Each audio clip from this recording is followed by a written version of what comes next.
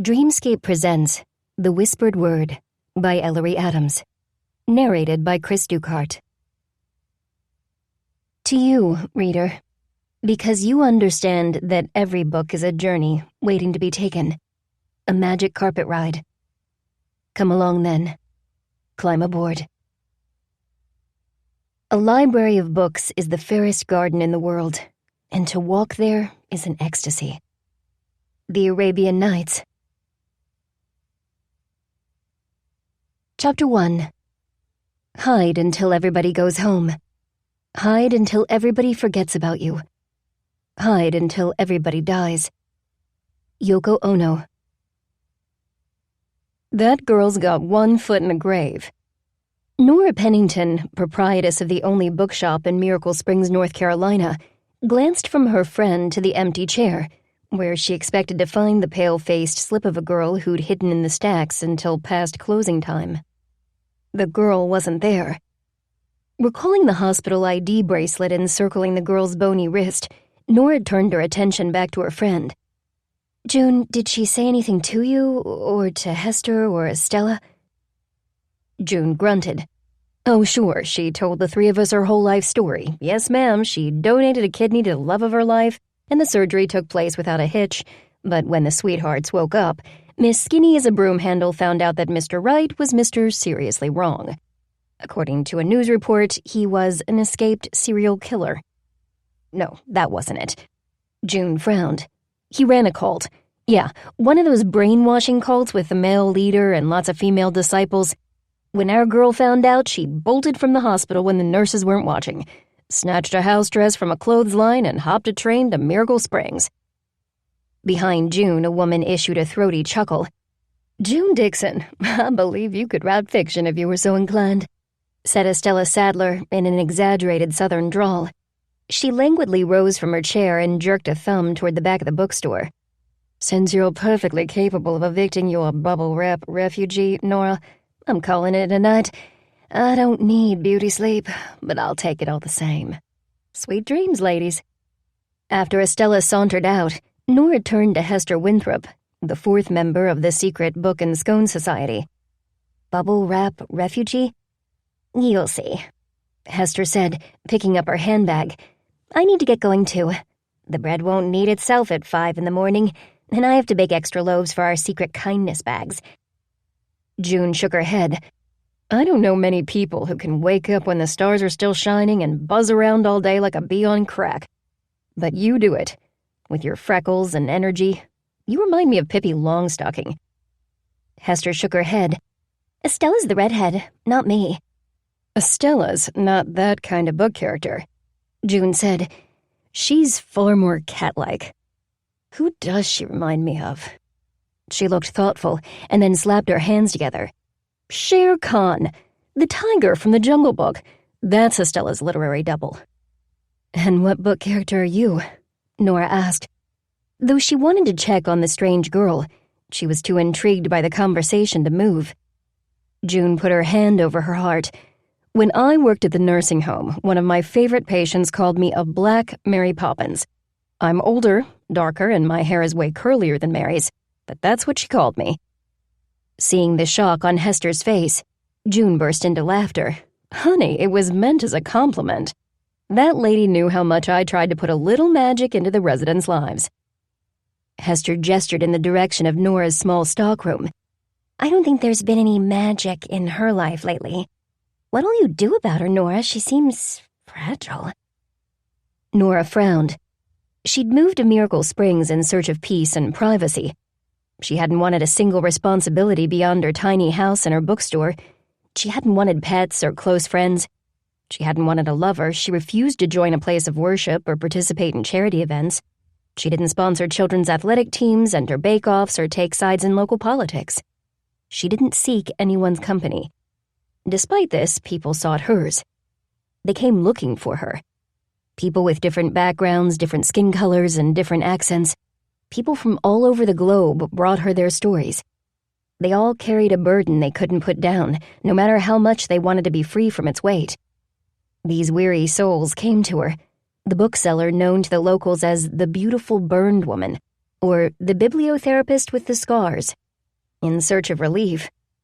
Sometimes these people liked Nora. Sometimes they didn't. But they all felt at home in Miracle Books. It was almost impossible not to. Walking through the bookshop was like falling in love for the very first time. New customers would enter the store and hesitate, fearing the only offerings would be New Age titles and crystals. This was a reasonable concern in a town built upon the premise of healing, but Miracle Books had something for everyone. They just didn't always know how to find it. Nora had never bathed in the famed mineral baths of Miracle Springs, so she couldn't tell her customers that the waters possessed restorative powers. She believed books had the power to heal. She believed that carefully chosen words and well-crafted phrases could gift readers with the ability to let a painful past go, to turn the page and start a fresh chapter in their lives. Because she believed that every story had something to offer, Nora's store was stuffed with books of every format and genre.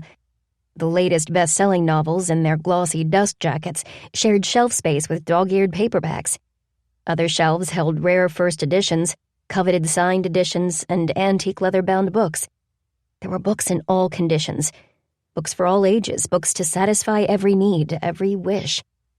There was much to see in the warren of shelves and the cornucopia of books for sale, so Nora let her customers wander undisturbed.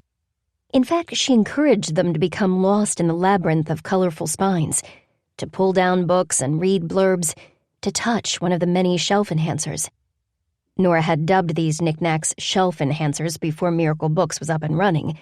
Back when she was still assembling her initial inventory, she'd been rummaging through a box of books at the flea market when she'd come across a pair of bronze owl bookends. They weren't in perfect shape. There was minor flaking to the bronze, undoubtedly due to age. Nora liked the owls despite their flaws. Their gaze was stern, and their sharp talons curled protectively over a stack of thick tomes. "If you buy the set of Nancy Drews, I'll give you a discount on the owls," the vendor had said to Nora while overtly studying her burn scars. Nora wasn't used to negotiating, but she knew she had to buy every book at the lowest price if she wanted her business to succeed. She turned the bookends over in her hands and thought of how much more interesting her future store would be if her shelves were enhanced by unique vintage items. And then she'd looked the vendor straight in the eye and started haggling.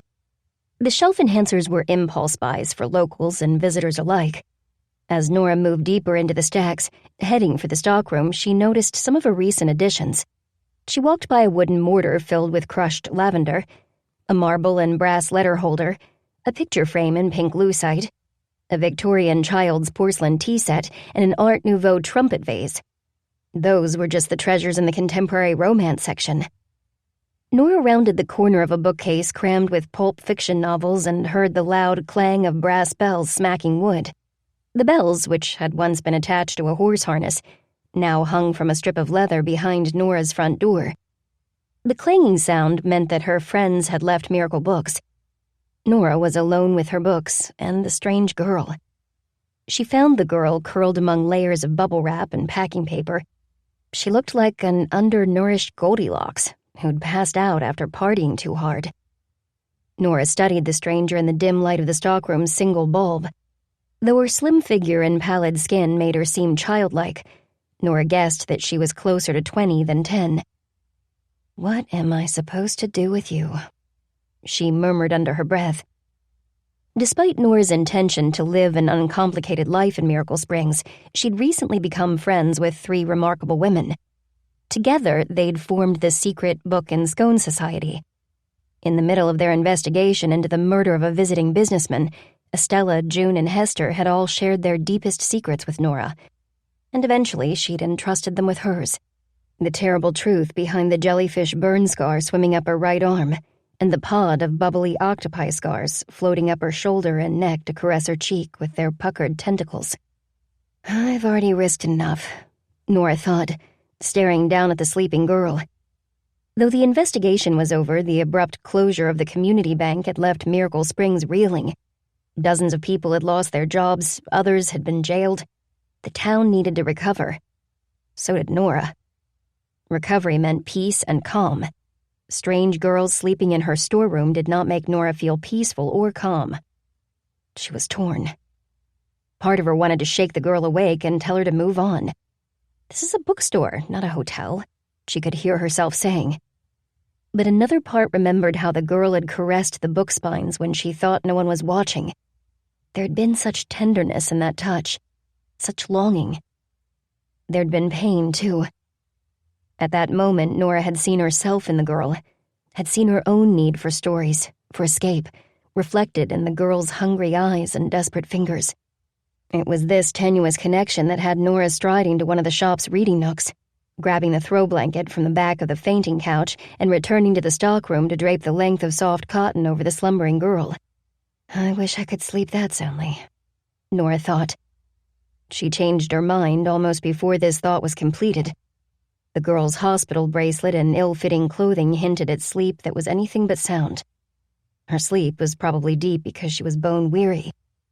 It was the dreamless slumber of someone who'd been running and running until their legs couldn't carry them another step.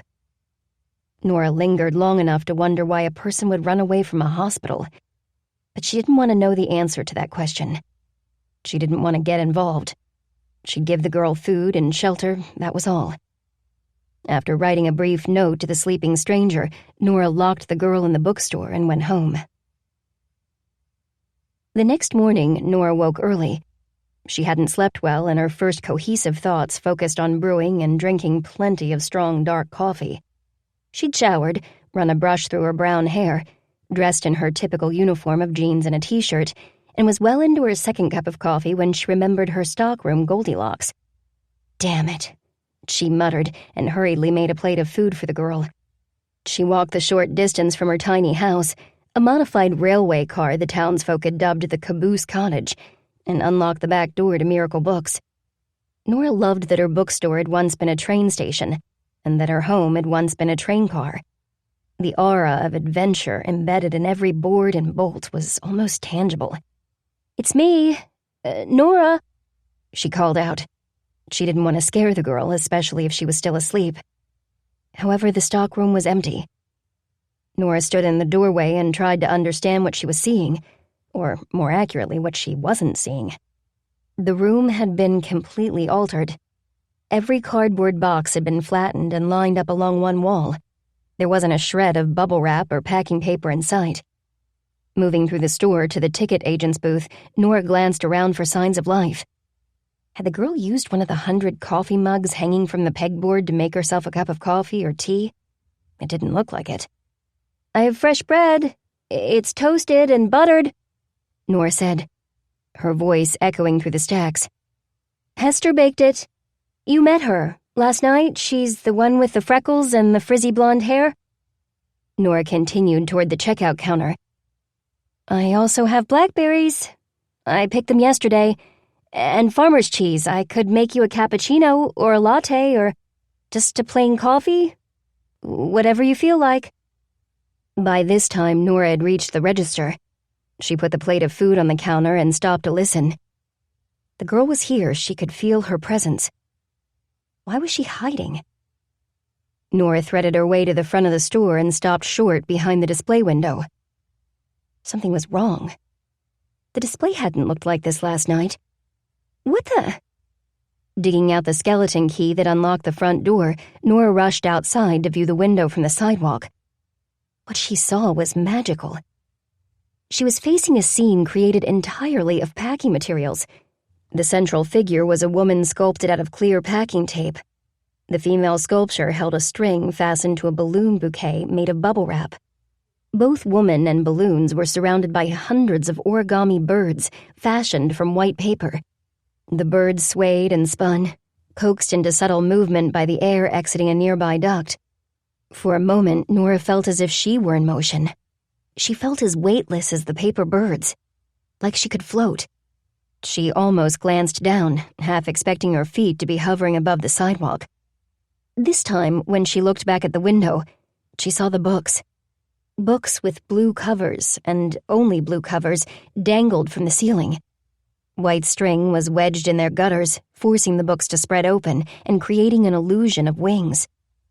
Nora found herself moving around in an effort to read all the titles. The girl, for she must be the creator of this masterpiece, had selected books from a variety of genres. There was The Cat in the Hat, Go Set a Watchman, Wonder, All the Light We Cannot See, The Great Gatsby, Aragon, The Mystery at the Moss-Covered Mansion, A Brief History of Time, and a dozen more.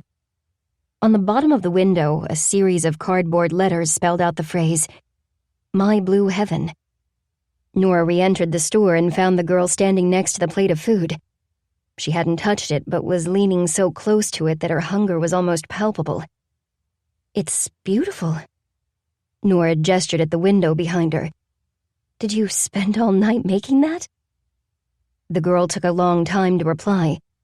When she finally spoke, her voice was a faint whisper, like a breeze winding through reeds. "A few hours." "I think you've earned your breakfast," Nora said, indicating the plate. "Come on, I'll make you a coffee while you eat." Though the girl said nothing, she picked up the plate and followed Nora to the circle of chairs near the ticket agent's booth. Nora tapped the chalkboard menu affixed to the wall next to the ticket window and asked, "What would you like?" The girl stepped up to the menu. Her lips moved as she murmured every word aloud. "The Ernest Hemingway, dark roast. Louisa May Alcott, light roast. Dante Alighieri, decaf. The Wilkie Collins, cappuccino. Jack London, latte. Agatha Christie, Earl Grey." Nora turned away, giving the girl time to make a decision. She occupied herself by searching for the perfect coffee cup for her guest. The majority of Nora's mugs, which were purchased at yard sales or flea markets, wore book-related sayings or humorous phrases. Glancing at her collection, she decided that none of it was a good fit for this girl. She wished she had one of her handmade pottery mugs from home, especially since the girl seemed to have an affinity for blue. Nora could serve her in one of the mugs she used for children, but her Cookie Monster, Batman, Snoopy, or Harry Potter mugs didn't feel right either. Nora selected a white mug with a donut covered in pink icing and rainbow sprinkles. The picture of the donut was flanked by the words "I" and "Care." For the first time ever, Nora wished she owned an innocuous kitten or puppy mug. "Anything tempt you?" she asked the girl. "Oh, Wilkie Collins, please. I loved his Woman in White." Nora was impressed. She didn't run across many 20-somethings familiar with Collins or his work. "Me too," she said, moving behind the espresso machine. "Even more than the Moonstone, actually." She hadn't asked the girl if she wanted sugar or special milk because she didn't make a habit of giving her customers too many choices. If they wanted sugar, they could stir it in themselves. If they wanted soy, almond, or coconut milk, they were out of luck. Nora didn't stock those items. She was neither a Starbucks nor a grocery store. Her espresso machine was a refurbished model that ran on a wing and a prayer. Since she expected it to die without warning, Nora was always a little relieved when her customers ordered a cup of black coffee or herbal tea. "What's your name?" Nora asked over the hiss and sputter of the machine. She glanced at the girl while frothing the milk. There was no answer, so Nora finished preparing the drink. When she was done, she set down the donut mug next to the dish of food. The girl kept her eyes fixed on the counter. "It's Abalene. Abalene Tyler." Given the pauses, Nora couldn't help but wonder if the girl had just dreamed up that name. If so, it didn't matter to Nora. She'd call the girl whatever she wanted to be called. "That's a pretty name." Nora gave the girl a friendly smile. "I don't like it when people watch me eat, so I'll leave you to your meal. Sit here and enjoy your food. I'm gonna head to the front and take care of my opening chores. I don't need to mess with the window display, thanks to you. In fact, I won't want to change that for weeks. It's really amazing." Abalene returned Nora's smile with a small, shy smile of her own. "Thank you." Later, Nora was behind the checkout counter, circling yard sale ads in the paper when Abalene silently appeared. "Thank you for the breakfast. The bread and berries were really good. And thank you for letting me stay here last night. I'll show myself out." She turned toward the front door. Nora knew the girl couldn't show herself out. The door was locked, and the heavy brass skeleton key was inside the cash register. As she watched Abalene and tried to decide what to do about the young woman so clearly in need of help, something occurred that prevented Abalene from leaving Miracle Books. She was close to the front door when the rubber strap on her left flip-flop snapped, and she lost her balance. Pitching forward, she collided with a floor spinner crammed with paperbacks. The display was made of acrylic, and Nora gasped in dismay as it gave way in a series of violent cracks. With the cracking sound came another noise, a cry of pain. By the time Nora dropped to her knees beside the girl, Abalene was cradling her right hand. She tried to hide the blood seeping from between her fingers and the tear tracks wetting her cheeks, but failed on both accounts. "Don't move," Nora ordered and ran to get a dish towel from the back. When she returned to Abalene, the girl refused to let her look at her hand. "I'm fine," she stubbornly insisted. Nora scowled. "The hell you are? You're bleeding all over my floor. Come on, I need to see how bad it is." Averting her gaze, Abalene offered Nora her injured hand. Nora gently pried off the fingers covering the wound, and blood immediately welled from a cut across Abalene's palm. It was deep enough to require sutures. This wasn't a shallow wound that would heal on its own. It had to be closed by a professional. "You need stitches," Nora said, balling up the towel and pressing it against Abalene's palm. The girl drew back so abruptly that she nearly knocked Nora over. "No." Nora glanced at the girl's wrist, but the hospital bracelet was gone. She didn't think she stood any chance of getting Abalene to an urgent care facility or a doctor's office. She probably wanted to avoid all health care facilities. Why else would she have shown up last night in a dress that was far too big for her, dollar store shoes, and the look of someone who hadn't eaten or rested well in weeks? "Listen to me, Abalene." Nora spoke very gently. "I have a friend who can patch you up. I'm going to call him. He won't tell anyone about you, and you're going to stay with me today. No arguments. You're going to rest and eat. No one will ask you questions. If they do, you don't have to answer them. Okay?" Abalene shook her head, and Nora feared the girl would bolt the second her back was turned. She'd have to find another way to coerce her into staying put, which wouldn't be easy. Abalene was as agitated as a caged bird. Why? Nora silently wondered as she held the girl's hand. What happened to you? This isn't a debate. Nora adopted the firm no-nonsense tone she'd employed during her previous life as a librarian. Pretending that Abalene was an unruly high school student, she said, "You broke my spinner and you've made a mess. This has to be cleaned up before I open at 10. The way I see it, you have two choices. You can make a dash for the back exit and pass out in some field a few miles away. Your left foot will be torn to shreds because you have only one shoe, which clearly doesn't fit. And what happens to your foot doesn't matter because your hand will eventually get infected. You'll run a fever, you're obviously too weak to handle that, and you will pass out. Whoever finds you will call for an ambulance or the police. Is that what you want?" Abalene refused to answer. "Your other option is to let my friend patch you up. You can get a little strength back, change into clothes that actually fit, and do a few light chores to earn your keep." Nora cocked her head. "Do you like books?" Judging by the window display, the girl definitely did, but Nora wanted to see if the question would elicit a response. Abalene's head whipped around. She faced Nora without flinching, and her eyes were lit with twin sparks. "I love them," she said in a voice that was almost loud. There was passion in her reply. Anger, too. Nora was relieved by this show of emotion. The girl had a layer of steel beneath that translucent skin. She'd probably drawn on this strength to have made it to this point. Wherever it was she'd run from, the running had taken its toll. She still had fight in her, though. That was good. "I love books, too," Nora whispered to the girl. "They saved my life." She traced the burn scar on her cheek, holding Abalene's gaze the whole time. "Which is why you should believe me when I tell you that this is a safe place for you. Here among the books. And with me, a woman who was rescued by them." Abalene glanced around the shop. The glint left her eyes. It was replaced by a look of longing. Doubt flickered across her face, or was it fear? Nora wondered just how long Abalene had been on the run. Why was she afraid? Was Nora inviting more danger into her world? She'd already risked life and limb for a complete stranger that summer, and yet here she was, offering shelter to a young woman who acted like she was being hunted. Was she? And if so, who was the hunter? This maelstrom of thoughts was interrupted by a buzzing noise outside the bookstore. Nora told Abalene to press the dish towel against the wound on her right palm and walked over to peer out the front door. What she saw made her breath catch in surprise. A crowd had gathered on the sidewalk. Men, women, and children were all staring at the bookstore's display window. The collection of locals and visitors were pointing, smiling, and snapping pictures of Abalene's creation with their cell phones. Nora looked at her watch.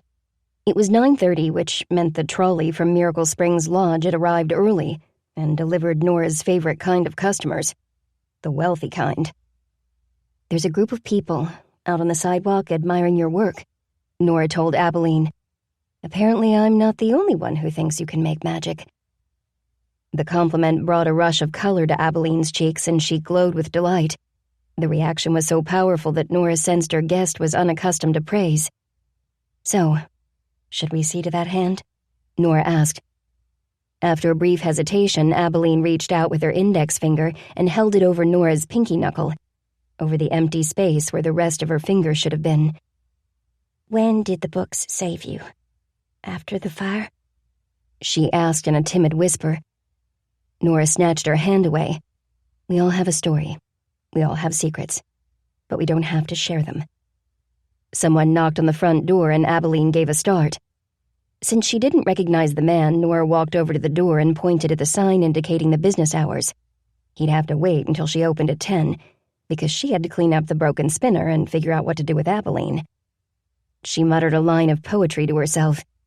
How did it get so late so soon? "It's not before it's afternoon," Abalene said, quoting the next line in the poem. When Nora gaped at her in surprise, Abalene responded with a shy smile. "I like Dr. Seuss. That's why I chose the Cat in the Hat for the display." "You're obviously a reader."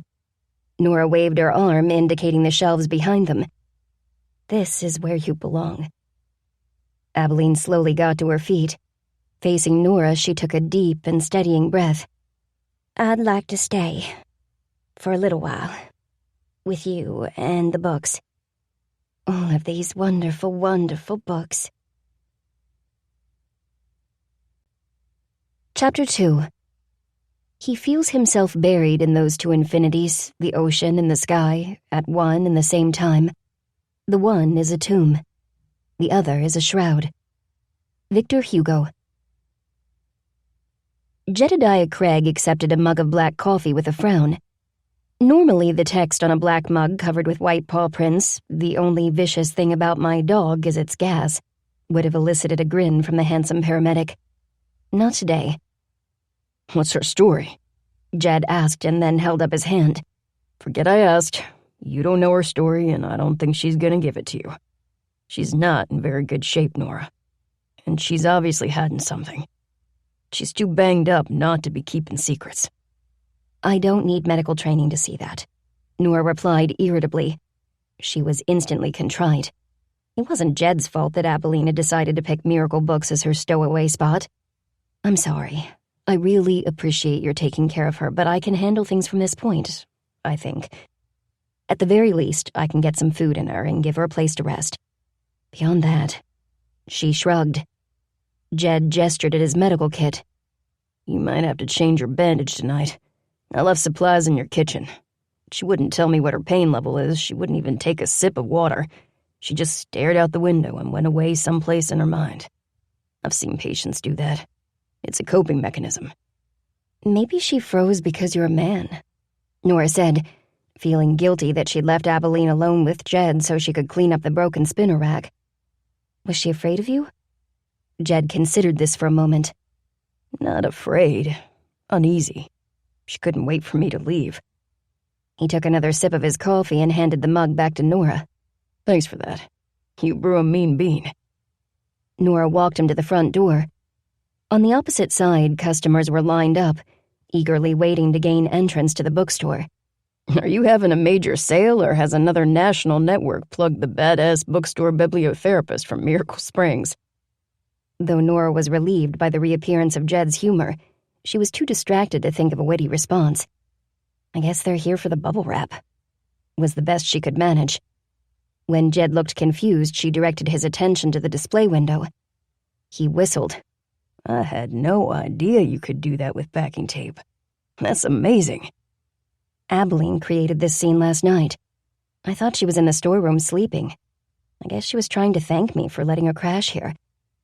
Jed stared at the transparent tape figure for several seconds before turning to Nora. "Be careful, okay? You don't know a thing about this woman. Yes, she created something beautiful. Yes, she's wounded and fragile. But she's not a child, and there are probably many sides to her. Sides she hasn't shown you yet." "I certainly hope so," Nora said. Smiling at Jed, she thanked him again for his help. She then opened the door to let him exit and to invite a crowd of customers to enter. Over the next few days, Nora learned very little about Abalene, other than she was extremely tidy, was perfectly comfortable with silence, wore a size 2, and could recite entire passages from her favorite novels, all of which Nora would categorize as classics. She was also completely and utterly mystified by technology. "I have this weird feeling that she's never owned a computer or cell phone," Nora told Hester on the phone one afternoon. "She knows her way around the kitchen, though. Last night I was too tired to cook. It had been another crazy day at work, and I'd resigned myself to the idea of wolfing down a sandwich and a clump of grapes and going to bed early with Finn's The Woman in the Window. I'd barely walked into my house when Abalene announced that she'd made supper for us, if I'd trust her to do it." "Trust her? That's a weird choice of words," Hester said. "It's not like you stock cases of Dom Perignon or white truffles in your kitchen." "I thought it was odd too, but Abalene is odd. I don't mean that in a bad way, she's just different. She sure can cook, though, which is what I wanted to talk to you about." Hester released a low groan. "I really don't like where this is headed." Nora had been rehearsing her speech in her head and now presented her plan to Hester. "I'm not used to sharing my life, and while I can handle having Abalene crash on the couch for a few nights, I can't hire her to work in the bookstore. She isn't cut out for customer service. She hides whenever a customer enters. Not only that, but having her around all the time is throwing me off balance. You, on the other hand, could use her. She could take over some of the prep work or the less complicated baking. At the gingerbread house, she can stay in the back. She'd be out of sight, which would make her more comfortable." Hester didn't answer right away, and Nora didn't press her. She stayed quiet, giving her friend the chance to weigh her options. "Neither of us are used to sharing our lives," Hester said. "We have the secret book and scone society. That's enough for me. I'm not looking to widen my social circle. And to be honest, something about this girl makes me nervous." "Me too," Nora agreed. "I think she reminds us of ourselves, of the parts of ourselves we'd like to forget. The scared, weak, foolish parts." Hester sighed. "You're probably right, which means I can't turn my back on her.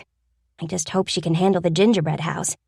It's a cute name, but there's nothing cute about the hard work that goes into every roll, cake, and scone. I'm not sure Abalene's up to it. How's her hand?"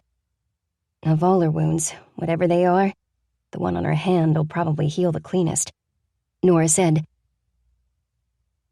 The women of the secret book and scone society met that Saturday night to assemble the first of their secret kindness tote bags. "My contributions are loaves of honey wheat, marbled rye, cinnamon raisin, and rosemary focaccia bread, as well as buttermilk biscuits and cheddar rolls," said Hester. "Who's getting the inaugural round of bags?" June upended a canvas sack, and pairs of colorful scented socks tumbled out onto the coffee table. "We should pick 6 people from the bank. After all, those folks had no clue they'd be all losing their jobs because their coworker was a thieving, lying son of a bitch." Estella scooped up a pair of socks and held them to her nose. "I love the purple ones. They're as soft as a puppy's ears and smell like fresh lavender. We should give these to that lady who was so sweet to you, Nora. I can't remember her name, but you said her hairstylist made her look like a blonde pineapple. Not a client of mine. As the premier beautician in this town, I don't style hair into fruit shapes." Nora felt a rush of shame over her choice of words. The woman with the bouffant hairstyle had been kind to her. Now she was unemployed. Her name's Melody, and she didn't have much to spare before she lost her income stream. Money was too tight for her to treat herself to more than one new book per month. I gave her a manga book to see if she'd enjoy the genre. She loved it, so yes. Let's drop a bag on Melody's doorstep.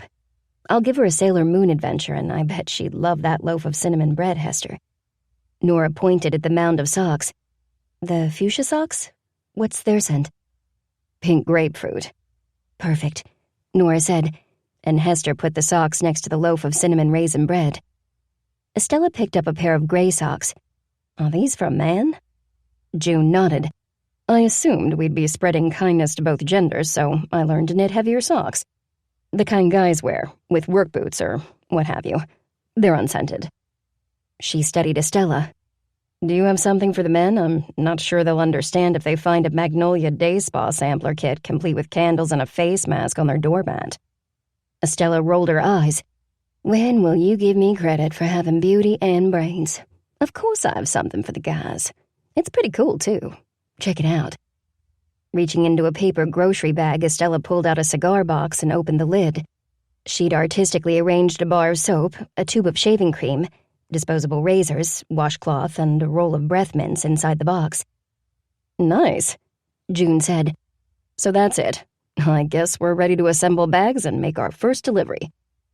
Hester shot Nora a questioning glance. What about the books? Nora retrieved the stack of gift-wrapped books she'd set behind the checkout counter and carried them back to the circle of chairs. I don't view books about hope as gender-specific, so these could go in any bag.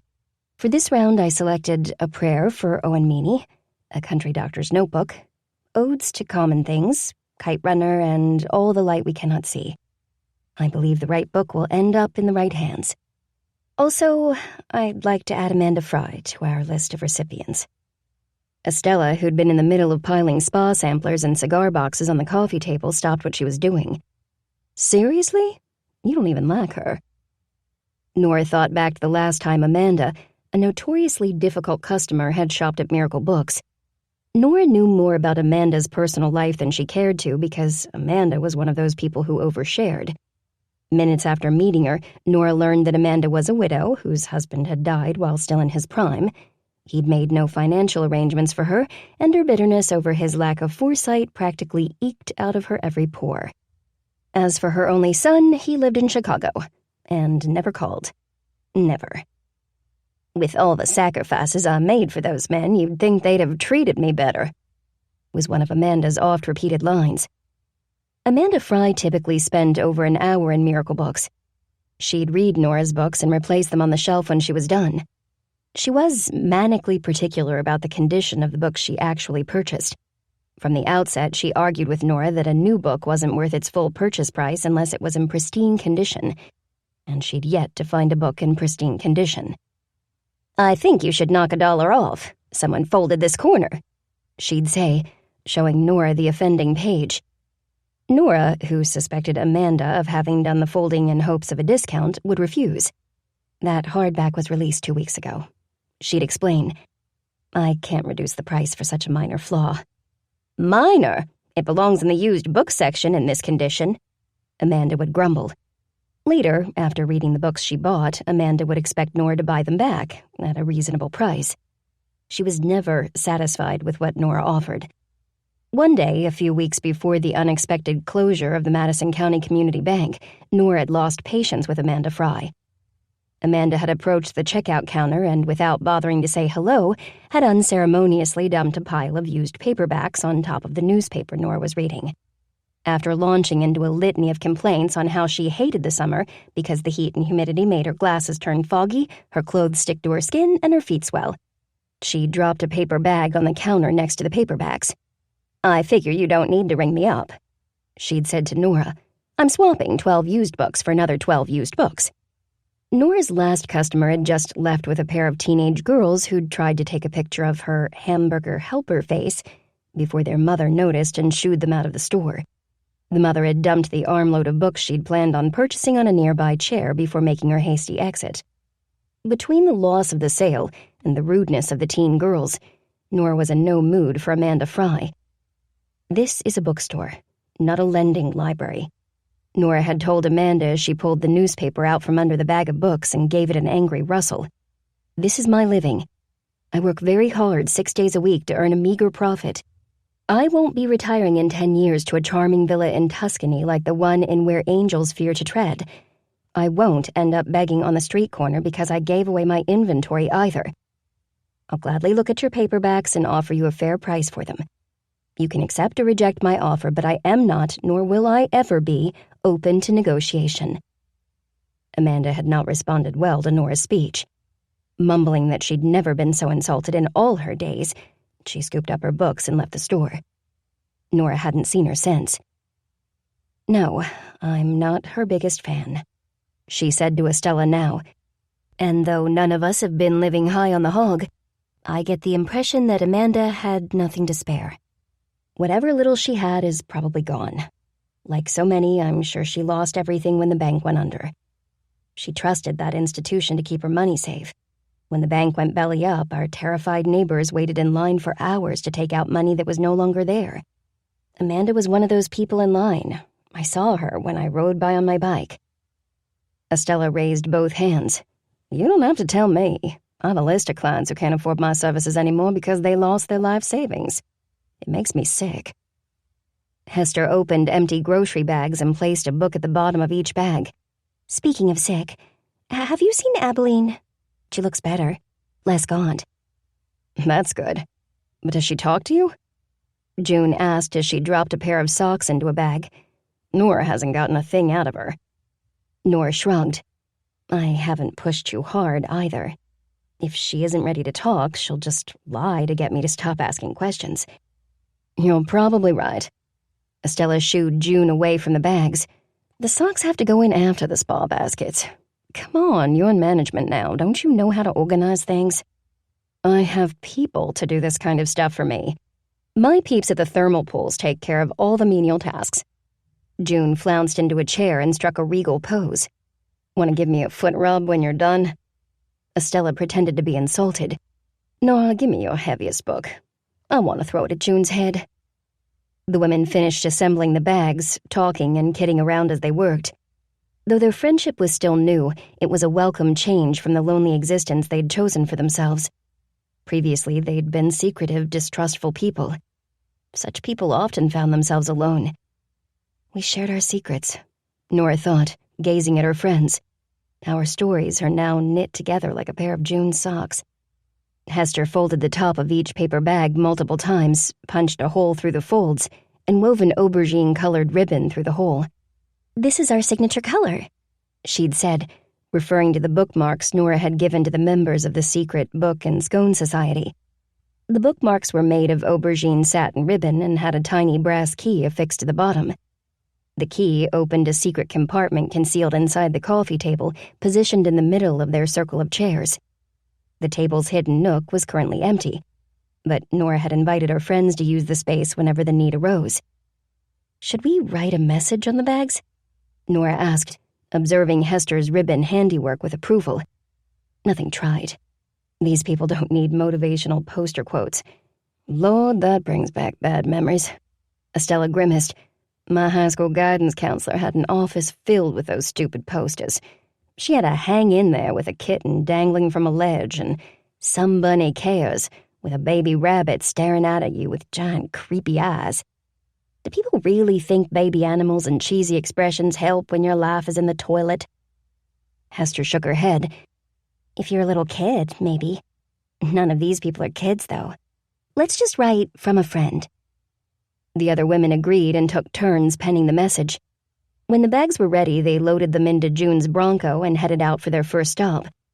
It's not totally dark yet, Estella said as June pulled out of the parking lot behind Miracle Books. Should we wait?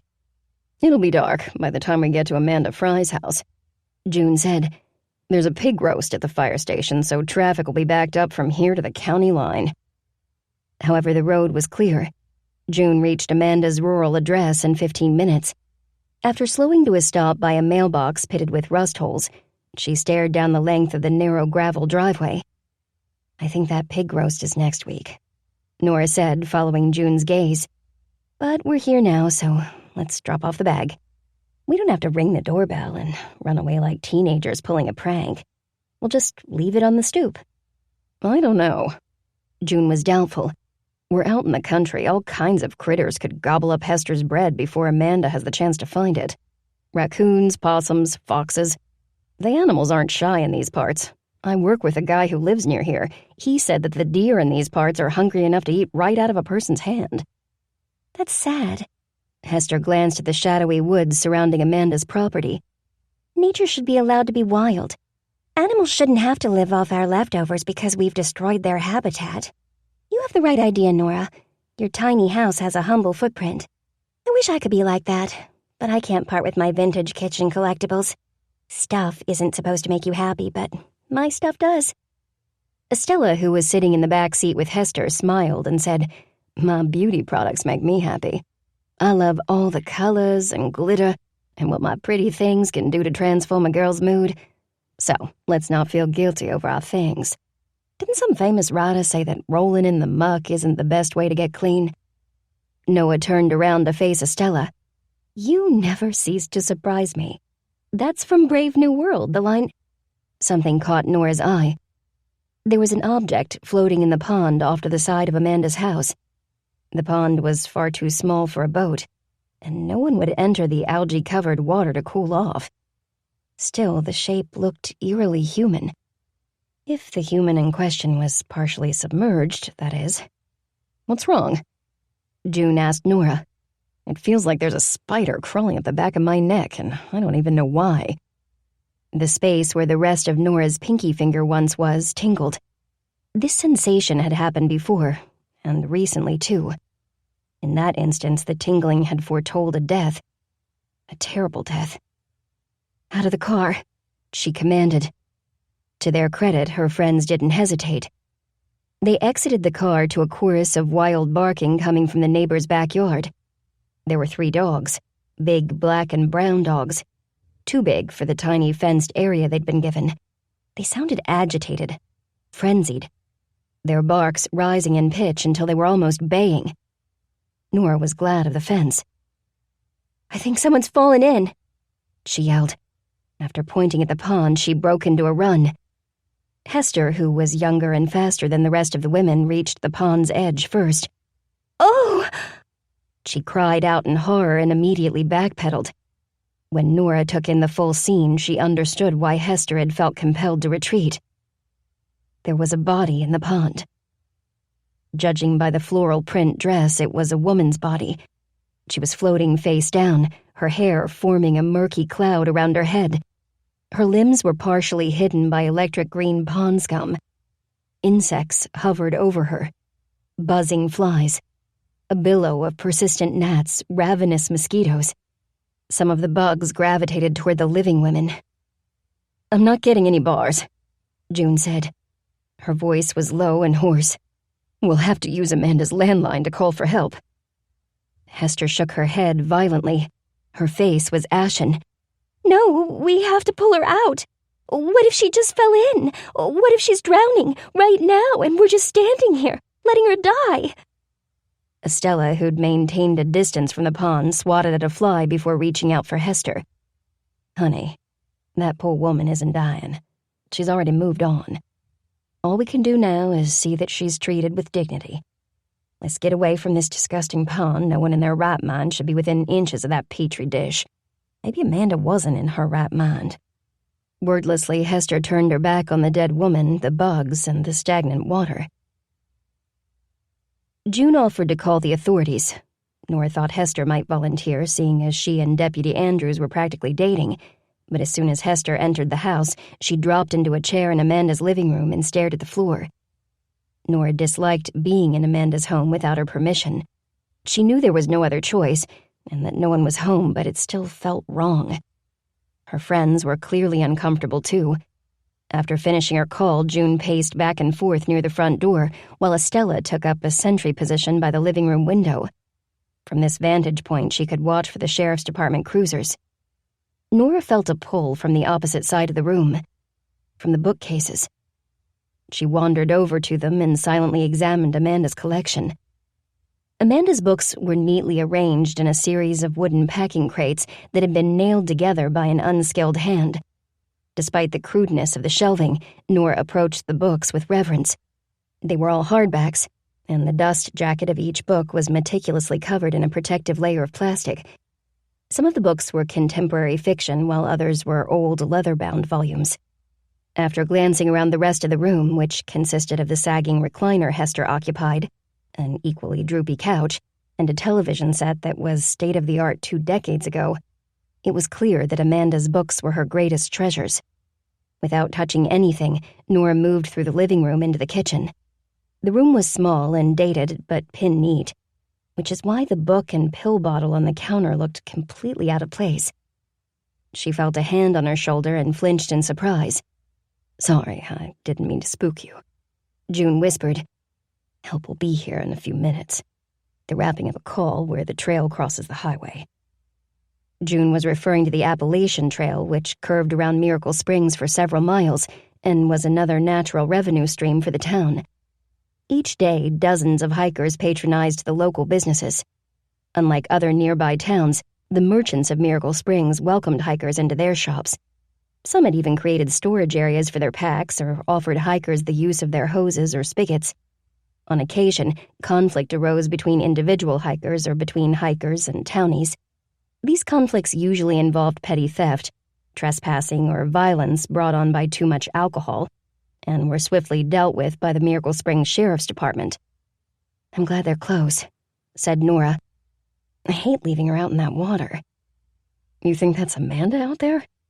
June asked. As Nora nodded, June's gaze landed on the pill bottle. The crimson-colored plastic was hard to miss, and June was drawn to the meds like Nora was drawn to the books. Because the bottle had fallen on its side, June had to tilt her head to read the label without touching the bottle. Methadone. That's for pain relief. Amanda complained about pain to anyone who'd listen. Nora said, "She said she had back, hip, neck, and knee pain. When she first started visiting Miracle Books, I asked after her symptoms, so I could give her book recommendations on treating pain with diet or holistic remedies, but she wasn't interested in those kinds of books." June shrugged. Maybe she wasn't looking for a substitute for her painkillers. It sounds like she went to Miracle Books to escape her problems and didn't want reality interfering once she'd settled down with a book. "You're probably right," Nora said and moved closer to June. She pointed at the book on the counter and muttered, "This, however, isn't right." "What do you mean?" June asked. Nora was formulating her answer when the wail of sirens severed the tranquility of the country twilight.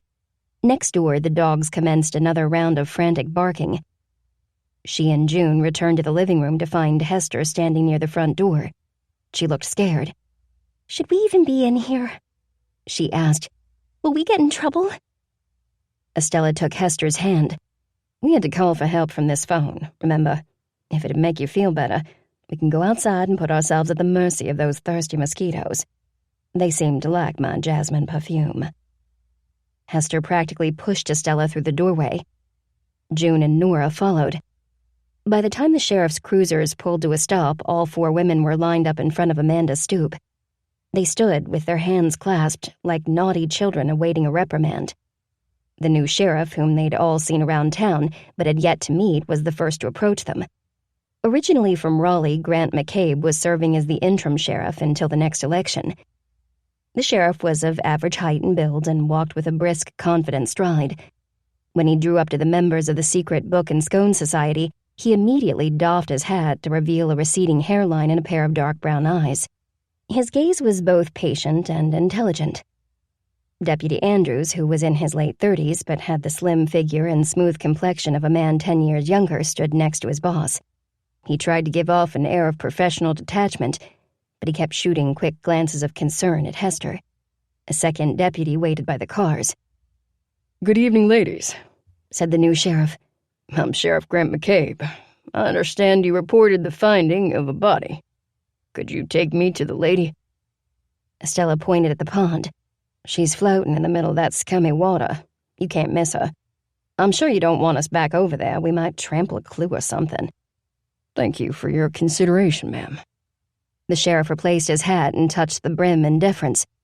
"Most people aren't as savvy." After issuing orders to his deputies in low murmurs, he turned back to the women. "Would you ladies mind waiting in your car while we take a look at the pond?" "Not at all," Estella said coquettishly. Nora knew Estella was just being her usual self, but she didn't think now was the time to start flirting with the new sheriff. Apparently, neither did June. "Let's get away from these bugs," she said. Those dogs, Lord have mercy. Why don't their owners get them inside? The four friends returned to June's Bronco. They waited in relative silence for a good 20 minutes before Deputy Andrews appeared. June rolled down her window. The sheriff would like to take your statements in town, he said, and made to leave. Oh, hold on, Hester called from the back seat. Is it Amanda? Is it her body? Andrews hesitated. We'll need a positive ID before we can say for sure. But my guess is that it'll end up being Mrs. Fry. I mean, she left a note. He looked at Hester and dipped his chin. See you at the station. The women watched him walk away. His phrase about the note sat in the car like an extra passenger. Finally, June spoke the word that everyone was thinking. Suicide? Estella dismissed this with a flick of her wrist. Who'd kill themselves in that god-awful pond? There are less nasty ways to do the deed than that. June frowned at her in the rearview mirror. Nora and I found an empty bottle of painkillers in the kitchen. I doubt that poor woman wanted to end up in that water, but somehow she did. Everyone fell silent again. June turned the car on and released a heavy sigh. Nora fastened her seatbelt and gazed out the window. The same shadows she'd seen earlier had spread around the woods behind Amanda's house, creating an undergrowth of soupy darkness. Soon the dark would rise into the leafy canopy. From there, it would stain the entire sky, like a bottle of spilled ink. What did you mean back there, Nora? June asked quietly as she put her car in gear. In the kitchen, you said something wasn't right. What did you mean? Nora turned away from the dark woods and looked at her friend. The book. Amanda wouldn't have done that to her book. I don't care if it was her last day on Earth, that woman would never break a book's spine. Chapter 3. Always read something that will make you look good if you die in the middle of it. P.J. O'Rourke. I don't get it, Estella said. What book? Nora told Estella and Hester about the empty bottle of pain pills and the book sitting on Amanda's kitchen counter. The book is a hardcover. Nora went on. There's a certain way to break in a hardcover before reading it for the first time. Basically, you set it down on its spine and open one cover at a time while holding the pages together with one hand. After that, you allow a few pages near the front to open, then a few pages toward the back. You repeat this process slowly and gently. It allows tight or unforgiving bindings to be broken in without damage. Hester said, I don't open my books that way. Does anyone? Nora shrugged, even though Hester was sitting behind her and might not catch the movement. Collectors do. So do particular readers who don't want their book pages falling out because the bindings have been ruined. I guess Amanda was both a collector and a particular reader. The book in her kitchen was covered with the same protective plastic as the books in her living room. I didn't have much time to study them, but I think her books are worth something. Except the one in the kitchen, June said. That thing looked like it had been stepped on. It was spread-eagled on the counter and the pages were mashed and crumpled. I don't know if you noticed, Nora, but there was a pinkish stain on the counter. I only saw it when I got right up on the pill bottle, but it reminded me of the stain left from cutting a fresh tomato. Closing her eyes for a moment, Nora envisioned the view through Amanda's kitchen window. There'd been several nightshirts, or house dresses, Nora couldn't tell which, pinned to a clothesline in the backyard. Closer to the house was a cracked concrete bird bath that probably hadn't held water in years. There had also been a small garden, a raised bed featuring some wilted plants. Nora remembered seeing supports for bean and tomato plants. She also remembered the aluminum pie tins Amanda had placed around the perimeter of the garden to ward off pests. The tins, which dangled from wooden stakes of various heights, turned and twisted in the air currents, catching glints of sunlight until there was no light left to catch. The rest of the room was very clean, Nora said. She even had laundry drying outside. The only untidy place was near that book in the kitchen. Estella released an exasperated sigh. I don't see why a mashed book raises doubts about her suicide. It sounds to me like Amanda had nothing left to live for, except books. I'm sorry to say this in your hearing, Nora, but books aren't enough. The woman in that pond had no money, no family, and was suffering from chronic pain. She probably swallowed the pills and decided to read while waiting for them to kick in. When they did, she dropped the book and leaned on it with all her weight before stumbling outside. She stumbled all the way to the pond. June asked Riley. It's not exactly close to the house. That'd be quite a feat for someone on the brink of death. I'm just saying that she did this to herself, sad as that is. Estella said, who'd want to kill Amanda, other than the people she regularly irritated? What would happen if we all went around killing those who annoyed us? Since no one replied, Estella pressed her point. Okay, let's say that Amanda's books are her most valuable possessions. Did it look like any of the books were missing, Nora? I noticed an empty space in the cases in the living room, but the missing book was the one we saw in Amanda's kitchen. June shot her a quick glance as she paused at a four-way stop. How do you know that it came from the living room? It was the second book of a trilogy by Philip Pullman. Nora said, there was a space between the first and third books on Amanda's shelf. The Subtle Knife is the second book in the His Dark Material series. Silence followed Nora's explanation. Each woman seemed to be lost in her own thoughts until June pulled into the lot shared by the sheriff's department and the DMV. As June looked for a spot, Hester said, that title sounds like a murder weapon. I read Pullman's The Golden Compass. I loved that book, but I haven't tried any of his other books. The Golden Compass was originally called Northern Lights. Nora said, the third book is The Amber Spyglass. There's actually a fourth book in the series now, but Amanda only collected the original trilogy. She seemed to like trilogies. She had several of them. In that case, I hope she's with the Father, the Son, and the Holy Ghost, said Estella with unusual solemnity. Anyway, I was just trying to say that the only thing of value in Amanda's house was left untouched. Her books. Which is why I think it's safe to assume that she made the decision to end her own life. It's horrible, but there's nothing mysterious about it. With Estella's words ringing in their ears, the women filed into the sheriff's department and took turns giving their statements to a female deputy. Like Sheriff McCabe, the deputy was a new hire and a welcome sight to the members of the secret Book and Scone Society. The former sheriff had made it perfectly clear that he believed a woman's place was in the home. Therefore, it was a marked improvement to see not one, but two women sporting the brown and khaki uniforms and wearing utility belts weighed down with gear, as if they'd been born with them encircling their waists. By the time the four friends left the sheriff's department, it was truly dark. There was no light left in the sky, not even starlight. Clouds covered the moon, and the shadows from Amanda's woods seemed to have fallen over the entire town. I know we're not in the same mood we were in when we left to deliver our kindness totes, but the people we chose still need what we have to give them, June said. Nora smiled at her friend. Then let's do what we set out to do. On the way to the first stop, Hester decided to ring the doorbell. Estella looked at her as if she'd lost her mind. I thought you were just going to leave the bag and go. What if they release the hounds or reach for their shotgun? I'll take my chances, Hester said. I want to be sure they get the bread. We have raccoons in town, too. I think I have a whole family living in my garbage cans. At the first house, the doorbell chime caused a chain reaction.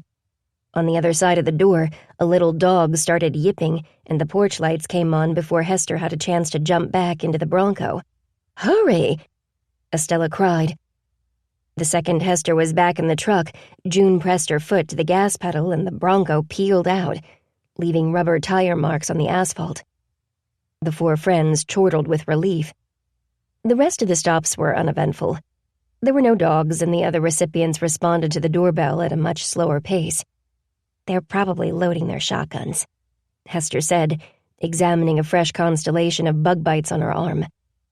By the time June returned to the parking lot behind Miracle Books, they all felt better for having delivered their anonymous gifts. Despite this, Nora didn't ask her friends in for decaf coffee or tea. She didn't want company. She wanted to be left alone in her tiny house. Of course, she couldn't be alone. She had a guest. Abalene was a very quiet person, but her physical presence intruded on Nora's space, especially her headspace. Abalene hadn't been with Nora for a week, and Nora was already looking forward to the day the young woman moved on. Or at least moved in with someone else.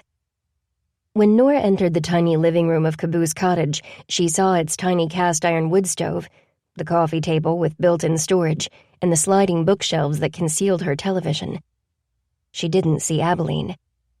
The house was silent and still. In the kitchen, Nora found a note from Abalene saying she'd gone out for a walk. Next to the note were 2 pastries under a tent made of toothpicks and plastic wrap. Nora pulled off the wrap and stared down in delight at a pair of book-shaped puff pastries. One book was topped with a sprinkling of cinnamon. The other was dusted with confectioner's sugar. Nora wondered if Hester had made the pastries and forgotten to mention them to Nora. Recently, the 2 women had decided that Nora should add a special pastry to the Miracle Books menu. Hester would bake the item and Nora would split half the profits with her. However, these weren't the pastries Hester had baked as a test run. Those were much smaller and had included lines of text made of chocolate sauce or jam. Nora raised one of the book pastries to her nose. She smelled apples. The pastry was heavy, and she realized that Hester had injected the pastry with a fruit filling. Unable to resist the aromas of butter, apples, and cinnamon, Nora took a bite. And another. She moaned in delight. It was like eating a hand pie, but the golden brown dough was lighter, flakier, and butterier than any pie crust Nora had ever tasted. She was just wiping her mouth with a paper towel when Abalene appeared, holding the flashlight Nora kept in the cupboard below the kitchen sink. "Did you like it?" she asked, her expression eager and a little anxious. Nora nodded. It was delicious. "The other one's filled with chocolate," Abalene said, smiling with pleasure. "Hester let me experiment when I finished my other work. She said that if you approved, I could bake a dozen of each flavor and deliver them to the bookstore before you open. She also said that she'd send the smaller book pastries with the writing on top." After what Nora had witnessed earlier that evening, discussing pastries with Abalene was a welcome relief. "I'd love to add these to my menu," she said. "My regular customers will be so pleased. They've always hinted that it would be nice if I offered an accompaniment for their coffee or tea. Now they'll have something truly unique. I might even gain new customers after people post photos of these edible books on social media. What do you think?" Averting her eyes, Abalene mumbled, "I don't know much about social media." "But you're of the tech generation," Nora teased. "And you're the only 20-something I've met who isn't constantly checking their smartphone. Do you own one?" Abalene shook her head. For some reason, Nora found this unusually curious. Also, she'd used the term 20-something to see if Abalene would state her exact age. To Nora, she looked closer to 17 than 20 anything, but Abalene hadn't taken the bait. "Have you ever used a cell phone?" Shaking her head again, Abalene picked up the piece of plastic wrap from the counter and twisted it around her first 3 fingers. She was clearly agitated. "It's refreshing to know that a person can survive without one," Nora said airily. She didn't want to spoil the mood Abalene had created with her surprise pastries. "Hester's my youngest friend, but she doesn't walk around with her eyes glued to her phone. Nor does she take it out during meals. So many people do that these days. They sit together but spend the whole time focused on their phones. Why do they bother meeting if they're just going to ignore each other?" When Abalene shrugged, Nora could see that this topic wouldn't bring her any closer to her guest. "Hester learned to bake by reading cookbooks. Did she tell you that?" "Yes," Abalene said. Nora was struck by Abalene's formality. She didn't make noises of assent or say, "yeah," or "sure." It was always yes. "Is that how you learned to bake too?" Nora pressed. "Or did someone teach you?" Another shrug. "A bit of both." Seeing that it was futile to pry, Nora gestured at the remaining pastry. "I'll save that for tomorrow. By then, I hope I'll have come up with a clever name. If you have an idea, let me know." The next morning, Nora woke to a second note from Abalene. This one read, "When I was making these, I thought of them as book pockets. I don't know if that works, but I thought I'd tell you. I'll deliver the trays after 9. Nora liked the name very much. As she waited for her coffee to brew, she studied the note. Abalene's cursive looked like an example from a handwriting workbook. She was so different from other young women her age. She'd never used a smartphone. She was a skilled cook. She loved to read, and she wrote in perfect cursive. She also spoke with the formality of one completely unfamiliar with slang. Was she raised by technophobes? Nora mused while sipping coffee on the small covered deck of Caboose Cottage. Did she escape from a cult? Was she someone's prisoner? Is that why she's so pale? And what about all her bruises and her malnourishment? The hospital bracelet Nora had seen on Abalene's wrist was long gone. Gone with the bracelet was the information printed on it. Information like Abalene's full name. Examining the note left by her mysterious houseguest reminded Nora of another note, one written by Amanda Fry.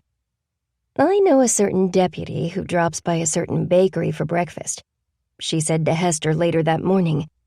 Did Andrews mention Amanda's note? Nora had Hester on speaker so she could update the chalkboard menu at Miracle Books. Actually, Jasper just left. There was a slight pause. It feels so weird to use his first name. It shouldn't, but it does. Nora was happy to hear the giddiness in her friend's voice. Hester had very little experience dating, but Jasper Andrews was a good man, and Nora trusted him to treat Hester well. Jasper. Nora tried the name out. I like it, but I'll keep calling him Deputy Andrews.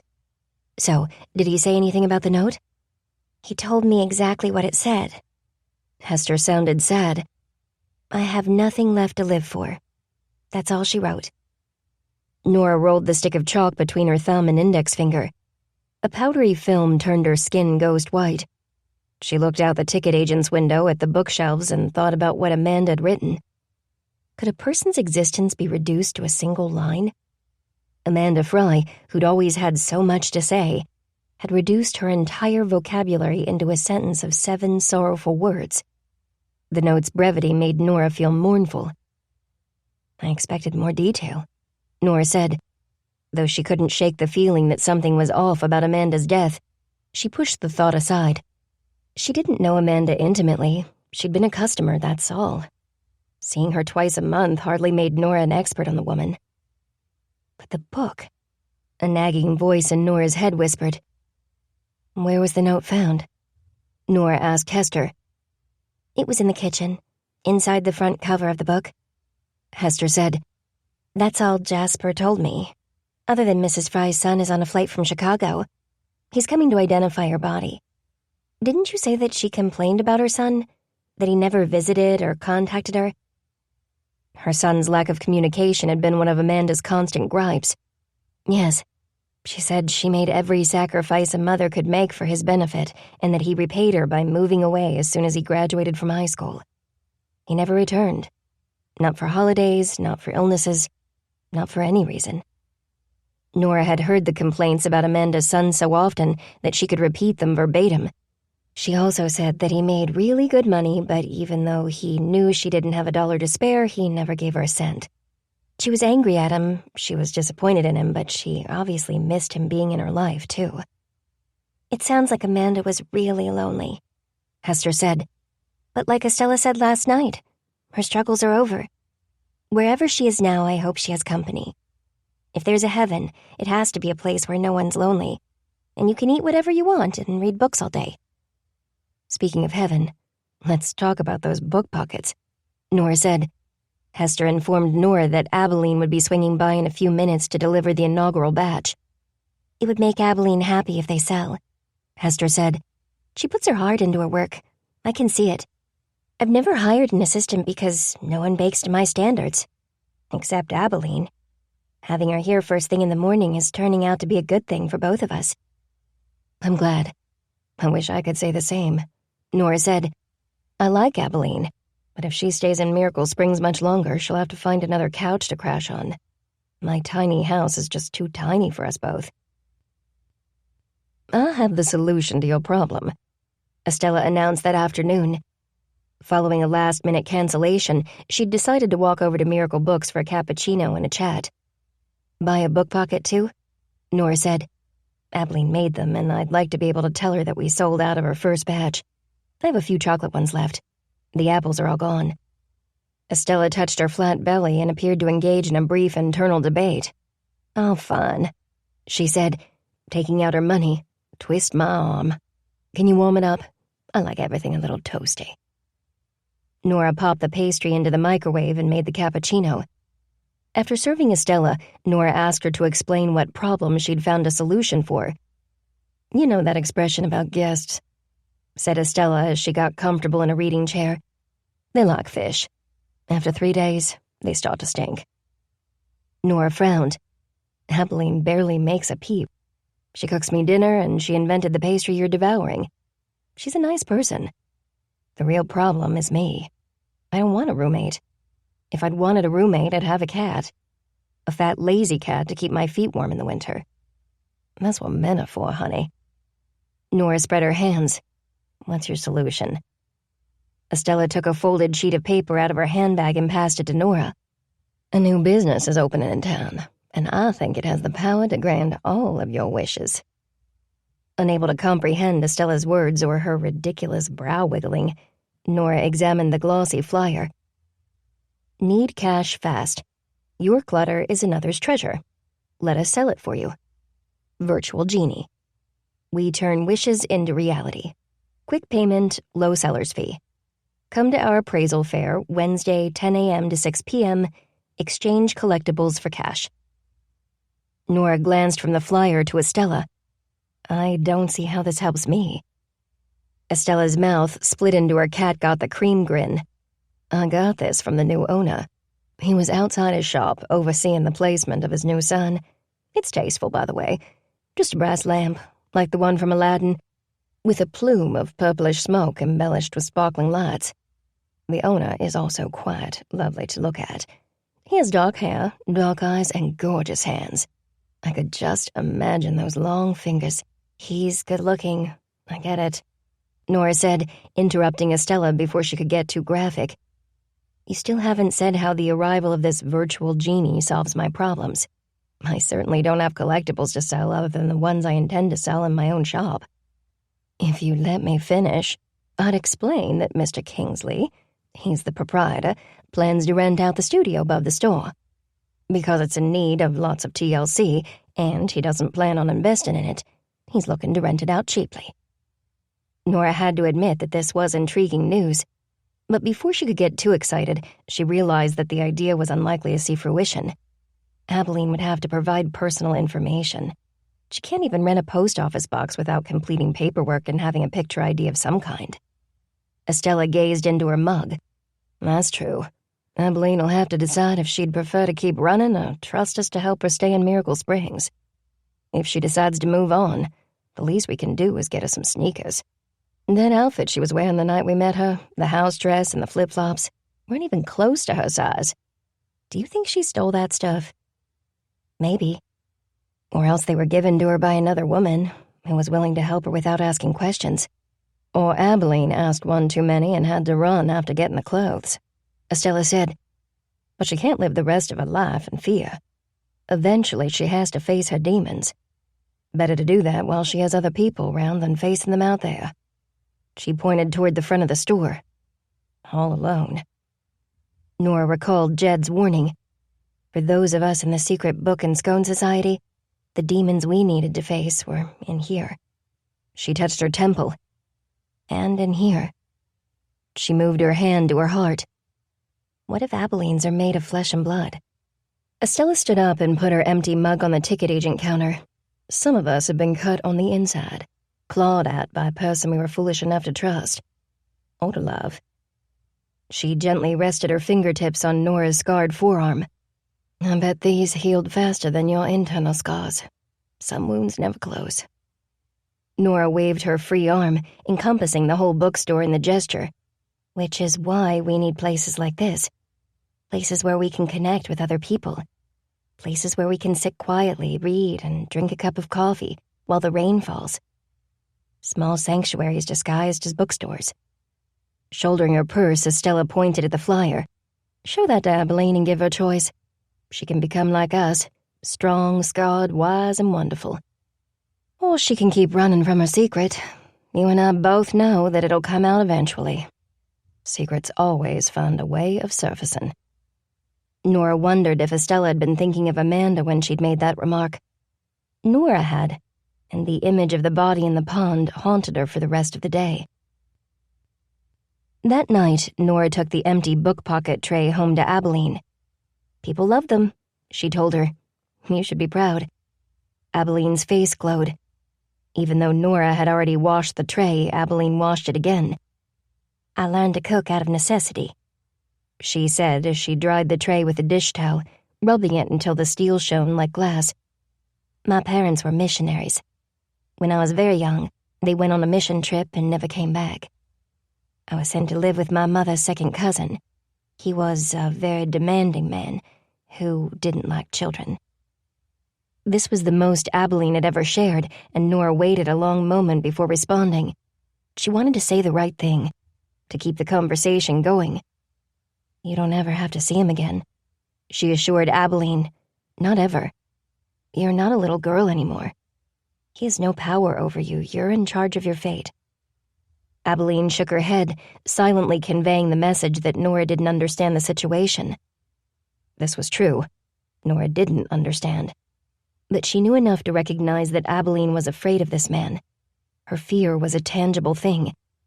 It made Abalene's eyes go dark. It made her fingers turn fidgety and her shoulders droop. Do you want to stay in Miracle Springs? Nora softly asked. Do you want to keep working at the bakery? Meeting Nora's gaze, Abalene said, Yes. Okay then. Nora put her hand over Abalene's. With a light, gentle touch, she uncurled Abalene's clenched fist. Okay, she repeated. Abalene glanced down at Nora's scarred hand. After a long pause, she turned her own hand over, offering Nora her bandaged palm, her own scarred skin. Both women looked down at their imperfect hands, which were stacked like two pieces of warm bread. Okay, Abalene said and smiled. The next morning, Nora walked across the park in the center of town, keeping to shaded areas beneath the trees. Though she liked the sunshine, she'd forgotten her hat and didn't want to expose her burn scars to direct sunlight. The square was crowded with tourists, which didn't surprise Nora. School would be starting soon, and there was an end-of-summer feel to the day. The sun was still hot. The air was still damp and sticky. But there had been a subtle shift, a sense that the season had lost much of its vigor. The countdown to September had an uncanny effect on visitors to Miracle Springs. They tried to squeeze in as many activities as possible during their stay. They scheduled spa treatments, went on hikes, bathed in the hot springs multiple times, dined at local eateries, and they shopped. Based on previous summers, Nora had learned to stock extra shelf enhancers for this time of year. As she walked, she wondered how a new business catering to locals could survive in a tourist town. I bet the owner is a vulture in disguise, she thought. He's here to pick the bones of the people who lost their jobs and must now sell their possessions if they want to put food on the table. Nora slowed her pace as she approached her destination. Standing under the shade of the awning belonging to a neighboring business, she studied the virtual genie sign. As Estella had said, the sign looked like an antique Middle Eastern lamp. It was covered with several coats of shiny bronze paint, and the purplish-blue smoke plume was pierced with dozens of tiny electric lights. Glancing from the sign to the storefront, Nora saw a dark-haired man of medium build exit through the doorway. He held the door open for a large, bearded man with a stern face who exited Virtual Genie as if escaping a gas station restroom. Again, I'm sorry for your loss, Mr. Fry, said the dark-haired man. The name immediately caught Nora's attention, and she watched the bearded man with interest.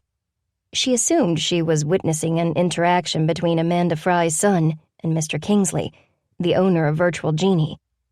Estella had described him as being dark-haired and handsome. This man fit that bill.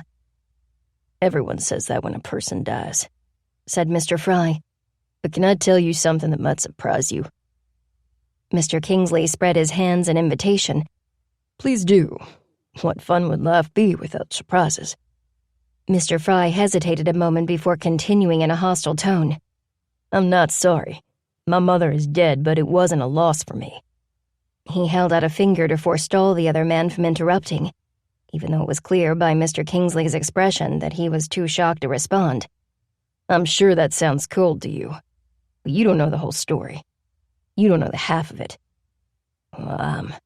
Mr. Kingsley began. Here it is, in a nutshell. Mr. Fry went on. His voice was cold and sharp, like an icicle. My dad and I were really close, he said. I loved that man and he loved me. Mr. Kingsley managed a tight smile. That's good. Oh, it was good. Everything was good, snarled the bearded man. Until my mom killed him.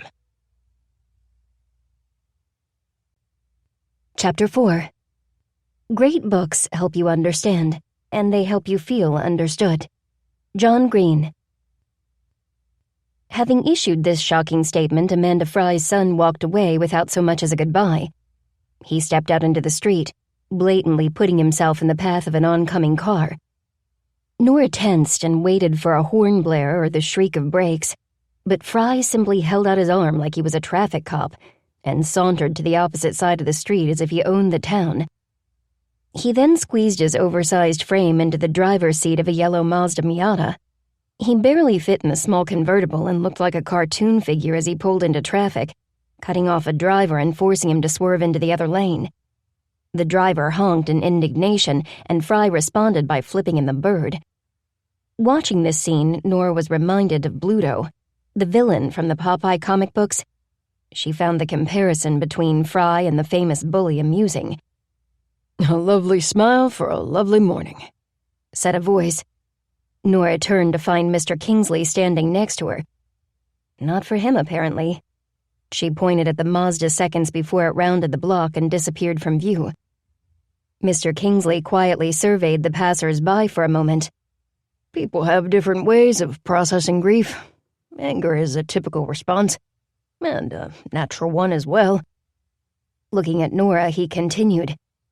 But let's not dwell on unpleasant thoughts. I'm Griffin Kingsley, proprietor of Virtual Genie. Nora rarely warmed to others straight away, but Griffin's bright brown eyes and direct gaze drew her in. He looked at her like she wasn't scarred. He looked at her like people had looked at her before she was burned. His directness made Nora feel good. I'm Nora Pennington. I own Miracle Books. Griffin's smile widened. Ah, the bookstore in the train depot. I've been looking forward to visiting. I love books. But I've been working like a madman, preparing for our appraisal fair. He lowered his head and touched his fingers to the bridge of his nose in a self-effacing gesture. Forgive me. Won't you come in and have something cool to drink? Tomorrow, my business partner makes the most wonderful iced chai tea. It's the perfect remedy for the humidity. Nora accepted his invitation and followed him inside Virtual Genie. When the door closed behind her, she felt like she'd left her small town in the North Carolina mountains on the sidewalk and had entered another world.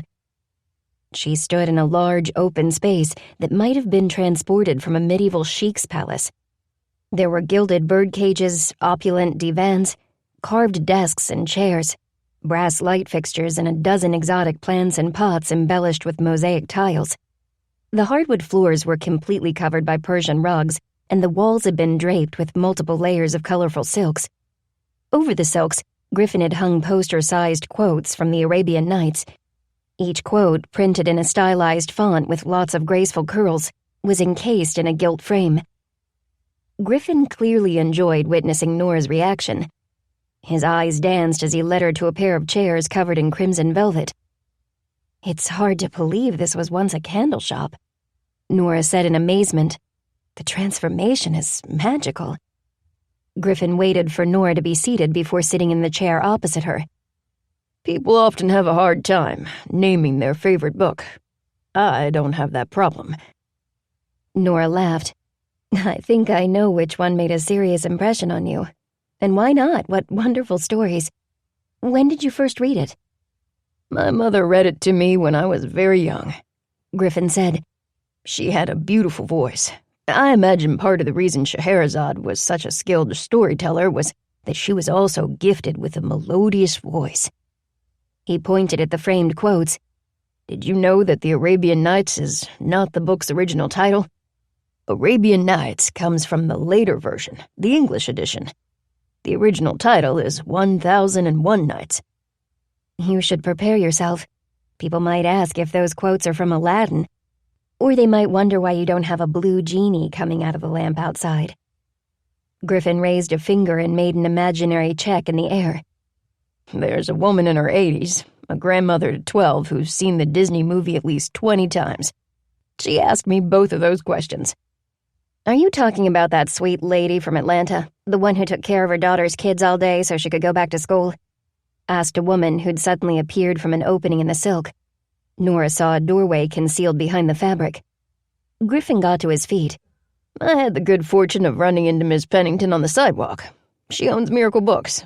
Miss Pennington, this is my associate, Tamara Beecham. Nora told Tamara to call her by her first name and shook the other woman's outstretched hand. Tamara's handshake was so brief that it bordered on rudeness. My scars aren't contagious, Nora felt like saying, but suppressed the comment. After smiling nervously at Nora, Tamara offered to make iced chai tea and ducked back through the opening in the silk. No wonder I didn't see her come in, Nora said. Griffin followed her gaze. Like the setting of a well-written story, a business should invoke a certain mood. We've attempted to create an aura of luxury and escapism. It's an artifice, yes, but an artifice built with the intention of putting our customers at ease. When people come to us looking to sell their possessions, they're often facing hardship. A relative has passed away, leaving unexpected debts, or they've suddenly lost a job. He paused, reflected for a moment, and then continued. We also have clients looking to downsize or declutter. These people can experience anxiety in letting go of their possessions. Our business appears to focus on material goods, but it's truly about helping people through challenging transitions.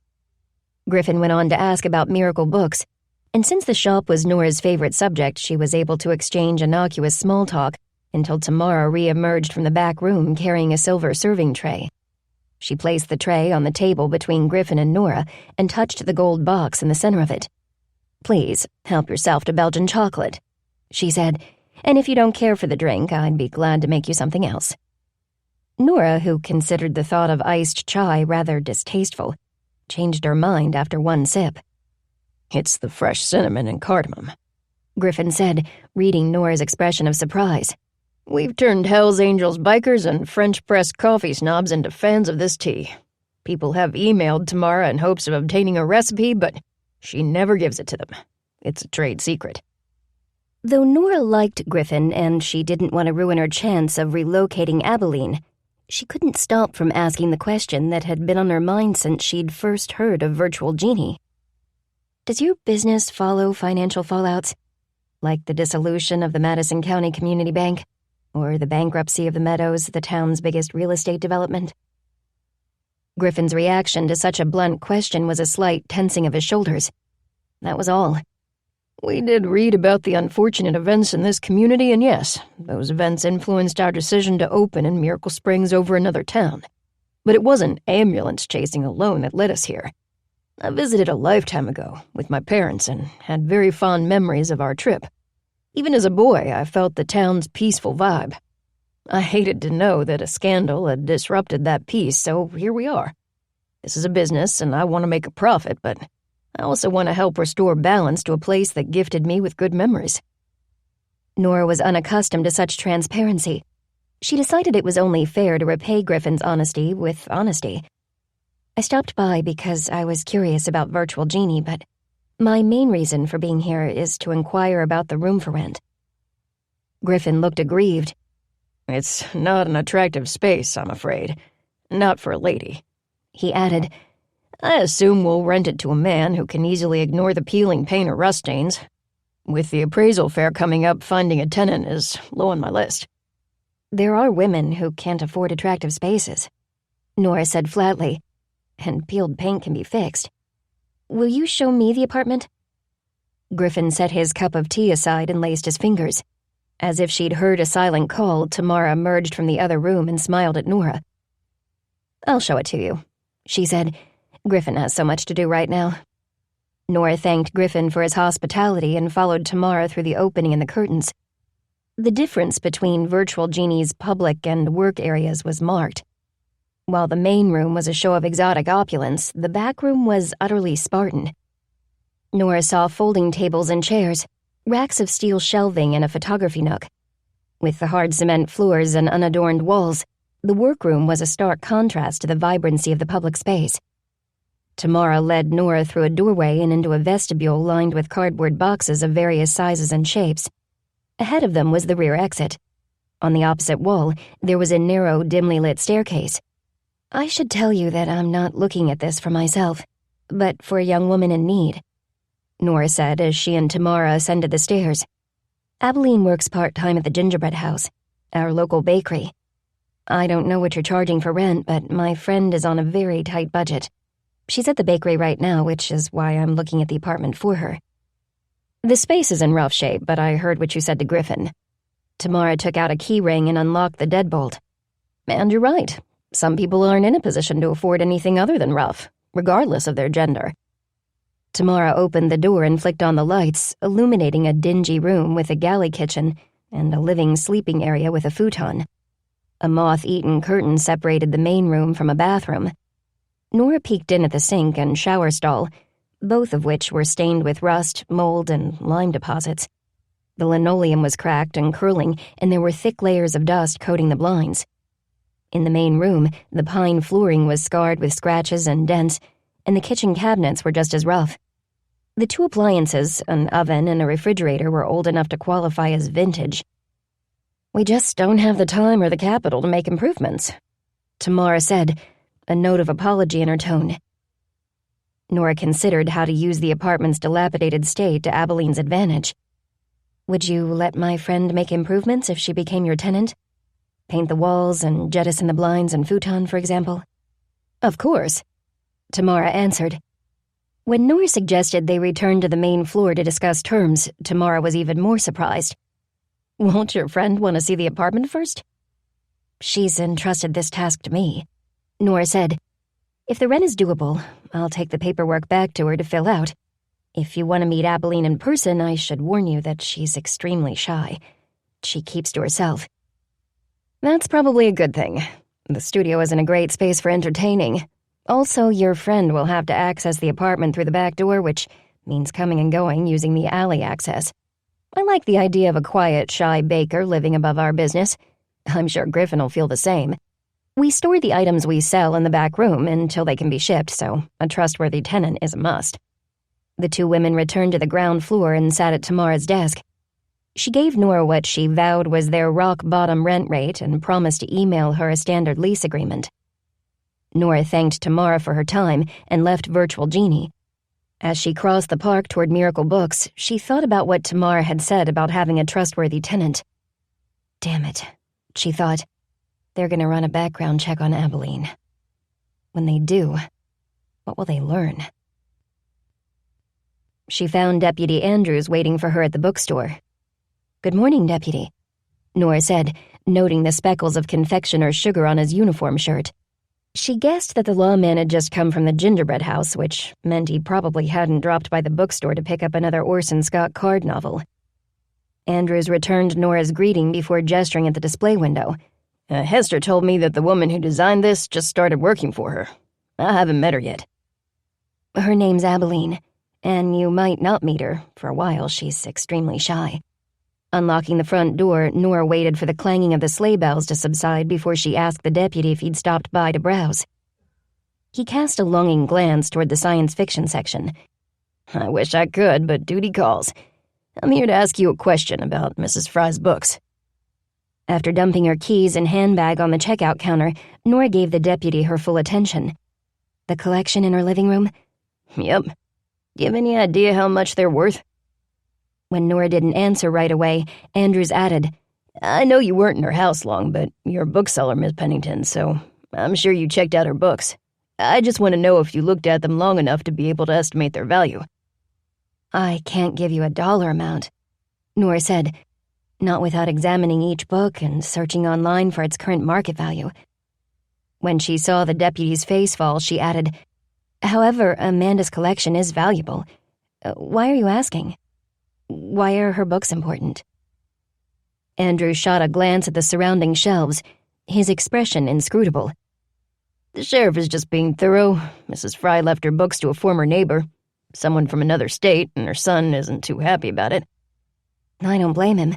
From what I saw, those books were the only things of value in that house, Nora said. Then again, Amanda was pretty vocal about her relationship with her son. From what she said, it wasn't a good one. Definitely not, agreed Andrews. The memory of Amanda's body in the scum-covered pond arose in Nora's mind, and she was suddenly angry. She was angry that Amanda had died such a terrible death, and she realized that she was looking for someone to blame.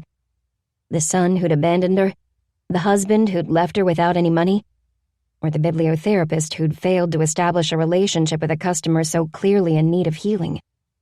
I can't believe her possessions have been divvied up already, Nora said, unable to keep ire from creeping into her voice.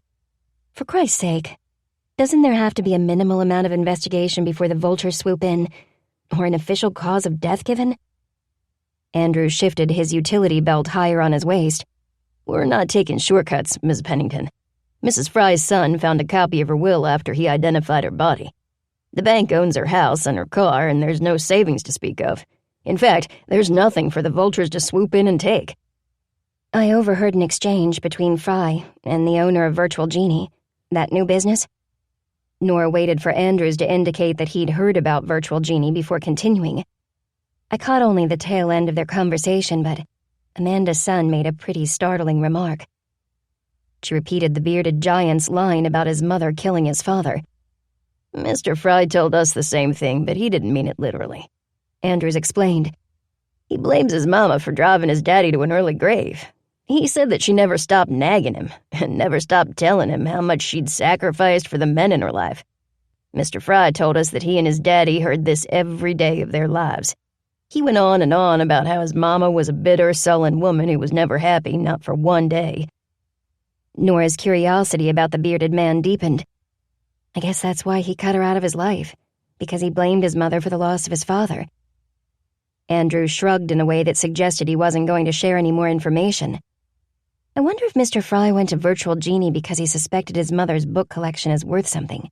Nora mused aloud. Virtual Genie is having an appraisal fair this week. If an embittered son learns that a former neighbor is getting the only thing of value his mother owned, he might contest the will. A cloud passed over Andrews' face. I guess it wouldn't hurt to mention the fair to the sheriff. Thanks. The sound of the sleigh bells made Nora glance at her watch in alarm. It was after 10 and she'd yet to brew a pot of coffee.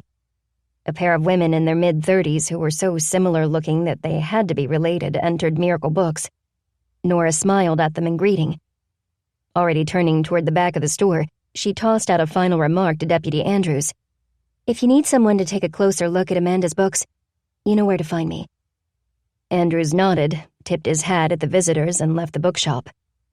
Nora hustled to the ticket agent's office and set a pot of regular coffee to brew. She also retrieved the bakery box of pastries Abalene had left for her by the back door and arranged them under the protective glass domes of a pair of vintage cake plates. As she was completing her other opening tasks, such as switching on reading lamps and fluffing pillows, she heard a woman crying. This wasn't an unusual sound in a town called Miracle Springs, a place people traveled to from all over the globe in search of healing. People suffered from many kinds of injuries, but Nora found that some pain was simply too deep for the minerals or the heat of the warm water to reach. This pain was deeper than bone. It lived in the depths of the soul. The pain was a dark seed that sprouted in the dead of night. It was fed by too many drinks, or bumping into a former lover, or losing a job, or by being worn down by life's hardships. Nora listened as the woman cried and felt compelled to respond. She didn't always feel this way, but today, with Amanda haunting her thoughts, she did. Carrying a tray with cups of hot tea and apple book pockets to where the sisters were sitting in a corner by the illness and grief section, Nora put down the tray. I don't mean to intrude, but I find a hot drink and a little sugar improves even the crappiest situation. Taking a beverage napkin from the tray, she offered it to the sister with the red-rimmed eyes and the tear tracks on her cheeks. The woman accepted and managed a wobbly smile of gratitude. Has it helped at all? Nora asked gently, keeping her gaze on the woman. Being in Miracle Springs? The woman moved her shoulders in the ghost of a shrug that Nora took to mean that she hadn't gotten all that she'd wanted from her visit. Nora waved her hand at the books surrounding their chairs. Books on illness, addiction, grief, and divorce. There's rarely a direct path to healing, she said. It's just as winding and confusing as the rest of life. This elicited a bigger smile from the woman. I wish my therapist had told me that from the get-go. She made me believe that all I had to do was put forth the effort and I'd feel better. But I don't feel better. I'm as miserable as I was yesterday, and the day before that. Maybe I can help. Nora explained how she used bibliotherapy with certain customers. The woman, whose name was Irene, was clearly dubious.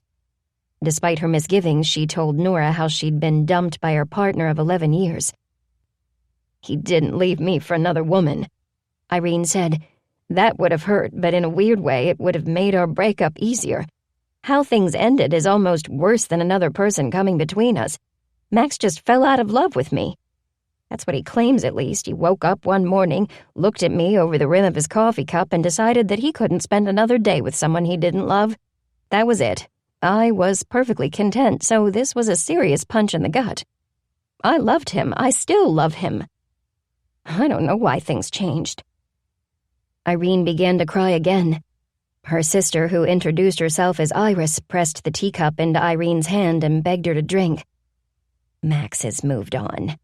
Iris continued on her sister's behalf. He lives in a different area of the city and is dating again. I keep telling my sister that he's not a bad guy. He didn't mean for this to happen and had enough integrity to be honest with her.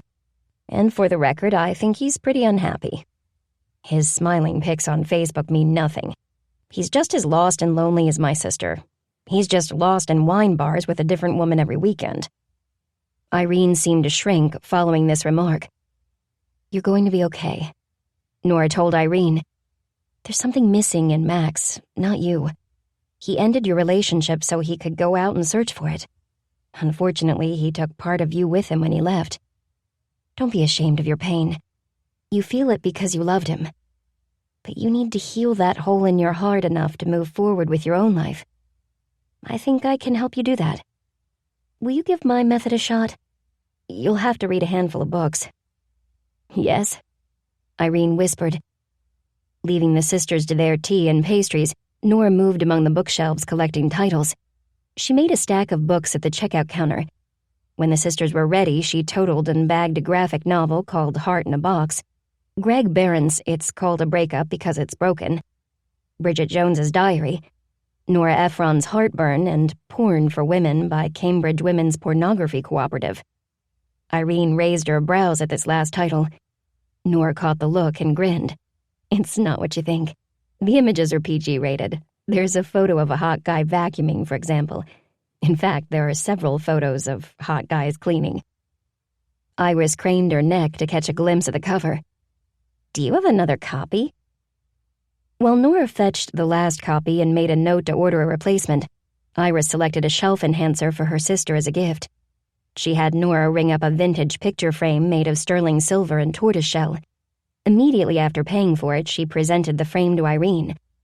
I want you to keep this empty until you read all those books, Iris said. When you're done, we'll go out and celebrate, and take a picture to put in here. The sisters embraced, thanked Nora, and left. Their visit had started Nora's day on a positive note. Irene had allowed Nora to minister to her, which made Nora feel useful and fulfilled. And Nora believed that Irene would recover from her heartbreak. She was lucky to have a loving and supportive friend in her sister. As Nora scanned the books on her shelves, she thought about the friends she'd known throughout her life. These people had come and gone. She couldn't always count on them, but she could count on books. Books didn't desert her, move away, or break her trust. They'd always been her lifeline. Whenever life threatened to drag her under, the sheer power of the written word could pull her out of the roughest seas. Was there ever such a worthy or reliable friend as a book? The sleigh bells banged against the front door again. After calling out a greeting to her latest customer, Nora went into the ticket agent's office to pour herself a cup of coffee. And then, deciding that she'd earned a treat, Nora slid an apple book pocket on a plate and sat down to savor every bite. "I've never lived alone," Abalene told Nora over supper that night. All women should learn to live independently. Nora said matter-of-factly, "You can take care of yourself. You're smart, creative, and a very accomplished cook. Are you scared of being on your own?" Abalene poked at her fried catfish but didn't answer. "If you don't want to be found, then you don't have to be," Nora went on. "Completing a lease application won't shine a spotlight on you. Your references will be strictly local. Hester, June, and me. You don't need a phone, and you can have your bills sent to a post office box." She waited. When Abalene didn't speak, Nora touched her hand. "Is something going to show up on a background check? You can tell me without going into detail. It's okay if you've made a mistake. I made a terrible mistake, and I'll regret it as long as I live." This, at least, got Abalene to look at her. "We're not saints," Nora went on. "We're not angels, we're just people. We screw up. The best we can do afterward is ask for forgiveness, learn from what happened, and try to move on." Abalene released a long, slow exhalation. "I hit a nurse. I did it so I could get out of the hospital. I hit her harder than I should have, with a metal tray." She put her palm down on the lease agreement. "What I did was wrong, but I can't apologize. I can't make it right. If I do, he'll find me. He'll find me and take me home." She pushed back her chair and jumped up so abruptly that she knocked over her empty water glass. She scooped up the glass and carried it to the sink. She stood there, motionless, her body tensing as if expecting a blow. "I can't go back there. I should leave tomorrow." Abalene directed her voice downward into the sink.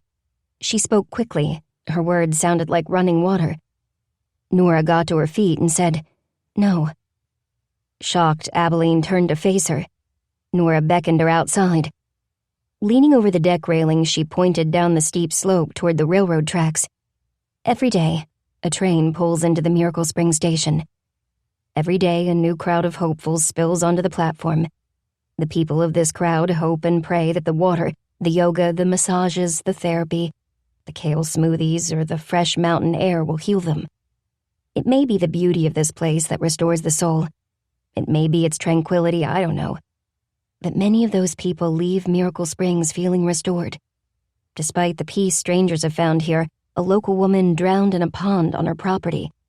A woman who'd lived here for many years. The theory is that she committed suicide.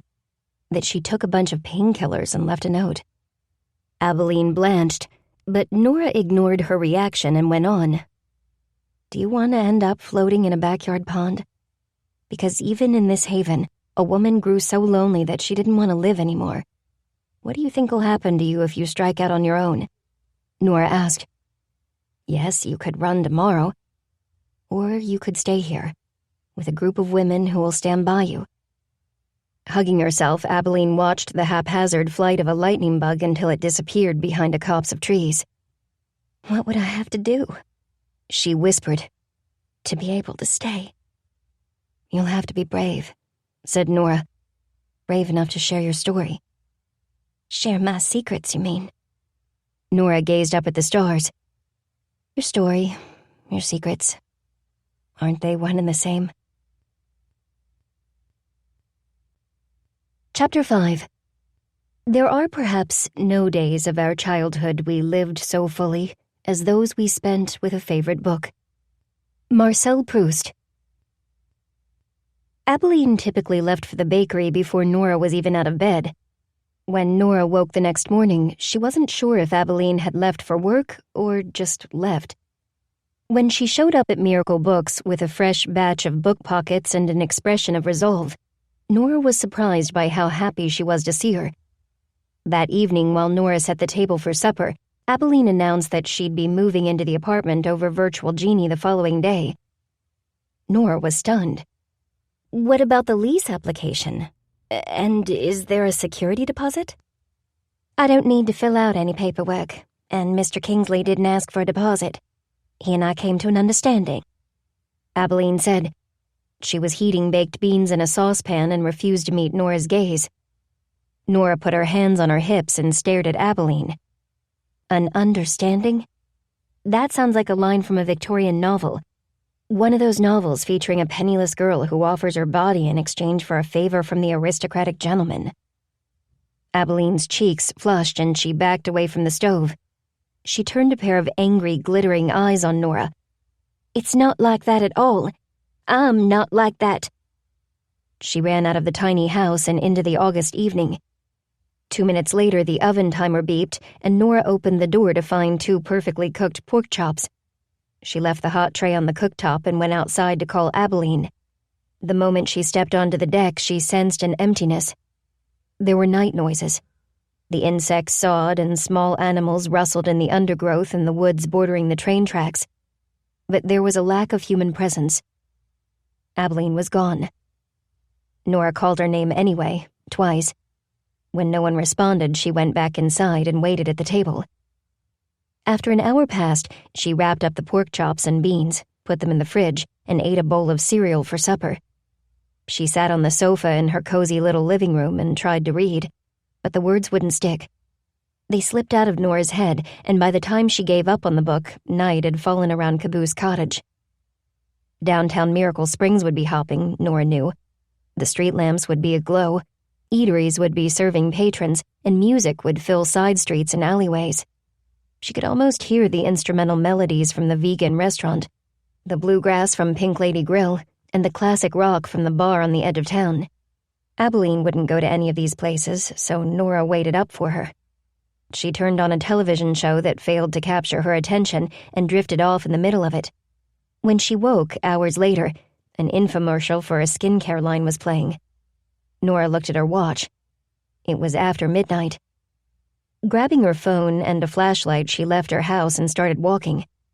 She had no destination in mind, but hoped inspiration would strike as she headed into town. Without thinking about it, she stopped to look at the window of Miracle Books when something furry rubbed against her calf, making her jump in surprise. The furry thing was a cat. Offended by her cry, it issued an angry meow before bounding down the sidewalk to rejoin what could only be described as a herd of cats. In the center of the herd, gently scooting cats out of her way with the toe of her sneaker, was June. June's face was concealed by a black hoodie and baseball hat. Her cafe au lait skin, which looked more like espresso in the darkness, seemed to meld with the night shadows. Despite this, Nora knew the hooded figure was June. She'd heard about the nocturnal cat parade phenomenon. Estella had told her how June had become somewhat of a legend in Miracle Springs. June and her feline followers. Nora hadn't truly believed Estella's story until now. "Nora?" June called out. "Is that you?" "Yes," Nora replied as quietly as she could. She watched the horde of approaching felines and was slightly discomfited by all the glowing yellow eyes. They were like fairy lights, the kind that lured a person into a bog and left them there to die. The 2 friends met in the middle of the street, and June took off her hat. "I didn't think you were a member of the Miracle Springs Insomniacs Club." "I haven't slept through the night since I was in my 20s, but that's not why I'm here with you and your cats." June shooed away a large striped tomcat. "I never signed up for this Pied Piper crap. I've done everything I can to avoid smelling like catnip potpourri, but it doesn't matter. These damn cats haven't gotten a crumb of food from me, but they act like it's only a matter of time before I turn into the lady who lived in the house before me. I keep telling them that I refuse to feed them roast chickens every Sunday, but they don't listen." 6 or 7 cats sat at June's feet and gazed up at her with looks of unadulterated adoration. The rest of the felines, too restless to stop moving, began to disperse. They disappeared under bushes and behind trash cans as if they'd never been there. June told the rest to beat it, but they just sat there and purred. "Why are you out here?" she asked Nora. "I'm looking for Abalene." Nora explained what had happened that evening.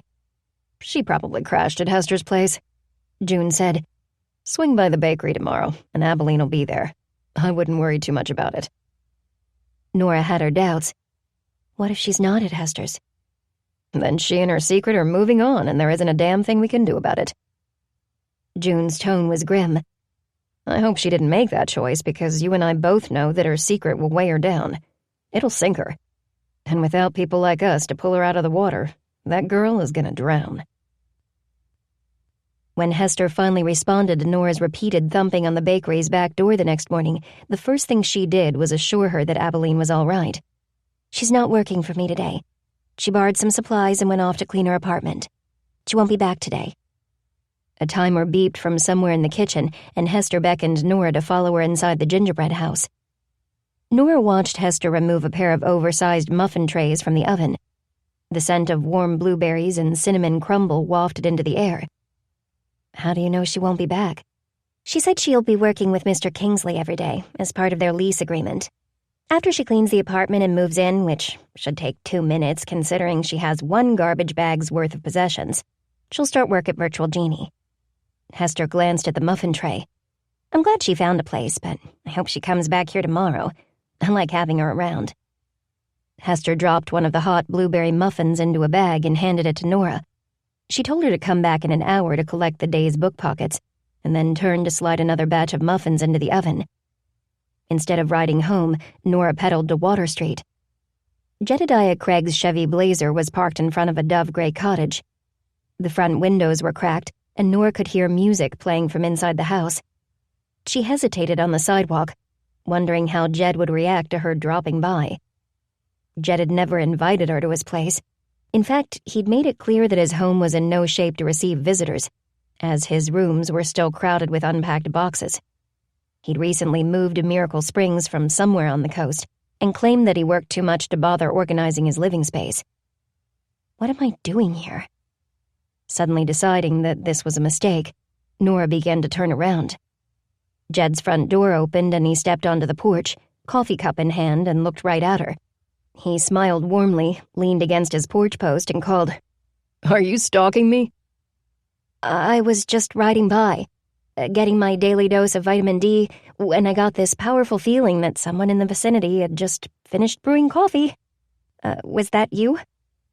Nora gestured down the sidewalk. Or should I keep going?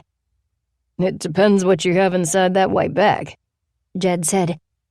Is that from the gingerbread house? Nora picked up the bag and gave it a little shake. In these parts, we like to barter.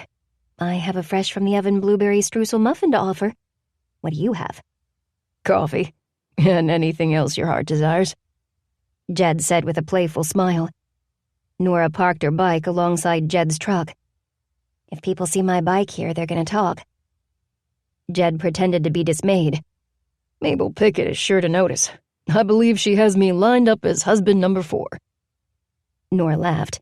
Mrs. Pickett was in her 80s, and according to her book-buying history, was more interested in crocheting, historical fiction, and investing in the stock market than acquiring another husband. Tell me when you need to leave for work. I don't want to make you late, she said as she entered Jed's home. Jed led her straight to the kitchen and pulled out a chair at a table overlooking the backyard. Nora surveyed the unadorned room while Jed poured coffee. My mugs aren't as interesting as yours, he said, joining Nora at the table.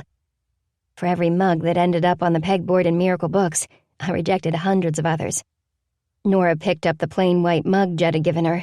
It felt too light in her hand. A local potter sells his wares at the flea market. You should check him out. I bet you'd like his style. Jed looked aggrieved.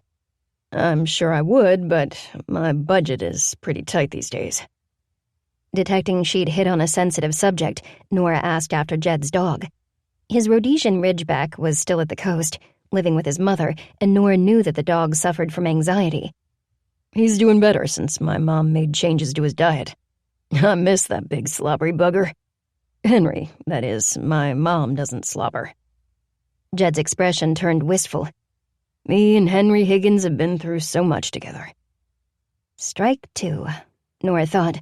Her conversational skills were totally lacking this morning. Jed filled in the silence with a question of his own. How's Abalene's hand? It seems to be healing okay.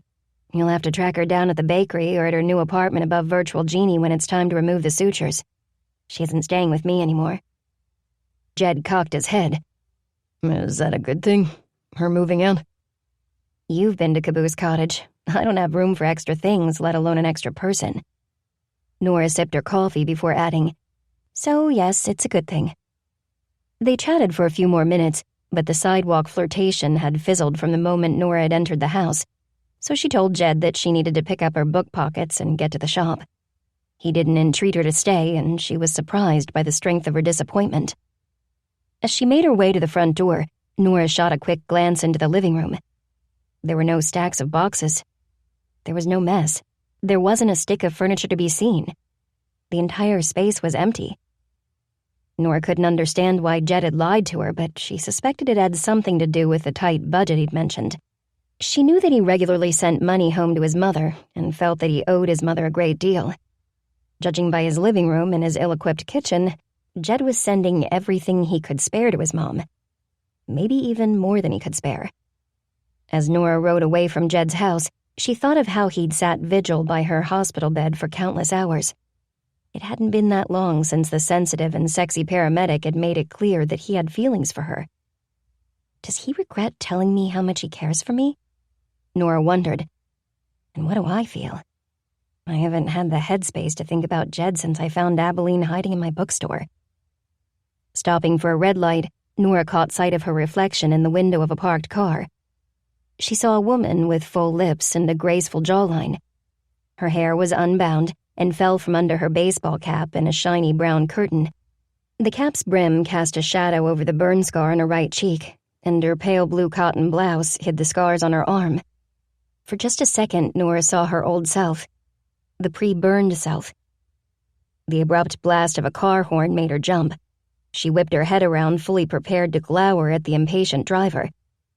"I didn't mean to scare you," shouted one of Nora's customers from behind the wheel of her vintage Mustang convertible. "I just wanted to tell you I'll be seeing you at the store later. Word has it that you're serving a sweet new treat just for us book people." "Looking forward to it." Nora smiled and waved as the woman carefully drove around her. She studied her reflection in the next red light, but this time, because she'd rounded the corner, the sun hit her at a different angle. Its morning beams highlighted the burn scars on her cheek and neck. Nora grinned at her image. She wouldn't trade this version of herself for her younger, unburned self. Even if a genie came along and granted her a single wish, she wouldn't choose to go back in time. The subject of genies kept popping up for Nora. Yesterday, a frazzled-looking mother came into Miracle Books with 3 children in tow. 2 of her kids, who appeared close in age, began to argue over which Bailey school kids to read next. The girl wanted Genies Don't Ride Bicycles. The boy wanted Aliens Don't Wear Braces. "You got to pick last time," the girl whined. "It's my turn." The mother, who told the siblings to stop arguing or they'd get nothing, rummaged around in her purse until she'd located her phone. As soon as she showed something on the screen to her children, the boy fell into a defeated silence, and the girl carried Genies Don't Ride Bicycles to the checkout counter. "It's nice of you to share books with your sister," Nora later told the boy. He was waiting by the front door while the rest of his family examined the wares on the bookmark spinner. "I thought you might like to try this." She proffered a copy of John Sheska's Night at the Kitchen Table. It's part of a series called the Time Warp Trio. There are a bunch of gross scenes that I think are hilarious. Accepting the book, the boy gazed at the cover with interest. "I don't have any money, but I can tell my mom about it." "Oh, you can have this one for free," Nora said. "It's a used copy, and I probably paid $1/4 for it. If you tell me your favorite part the next time you come in, that's worth 25 cents to me. Deal?" The boy agreed and ran over to his family to show off his good fortune. Nora hid in the stacks until they left because she didn't want the boy's mother to feel like she was being treated like a charity case and returned the book. Luckily for the boy, she didn't search too hard for Nora, and all of her children departed with smiles on their faces. The memory of this scene elevated Nora's sour mood, but not by much. Between her lack of sleep, her concern for Abalene, and the unsettling visit to Jed's house, she felt like calling it a day, and it was barely noon. The genie theme came up again when Nora was reading the paper during her lunch break.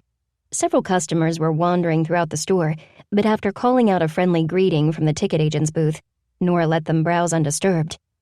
The paper's front page was riddled with the usual doom and gloom. International unrest, political upheaval at home, a nosedive for the stock market, and a teaser for a juicy celebrity scandal. Nora skimmed the headlines and moved on. In the middle of the paper, her attention was caught by an ad for Virtual Genie's appraisal fair. It was taking place right now. Nora stared at the brass lamp in the ad and realized that she very much wanted to see what this fair was all about. Specifically, she wanted to know what role Abalene was playing in the event. Over the past few days, foot traffic in Miracle Books had been slow between 5 and 6, which was when many of the locals shopped for or began preparing their supper. As for the tourists, 5 o'clock meant happy hour at the lodge. Nora could see a brief but profitable rush after 6 o'clock, because many tourists came downtown to dine or shop after a round of cocktails.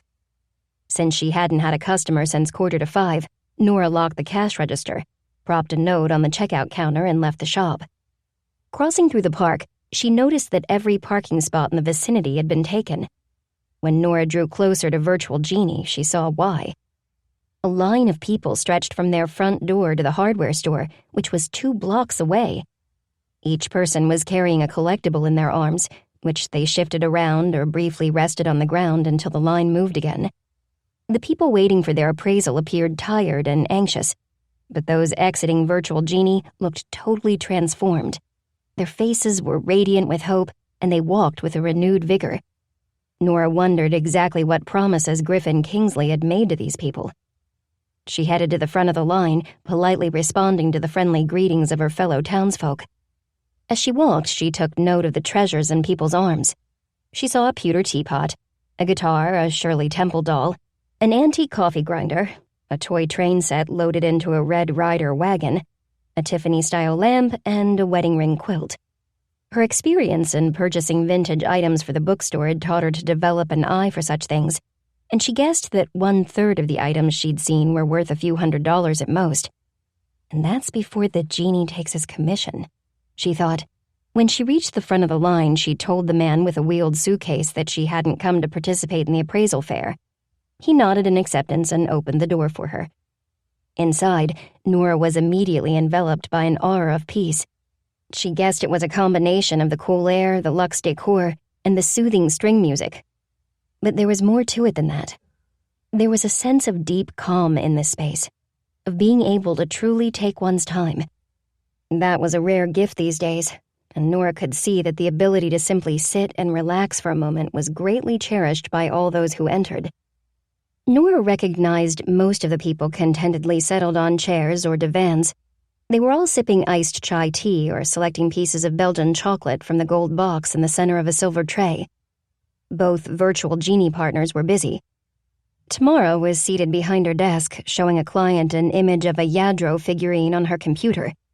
Griffin, who stood next to his client, was giving instructions on filling out the consignor agreement. Nora strode up to Griffin, but waited for him to glance her way before speaking. "I'm sorry to interrupt," Nora said. "I'm just looking for Abalene." Griffin didn't seem the least bit bothered by the intrusion. "Our clock and watch expert is in the other room. Do you remember the way, Miss Pennington?" "I do, thank you, and I won't be long," she added, though she wasn't sure why. After flashing her a courteous smile, Griffin returned his attention to his client. "Just leave everything in our hands, Mr. Bailey. That's why we're here. I look forward to seeing you again on Saturday." Mr. Bailey shook hands with Griffin, leaving his silver candlesticks behind. Nora could see that Virtual Genie was acquiring a bevy of new clients. Judging by the number of items cluttering the tables and shelves in the back room, the event had been a smashing success. Abalene was seated at one of the work tables. She was peering at a watch face through a jeweler's loop and didn't hear Nora's approach. "Hi," Nora said softly. Abalene dropped the loop and hurried to cover the watch with her hand. It was such a furtive gesture that Nora's curiosity, which was already aroused, now deepened into something else, something akin to suspicion. Indicating a nearby folding chair, Nora asked, "May I?" Abalene responded with an indifferent shrug, but Nora knew indifference could be a version of anger. She pointed at the watch. "Will it bring a good price?" Removing her hand from the timepiece, Abalene's demeanor suddenly changed. Her eyes became animated and her face shone. "Yes, between $600 and $800. This is an Omega ladies' watch," she explained. "It's 14-karat gold with diamonds around the face. The diamonds have excellent color and clarity, and the watch is in very good condition, other than a little oxidation to the face and minor scratching on the clasp." "Wow, you're incredible," Nora said and meant it. You can cook like a trained chef, you're extremely well-read, and you can appraise jewelry? Abalene blushed. I'm better with clocks, but I can handle jewelry evaluations too. I don't know how you learned these things, but I'm guessing you had to. They were all necessary. The light vanished from Abalene's face. The spark fled from her eyes, and she stared down at the watch with a mournful expression. Regretting her words, Nora attempted to repair the damage. It looks like you enjoy this work. Just like you enjoy working at the bakery. So, are you glad you decided to stay? Abalene picked up a pen and made a note on a legal pad. Why are you here? Because I've been worried about you, Nora said softly. Though she wanted to put a hand on Abalene's arm, the young woman was sending out a clear vibe that physical contact wouldn't be welcomed. I'd also like to apologize for my behavior. I didn't mean to chase you off last night. I was a jerk, and I'm sorry. Abalene gave Nora a small smile. It's okay, and you don't need to worry about me anymore. She turned back to her notepad. I'm fine. Knowing that the words were meant as a dismissal, Nora made to leave. I'd like to be your friend, she said, pausing at the doorway. I'm out of practice, so I'll probably make more mistakes, like the one I made last night. But if you'd like a cup of coffee tomorrow morning or supper later tonight, I could cook for you for a change. Just show up when you're ready. You're always welcome. Abalene murmured her thanks, and Nora returned to Virtual Genie's main room. When she saw Jedediah Craig talking with Tamara, she nearly tripped over the corner of a Persian rug. How had she missed him outside? There was no use in pretending that she hadn't seen him, so she walked right up to him and raised her hands in surrender. I guess my stalker status is now official. Though Jed smiled, his eyes remained guarded. A stalker who travels with magical treats in her bike basket. He turned his smile on Tamara. Nora brought me the world's best blueberry muffin this morning. If you haven't been to the gingerbread house yet, you need to go. Like, tomorrow. As soon as it opens. After meeting with half the town today, you'll need at least 2 muffins. Maybe 3. I think I met more than half the town, Tamara said with a hint of boastfulness. But no one has a toy as wonderful as yours. Nora glanced down at the object on Tamara's desk. That doesn't look like one of the antique soldiers you played with when you were a kid. No, but like those soldiers, my mom gave me this mechanical bank. Jed sounded remorseful. Again, Nora wondered what kind of money issues he was dealing with. I've seen banks like this before, but they've always been way beyond my price point. Nora said, Does it work? To perfection, Tamara answered for Jed. Would you like to see it in action? Intrigued, Nora nodded. Tamara put a coin in the top of a cast-iron tree trunk and depressed a metal lever. An iron buffalo reared his head, butting the bottom of the young boy clinging to the tree trunk. As the buffalo's head moved, a startled raccoon popped up out of the top of the tree, coming face to face with an equally startled boy. It was a charming old toy. Do you have to part with it? Nora whispered to Jed. Mr. Craig might not mind when he sees what one of these recently sold for online, Tamara was quick to say. And yours is in better condition, Mr. Craig. Sensing Jed needed privacy to conclude his business, Nora wished him luck and headed outside. Back at Miracle Books, Nora tidied up and then plunked down on her stool behind the checkout counter. She'd just opened to her place in her current read, The Sun is Also a Star, when a group of women poured into the shop. Seeing Nora, a lady with purple hair exclaimed, We're on a girls' trip. 5 girls in their 60s who've left our husbands at home. We're eating too much, drinking too much, and spending too much money, so stand back. And spend they did. The purple-haired woman bought a pile of books and shelf enhancers, including a black lacquered desk set, a lion doorstop, and a brass hand mirror with a floral handle. Could you ship these to me, hun? She asked Nora and put a $50 bill on the counter. This should cover the postage and the hassle. After closing the shop, Nora decided to hunt for a shipping box. She was on her way to the storeroom when she remembered that Abalene had cut out pieces from Nora's stock of cardboard boxes to make her window display. As for the rest, Abalene had taken them to the recycling dumpster the following day. Because the dumpster had been emptied recently, The flattened boxes were scattered across the bottom. Nora stared down at them and scowled. She was going to have to climb inside and retrieve the right box. I should have charged more for shipping. She grumbled and jumped down into the dumpster. After choosing a box and tossing it onto the ground, Nora was on the verge of heaving herself back over the dumpster's side when she spied a piece of cloth peeking out from beneath a flattened box. Curious, Nora tugged at the cloth. It got snagged on a box corner, but after Nora shook it roughly, it came free. When she held it up to the light cast by the street lamp, she recognized it at once. It was the house dress Abalene had been wearing the night she'd hidden in Miracle Books. "Why are you in this dumpster?" Nora asked the dress. The longer she stared at it, the more unsettled she became. There was something off about Abalene putting the dress in the recycling bin. Something beyond the fact that it wasn't made of cardboard or plastic. Had Abalene deliberately dropped the dress into the wrong dumpster? A breeze swept down into the metal receptacle. It filled the skirt of the dirty floral print dress, and Nora was reminded of the enormous mushrooms that sprang up in the woods after a rainstorm.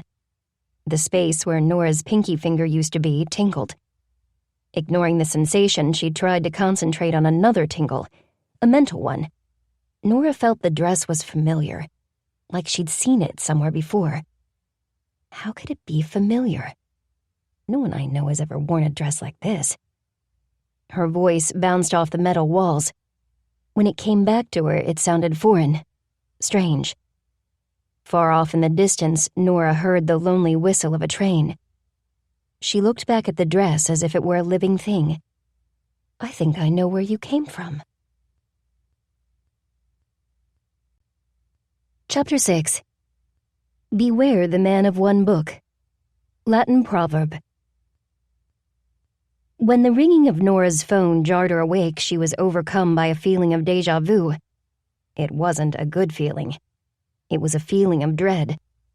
Nora realized that she was reliving the post-dawn phone call of a few weeks ago, the one where June had called to tell Nora that Estella had been taken into custody for murder. This time the edges of Nora's window shade were filled with a buttery light as she fumbled for the phone. The ringing stopped before her eyes had a chance to focus on the caller's name. Rolling onto her side, she turned on the lamp and squinted at the phone screen. Jed had left her a text message. "I've had a lot on my mind lately, but all I want to think about is you. I have a question to ask, but you have to go out to your deck to hear it." Nora's heart gave a leap. Was Jed outside right now? Shoving her covers aside, Nora ducked into the bathroom to make herself presentable. She quickly brushed her hair and teeth before pulling a thin sweatshirt over her book lovers and never go to bed alone tank top. Jed wasn't waiting on the deck, but he'd obviously been there, and what he'd left behind took Nora's breath away. She noticed the flowers first. Chains of wildflowers looped around the deck railing, and a carpet of multicolored petals had been strewn over the floorboards. A white cloth covered Nora's small cafe table, and Jed had set a place for one. The setting included flatware, a glass of orange juice, and a dinner plate covered by an overturned bowl. When Nora picked up the bowl, her breakfast was revealed. She gasped in delight. Jed had made an edible bouquet using fresh fruit, cheese, and bread. He'd fashioned pieces of pineapple, mango, and cantaloupe into a dahlia. Strawberry and watermelon slices formed a red carnation with kiwi leaves. A hard-boiled egg daisy was positioned below a piece of toast, shaped like a butterfly. The golden brown toast wings were sprinkled with cinnamon and a light drizzle of honey. Glancing around, Nora wondered if Jed was close by. If he is, I should show him how much I love his surprise, she thought, and did something she'd never done before. She used her phone to photograph the artistic meal. The presentation was so lovely that Nora hated to eat it, but the fruit looked so fresh and juicy, and she was hungry. Besides, Jed wouldn't want her to preserve the meal in glass. He'd want her to enjoy it. She opened the napkin curled around her flatware and went to spread it over her lap. That's when she saw a message written in its paper folds. "Will you be my date for the Fruits of Labor Festival?" Nora let out a tinkling laugh. The sound was like bubbles bursting in the morning air. The napkin reminded her of the notes kids passed in grade school. They were always so direct. Do you like me? Will you be my boyfriend? Will you sit with me on the bus? If Jed's note had included a box to check, Nora would have happily checked the yes box. Instead, she sent a text to Jed saying he would learn her answer soon. She didn't want to accept over the phone. That wasn't creative enough. She wanted to give him a magical reply worthy of his breakfast gesture.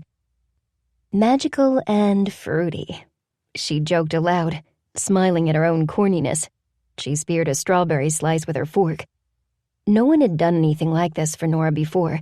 No one had ever put forth this much effort to impress her, to make her heart leap with delight. Because she was focused on Jed's surprise, Nora momentarily forgot about the dress she'd found in the recycling dumpster. Even as she plated the daily delivery of book pockets, her thoughts were on Jed. Abalene had been pushed to the back of her mind. Nora carried her cheerfulness into work, and her secretive smile and sparkling eyes proved to be good for business. Though she'd always been an excellent listener, Nora had never been adept at small talk. Today, however, she was unusually chatty. She asked after people's health, family members, and pets. She encouraged patrons to linger over cups of coffee and pastries. When they eventually left the shop, each and every customer carried a Miracle Book shopping bag loaded with books. Nora had just finished ringing up a sale when Amanda Fry's son approached the checkout counter. He was even more physically imposing up close.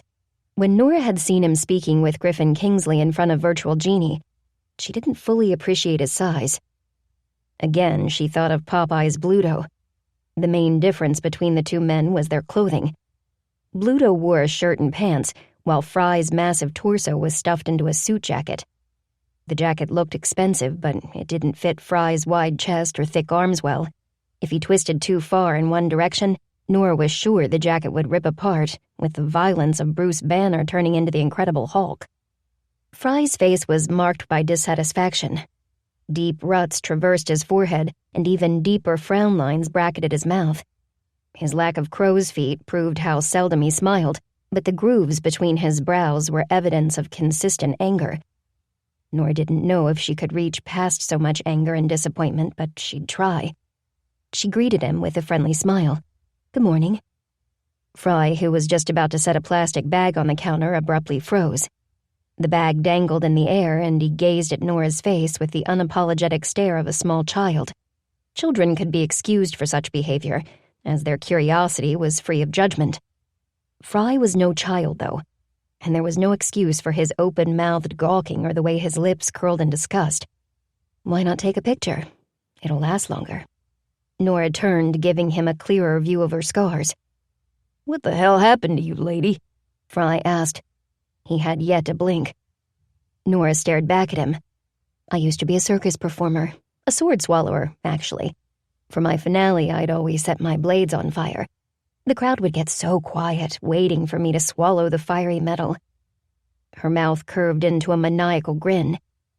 "Anyway, during my last performance, I was a bit heavy-handed with the fuel. When I flicked my bic, whoosh, my circus career and chance of marrying well both went up in flames." Fry's mouth widened another half-inch. Nora stared at his maw and thought of how much she'd like to plug that round O with a golf ball when another customer entered the shop, causing the sleigh bells to bang against the door. The noise roused Fry from his stupor. He shut his mouth and managed to place the bag on the counter. Eyeing Nora with suspicion, he asked, "Is that story true?" Ignoring the question, Nora pointed at the bag. "Is there something you'd like to show me, or should we keep talking about my face?" Thankfully, Fry took the hint. "Can you tell me what this book is worth? Just a ballpark. I don't need anything in writing." In other words, you don't want to pay for professional appraisal, Nora thought. But she was dying to look at whatever was inside the bag, so Nora told Amanda's son that she'd do her best to help. Fry glanced at the couple who'd just entered the shop. "Do you have a more private place?" Nora wasn't going to make things easy for him, not after he'd been so rude. Besides, she wanted to watch his expression when she mentioned Virtual Genie. Primly folding her arms across her chest, she said, "Perhaps you'd be better off at Virtual Genie. They're in the appraisal business. I'm just a bookseller." Fry's face darkened. "And hand over 20% of the profits after agreeing to a laundry list of bogus fees? How many people actually read the fine print in that swindler's contract? Well, this guy does. I haven't climbed the corporate ladder by skimming over the fine print. That's where the real money is made or lost. Jed and his mechanical bank appeared in Nora's mind. She thought of all the people who'd stood in line, anxiously waiting to learn if their treasures might ease their financial burdens, if only a little. These people were Nora's neighbors, and all they were looking for was a chance to keep the wolf from the door. Were Griffin and Tamara helping, or were they as bad as the scammers who'd tricked the townsfolk in the first place? The people from the bank and the real estate development firm who'd swindled the locals into buying into a dream that was really nothing but a nightmare. The secret Book and Scone Society would have to find out for themselves, but in the meantime, Nora told Fry to follow her to the ticket agent's office. As they walked, Nora introduced herself. I'm Kenneth. Fry replied. He glanced at Nora's scarred hand and quickly stuffed his own into the front pocket of his jeans. Nora found it interesting that he'd omitted his surname. Miracle Springs was a small town, and Kenneth's mother was a reader, so he must realize that Nora and Amanda knew each other. Was his evasiveness deliberate? The answer became clear as soon as he removed the book from the bag. Nora immediately recognized it as one of Amanda's. Nora remembered exactly where it had been shelved, and she could also picture the other books in the series. If this is yours, you have excellent reading taste, she said to Kenneth Fry. There's a reason some books are called classics. Kenneth didn't show the slightest hint of guilt over stealing a book his mother had bequeathed to someone else. He simply gazed down at the plastic-covered copy of J.R.R. Tolkien's The Two Towers with a dismissal. I'm a businessman. I don't waste my time on books. I read the Wall Street Journal. Nora could understand why Amanda had left her collection to someone other than her son. Perhaps the former neighbor was a fellow book lover. Perhaps Amanda knew that her son would sell her collection within seconds of getting his massive hands on it. May I? Nora gestured at the book. Knock yourself out, said Kenneth. Nora examined the dust jacket first. It was in very fine condition. Though she'd seen and held many versions of this title, she found this edition a bit unsettling, because of the staring red eye ringed by red runes on the front. Floating in the center of this stark white background was the infamous gold ring, the source of Middle-earth's trouble. Nora carefully opened the book and searched for the copyright information. She noted that this was a first edition in its 11th impression, printed in 1965. Next, she looked for an inscription. Finding none, she examined the page edges and other parts of the book for condition issues. Other than a few very minor marks, it was in what book collectors would deem fine condition. To give you an idea of its value, I need to check prices on my laptop. Would you like a coffee while you wait? Kenneth cast a dubious glance at her espresso machine. No offense, but I'm from Chicago. We have really good coffee shops. Is yours strong? Because this guy needs strong. After carefully sliding Amanda's book back inside the bag, Nora moved to her pegboard to select a mug for Kenneth's drink. She was tempted to remind this guy that he was from Miracle Springs, and that people in these parts were perfectly capable of making a cup of coffee, but she refrained. If you'd like to pay for an extra shot, I'd be glad to give you one. Kenneth wrestled his wallet free from his back pocket of his pants and slapped down a few bills on the ledge, where Nora placed completed drink orders. Without consulting the chalkboard menu, he said, I'll take a latte with whole milk. 2 shots, not too foamy.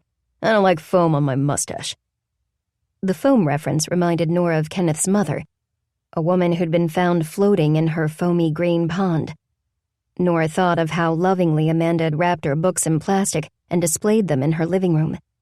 She probably gazed at them every night. Her books were her shield against loneliness. They were her companions, her family. It gave Nora a small measure of satisfaction to serve Kenneth his latte in a mustard-colored mug featuring a colorful chicken and the text, I don't give a cluck. She suspected he wouldn't even notice the design, and she was right. He was too fixated on what was inside his mug to pay attention to the outside. Not bad, he said after a tentative sip. Nora took his money and turned to her laptop. After calling up the website of a renowned international bookseller, she typed the Tolkien title and the publication year in the site's search box. She found 2 books that were a near-perfect match to Amanda's book. Fry tried to look over her shoulder, but Nora closed the laptop before he could see anything. Your copy of The Two Towers is worth around $500.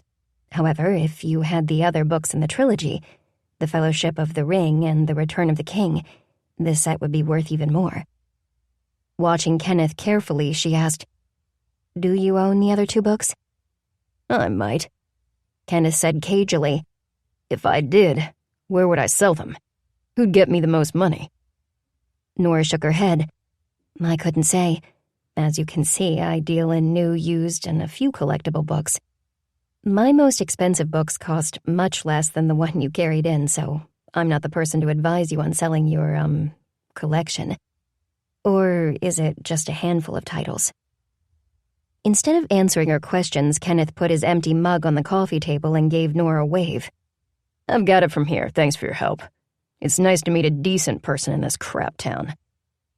Kenneth Fry scooped up his book and barreled into another customer on his way out. As soon as he was gone, Nora sent a group text to the members of the secret Book and Scone Society. It said, "Emergency meeting, tonight. We need to stop a book thief."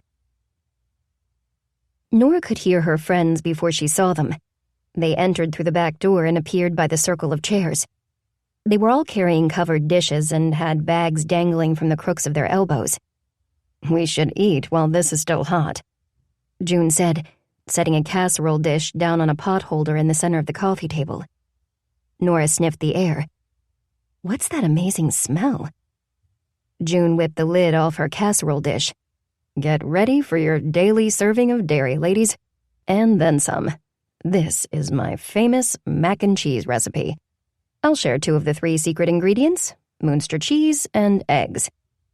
"Eggs? In mac and cheese?" Estella sounded alarmed. "Go on, put a big scoop of cheesy heaven on your plate." June handed Estella a serving spoon. "You'll thank me after 1 bite." Nora's contribution to the meal, a salad of mixed greens tossed with homemade vinaigrette dressing, was already on the table. Estella placed a platter of tomatoes roasted with basil and thyme next to the salad bowl. "How beautiful," Hester said. "Did you grow the tomatoes?" Estella snorted and spread her fingers in the air. "Do these hands look like they dig in dirt? No. The truth is that I had a client give me fresh produce as a tip today. I'd rather have cash, but I'm glad to still have her as a client. I think I jumped the gun when I hired part-time help after the bank and builder scandal. I'm starting to realize that lots of my new bookings were one-hit wonders. Local reporters or curiosity seekers. When our town stopped being a major news story, my extra clients vanished. If that isn't bad enough, my list of regular clients is shrinking fast. The town needs a bona fide real estate developer to buy the meadows," June said. "If those contracts to the electricians and plumbers and lumber houses were honored, so many folks could get back on their feet." Hester laid a paper napkin on her lap. "Like Roy McElmore, for example. He used to drop by the bakery every morning, but I haven't seen him for a few weeks.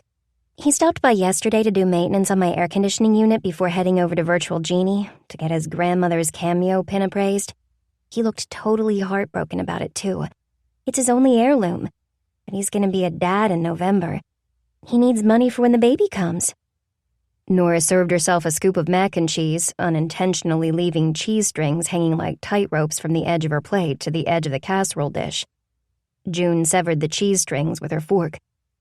"I'm glad you mentioned Virtual Genie. We need to look into that place." Nora repeated what Kenneth Fry had said about the laundry list of fees. Estella stopped eating. "Kenneth Fry? As in Amanda Fry's son?" At Nora's nod, she grew more excited. "He's from Chicago, right? Word on the street is that he's very successful. What's he like?" "He's a jackass," Nora said. "A rude, oversized, bearded jackass." "I like a man with a beard," Estella murmured. Nora gave Estella a sharp look. "You don't want to use your sex kitten powers on this guy. He has no class." This extinguished the glint in Estella's eyes. "I should have guessed by the way he treated his mother." "I don't know what happened between mother and son, but Kenneth clearly held her responsible for his father's death." Nora repeated what she'd heard Kenneth say to Griffin Kingsley about his mother killing his father. She also told them what Deputy Andrews had shared about the Fry family's dynamics. June pulled a face. "Sounds like little boy Fry passed judgment as only an aging bachelor can. What the hell would he know about the give and take a marriage requires? About the sacrifices? He wouldn't. He just picked a villain and a victim and decided to see black and white when we live in a world with 100 shades of gray. Not 50? Estella asked, nudging June with the toe of her shoe. Smiling, June flicked Estella with her napkin. Thanks, hun. I was getting all riled up. But why should I let Kenneth Fry ruin my amazing mac and cheese? You might want to hold on to that riled feeling, Nora said. It seems that Kenneth intends to continue mistreating his mother even after her death by stealing the books she left to someone else. Nora snuck in another bite of food before telling her friends about the two towers. When she was done, Hester performed a time-out gesture. Don't you think we're condemning a total stranger without proof? Seriously, we know nothing about him, but we're already assuming that he's a terrible son and that he broke into his mother's house to swipe a book and learn its value. She spread her hands. Does that sound like the behavior of a successful businessman? Why would he risk his career for a book? Estella glanced at Nora. That's a good point.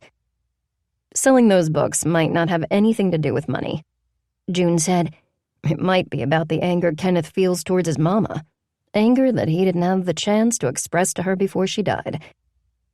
Hester got up, walked into the ticket agent's booth, and returned to the seating area with a gorgeous tart.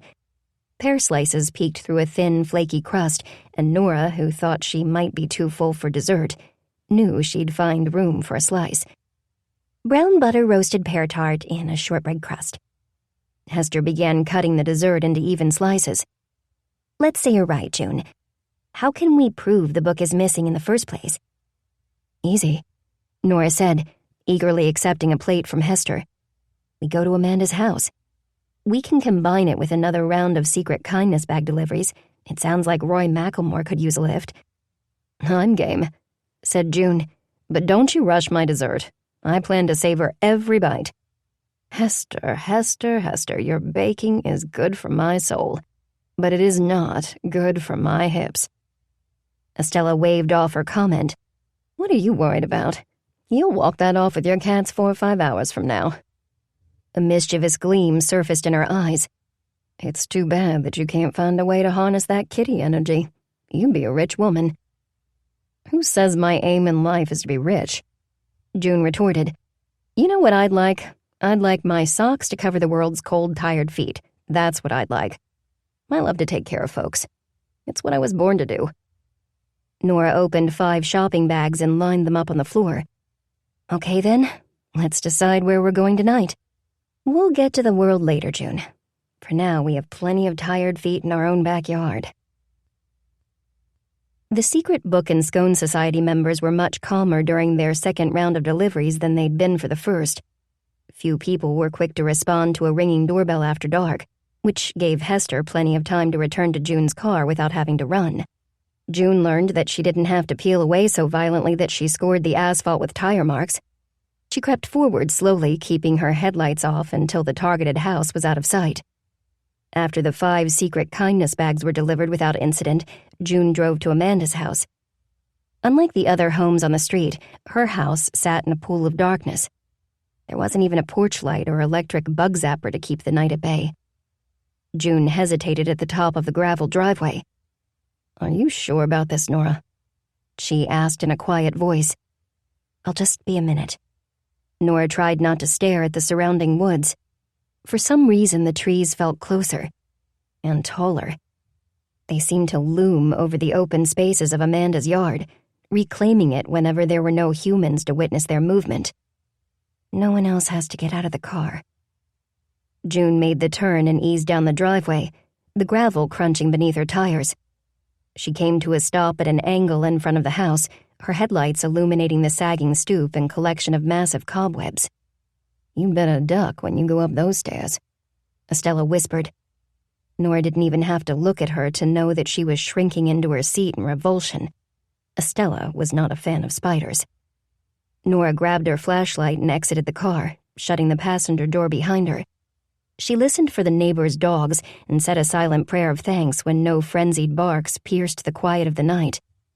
Wary of the cobwebs, Nora pressed her flashlight beam against the glass of the front window. It took a few seconds for her eyes to adjust to the various objects in the dark room, but she was able to train her light on the books lined up along the bottom row of crates. What she saw confirmed her theory. The Fellowship of the Ring and the Return of the King were leaning shoulder to shoulder when they should have been standing up straight. They couldn't remain upright because the book that had filled the gap between them was missing. It had been removed by Kenneth Fry. Nora passed her light over the rest of the books, searching for a sign that Fry had pilfered other volumes. She couldn't be sure because the crate closest to the wall was too cloaked in shadow, but she thought she saw a second pair of leaning books. Bastard. She grumbled and returned to the car. Hester didn't need audible confirmation from Nora to know what she'd seen.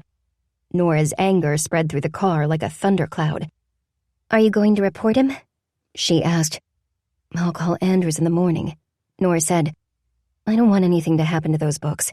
Amanda left them to someone else, probably a fellow reader, and I owe it to her to see that her books reach that person." June glanced over at her. "There's no guarantee you could have helped Amanda, even if she'd opened up to you. I know you feel partially responsible, but I don't think she was ever going to confide in you.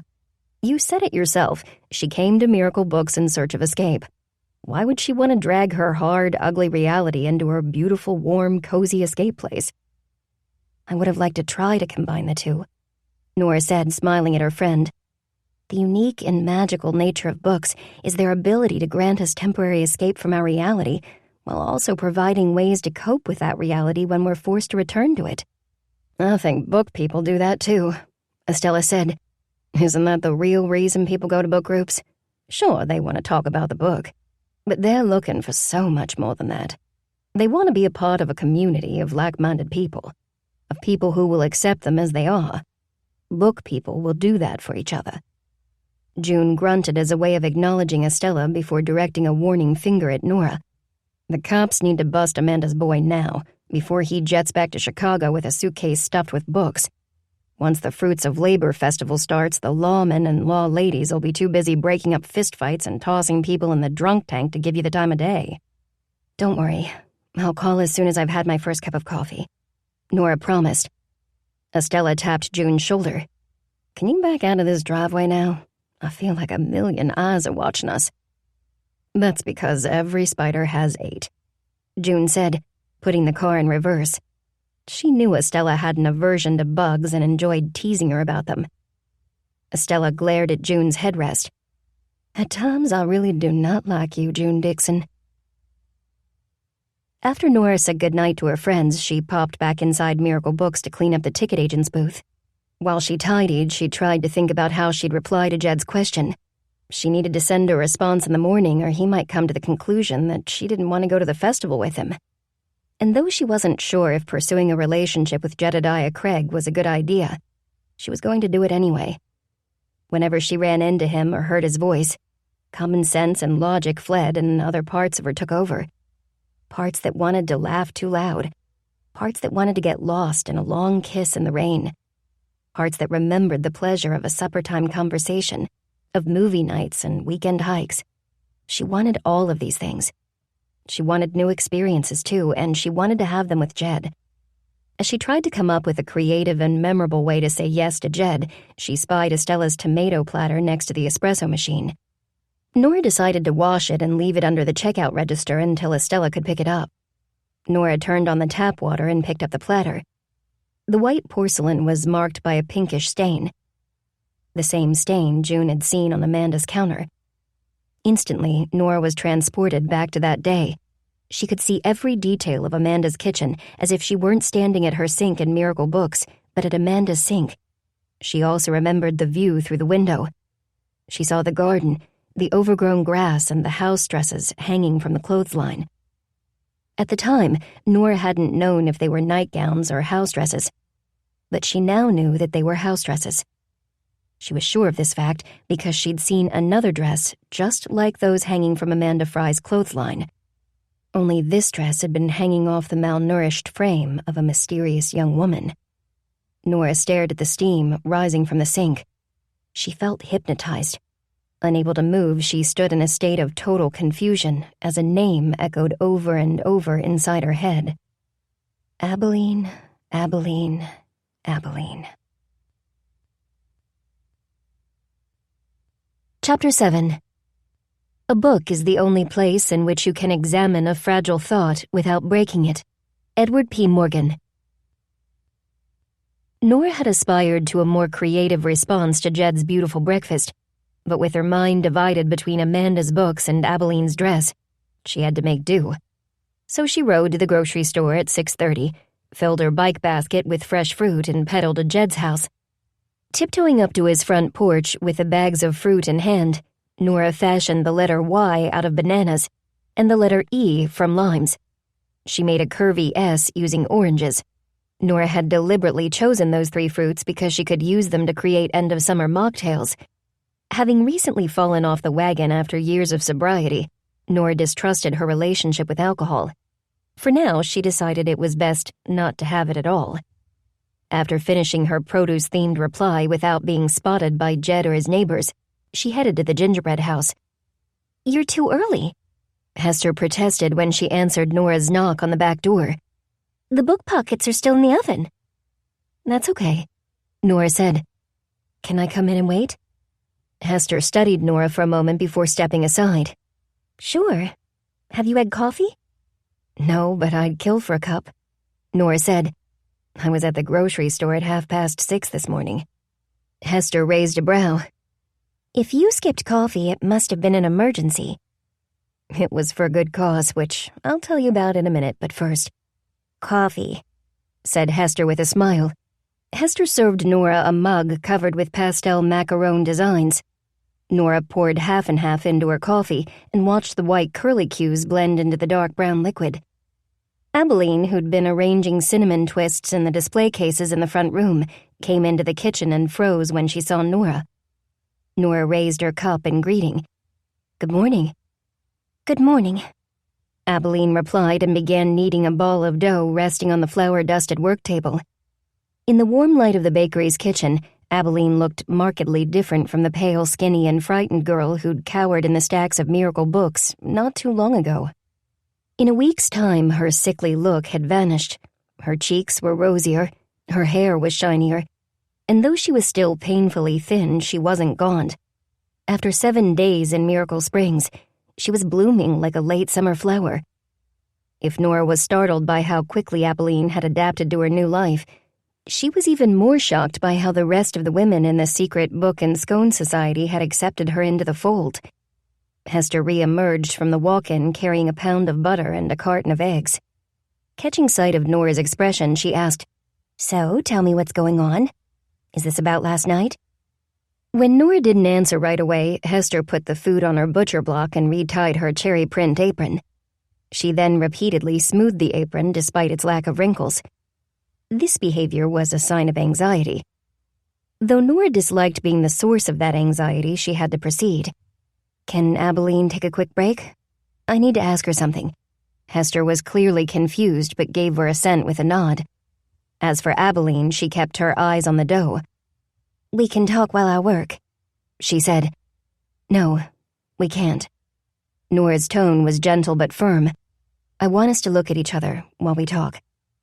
A timer began beeping and Hester moved swiftly to the oven to turn it off. Grabbing an oven mitt, she pulled out a tray of book pockets and moved the tray to a cooling rack. Like the air escaping from the oven, tension was slowly filling the room with heat. It was a prickly, uncomfortable kind of heat, and spots the color of ripe raspberries appeared on Hester's cheeks. Abalene wiped her flour-covered hands on a dish towel and shot a glance at the exit. For a moment, it looked like she might make a run for it. But she pulled her gaze back to Nora and perched on the stool across from her. "What I have to ask you is very simple," Nora said, staring fixedly at Abalene. "Did you know Amanda Fry?" Abalene's expression was completely inscrutable.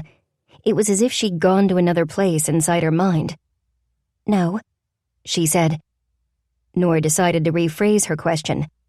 "Okay, have you met Amanda Fry? Have you ever been to her house?" "I don't know why you're asking me these things." Hester opened her mouth to protest, but Nora raised a hand to stop her. She sensed deceit in Abalene. Deceit by omission. She could feel its presence. It was like an animal. a low, slinking rodent, a creature that lived in the shadows surviving off scraps. Answer the question, please.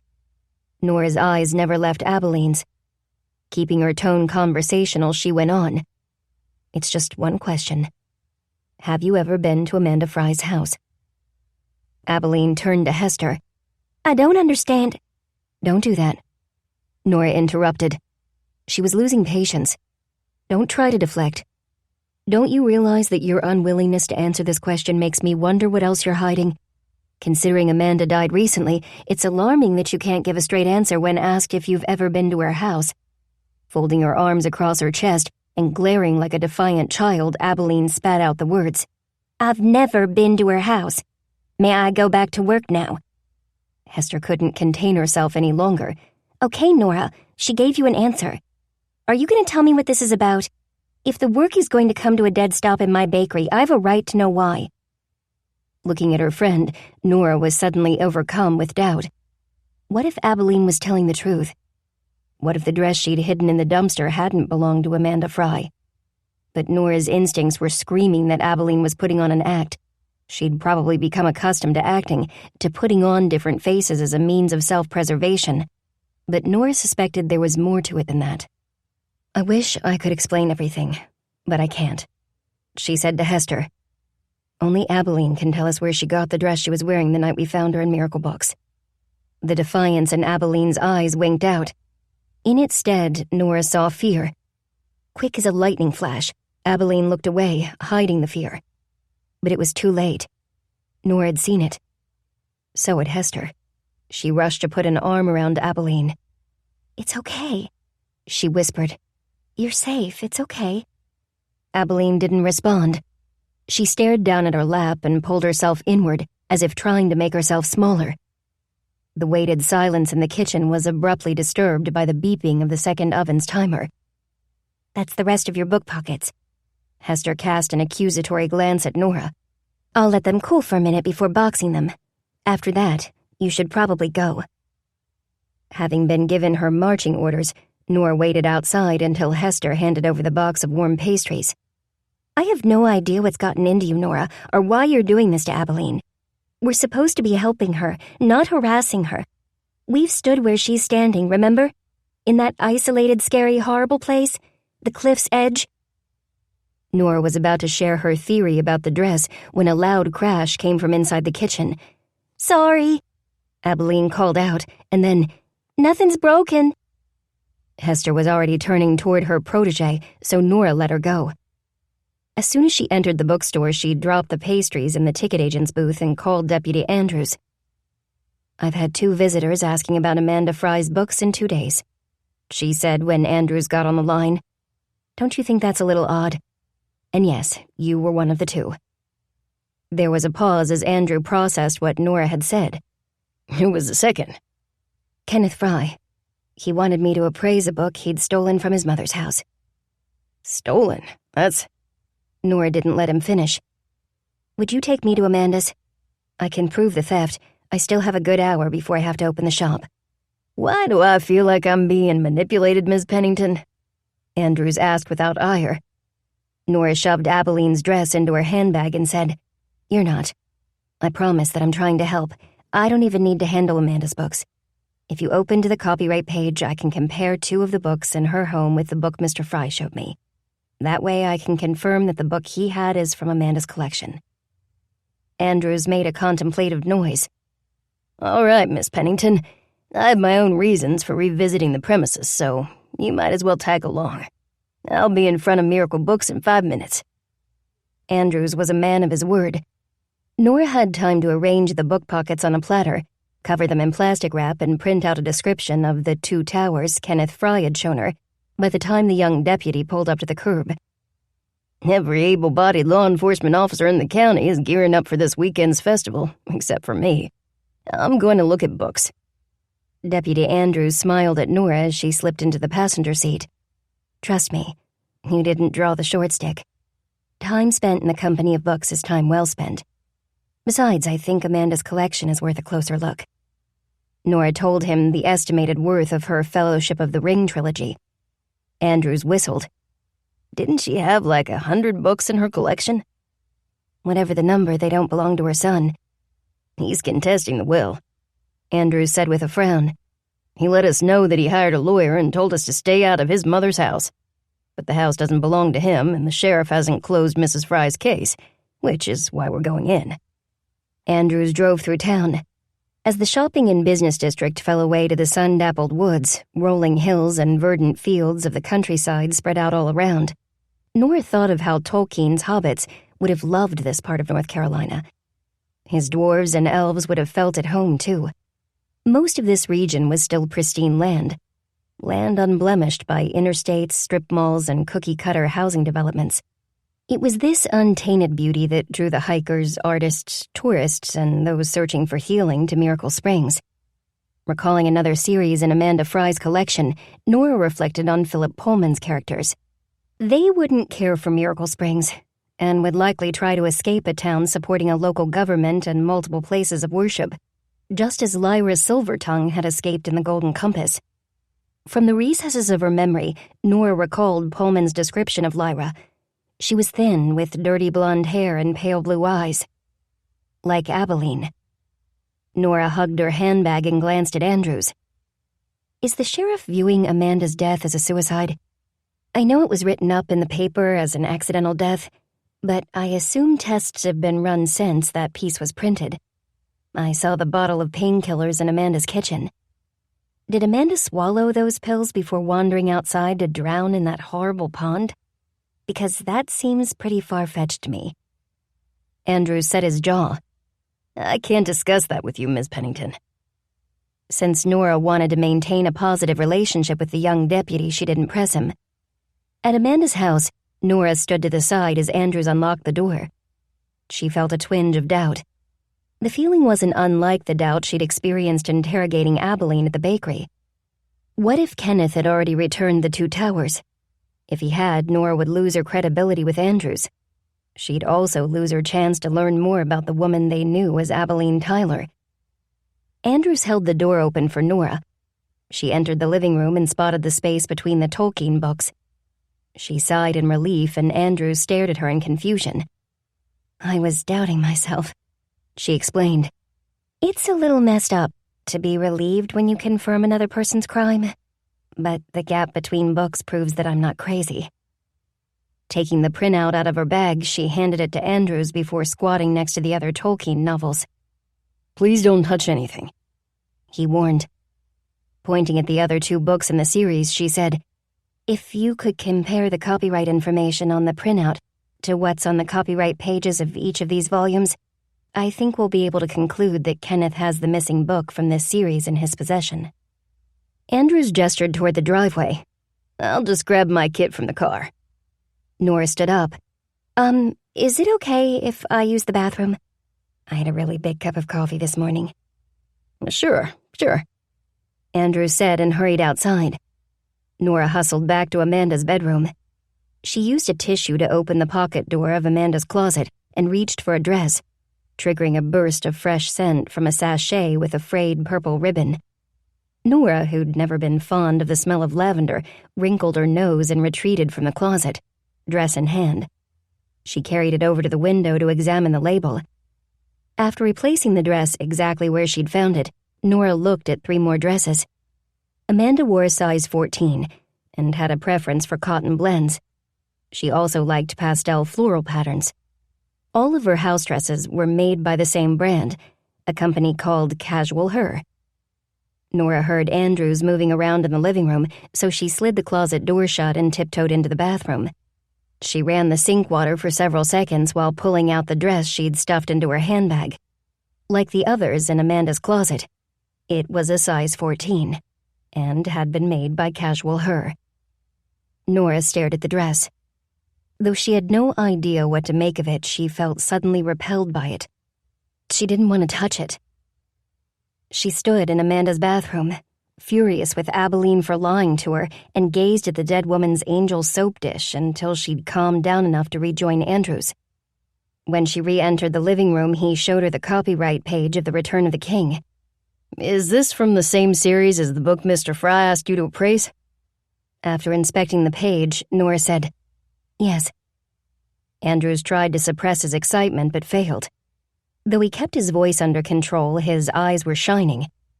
Is anything else missing? Nora scanned the other end of the shelves, recalling the dark space she thought she'd seen the night before. And there it was, a shadowy void following Catherine Cookson's The Malin Girl. She pointed it out to Andrews. There might be another book missing. If I remember this series correctly, it's called The Malin Litter. Andrews photographed the section of bookshelf using his phone. Mr. Fry didn't mention this book? No, only the Tolkien, Nora said, and he wasn't about to share details about other books in this collection. He clammed up the second he realized that I wasn't going to tell him exactly how to sell his books online, or how to find a cheap but reputable dealer to do it for him. Andrews looked pensive as he scanned the shelves. Is the other book Mr. Fry may have taken worth as much as the Tolkien? This Malin Litter book? Not to a collector, Nora said. Miss Cookson is a wonderful writer and has millions of fans. But even a first-edition Cookson novel in its original dust jacket isn't as rare as a first-edition Tolkien in its original dust jacket. Then why would Mr. Fry steal it? Andrews asked. Nora shrugged. Because he doesn't know his Cookson from his Tolkien? Is that the literary equivalent of his ass from his elbow? That would be deeply insulting to both Miss Cookson and Mr. Tolkien, Nora replied. Well, Fry is an ass. He wasted no time making enemies in town, Andrews said, putting his professional demeanor aside for the moment. Mr. Kingsley came into the station to see if he could file a complaint about him. Apparently, Mr. Fry's been telling anyone who will listen that Mr. Kingsley is a crook. When one of our new deputies asked Mr. Fry for details, he was so rude to her that she stormed out of the room. He used words that no lady should ever have to hear. She told us that she was worried she'd shoot the guy if she spent another second with him. Nora could easily imagine Kenneth Fry using extremely coarse language. What happened next?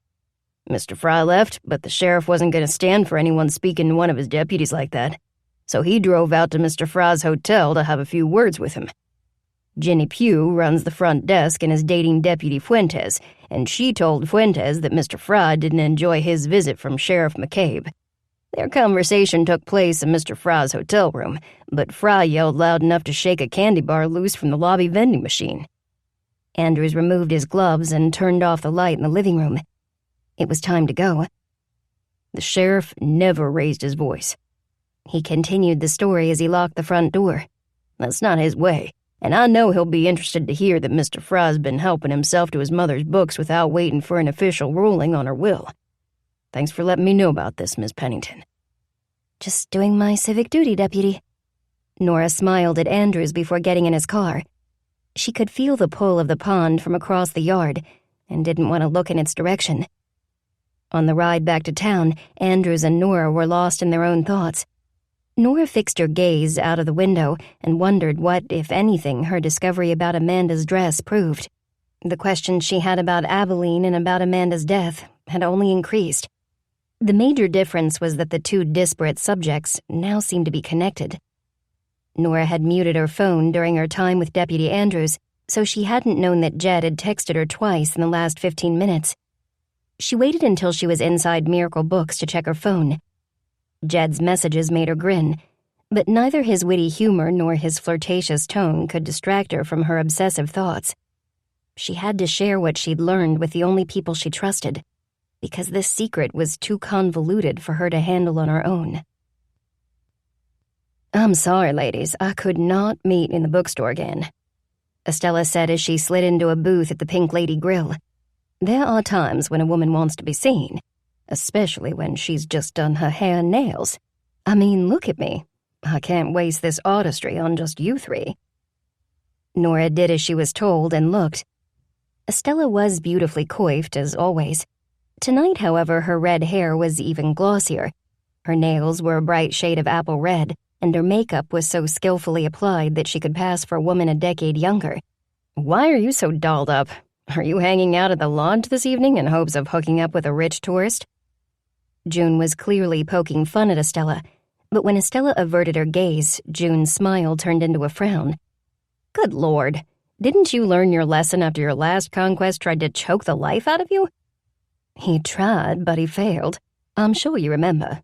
Anyway, I have needs, Estella said. I need attention from men. She splayed her hands and examined her nails. Okay, I don't need it, but I like it. What I don't like is you judging me. She turned to Nora. I'm not in a Jack strawberry milkshake kind of mood tonight. I want something sexy, like a martini. I love to pull the olives off the tip of the cocktail stirrer, nice and slow, when I know a man is watching. Drives them wild. You should try it with your cute deputy sometime, Hester. Hester blushed and suddenly became very focused on her menu. Well, I'm having a milkshake, June declared. You can have your olives and your men, Estella. And I'm not judging. I just worry about you. She glanced toward the kitchen. Oh, here comes Jack. Jack Nakamura was a Japanese-American transplant from Alabama who cooked traditional Southern comfort food as if his family had been making biscuits, fried chicken, grits, and ham steak for generations. The Pink Lady's name and color scheme were a tribute to Jack's late mother. After breast cancer claimed her life, Jack became a passionate advocate for breast cancer prevention. Letters and photographs from women who'd battled breast cancer were displayed throughout the diner, and a percentage of Jack's profits were donated to area women in need of early detection screenings. That summer, Jack had added a memory garden to the diner's grounds. Though not large, it was a peaceful place where people could remember the women they'd loved and lost to cancer. Jack invited friends or family members to write the name of their loved ones on a rock and add it to the river of stones he'd created in the center of the garden. He'd also placed a small bell that sang with every breath of air. Under the bell was a plaque inscribed with a basho haiku. The temple bell stops, but the sound keeps coming out of the flowers. Jack was a kind, quiet man who often stopped by Miracle Books on his day off. His reading interests focused on health and wellness, cooking, gardening, and poetry. Tonight, however, he seemed mostly interested in Estella. I'm going to be your server and your chef this evening, he informed them, his gaze lingering on Estella. May I tell you about the specials? Estella flicked a wave of hair over her shoulder, exposing the pale, smooth skin of her neck. We'd be delighted to hear all about them. Jack described the soup of the day and the catch of the day in great detail. Estella moaned appreciatively during his recitation and then proceeded to order a Cobb salad. I have to watch my figure, she explained in an apologetic tone to Jack. You're wonderful, just as you are, Jack said before heading into the kitchen. June pointed at the swinging doors. That, my friends, is what every person should aspire to hear from their partner. It's the ultimate compliment. Estella flicked her wrist. He only said that because he doesn't know me. She shifted her gaze to Nora. Are you ready to tell us why you called this auspicious meeting? Your texts were like a teaser to a juicy novel, but I have a feeling we're not here to talk about books. Nora produced Amanda's house dress, which was folded inside a plastic baggie, and set it on the table. Do you recognize this dress? Of course we do, Hester snapped. What is up with you and this witch hunt? Hester, Nora kept her voice soft. When you look at Abalene, you see a young woman in need of rescue. I get it. You were once a young woman like that. You were mistreated and misjudged, and no one came along to rescue you. You had to be your own heroine.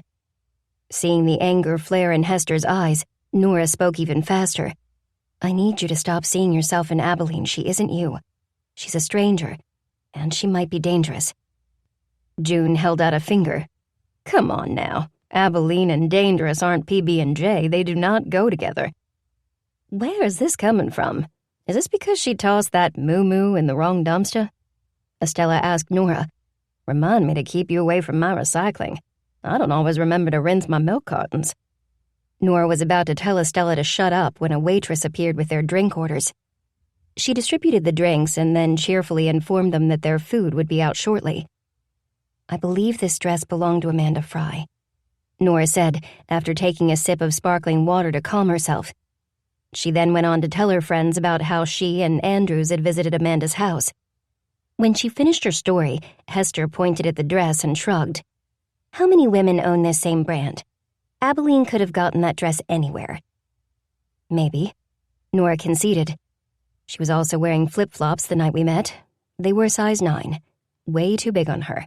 I know the size because I climbed back into the recycling bin and found them, in the same spot Abalene hid the dress. She paused to take another drink. Guess who else wore a size 9? Lord Almighty, please don't say Amanda Fry. June whispered. Hester slapped the table, her face contorting with anger. Stop it! For shit's sake, Nora, just stop. Who cares how Abalene got the dress or the shoes? Why can't you leave her alone? Can't you see that she needs kindness? Can't you see that she needs help? Shaking her head, Hester looked at Nora with doleful eyes. I thought that you were all about trying to heal people, but I guess I was wrong. Estella, who had the misfortune of sitting next to Hester, put a hand on her shoulder.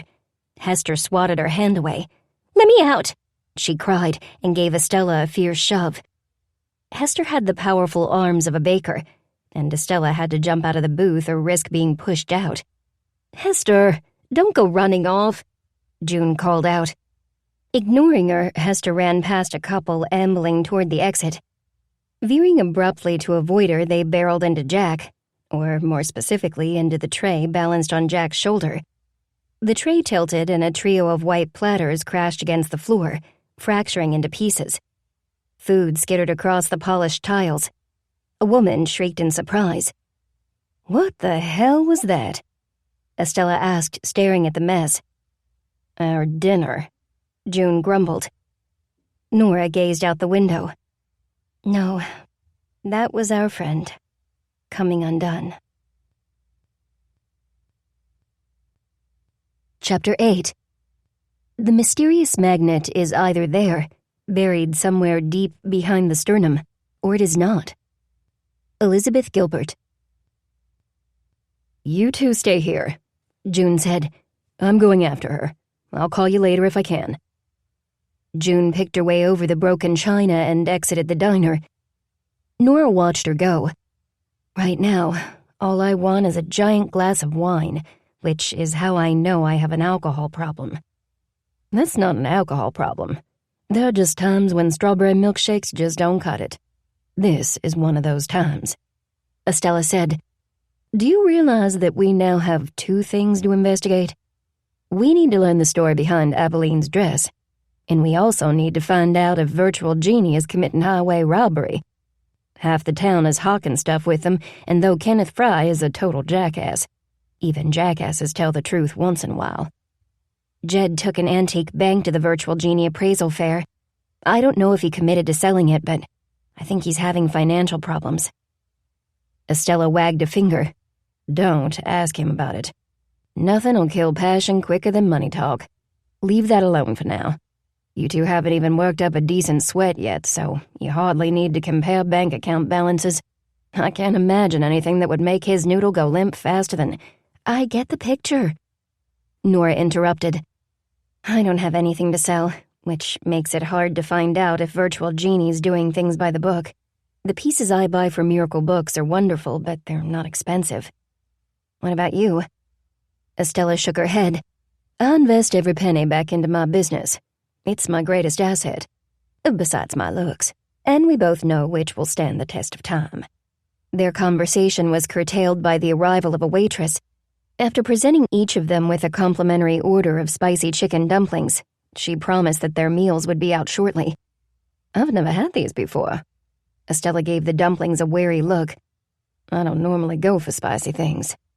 Outside the bedroom, that is.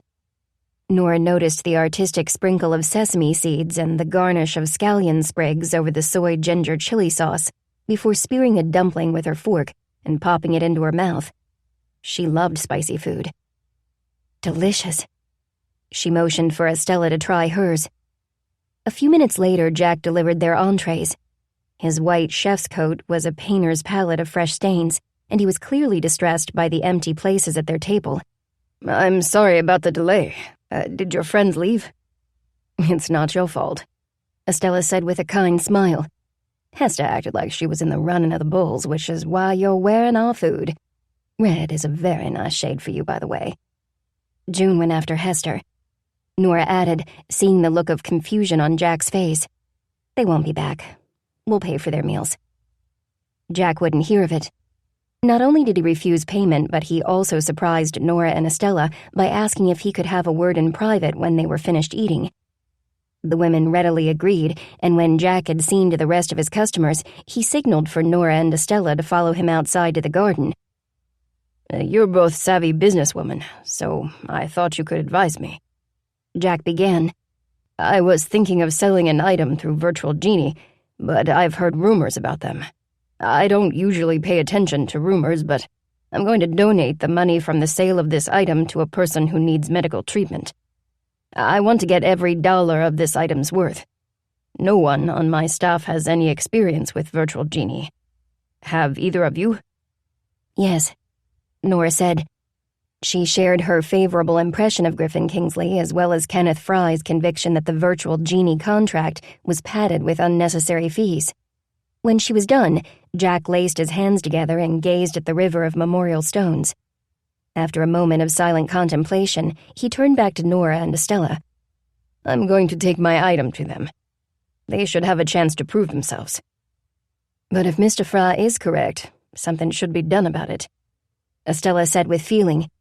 "We can't let anyone else take advantage of our neighbors, which is why I'd like to come with you, Jack."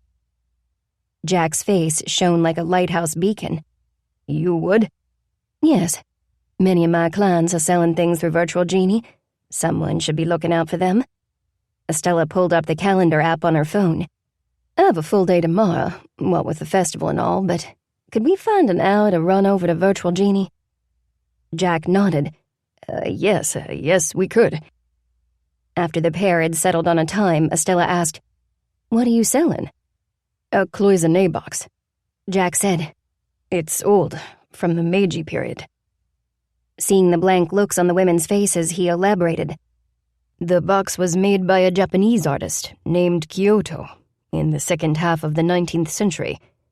It's decorated with a phoenix and enameled peony flowers. A woman I never met sent it to me after my mother passed away. My mother's name was Peony." "How lovely," said Estella. "The peony is my favorite flower." Jack beamed at her. "Would you like to see the box? I have it under the register." Estella said that she would, but Nora demurred. She wasn't quite ready to leave the peaceful garden, so she said goodnight to Estella and Jack and watched them re-enter the diner. Nora sat down on the bench facing the river of stones. A breeze pushed the clapper of the little brass bell, and a chorus of clear high notes floated into the air. As Nora watched the light fade over the garden and listened to the haunting call of the bell, she had a strong and sudden longing to be in another's company, and she knew just whose company she wanted. She took out her phone and dialed Jed's number. "Want to come over?" she asked without preamble. "Yes," he answered with equal directness. Nora left the lonely river to the dying light. At home, she knew what would happen when Jed appeared. She felt electric with anticipation. It was much like the sensation of prickly heat she'd felt in Hester's kitchen when the tension had risen and swelled like bread dough, but this tension was different. Its hunger wasn't fed by suspicion or anger. It was fed by desire. Nora moved around her house, throwing open windows, inviting the nighttime scents and sounds to gather inside. The only light she lit was a battery-powered lantern. She knew that if she stood in front of it, the light would shine through her thin sundress, outlining the curves of her body. Because she'd left her front door ajar, Nora could hear the tread of Jed's work boots as he mounted the deck stairs. The moment he entered her house, Nora's skin erupted in gooseflesh, and her heart began to pound like a drum. When Jed saw her, he didn't smile or speak. He just stood on the threshold and stared. His gaze slowly traveled down the length of her body. His gaze lingered on every part of her. It was like a caress, a prelude to his touch. Just when Nora didn't think she could wait a second longer, his eyes met hers. What she saw in his eyes was an acceptance of her silent invitation. Jed had understood that her phone call, her open windows, her lack of words, and her bare feet were inviting him to do one thing. She wanted him to touch her. Without speaking, he closed the space between them, took her in his arms and kissed her. His mouth was hungry. His hands were hungry. They slid over her shoulders and under the straps of her dress. His fingertips moved down her back, hurrying to find purchase on the curve of her hips. He used her hips as leverage to press the length of her body against his. She didn't resist. He tugged on her hair, forcing her neck to arch, and when he kissed her throat, she moaned and melted into him. Jed's hands were strong and calloused. The stubble covering his chin and cheeks was rough. She liked how he felt. All of him. This was exactly what she'd wanted. This feverish, fearless release. She was unaware that her dress had pulled to the floor until Jed picked her up, wrapped her naked legs around his waist, and carried her to the bedroom.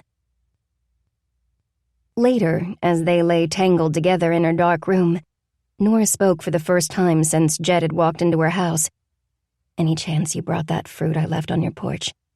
I could make us a re-energizing smoothie." She joked. He laughed. "I barely stopped for red lights. I was burning for you. I've been burning for you since the day we met." He suddenly cupped Nora's cheek in his palm. "Shitty analogy, I'm sorry." "You can use fire metaphors with me, I can take it." She gave him an elbow to the ribs to restore the playful mood. "You've tested me out, I don't break." "No, you don't. And I find your toughness very sexy." The smile had returned to his voice. "That and many other parts of you, but I'd rather explain myself by showing instead of telling." Using his hands and his mouth, he demonstrated his appreciation of Nora's parts so thoroughly that it was quite some time before either of them spoke again. It was Jed who eventually whispered into the silence. "Does this mean that you're ready to tell me your story? When you were in the hospital, you asked if I wanted to hear it. I did then. I still do." Nora, who'd been on the cusp of sleep, said, "I'm close to drifting off, which is your fault for wearing me out, so I'll give you the abbreviated version." "I'll take whatever you want to give," Jed said in a soft voice. "I'll just close my eyes and listen." Nora liked that he'd offered to close his eyes. The darkness and the feeling of Jed's warm body touching hers allowed the words to flow from the deep well in which she'd stored them. "I used to be a librarian. And I used to be married. I thought I had a good life until I discovered that my husband was having an affair. A serious affair. It was New Year's Eve when I learned about his double life. I also learned that his mistress was pregnant." "Wow," Jed whispered. "The discovery ripped me apart," Nora said. "People use that expression without really knowing what it means, but I know what being ripped apart feels like. There was a tearing in my heart. A partial death. In one night, I no longer recognized my life. And before the night ended, I lost far more than my marriage. I lost my job, my house, and my friends. My reflection in the mirror would never be the same either. That was my fault, not my bastard husband's." Nora paused before telling Jed the terrible truth about how she got her scars. "When my husband didn't come home that New Year's Eve, I looked on his computer and found things that cut me so deeply that I felt like I'd been stabbed 1,000 times. She eventually continued. I wanted the intensity of the pain to stop, so I drank. And drank. When I'd had way too much, I drove to the other woman's house to confront my husband." Nora stared upward where the moonlight streaming through the window had painted a glowing opal in the center of the dark ceiling. Jed sensed her hesitation and laid his hand on her arm. It was a comforting, reassuring touch, and it gave Nora the courage to finish her story. I screamed at the two of them, but I knew it was useless. I was no longer wanted. Blinded by fury and hurt, I got back in my car. My emotions made me crazy, and I hit another car on the highway. The car caught fire, and I had to pull a mother and her toddler out of the burning wreckage. The mom was okay, but the boy suffered some burns to his lower legs. He healed beautifully. The very young heal so beautifully. There was more Nora could say. She could explain how her guilt had burrowed deep into her bones where it would always stay with her. She could tell Jed that the end result of that night was that she lost the will to live, that she spent weeks in the burn unit praying for death. but she didn't tell him these things. She listened to Jed's rhythmic breathing and was glad the first part of their night hadn't included words. It was one thing for Hester, Estella, and June to accept Nora after hearing her secret, because they had secrets of their own. But Jed? Whatever dark thing he was hiding could hardly be comparable to hers. She prepared herself for his withdrawal. He might not leave right now, but he'd surely want to escape her with the dawn. Jed covered Nora's hand in a protective gesture. I don't know the details of your marriage, and I don't need to know them. Your idiot husband's loss is my gain. I also don't know what you looked like before. I don't need to know that either. To me, you're the most beautiful woman on this earth. And I'm not feeding you a line, Nora. I've told you before. I don't see your scars, I just see you. Do you know why? Nora felt his eyes on her in the dark. She moved closer to him. Their faces were an inch apart. Their exhalations mingled. He slid his arm around her waist, and she slid hers around his. With their knees and the tips of their toes touching, they were like one body instead of two. Why? She whispered. Because my mom's beautiful, and she's a burn victim. He said. She'd smack me for saying victim, but there's a reason I chose that word. A victim is injured due to an accident, an event, or someone else's action. In my mom's case, that someone else was me. I caused the fire that burned her. It was an accident, but what does that matter? If there's another person in Miracle Springs that gets what it's like to have guilt chewing away at you, it's me. I've seen June and her cats walking in the middle of the night because I don't sleep well either. One memory keeps me up. I caused a fire. I created a victim. 2, actually. Mom and Henry Higgins. That's why I asked you for books on canine anxiety when we first met. He can't sleep, and neither can I. Nora moved her hand through Jed's hair and shushed him. Tonight you'll sleep. You're gonna let these heavy thoughts float away like balloons. Let them go. See them drift into a clear blue sky. Jed released a weighted sigh. Nora continued to rub his head, slowing her passes through his hair each time. The balloons are rising higher and higher. She whispered, There are so many colors. Purple, red, green, yellow, orange, blue. In the sunlight, they glow like Christmas lights. They're like gumballs rising into space. They're getting smaller and smaller. There's no sound. It's completely silent. There's only sunlight. Brilliant sunlight and the big, wide sky.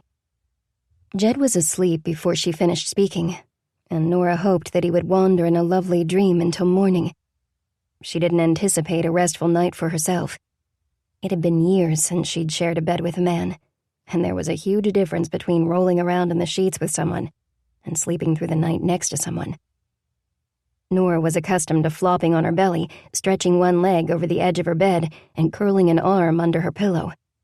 None of these actions was possible with Jed slumbering away in what was normally her side of the bed. Still, it had been a long day. Nora's emotions had been through the ringer, and her body had had quite a workout, so she managed to grab a few hours of sleep before the sensation of being cold pulled her toward consciousness. Searching for the edge of the top sheet, which she expected to find within reach, she encountered her naked hip. It took a second for her to remember why she wasn't wearing pajamas, and that she wasn't alone. Her skin was cool to the touch, and the sheet didn't warm her fast enough, so she turned around and backed into Jed until their bodies resembled a set of quotation marks. When she woke for the second time, Jed was gone, and she was on her belly with her right foot and calf dangling off her side of the bed. The light in the room was bright. Too bright. Nora lunged for the clock in a panic. She then grabbed a t-shirt and shorts from her hamper and hurriedly put them on. Jed was in her kitchen. He was dressed and his hair was damp. He smiled at Nora. "You showered?" she asked, her tone slightly accusatory. "Guilty as charged," he said. "I made coffee, too. Tell me how you like it and I'll fix your cup. I won't expect you to be civil before coffee. No one should have to be." This earned Jed a small smile. Nora said that she liked a teaspoon of raw sugar and a splash of half and half. I brewed this pot with an extra scoop of grounds, he said, handing her a mug. in case you needed the extra get up and go. I don't. I slept like the dead. I haven't slept like that in ages. And I have you to thank for that bit of magic, as well as all the other magic tricks you showed me last night. After I thank you up close and personal, I'll leave you to get on with your day. He put his mug down, crossed the room, and kissed Nora softly on her coffee-laced lips. There's nothing like the taste of coffee to start the day off on the right foot. Nora, who felt self-conscious because she hadn't brushed her teeth or her hair and was wearing dirty clothes, retreated a step.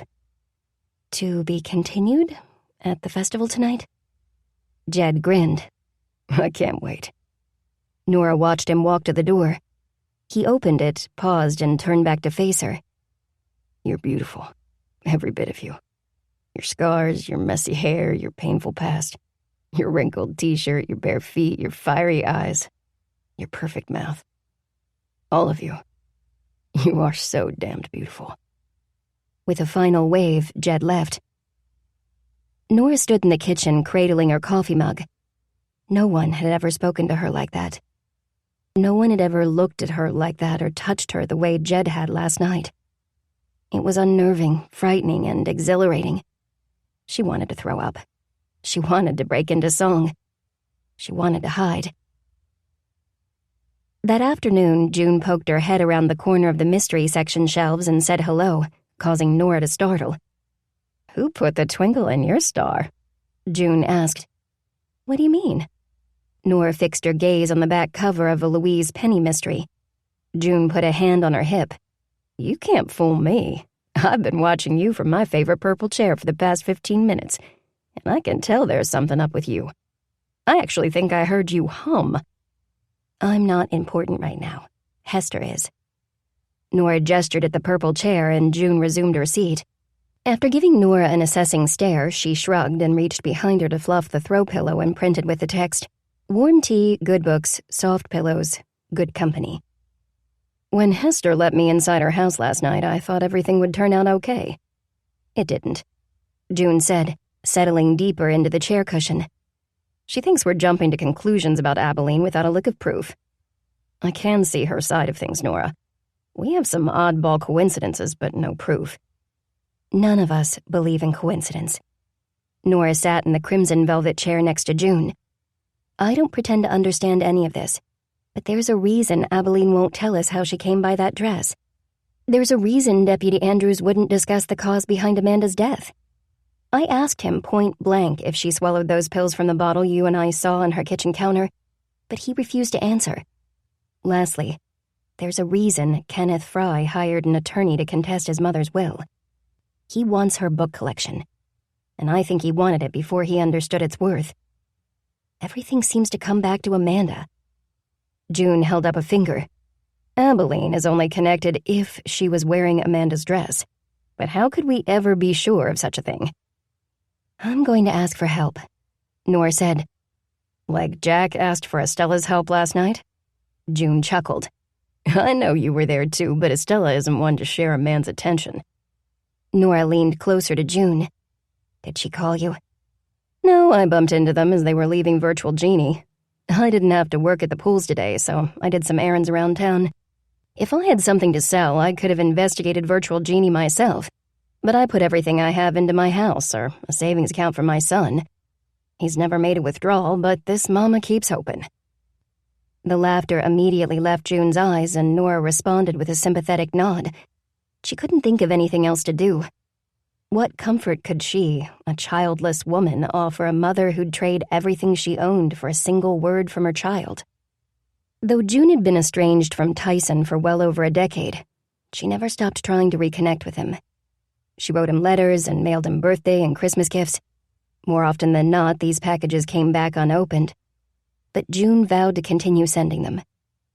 Though June had recently been promoted to a managerial position at the thermal pools run by the lodge, her income was still modest. Nora hadn't realized that her friend had set up a bank account for her son, and it saddened her to think that June might be denying herself small material pleasures in order to put money aside for a grown man who'd made it quite clear that he never wanted to see or speak to his mother again. Tyson blamed June for ruining his chance at a college education and for forever altering his destiny. He blamed her, refused to forgive her, and ultimately denied her very existence. So what happened with Jack and Estella? Nora gently changed the subject. Other than the fact that Jack has clearly fallen under Estella's wicked spell, you mean? God help him. June put her hands together as if in prayer and glanced at the ceiling. She then resumed her narrative. Since Jack had to hurry back to the Pink Lady to prep for the dinner rush, Estella was able to tell me about their visit before she was due to meet her next client. Here's what happened. Jack gave his box to Griffin Kingsley to sell, and Estella gave me a copy of the consignment agreement to go over with a fine-tooth comb. June produced a pink sheet of paper and set it on the coffee table, and the two women bent over the document and began to read. Nora skipped the blank lines asking for the consignor's personal information and moved down to the middle of the page. The terms of the contract were neither lengthy nor difficult to understand. The consignor agreed to a 60-40 split. 60% of the selling price would go to the consignor, and 40% would go to Virtual Genie. In addition, Virtual Genie would deduct priority rate shipping and insurance costs for each item. Items would be auctioned online for a period of 1 week.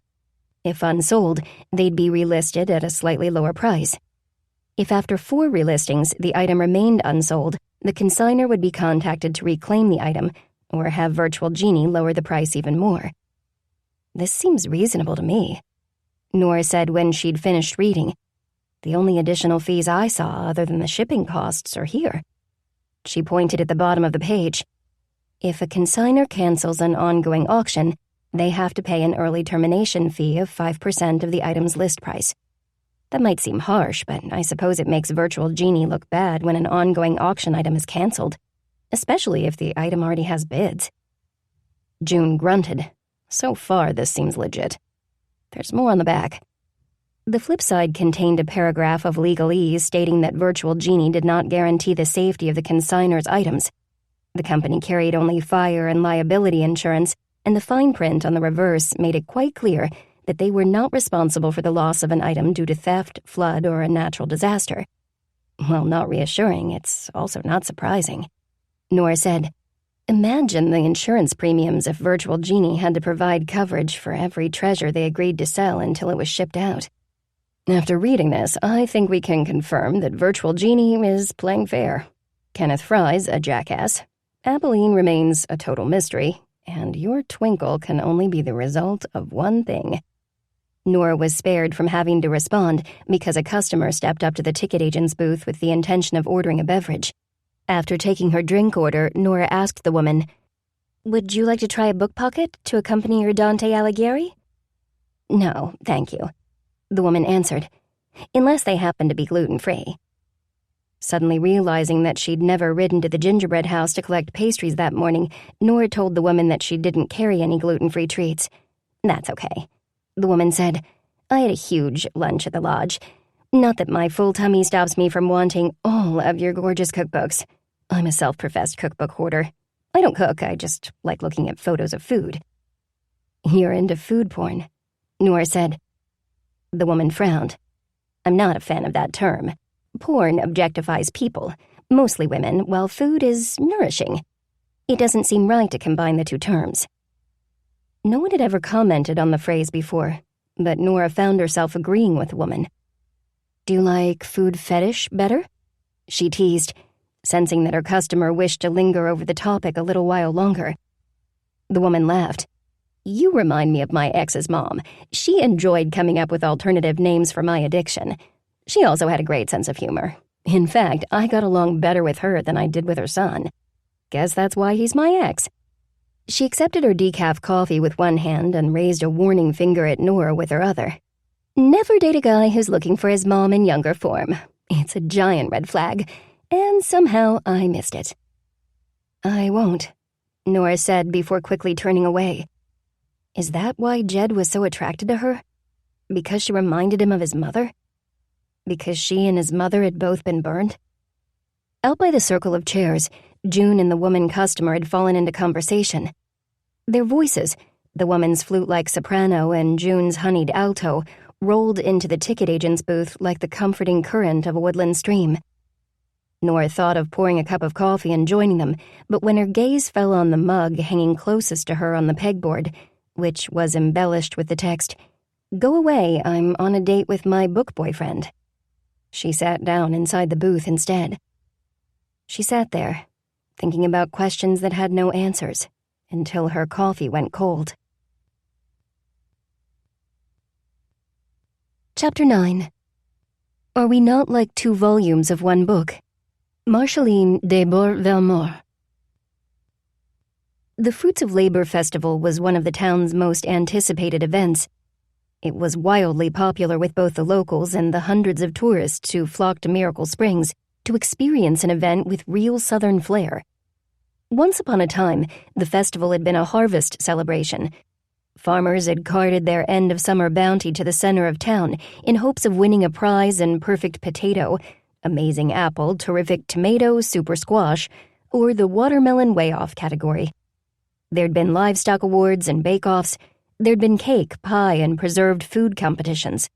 In fact, many local ladies still prided themselves on their ability to pickle anything under the sun. The Fruits of Labor Festival had evolved since its country fair origins. Though farmers attended the event, their livestock was no longer welcome, as the festival was now completely vegetarian. To Nora, the highlight of the weekend was the abundance of food trucks.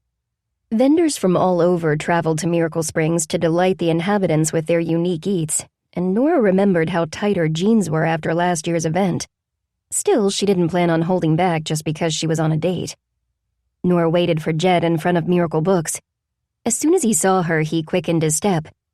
When he reached her, he immediately took her hand.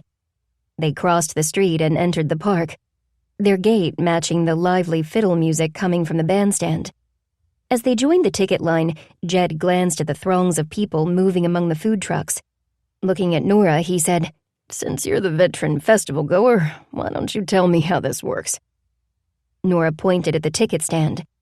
"The punch card gives you the best deal on food. You can try an item from 10 trucks. After most people have stuffed themselves on the savory goodies, they take a time out. They browse the craft stalls or play carnival games. There's dancing on the lawn next to the bandstand, too. Anyway," she hurried on, hoping Jed wouldn't want to dance, "everyone circles back to the food trucks for dessert." "I like this plan," Jed said with approval. He cast another glance at the long row of food trucks. How to choose? Nora followed his gaze. "In case you didn't know, this is a vegetarian festival." "Well, that's a deal breaker. I'm out of here." Jed pretended to step out of the line. He then spun on his heel and turned back to Nora. "Wait, is any of this super healthy food deep fried?" Nora laughed. "Lots." "In that case, I'm staying. You could deep fry a boot heel and I'd eat it." At the ticket stand, Jed purchased 2 punch cards. He was also given a sheet of paper that served as the festival schedule, map, and vendor list. He passed the sheet to Nora and told her to pick their first destination. "I hope you like chickpeas," she said, and led the way to a food truck called the Falafel Fix. When it was her turn, she ordered a falafel sample and handed the vendor her punch card. When it was Jed's turn, he told Nora that he'd always wanted to order baba ganoush. "It just sounds cool," he explained to both Nora and the young woman taking orders. She flashed him a coy grin. "It's Arabic, you know. Some say the translation is pampered daddy. Are you a pampered daddy?" Jed examined his fingers. "I don't know. It's been ages since my last mani-pedi." The woman laughed and ducked her head inside the truck to convey the order to the cook. "It's your pick next," Nora said after they'd devoured their first round of food. Jed pointed at a yellow food truck. "Mac and cheese pie. I need something unhealthy to balance out that eggplant. I should get huge bonus points just for eating eggplant. It has the consistency of a wet sponge. I'm not totally convinced that it's actually food." "Bonus points? Maybe for eating a handful of ghost peppers, but eggplant?" Nora shook her head in mock disgust. "You modern men. John Wayne wouldn't know what to make of you." Without warning, Jed steered them away from the perfect pie truck to the keep calm and curry on truck. "What's the spiciest thing you've got?" He asked the man at the window.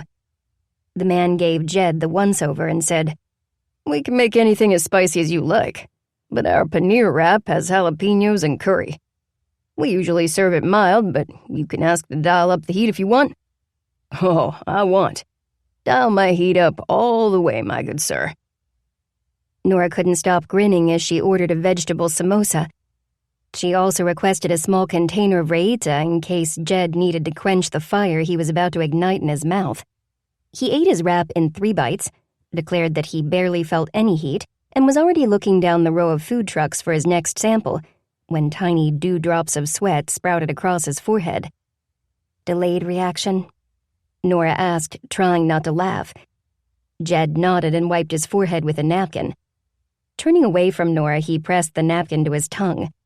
When he faced her again, his cheeks were flushed. "I should have gotten something to drink."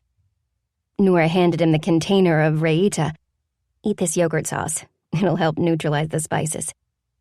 Jed accepted the container with a grateful groan.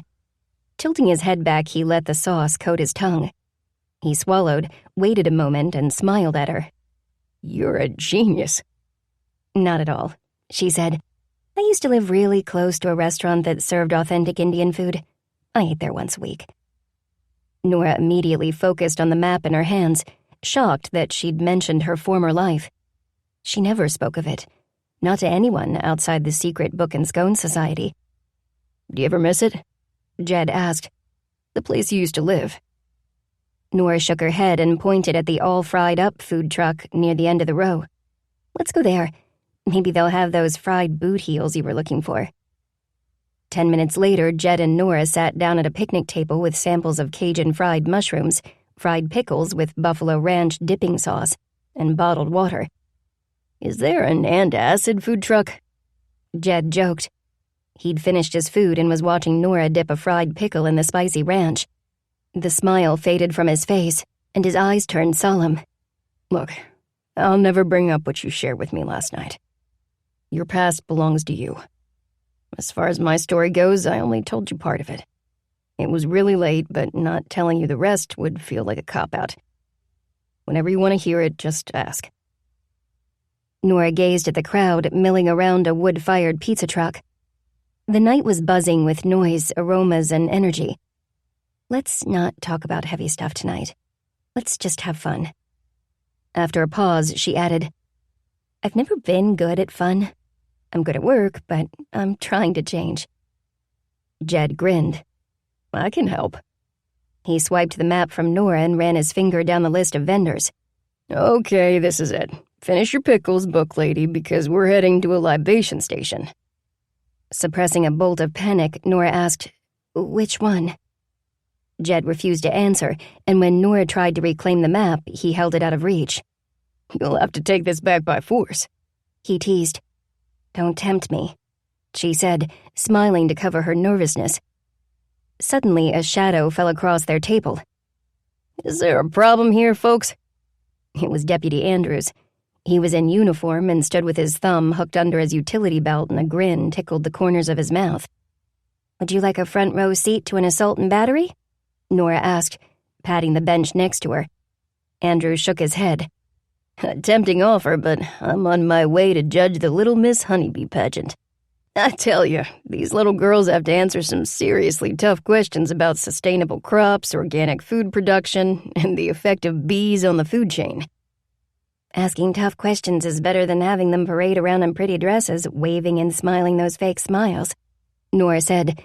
"This way they get to show off their brains." "They still parade around in dresses. The winners of the Little Miss and the Miss Honeybee competitions will lead the antique car parade tomorrow. Every girl in town is dying to sit in the back of that vintage Corvette. Shoot, I'm dying to sit in that car." Jed and Andrews started talking cars, and Nora excused herself to search for more bottled water. All the salty foods she'd eaten had made her thirsty. She was in line when Andrews reappeared at her side. "Did you see the paper this morning?" Nora had been too busy to read anything that day and told Andrews as much. "You gals are in it," Andrews said, glancing around to be sure that he couldn't be overheard. "For what?" Nora asked, checking to see what Jed was doing. He was standing next to the trash can, talking to a coworker. The other paramedic was in uniform. Both men were laughing and seemed totally relaxed. Your secret tote bags. Andrews lowered his voice to a whisper. Miss Washington told half the town about hers. She's working at the grocery store now. He added, referring to one of the former Madison County Community Bank tellers. She calls you her night angels, and that's what the paper's calling you now, too. Guess you four should start wearing costumes. Nora sighed. The last thing she and her friends were interested in was publicity. Please don't tell anyone, she begged. The whole point of our efforts is to deliver anonymous gifts to our neighbors. Your secret is safe with me. Hester already made me promise not to tell a soul. Not even the sheriff. She said she'd never bake for me again if I snitched. He shook his head. I couldn't face that. I love everything that woman makes. Hearing Hester's name, Nora felt a constriction in her chest. What would happen to their secret kindness bags if Hester stopped contributing breads, biscuits, and rolls? A second, much more disturbing thought followed this. What would become of the secret book and scone society if Hester stopped attending their meetings? It wouldn't be the same. Nora didn't think the rest of them could handle such a loss. Their friendship was too new, and because of its newness, it was also fragile. Are you all right, Miss Pennington? Nora was torn. She could confide in Andrews. He was a good man. He'd recognized the significance of Abalene showing up at Miracle Books that first night wearing a hospital wristband as well as a dress that might have belonged to Amanda Fry.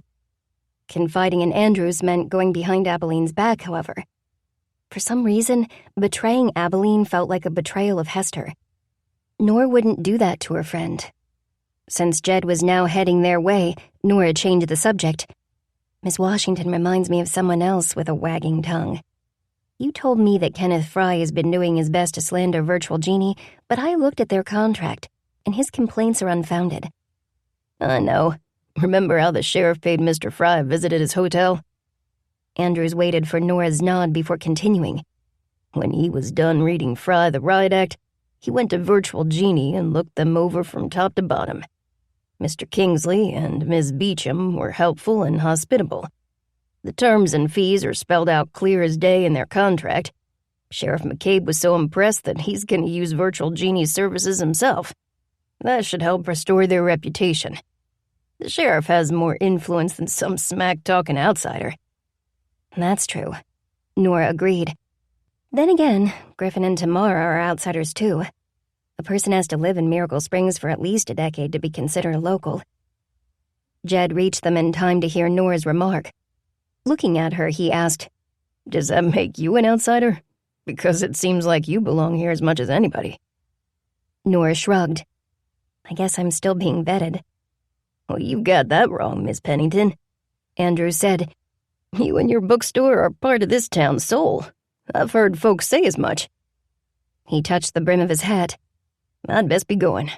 Enjoy your evening. Jed watched Andrews leave. I like that guy. The sheriff's a good egg, too. I guess Miracle Springs needed an outsider. It's always good to switch things up. Take something that's been around for ages and make it new.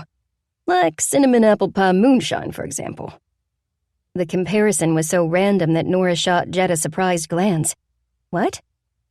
Jed's reply was lost when a voice boomed from the nearest loudspeaker. An announcer warned that the Little Miss Honeybee pageant would be starting in 5 minutes. Nora didn't ask Jed to repeat his answer. They passed under an archway festooned with artificial fruits and the words, Shop Local, Shop Blue Ridge, and continued onward until they reached a very popular booth. Nora examined the illuminated sign hanging over the main table. It was shaped like a mason jar, surrounding neon blue letters that spelled Blowing Rock Distillery. Ever had moonshine before? Jed asked. After hearing people say that it tastes like turpentine, no. Nora said. When disappointment flooded Jed's face, she amended her answer. Still, there must be a reason why it's so hip these days. Distilleries and craft cocktails featuring moonshine keep popping up. Either shine doesn't taste like turpentine, or all these people are lining up because they're dying for a swift burn to the esophagus. Jed laughed. I tried it once. It was my buddy's homemade concoction, and man, it was nasty stuff. It smelled like corn, but tasted like the inside of a teenage boy's gym locker. It must have been 1,000 proof. After 3 shots, I started seeing dead relatives. A group of older ladies dressed to the nines in skirt suits, pantyhose, and heels came tottering back from the booth's counter, giggling with every step. "Jedediah Craig," one of them shouted in an exaggerated drawl. "You might be giving us a ride in your emergency bus later on. We've had lots of special cherries." "Would you do us a favor, darling?" another lady added. "Drive us around without those awful sirens. I don't think I can tolerate any more noise. Just strap me onto a bed and hold me tight when the driver makes a sharp turn. Or any turn, for that matter." This comment elicited a renewed fit of giggles from the ladies, and they wobbled off toward the food trucks. "Cherries, eh?" Jed murmured in amusement. "More like cherry bombs." By the time she and Jed had reached the front of the line, Nora couldn't decide what to do. She didn't think that sampling a single Blowing Rock product would be a problem, but she knew she had to be careful. It had been a tumultuous week, and she didn't want an array of powerful emotions riding on a wave of hard liquor to take control. "Here's a menu, ma'am." A young man wearing denim overalls and cowboy boots offered Nora a laminated list of available samples. "If you need a recommendation, just holler." I do," she said before he could move to the next person. "What's your least potent sample?" Though he looked like a young Clint Eastwood, he seemed to lack Eastwood's quick wit. Flipping his sandy hair off his brow, the boy mumbled, Nora pointed at the menu.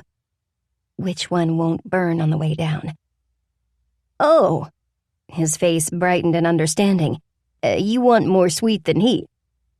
"Exactly," Nora said. Young Eastwood told her to try the moonshine cherries or peaches. If she liked those, she could sample a shot of strawberry or lemon drop moonshine.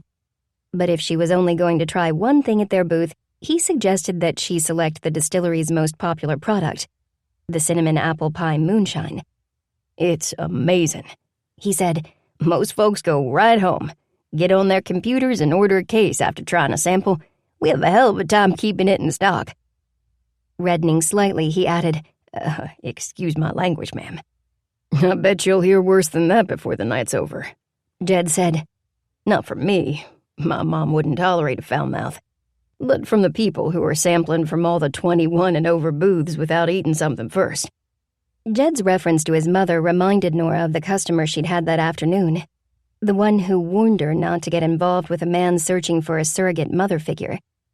It was because of this, no doubt, that Nora stepped up to the distillery booth's counter, looked at the array of colorful mason jars, and said, "I'd like moonshine cherries and the cinnamon apple pie moonshine." "The game is on," Jed said, and ordered a sample of White Lightning as well as summer orange moonshine. The pair moved to the tasting area. A dozen high-top tables were covered with vinyl cloths, and the table they chose was sticky with spots of dried liquor. Nora speared her cherry with a toothpick and held it aloft. As Lord Byron once said, "What's drinking? A mere pause from thinking." Jed saluted her with his tiny sample cup, which appeared to hold a thimbleful of liquor, and downed its contents. Nora popped the moonshine-soaked cherry into her mouth and studied Jed. He closed one eye and grimaced. He looked like an angry pirate. To keep the cherry from going down her throat hole, she pushed it toward her cheek with her tongue and bit down. She'd expected something sweet. Something akin to a maraschino cherry, but with a little bite. The bite on this cherry was big. Very big. Nora winced, chewed again, and quickly swallowed. Jed blew raspberries with his lips and murmured, "That was false advertising. The menu described summer orange as tasting like an orange candy. I figured it would be like Fanta on the front end and an amaretto in your coffee kind of warmth on the back end." He held up his hands. "I didn't taste any candy. It was all atomic orange from the get-go. My mouth still doesn't know what hit it." Nora pointed at his second sample cup and arched her brows. "You're gonna lose all trace of sweet with the pure moonshine. Are you sure you want to go there?" Jed shrugged. "My mouth is partially numb already. What's the harm in another shot?" How many times have people asked that question before doing something really stupid? Nora thought and picked up her cup. She sniffed the contents and was surprised by the pleasant apple aroma. She could also detect a subtle hint of cinnamon, and if she wasn't going crazy, a faint buttery scent. It was like walking into a room where someone had just taken an apple pie from the oven. How bad can it be when it smells this good?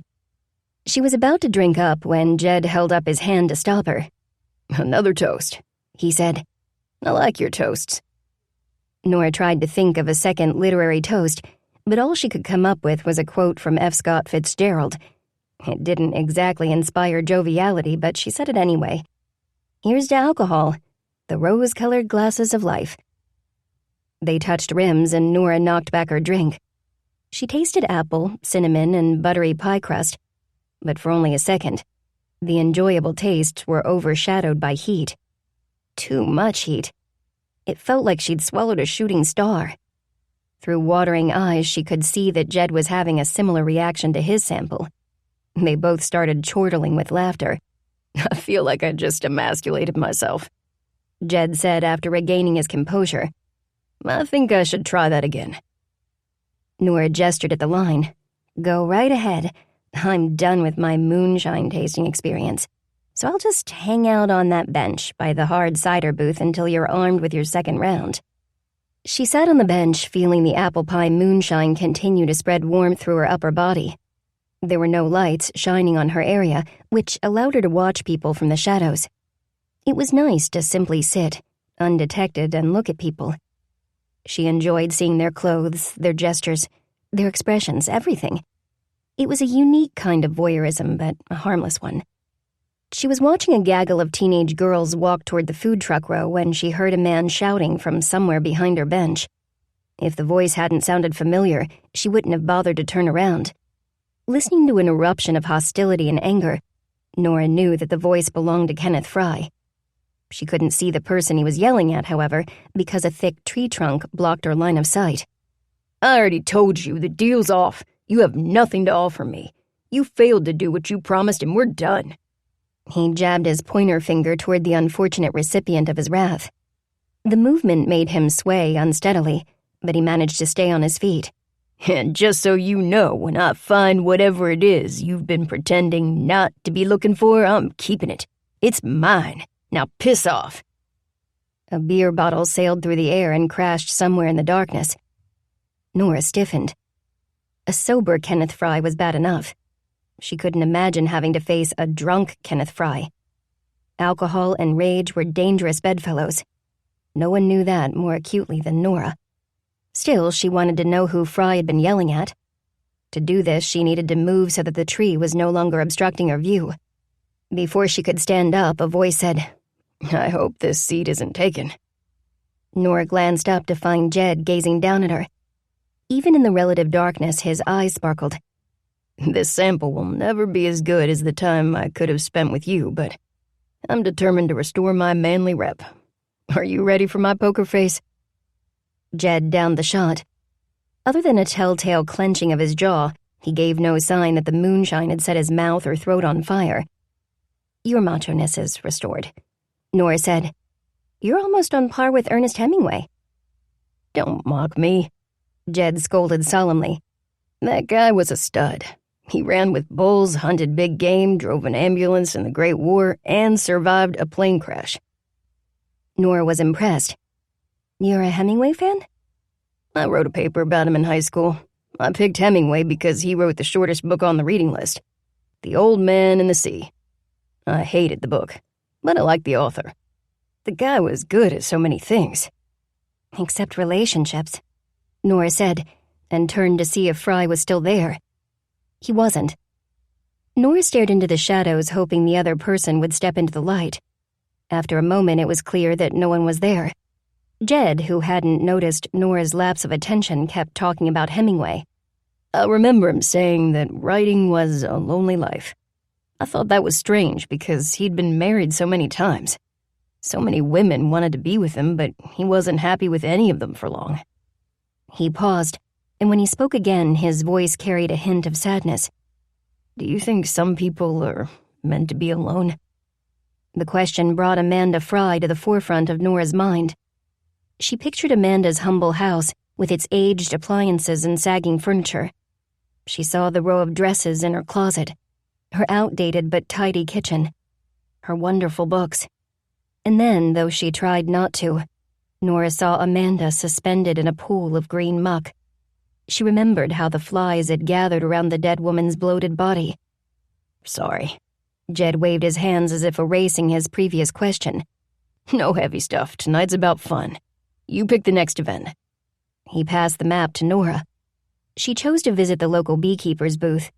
Though she and Jed tasted several varieties of honey and were treated to a lively cooking demonstration, the festival's spell had somehow been broken, and Nora had no idea how to rekindle the magic. After Jed had seen her home, Nora stood on her deck and stared at the high, distant stars. Leave it to Hemingway to put a damper on the first date I've had in years. She complained to the pinpricks of light. As expected, they had no solace for her. Chapter 10. He could feel how fast he was falling, and he knew what was waiting for him down there. George R.R. Martin.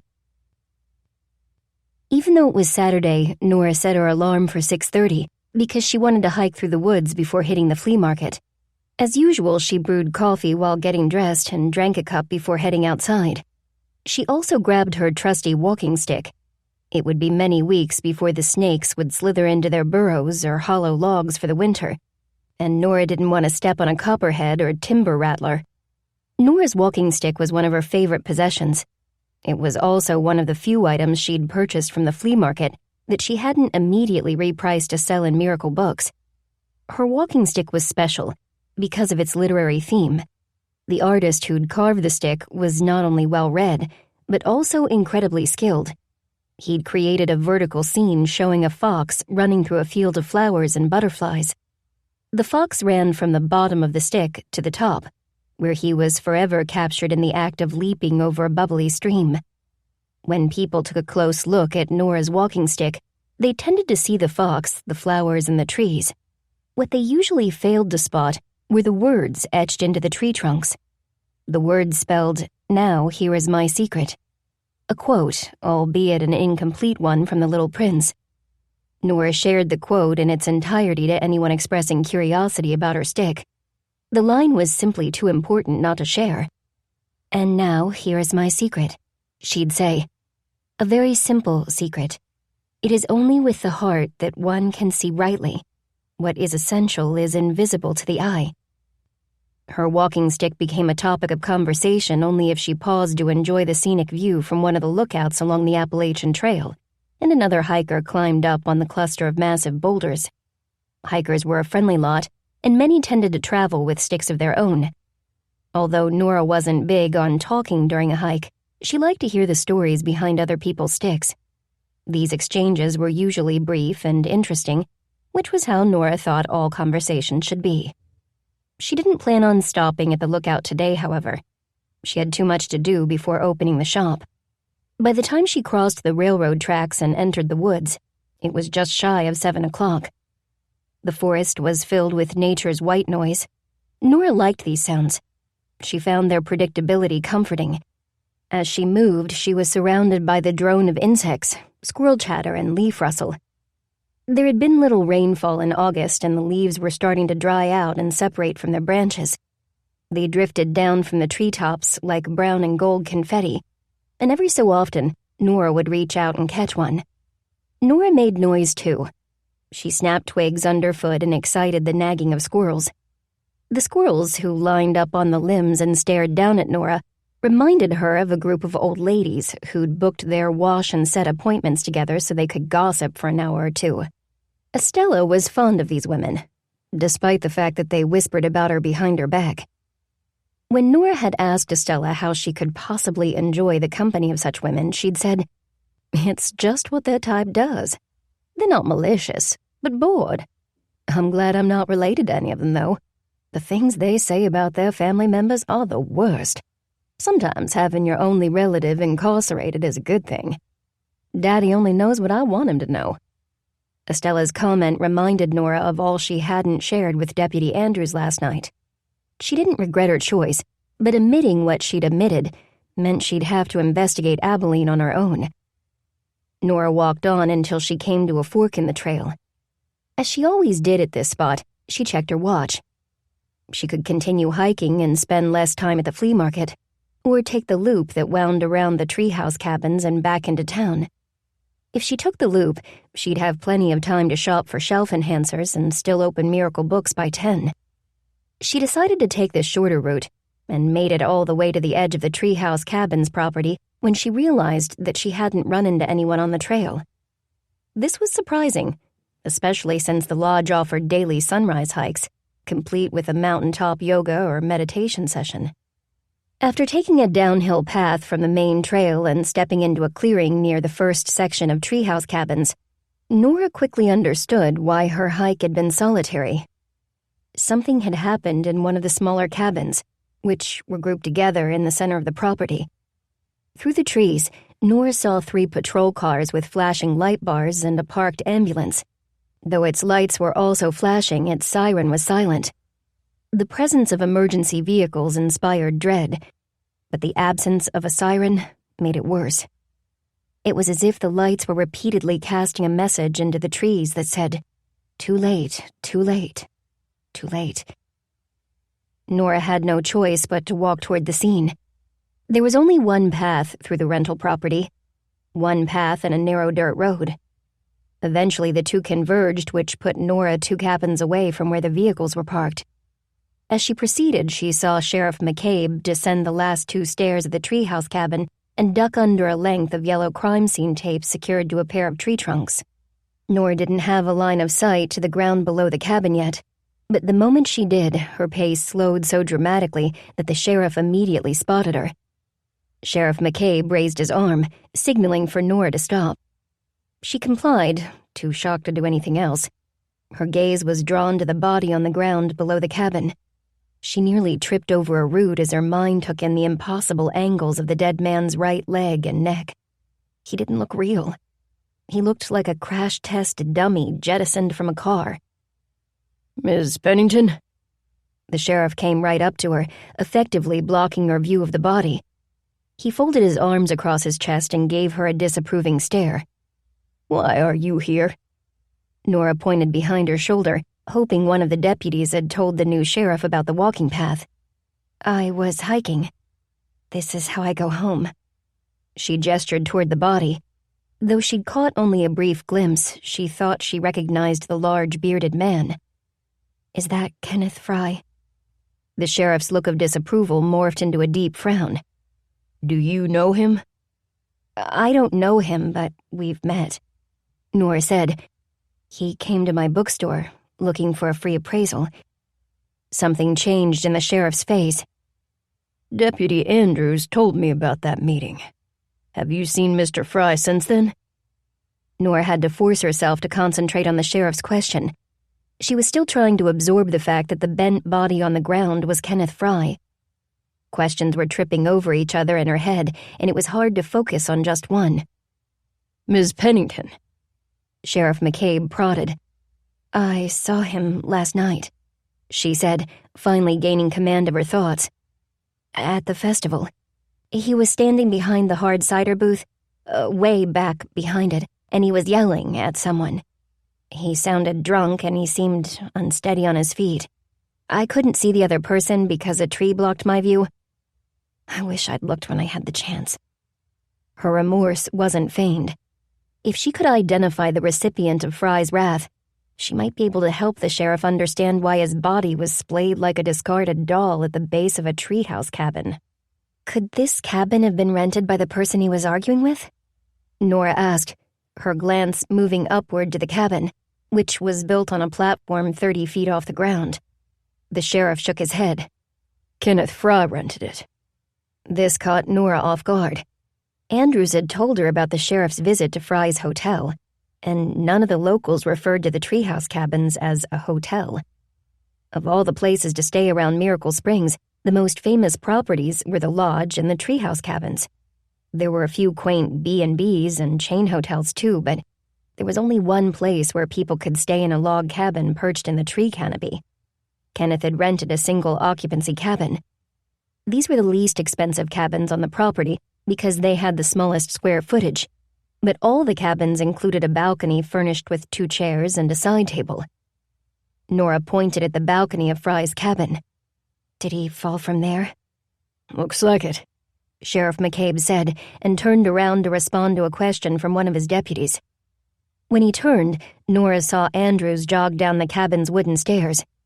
The sheriff raised his arm and hailed Andrews over. "Miss Pennington?" Andrews touched his hat in greeting.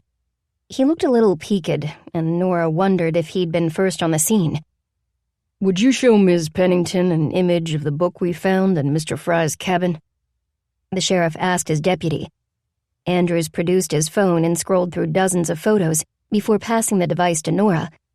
Taking the phone, she immediately recognized the image. It's the other missing book. Catherine Cookson's The Malin Litter. She pointed at the cabin. Is the Tolkien novel up there too, The Two Towers? Andrews nodded. Why? Nora murmured to herself. To the sheriff and Andrews, she said, I didn't catch most of what Fry said last night. There was too much competing noise, but it sounded like he was firing someone. He said that the deal was off and that the other person hadn't kept their promise. The last thing I heard didn't make much sense. Well, tell us anyway, the sheriff said. Nor didn't blame McCabe for his impatience. Behind him, Kenneth Fry's broken body silently demanded attention. Kenneth Fry. He'd come to Miracle Springs because his mother had suddenly died. Now he was dead too. His death was also sudden and unexpected. McCabe, the interim sheriff who'd been hired to rebuild the department following a scandal, had to investigate 2 suspicious deaths within days of accepting the job. Fry told the other person that if he found what he or she had been looking for, he was going to keep it. Nora said, I don't think Fry had any idea what it was. Could it be another book? Andrews asked the sheriff. Nora fixed her gaze on McCabe. There's something special about Amanda Fry's book collection. I don't know what it is, because I haven't examined all the books, but there must be a reason Kenneth tried so hard to stop them from being given to the person named in his mother's will. Andrews, we'll need a statement from Ms. Pennington. I also want you to find out who interacted with Fry last night. We can finish up here. Ma'am? The sheriff dipped his chin at Nora before heading over to where the paramedics were standing around Fry's body. When McCabe was out of earshot, Nora whispered, Did Fry fall or was he pushed? Andrews didn't respond, but Nora saw the muscle in his jaw tense. Whatever the evidence, he believed Kenneth Fry had been pushed. To Andrews, this was a murder scene. Could someone get so drunk that they'd fall off a balcony? She asked, looking up at the cabin.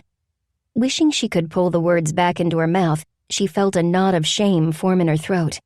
How could she, who had such an intimate knowledge of the harmful power of alcohol, voice such a question? Are you okay? Andrews was studying her with concern. She looked into his kind eyes and nodded. I'm not trying to gather juicy details to spread around town. I'm genuinely worried. It's been an unsettling week with 2 deaths combined with newcomers to town. It feels like life is unbalanced, like it was earlier this summer. Andrews cocked his head. Newcomers? Don't tell me that you think there's a connection between the virtual genie folks and this. He waved his hand at the crime scene. The newcomer I was thinking of was Abalene. Nora thought. She didn't share this with Andrews, as she planned to hunt for Abalene online as soon as she got to the bookstore. If she couldn't find any hits, Nora would mention the dress to Andrews. She had no choice. If Abalene was somehow involved in the events leading to Kenneth Fry's death, Nora couldn't stay quiet any longer. Andrews was discussing where and when he'd obtain her statement, but she wasn't listening. She was staring up at the balcony, trying to envision someone pushing Fry from behind. Fry was a bear of a man. Even inebriated, it wouldn't be easy to get him to go over the rail without a forceful shove. Did Abalene possess that kind of strength? Nora didn't think so. If not her, then who? Does that work for you? Andrews asked. Since Nora hadn't been listening, she simply said, I have to go. I'm already running late. She walked away from the flashing lights, the men and women in uniform and Kenneth Fry's corpse. Questions swarmed her, filling her mind with an incessant buzz, and no matter how fast she moved, Nora couldn't escape the noise. Though she didn't have as much time to shop at the flea market as she would have liked, Nora rode her bike to the renovated barn where it was held anyway. She needed the flea market this morning. She needed the din of the crowd and the aroma of popcorn and candied nuts wafting out of the snack bar. Most of all, she needed the vintage treasures to distract her from the deaths of Amanda and Kenneth Fry. Nora had her favorite vendors at the flea market. They were men and women who'd grown accustomed to her scars and no longer noticed them. When they spoke to Nora, they looked her in the eye and bartered with her with polite fierceness. Because she couldn't afford to listen to the history of each item today, Nora informed the vendors that she was running late and got right down to haggling. When she was done, she pedaled away with both her bike basket and a backpack filled with new treasures to display at Miracle Books. She loved cleaning, pricing, and arranging new shelf enhancers. The moment she entered the bookstore, she switched on the lights and the radio and unwrapped her finds. She carefully removed price stickers from a scrimshaw tooth, a Limoges vase decorated with daffodils, a porcelain tobacco jar in the shape of a sea captain, a carved stone snuff bottle, coasters rimmed in silver in a Japanese rosewood box. After brewing coffee and unlocking the front door, Nora was ready to rearrange all the shelf decor. This was a customary Saturday morning activity, but one she had to postpone today because a familiar family entered the shop. It was the young mother with her 3 children. It hadn't been long since Nora gave the Time Warp Trio book to the oldest child, the boy. Hoping he'd talk to her about the book, she sat behind the checkout counter and started cleaning the stone snuff bottle. The boy waited for his mother and siblings to head to the children's section before shyly approaching Nora. "Hi," he said. "Hi," Nora replied and smiled warmly at him. The boy shoved his hands deep into his shorts pockets. "I really liked the book you gave me. I was wondering if you had any more." "Yes, I think I do. And I'm glad you liked the first one." She laced her hands together and asked, "Were the gross parts funny?" "They were so funny," the boy exclaimed. "I read it in 2 days, but we couldn't come back until today." Nora led her young reader to Sheska's books. "If I'm missing the next book in the series, I can order it." "You're not. It's right here." His face shining with joy, the boy reached for the not-so-jolly Roger. He also pulled out the good, the bad, and the goofy. "You can't have 2. His sister immediately protested from the next bookcase over. "I'm using my own money," the boy said. He proudly pulled a few bills from his pocket and showed them to his sister. "I worked in Mrs. Pope's yard." Her eyes went round. "Not fair." She turned to her mother, who was in the middle of reading Make Way for Ducklings to her youngest child, and said, "Harry has his own money. Why can't I work for Mrs. Pope?" "Because you're afraid of worms, Delilah, and Mrs. Pope's garden has lots of them." At the mention of worms, Delilah grimaced. "You can have 2 picks in a row," Harry said magnanimously. "It's my turn, but you can have it." Delilah threw her arms around her brother before hurriedly letting go. Harry blushed, embarrassed by his sister's gratitude. Later, as Nora totaled the family's purchases, she noticed that Delilah had chosen Aliens Don't Wear Braces as her pick. This was the very book her brother had wanted the last time they'd been in the shop, but it hadn't been his turn to choose. "Your children have good hearts," Nora said to their mother. "I wish I had lollipops or something. I'd like to reward them." The woman smiled at Nora. "What you give them is better than candy," she said. "This bookstore is their magic carpet ride. The stories can take them anywhere they want to go, and every journey makes them better people. This bookstore is a circus, magic show, candy store, and amusement park rolled into one. I should be giving you a lollipop each time we come." With a laugh, she ushered her children toward the exit. The family's visit reminded Nora of all that was good in life. It also woke the hibernating ache in her heart where she'd tucked away a long-dead dream of being a mother, like the woman who'd just left. Nora was surprised by the ache. It was like someone throwing a rock into a well that was supposed to be dry, only to hear a splash of water from the lightless depths below. Eager to turn her thoughts elsewhere, Nora poured a cup of coffee and carried her laptop and mug back to the checkout counter. She took a sip of coffee and began an online search for a woman named Abalene Tyler. She'd been working for about 40 minutes when one of Nora's regular customers approached the counter. Do you have any book pastries left? The woman asked. I'm having friends over for afternoon tea, and I'd love to serve those darling treats, but I didn't see any on display. I haven't gotten my delivery from the gingerbread house yet, Nora said. Do you mind browsing while I call over there and find out what's going on? It would be my pleasure, the woman said and wandered off. After many rings, Hester finally answered the phone. Nora hoped she wasn't interrupting Hester during a mid-morning rush. Saturdays were her busiest days. I'm sorry to bother you. Nora was contrite from the get-go. She didn't want Hester to hang up the moment she recognized Nora's voice. I have a customer looking to buy a bunch of book pockets. What should I tell her? If she's willing to wait a few minutes, Abalene can bring you a box. There's only apple this morning because that's all she had time to make. We're slammed. Thanks, Hester. Nora could hear people talking in the background and imagine the line in front of Hester's display cases growing longer and longer by the second. Just be nice to her when she shows up, Hester said. Sensing Hester was about to end the call, Nora said, Hester, I'll be nice, I will.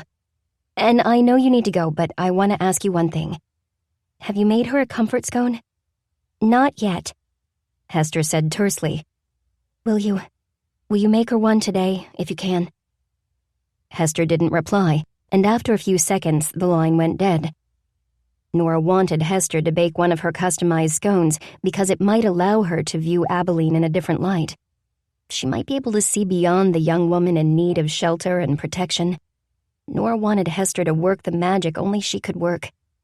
Hester had a way of teasing memories from people through her comfort scones. The ingredients Hester chose transported each person back in time to a powerful memory. The scent of oranges, cinnamon, peppermint, hazelnut, blackberries, lemon, coffee, chocolate, and whatever else she added to one of these scones became a means of time travel. Nora found it telling that Hester hadn't made a comfort scone for Abalene. After all, wasn't comfort the very thing Hester wanted most for her new employee? Even before safety or a means to make a living, Hester longed to give this mysterious girl comfort. Nora was placing the snuff bottle on a shelf when Abalene came in through the bookstore's back entrance. Nora took the large box of pastries from her and thanked her for coming. My customers love these, she added. They also love your window display. Do you think you could come up with a theme for autumn? Something really colorful and imaginative? Abalene, who'd been avoiding Nora's gaze, looked toward the front of the store. Sure, she said. Her voice was guarded. If you let me know what materials you need, I'll buy them. Construction paper or poster board or whatever. Though Abalene nodded, she was already walking away. Nora let her go and returned to her laptop. After another 40 minutes of scanning social media profiles, obituaries, and small-town newspaper articles, she grew frustrated. She was about to abandon the search when a random result caught her eye. It was a map showing the distance between two Texas cities, Tyler and Abalene. Nora felt a slight tingle in the space above her pinky knuckle. Clicking the link, Nora opened the map image. Interstate 20 ran through both cities. She stared at the map and considered different theories and possibilities. Even when the sleigh bells banged against the door, she didn't look away from her screen. She kept thinking that Amanda Fry had left her book collection to a former neighbor. Nora had assumed that this person was from Miracle Springs. But with the map looming in front of her, she realized how silly this assumption was. Maybe it wasn't the neighbor who'd moved away, but Amanda. Nora had been a librarian long enough to know that it was difficult to hide either current or previous addresses, and it took her less than a minute to find a short list of places Amanda had lived. The air above Nora's knuckle tingled again, and she grabbed her right hand with her left. The sensation stopped, but adrenaline surged through her as she stared at the address where Amanda had lived for 15 years. The residence was on Bluebird Lane in Lubbock, Texas. Switching to the map of Texas again, Nora searched for Lubbock. She saw that it was a straight shot down Route 84 to Interstate 20. Though Nora couldn't draw an immediate conclusion from this information, she wondered if Abalene had fled from Lubbock. Is Abalene Tyler a fictitious name, taken from two Texan cities? She thought. Is there a chance she and Amanda Fry knew each other? Nora copied Amanda's Lubbock address and pasted it into Google's search box, hoping for hits from real estate sites. She found multiple results that included images. The house, a one-story ranch, had been built in the early 60s. An enormous tree dominated the front lawn, and the shrubbery beneath the windows was lush and looked freshly trimmed. An American flag flew from the pole mounted to the stucco next to the garage, and flower pots flanked the stairs leading to the door. It was a pretty house, far nicer than the Miracle Springs house where Amanda had spent the rest of her too short life. Nora wanted to see what the neighboring houses on Bluebird Lane looked like, so she plugged the address into Google Maps and was immediately drawn to the house on the left. It was impossible not to be drawn to it because its image had been entirely blurred. It looked like someone had taken an eraser to the photo, but failed to obliterate the whole image. Nora had heard that people could request a blurring of their residence, especially if the photo threatened their privacy. If a child, a person's license plate, or anything else that threatened a person's privacy appeared in the photo, a request to blur was usually granted. Nora didn't believe a child lived in the house. She didn't believe a car was parked in the driveway. She believed there was another reason for the owner to request a blurring of their house. She believed they were hiding. Chapter 11. Books are good company in sad times and happy times, for books are people, people who have managed to stay alive by hiding between the covers of a book. E.B. White. I don't want to hear about towns in Texas, Estella said, taking a seat in her favorite Miracle Books chair. I want to hear about your day with Jed. And don't be shy, I'm on a dry spell on the man front, so I need to live vicariously through you. Nora shot her a dirty look. It's not like you've been abstaining for months. It's been a few weeks at most. Estella fanned herself with her clutch purse. Don't remind me. At that moment, June entered the circle of chairs, and Nora was relieved to see Hester trailing behind her. Hester sat down and immediately began to pick at the piece of duct tape covering a tear in the cushion. Thanks for coming, Nora said. Though she was including all three of her friends in this remark, she directed it at Hester. I know things have been a bit strained in our little society. That's my fault. I'm sorry for being hurtful or insensitive. Especially to you, Hester.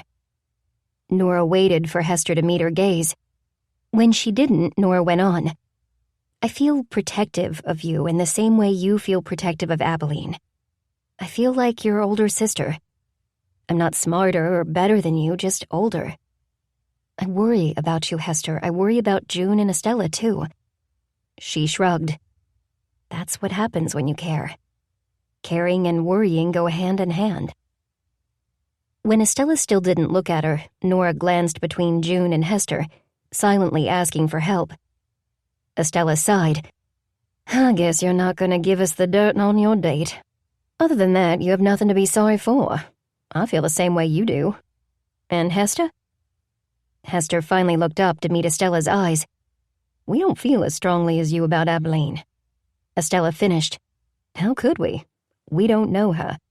My question is, do you? Hester's brow furrowed in anger.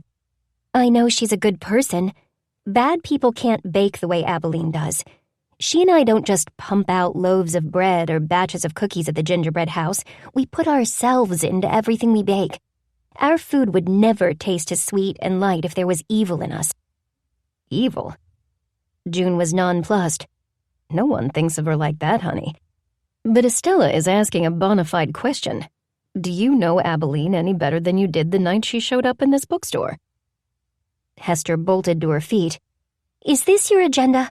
Is it gang up on Hester night? Because I'd rather be at home watching TV than here playing this game. June rose to her feet, too.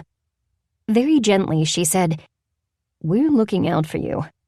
It might not feel that way, but we are. She took hold of Hester's hand. Sweetheart, has all of this made you wonder about your daughter? Has she been on your mind a whole lot more since Abalene arrived? Hester crumpled. She dropped into her chair like a stone, hid her face in her hands, and began a sob. Nora stared at June in astonishment. How had she known? She was adept at reading people, it was true, but how had she known that Hester had been thinking about the baby she'd given up for adoption nearly 2 decades ago? And then it hit her. Abalene was about the same age as Hester's daughter. When Hester met Abalene, she saw a lost girl. Maybe she'd seen her lost daughter in Abalene.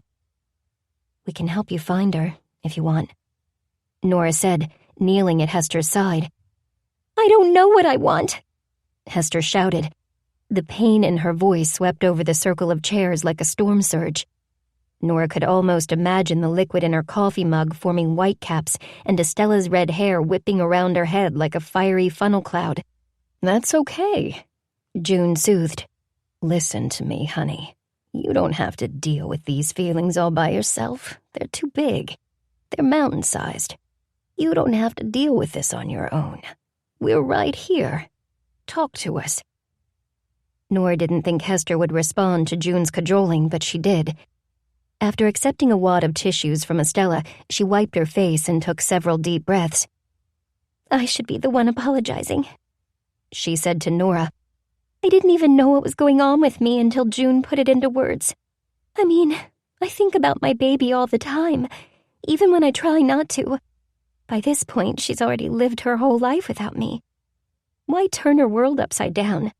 It seems selfish. But ever since my daughter was taken away, there's been a giant hole inside me. I think I've been mothering Abalene to try to fill the hole." The other members of the secret Book and Scone Society understood exactly what Hester meant. A traumatizing experience could do more than cause a scar. It could create a deep and permanent pit in one's soul. The passage of time couldn't fill such an abyss. Only love could. Friendship was a powerful kind of love. It's what Nora wanted to offer to these women. The kind of friendship that never faded. The kind that weathered the hard times and highlighted the good times. She was about to voice this feeling, but when she searched for the right words, they evaded her, flitting away like moths after the porch lights have gone dark. "I don't know Abalene," Hester said. "She doesn't want me to get close. It hurts to admit that, but there it is. All I can tell you is that she's an incredible baker." "And she can evaluate jewelry and clocks," Nora said. "She's also very well read." Estella gestured toward the front of the store. "And autistic. Don't forget about the window display she created." June touched Nora's laptop. "She's baffled by technology, is afraid to trust people, and she won't let her guard down. But what is she on guard against? Or whom?" Nora opened her laptop and showed her friends Amanda Fry's former house. Next, she showed them the blurred image of the neighbor's house. "The owner of the fuzzy house is a man named Ezekiel Crane," Nora explained. "He runs a small business in downtown Lubbock." Estella leaned forward to get a closer look. "Let me guess. He owns an antique store." "Close," Nora said, shooting her an admiring glance. "A clock and watch store. He sells and repairs old timepieces. His shop is called Master Humphrey's." June grunted in disapproval. "I bet all the black folks in Lubbock love a store with Master in the name." It's actually a literary reference, though. I doubt many people realize that. I didn't. I had to look it up. Nora said, "Charles Dickens wrote a weekly serial called Master Humphrey's Clock. Master Humphrey was lonely, so he started a club for aspiring writers in order to have companions. Humphrey kept his manuscript inside a clock." Hester stared at Nora. "Maybe Abalene knew the store owner, this Ezekiel Crane guy. Maybe he's the one who taught her so much about literature, appraising antique watches and—" She trailed off. "Cooking?" June finished for her. "Maybe. Maybe he's also the person she's afraid of. There's something sketchy about his blurry house."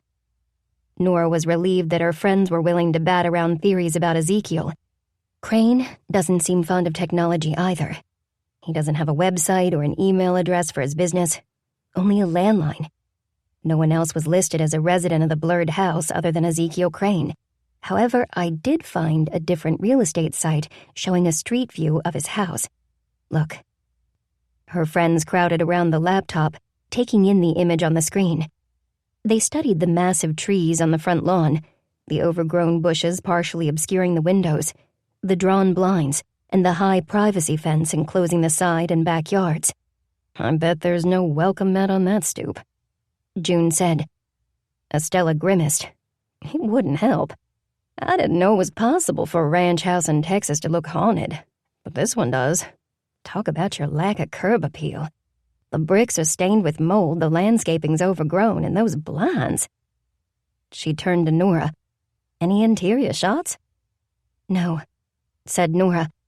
"Just data about the house, like the year it was built and that it's still occupied by the original owner.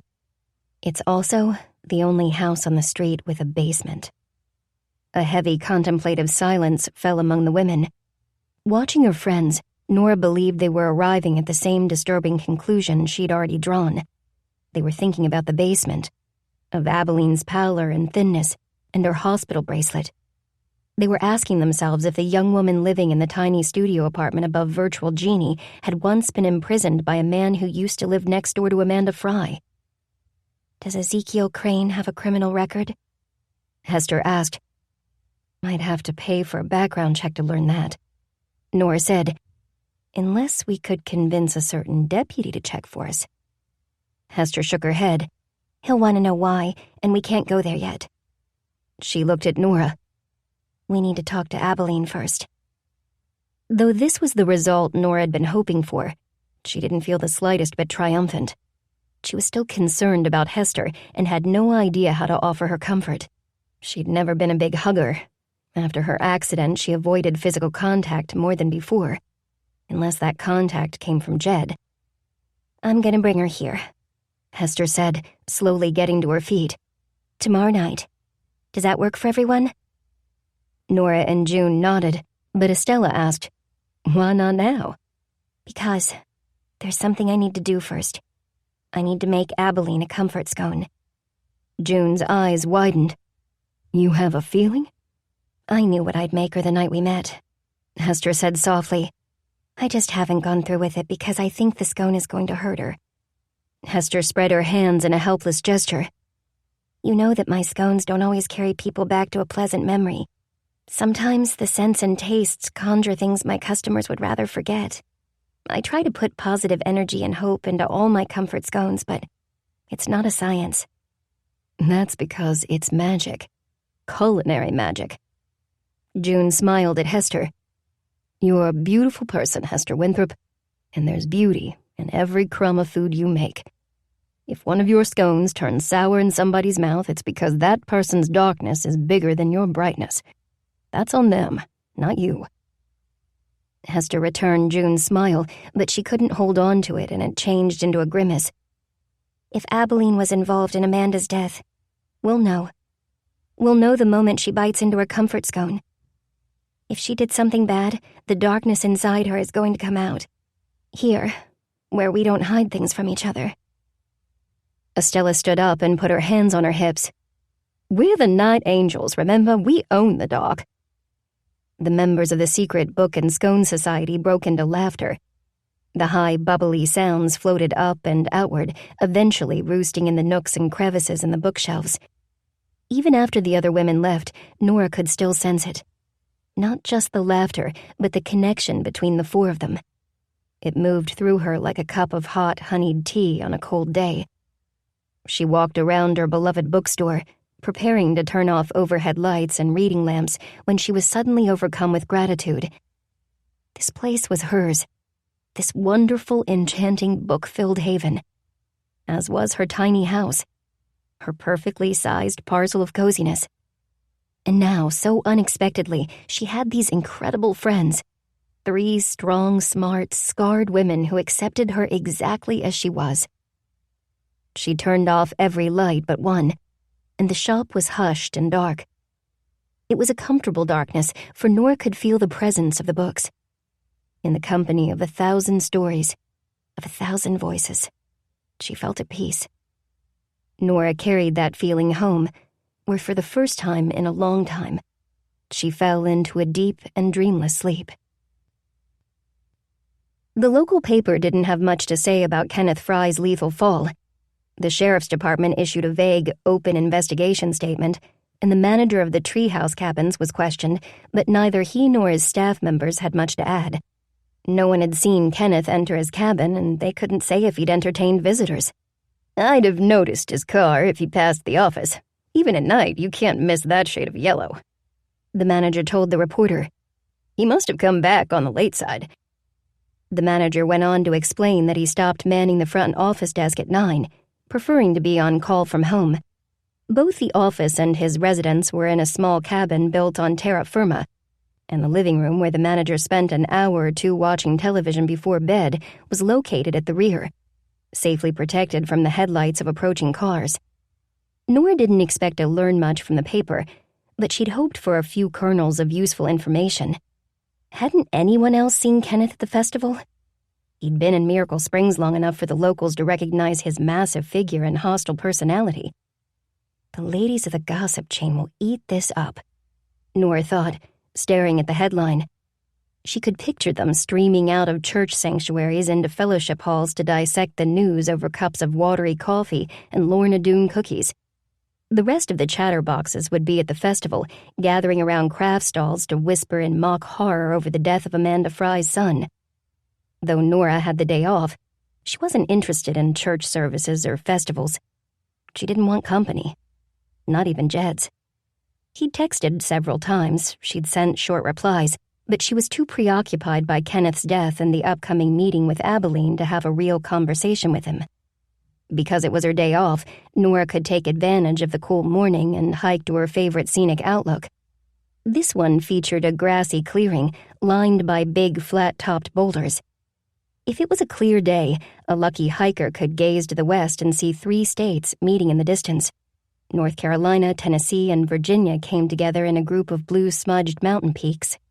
Standing on the lookout, the invisible borders created by man meant nothing. What map lines divided, mountains united. They stood ancient and silent, offering solace and renewal to anyone willing to climb them. On this September morning, a long hike was just what Nora needed. She brought along her current read, Sharon K. Penman's The Land Beyond the Sea, and quickly became lost in the story. It was almost noon when Nora applied a fresh coat of sunscreen before turning back toward home. She'd just started a load of laundry when Nora heard the text message alert on her phone. It was June, inviting her to bathe in the thermal pools. Estella and Hester are coming, she'd written, as if Nora wouldn't show up without them. Nora called June. "Are you coming to relax with us?" June asked. "No," said Nora. "This is my only day to catch up on cleaning, laundry, and grocery shopping." She hadn't wanted to admit to June that she had an aversion to hot springs and thermal pools, but she decided it was time to be honest. "Don't take this personally, but I'll never want to go in the pools. Soaking in hot water is uncomfortable for me. Have you ever seen someone with burn scars bathing there?" June admitted that she hadn't. "I'm sorry, hon. It's just such an effective stress reliever, and I thought you could use some before tonight's meeting." "I appreciate the invitation," Nora said, and she did, which is why she felt she owed June further explanation. "When I was in the burn center, my doctors asked if I wanted hydrotherapy. It's a controversial therapy in the field of burn treatment. Some physicians believe the sulfurated hot water decreases scarring, redness, and itching. Others see it as detrimental because of the possibility of bacterial infection. I agreed to the treatment because I didn't care what they did to me." Nora paused before continuing. She could remember each session as if they'd happened yesterday. "What was it like? The hydrotherapy?" June asked. "Painful. Really painful," Nora said quietly. "During the daily sessions, my dressing was changed and my wounds were cleaned. I was given medicine, but there's no medicine in the world that could block out the pain entirely. Not with my being awake. I longed to sleep, June. Forever, but they wouldn't let me." "Well, I can see why you aren't thrilled by the thought of visiting me at work," June said. "I'll make you a special pair of socks instead. The right scent might help you to de-stress." Nora thanked her and got back to her chores. The thunderstorm predicted by the local news rolled in late that afternoon and settled in for a long visit. Dark clouds blanketed Miracle Springs, releasing sheets of rain, cracks of thunder, and strobe light flashes of lightning. The storm put a swift end to the outdoor events at the Fruits of Labor Festival, including the fireworks display. Nora loved a summer storm, and it seemed fitting that this year's summer was ending in a downpour. It had been such a tumultuous season for so many locals, and Nora knew she wasn't the only one looking forward to autumn, to a new season filled with crisp mornings, golden hues, and invigorating air. Influenced by the storm, Nora placed pillar candles on the bookshelves surrounding the circle of chairs where she and her friends always met. She didn't turn on any lamps, preferring to let the soft candlelight dance over the book spines. The members of the secret Book and Scone Society poured in through the back door. Water dripped from their jackets and from the hair escaping from under their hoods. Abalene, who trailed after Hester, wasn't wearing a jacket. Her gray sweatshirt was so wet that it had gone from a pale pewter to a dark charcoal. Nora hurried to fetch her throw blanket from under the register. She kept one for those chilly winter days when she was alone in the store and wanted to grab a few minutes to get cozy with a good book. The throw blanket was soft and warm. Nora draped it around Abalene's bony shoulders and wondered what else she could do to make Abalene more comfortable. "Thanks," Abalene said before Hester steered her to a chair. June, Estella, and Hester had previously agreed that Hester should present Abalene with her scone right away. To make the gift seem less obvious, she'd also made desserts for her friends. While Nora served decaf coffee or tea, Hester removed the plastic wrap from a small platter and set it on the coffee table. "Maple butter blondies." Lord, I'm so glad that we're only a few weeks away from busting out our baggy sweaters and jeans, June said. "With the way I eat around you gals, I'm gonna need elastic waist everything." Hester flashed her a wicked smile. "I added white chocolate chips to those blondies, and the maple sauce is made of pure maple syrup, butter, sugar, vanilla, and cream cheese." She then turned to Abalene. "I have something else for you. A custom treat." Abalene stared at the bakery box Hester offered but didn't move to take it. "It's a comfort scone," Hester said. "You've seen me bake these at the gingerbread house." With obvious reluctance, Abalene took the box. Estella, sensing that this was a good time to call attention to herself, picked up a maple butter blondie and took a large bite out of it. She chewed, she moaned. She glared at Hester. "If I keep eating like this, I'm gonna turn into a sweet person. Being sweet is not one of my life goals." "You gals do plenty of complaining about my food, but I never seem to take home any leftovers," Hester said. She served blondies to June and Nora and waved at Abalene to eat her scone. Though Nora and her friends were doing their best to act natural, Abalene's expression remained guarded. In the face of Hester's prompting, however, she had little choice but to raise the lid of the bakery box.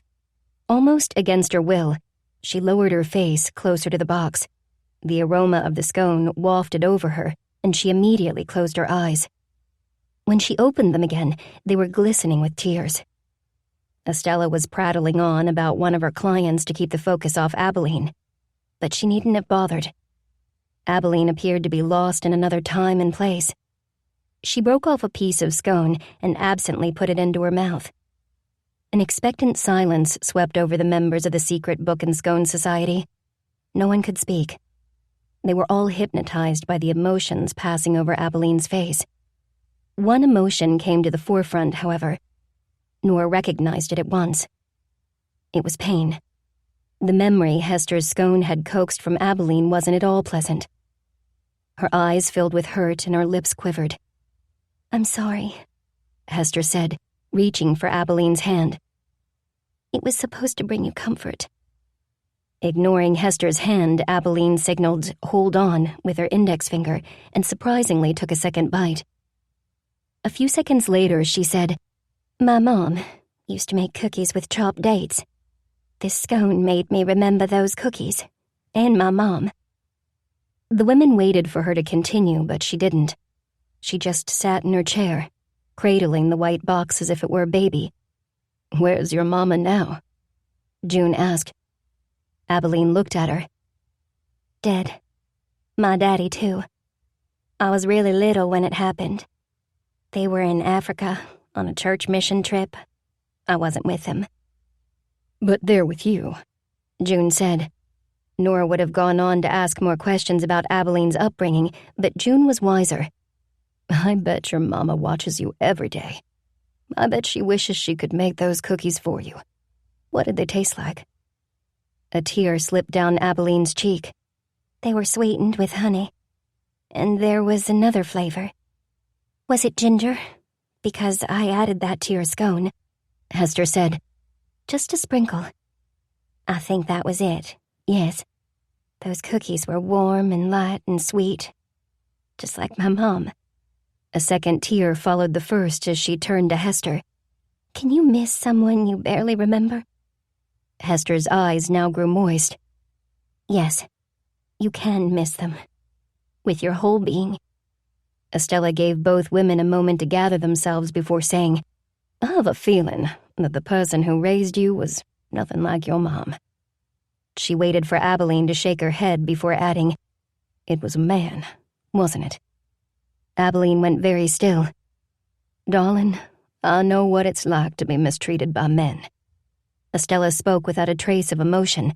I know what that kind of life does to a girl, how it molds her. She can never relax, she's always afraid. It's taken me years to stop glancing over my shoulder to see if someone's creeping up behind me. It's taken me decades to remember that I don't have to worry about being too loud, too quiet, too present, or too absent. Is that how he made you feel?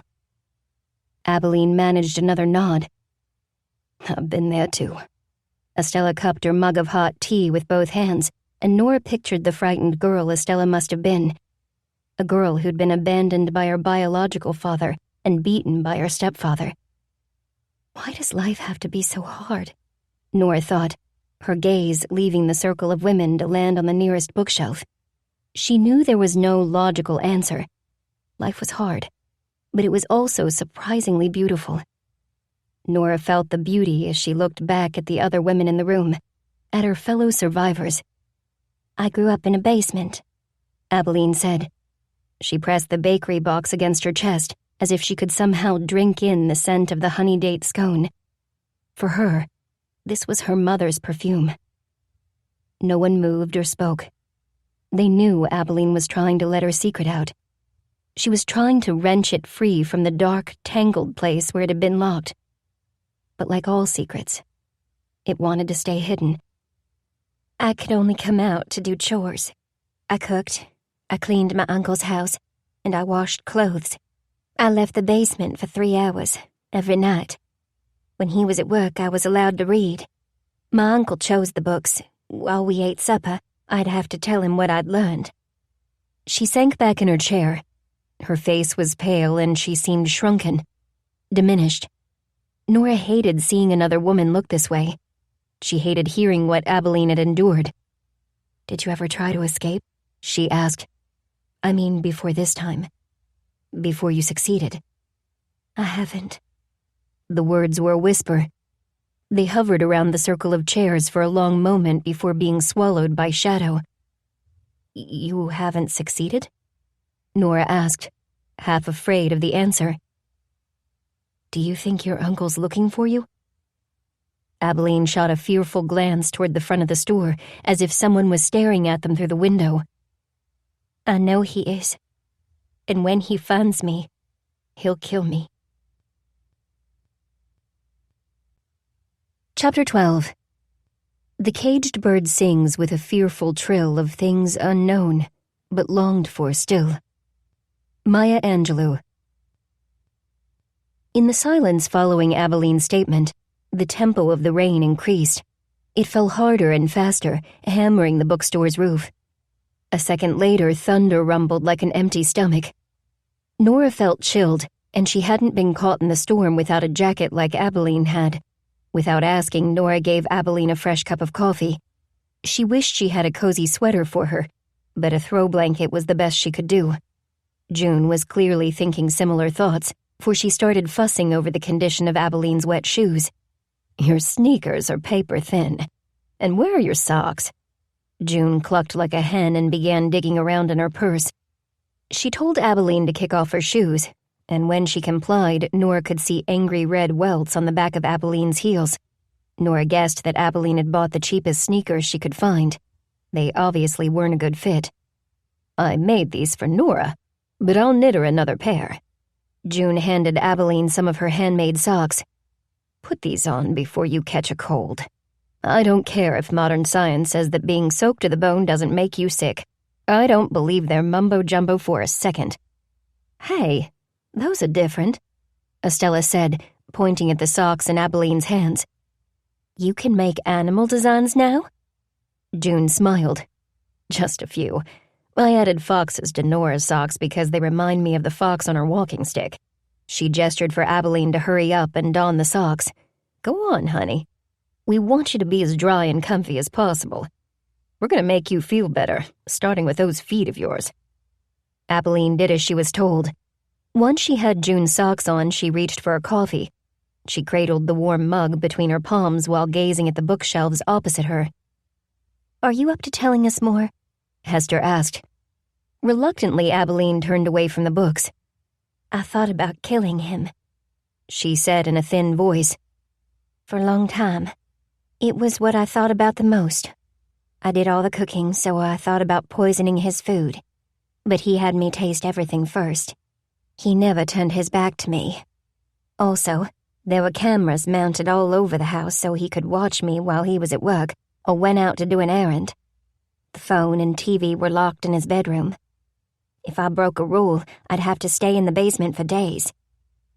What a sick bastard, Estella said angrily. When I was older, he brought work home from his shop for me to do. I had to meet his deadlines or I was punished. She paused for a long moment. The worst punishment was losing my books. It was worse than going without food. My books were everything to me. My friends lived in books. My dreams lived there too. Anything that's good about me came from reading books. Glancing around her shop, Nora thought of how she'd always drawn solace from books. The needs she'd been trying to meet were different from Abalene's. For Abalene, a girl held hostage for her entire childhood, there was nothing beautiful, magical, or positive in her world, unless it came from a book. Books were her only means of escape from her prison. She had no phone, no television, no friends, no schoolmates, and no family. She was a living ghost. Were you able to go outside? Nora asked. Sometimes, Abalene said. The backyard had a really high privacy fence, and I was allowed to work in the garden after supper. My uncle always watched me. If the neighbors were outside, then I couldn't go out. June shook her head in disbelief. What about folks coming to the front door? People delivering packages, soliciting? Was there ever a chance for you to yell for help? Abalene released a sigh. It was so heavy, so weighed down with sorrow, that it felt like an anchor dropping into the dark depths of the ocean. Nora looked at Abalene and realized that she possessed an inner strength that defied belief. This girl had grown up without love or companionship. She'd probably experienced little or no joy. She'd never had a birthday party, a restaurant meal, or bought something from a shopping mall. She'd never received a personal letter or a phone call. She'd traveled nowhere and spoken to no one save the man who'd locked her, this friendless orphan, in a basement. Why did he treat you that way? Hester asked. Why did he feel compelled to control you? He hated children, Abalene said without hesitation. He was furious with my parents for dumping me on him, for ruining his life. Those were his exact words. I heard them 1,000,000 times. Estella curled her fists into tight balls. I don't know how you survived. I would have killed the bastard. Somehow I would have found a way. Abalene gave Estella a look of resignation. In the end, I decided not to try. Because if I succeeded, I'd be a monster, just like him. I didn't want to be like him. She gestured at the bookshelves. I wanted to be Jo March, Lizzie Bennet, Hermione Granger, Anne Shirley, Nancy Drew, Meg Murray, and Laura Ingalls.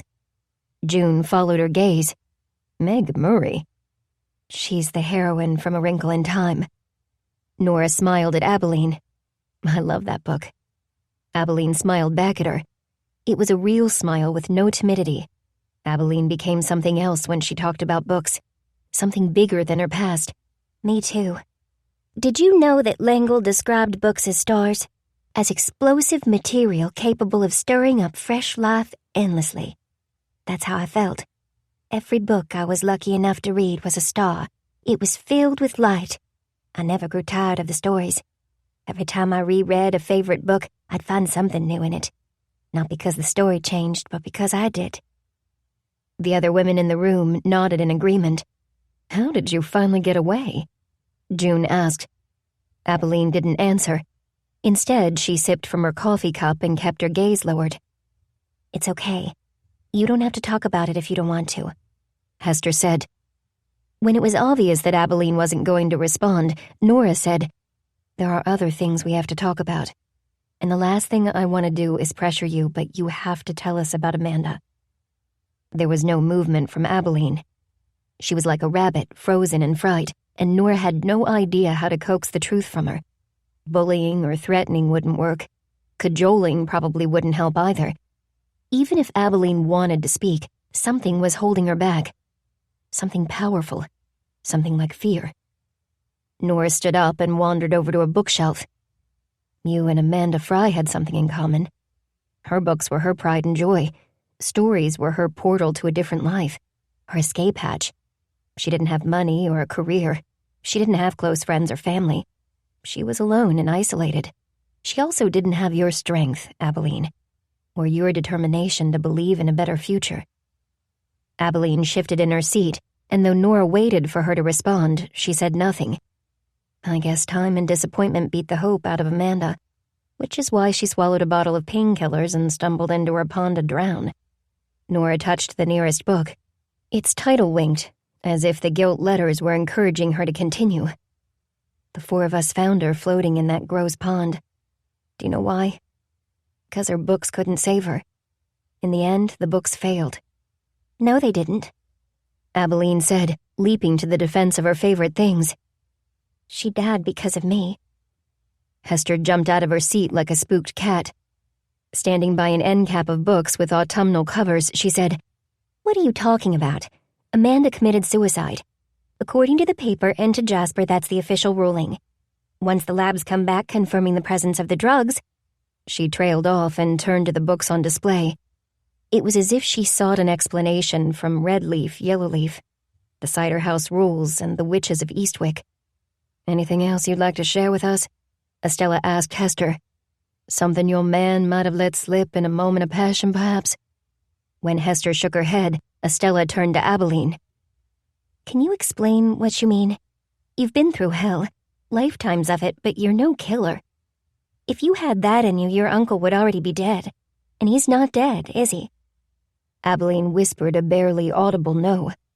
"So how could someone who refused to be infected by hate and hurt have caused Amanda's death?" Estella wanted to know. "I led him to her. My uncle." Abalene spoke so softly that the rainfall almost washed her words away.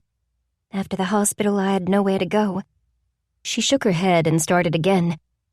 "When I was growing up, the only person my uncle invited over was our next-door neighbor. She was a reader. My uncle was a reader. They talked about books in the backyard. She never came inside because of all the cameras." Estella cursed under her breath. Abalene cast her a surprised glance before continuing. "She'd bake him cookies. He'd make her margaritas. When she moved away, he was even angrier than before." June whistled. "Your perv of an uncle was having a suburban love affair." "No," Abalene said firmly. "He wouldn't have touched her. He was repulsed by sex and anything to do with it. To him, nudity was disgusting and physical relationships were for base people. Animals, he called them. The books he read, the books I was allowed to read, couldn't focus on those subjects, so he'd call them filth and destroy them." Estella, who'd been sitting on the edge of her chair, visibly relaxed. "So he never touched you?" "No." Red patches bloomed on Abalene's cheeks. "When he was very angry, he'd twist my arm or squeeze my neck. Afterward, he'd scrub his hands while reciting the Pledge of Allegiance. He wasn't a germaphobe, he just hated touching people." Nora studied Estella. Abalene's story was undoubtedly calling forth memories that Estella had rather stay buried. A stepfather's physical and verbal abuse, a mother's negligence, a father's abandonment. He'll never touch you again, Estella said, her eyes shining with cold fury. If your asshole uncle followed you to Miracle Springs, he'll regret it, I promise. Hester passed her hands over her face, while June picked up her mug, gave it a dismissive glance, and put it back down on the coffee table. I wish there was something stronger in my mug than roasted beans, June said. I'd kill for a real drink right now. Me too, said Estella. But no one needs it more than Abalene, and she's probably never had liquor before.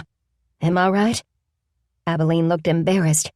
My uncle made me sip his wine before serving it to him. I didn't like it. It tasted like balsamic vinegar. You're probably more a chocolate martini girl, Estella said. But we can hardly move to the Oasis bar until we're done here. Finish telling us about Amanda. The talking had taken its toll on Abalene. She'd kept all of these words and feelings locked inside for so long that it had obviously taxed her to let them all out. Still, she went on. I knew where Mrs. Fry lived because she sent letters to my uncle, and I memorized her address. My uncle never wrote back. After she was gone, he became even meaner. I knew I had to escape or he'd take all of the anger out on me. I decided to run to Amanda. It was stupid, but I figured that she must be a decent person because she loved to read. I did crazy things to get here. She paused. When I showed up at Amanda's house, she didn't know me. She'd never seen you, Nora said, trying to imagine Abalene's desperate journey from Texas to North Carolina. I was wearing hospital scrubs and paper booties. Abalene said.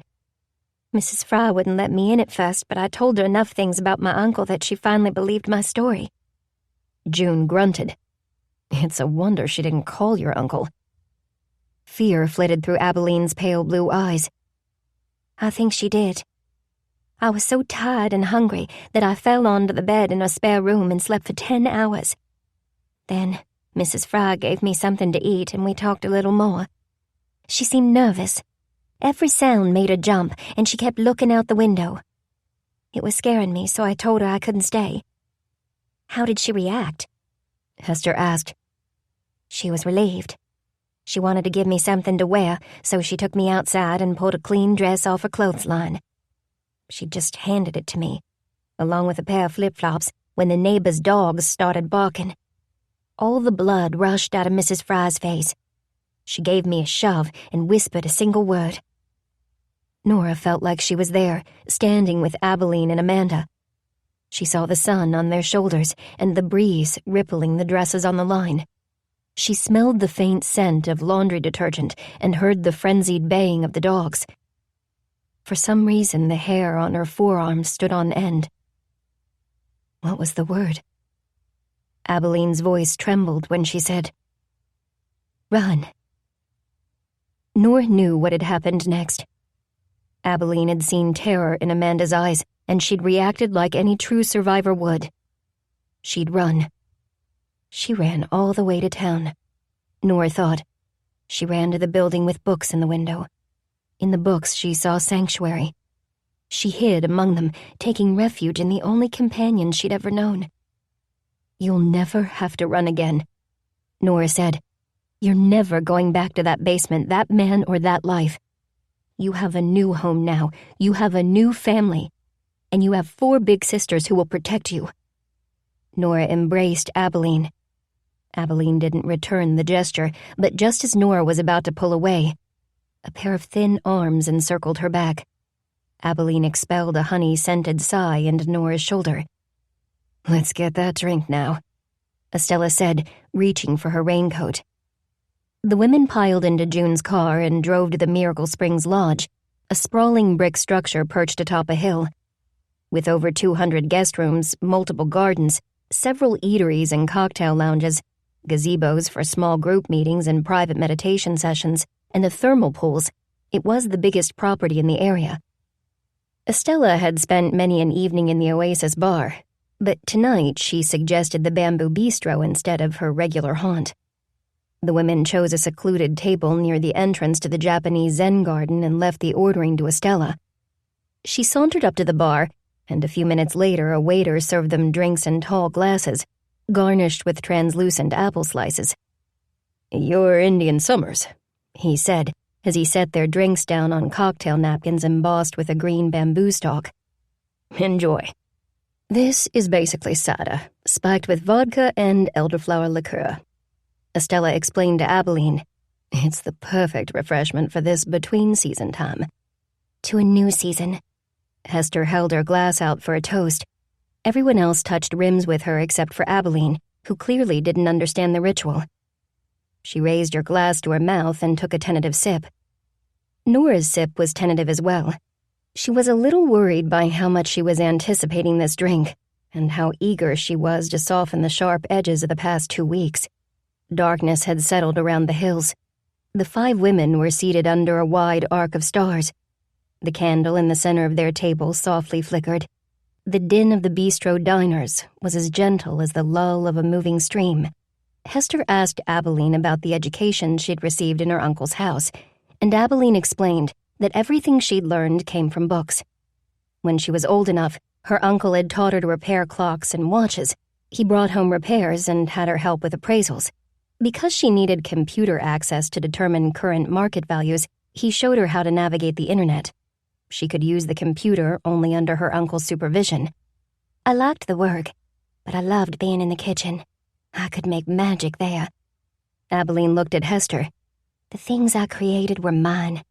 Cooking was my freedom." Hester's experience had been eerily similar. She'd lived with a domineering aunt who was willing to let Hester borrow books from her extraordinary library in exchange for homemade baked goods, so Hester had learned to bake. Abalene finished her drink, and Estella immediately hailed the waiter. After draining the last drops of her cocktail, Nora decided to ask a more crucial question than how Abalene had acquired an education. "Do you think your uncle wanted to hurt Amanda because she sheltered you?" "All I can say is that she'd still be alive if it weren't for me." Abalene looked at Nora, her eyes plaintive and sad. "I don't want him to hurt anyone else. You've all been so—" "Hold that thought, love," Estella interrupted. She'd been watching the waiter, and he was now approaching their table. Ladies?" He directed his smile at Estella. "Another round?" "We'll switch to Winter's Coming. We like our literary references," Estella said. The waiter cleared away their highball glasses and returned to the bar. When he was out of earshot, Estella leaned forward. "Listen to me, Abalene. The only way everyone in this circle will be safe is for us to know what we're dealing with. Your uncle is a special kind of crazy bastard. He breaks the mold, but he's just a man. One man." June bobbed her head in agreement. "He'll have to face 5 of us. 5 badass women." "We could tell Jasper, too," Hester said. "He can track down your uncle and toss him in a cell. Hopefully the tossing part will be especially rough."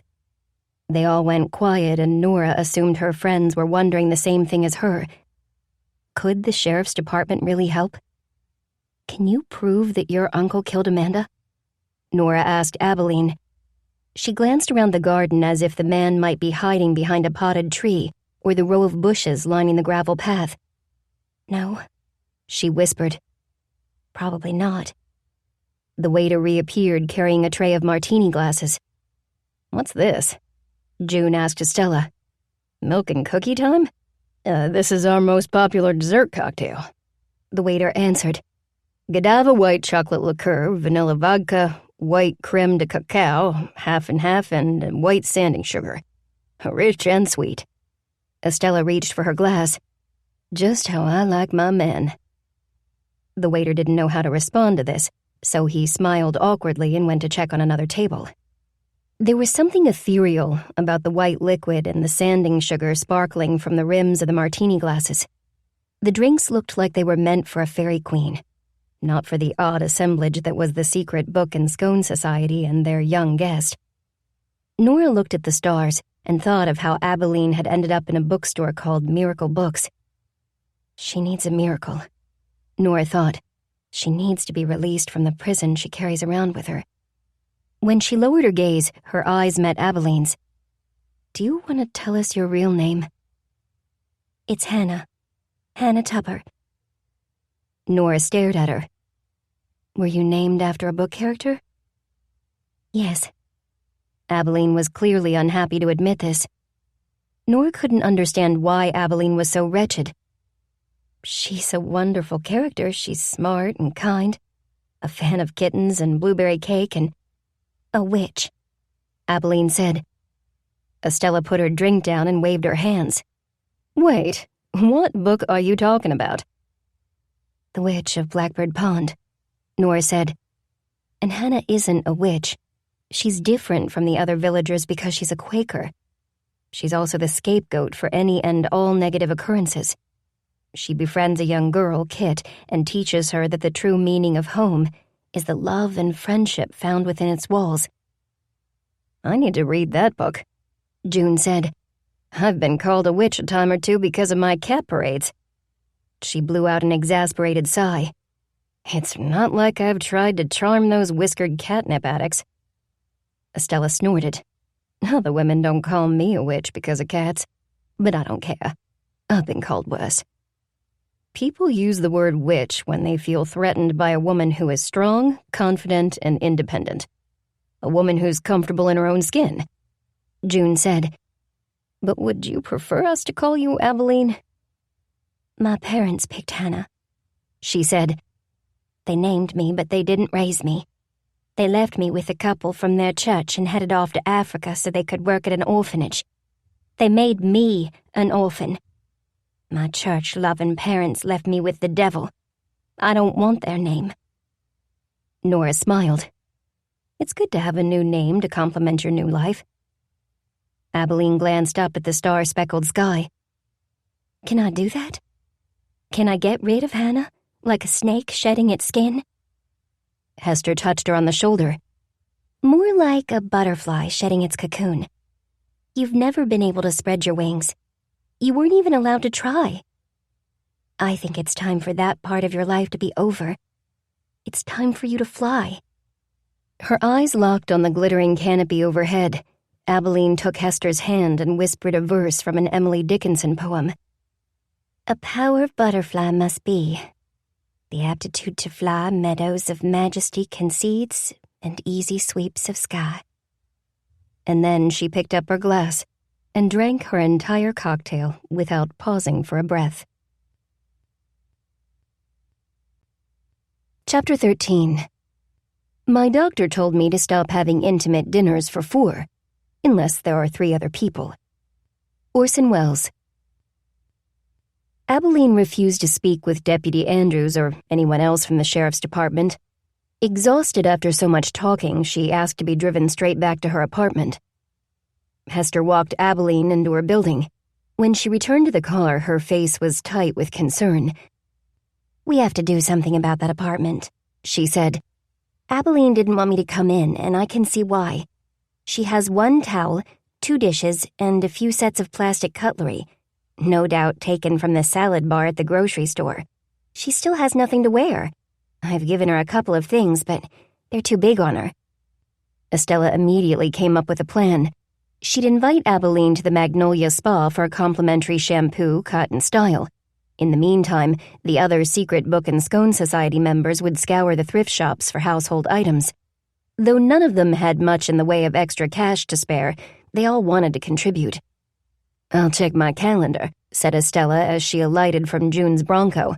But I think I can fit Abalene in late Thursday, after 5. Knowing Nora would be working until at least 6, June and Hester suggested they go shopping without her. Otherwise, the thrift store would close before they could buy anything. Nora was fine with this decision. She gave June some money and waved goodbye to her friends. She wasn't thinking about pots and pans or bath towels. Her mind was completely focused on Ezekiel Crane. She continued to think about him the next day. Despite how busy Miracle Books was that morning, Crane cast a pall over everything, and Nora couldn't stop wondering if he was in Miracle Springs right now. And had he killed Amanda Fry? What about Kenneth? Just before lunch, with all her customers contentedly browsing, Nora called Ezekiel Crane's clock and jewelry shop in Lubbock. She used her cell phone instead of the shop's landline and blocked her number before placing the call. Nora had no idea what she'd say if Crane picked up. She could pretend that she'd dialed the wrong number and hang up. If he did answer, she'd breathe much easier, knowing that he was in Lubbock, which was a long way from Miracle Springs. However, Crane didn't pick up. After 6 unanswered rings, the voicemail message kicked in and a gravelly male voice announced that Master Humphreys was temporarily closed. The voice went on to say that customers with incomplete repairs would be contacted soon, with a new pickup date. Nora disconnected the call. Without waiting to consult her friends, she dialed the sheriff's department non-emergency number. After asking to speak with Sheriff McCabe, she was placed on a brief hold. When the sheriff picked up, he surprised Nora by saying, "Miss Pennington, you got to me before I could get to you." Nora was confused. "Sorry?" "We still need your statement on Mr. Fry," the sheriff said. Encouraged by his lack of criticism for her failure to provide a statement, Nora made the bold suggestion that he stop by Miracle Books after closing. When he didn't reply, she hurriedly continued, "I need to speak with you, privately.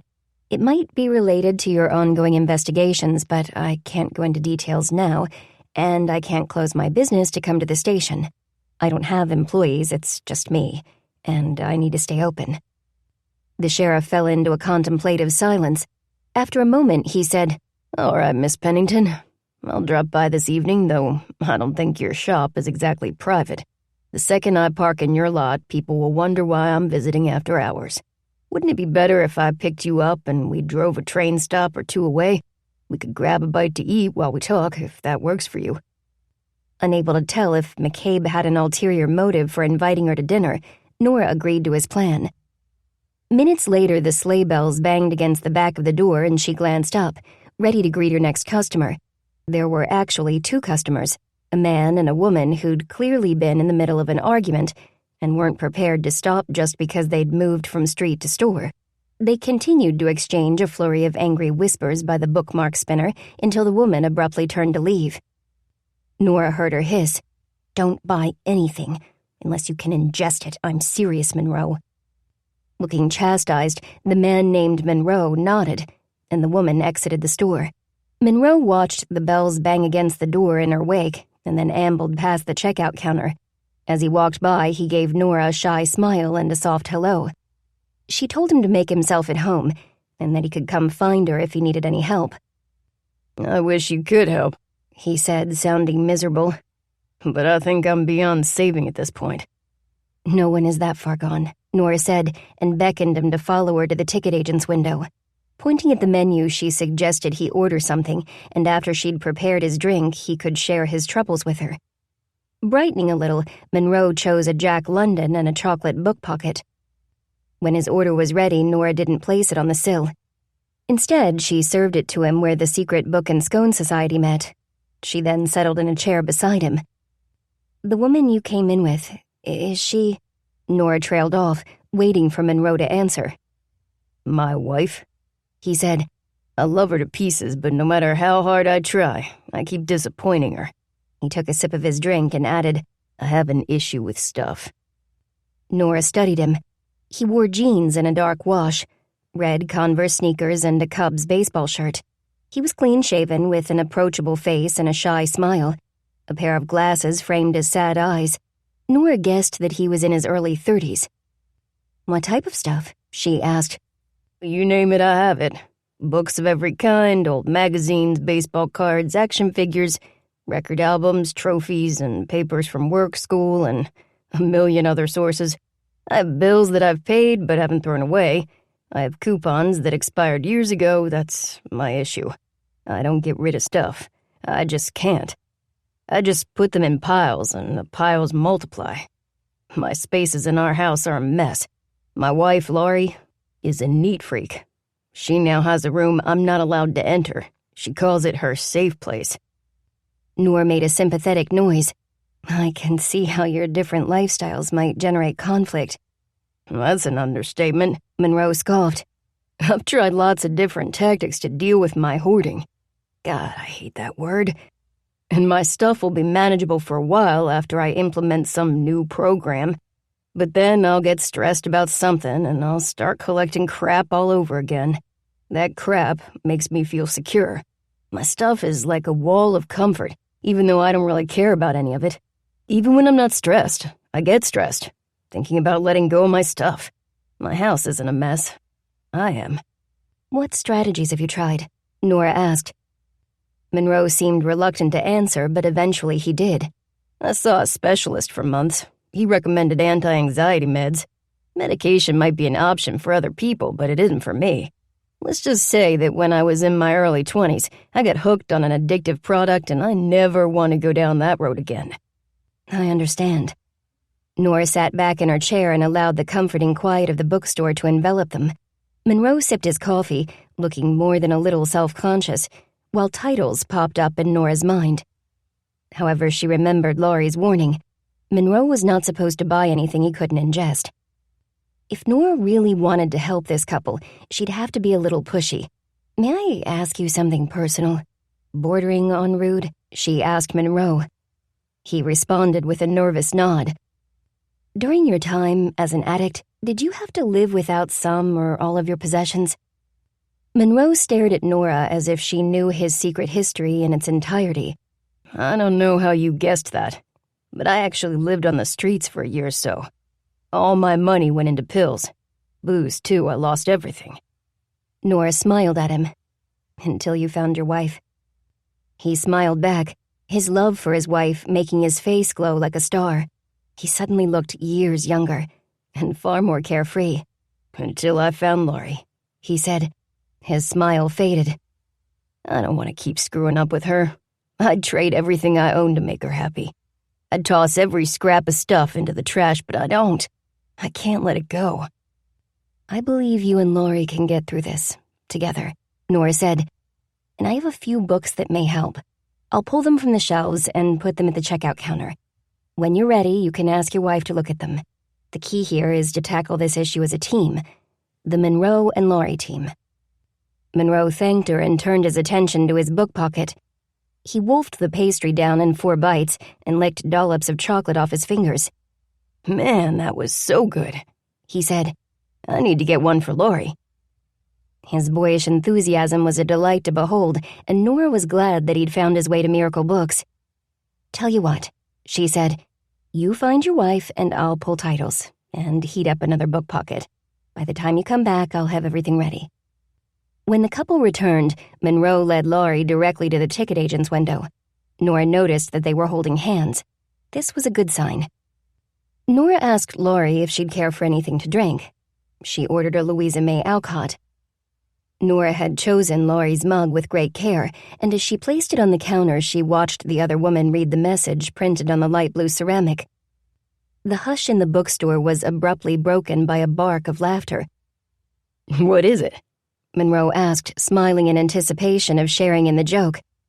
Showing the mug to her husband, Laurie said, See where it says, patience, such a waste of time? I need this printed on a t-shirt.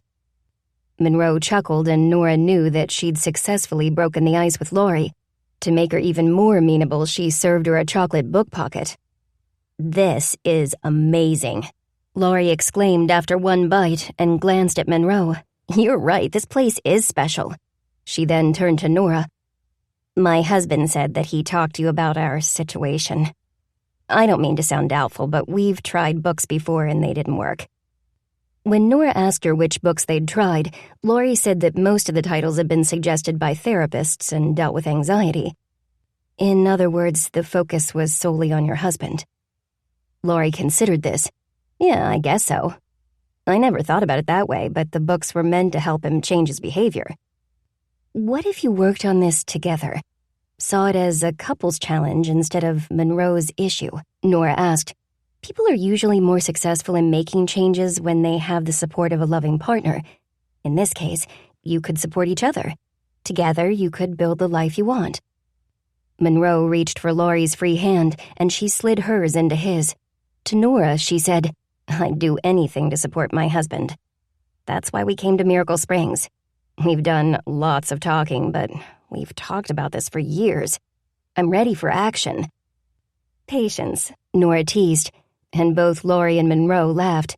I recommend reading these together. She touched the top book on the short stack she'd placed on the coffee table.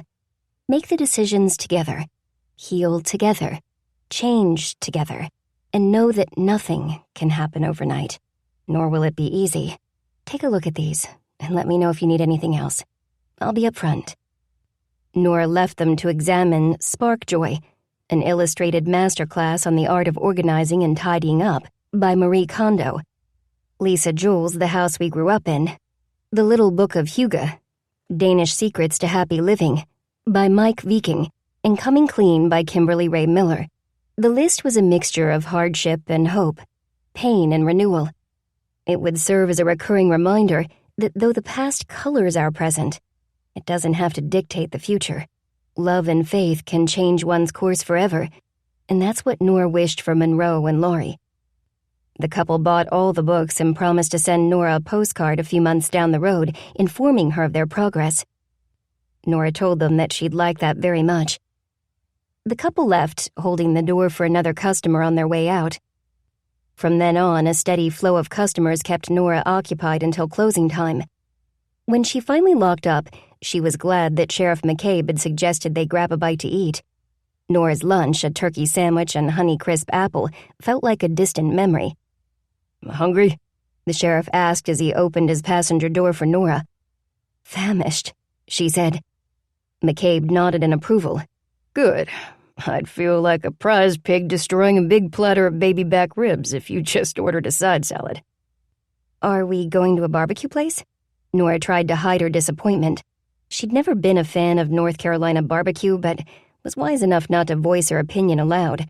Disliking barbecue was a sin in these parts. "Not exactly. The place I have in mind is famous for their chicken and waffles," the sheriff said. "I've had a hankering for them lately. I even asked Jack to add them to the Pink Lady's menu, but he said he doesn't believe breakfast and supper food should mix. You ever tried chicken and waffles?" Nora said that she hadn't. "You're in for a treat. And since we'll be in the car for a bit, do you want to clue me in on what it is you think might be relevant to my cases?" This was not a suggestion, but a polite command, and Nora realized she hadn't given McCabe enough credit. He was shrewd and intuitive. Deputy Andrews had undoubtedly told his boss everything Nora had previously shared, which was to be expected, and now he wanted to hear what she hadn't shared. Nora suddenly felt guilty for having waited so long to speak directly to the sheriff. "I didn't know much until last night," she said as they drove out of town, which is when I learned that a young woman, a newcomer to Miracle Springs, was probably the last person to see Amanda Fry alive. If this news shocked the sheriff, he didn't show it. He kept his hands at 2 and 10 and his eyes on the road. "Are you referring to Ms. Abalene Tyler, the young woman working at the gingerbread house?" Nora was impressed. McCabe certainly kept his ear to the ground. "Yes, but Abalene Tyler isn't her real name. It's not for me to spill all the secrets Abalene shared. I'm only going to tell you information relating to Amanda's death." McCabe's brow creased, and he seemed to be weighing how much leeway to give Nora. In the end, he simply said, "Go on." "Would you answer one question first? Did Amanda Fry leave her book collection to a man called Ezekiel Crane?" McCabe failed to mask his astonishment. "How did you know that? Only certain members of my department and 2 lawyers were given his name." Nora spent the rest of the drive telling McCabe an abbreviated version of Abalene's tragic history. "It was really hard for her to talk about these things," Nora said when she was done. "She was with a group of 4 women who've been trying to help since she got to town. I'm not trying to tell you how to do your job, but if you interview her now, she'll shut down. She's terrified, Sheriff." McCabe pulled into a ramshackle building that looked more like an abandoned auto garage than a restaurant. The sign above the door read, "Pearls." There were no posted hours, no sign indicating that the eatery was open or closed, and no outdoor decor whatsoever, not even a potted plant or a bench. Nora was tempted to ask the sheriff if he'd made a wrong turn, but he turned off the engine and asked, "Is Miss Tyler in a safe place?" "I don't know." Nora described Abalene's apartment. She liked that McCabe focused on Abalene's welfare first, and the case second. After all, he was a man under pressure. He was an interim sheriff, filling a pair of shoes left open by a corrupt predecessor.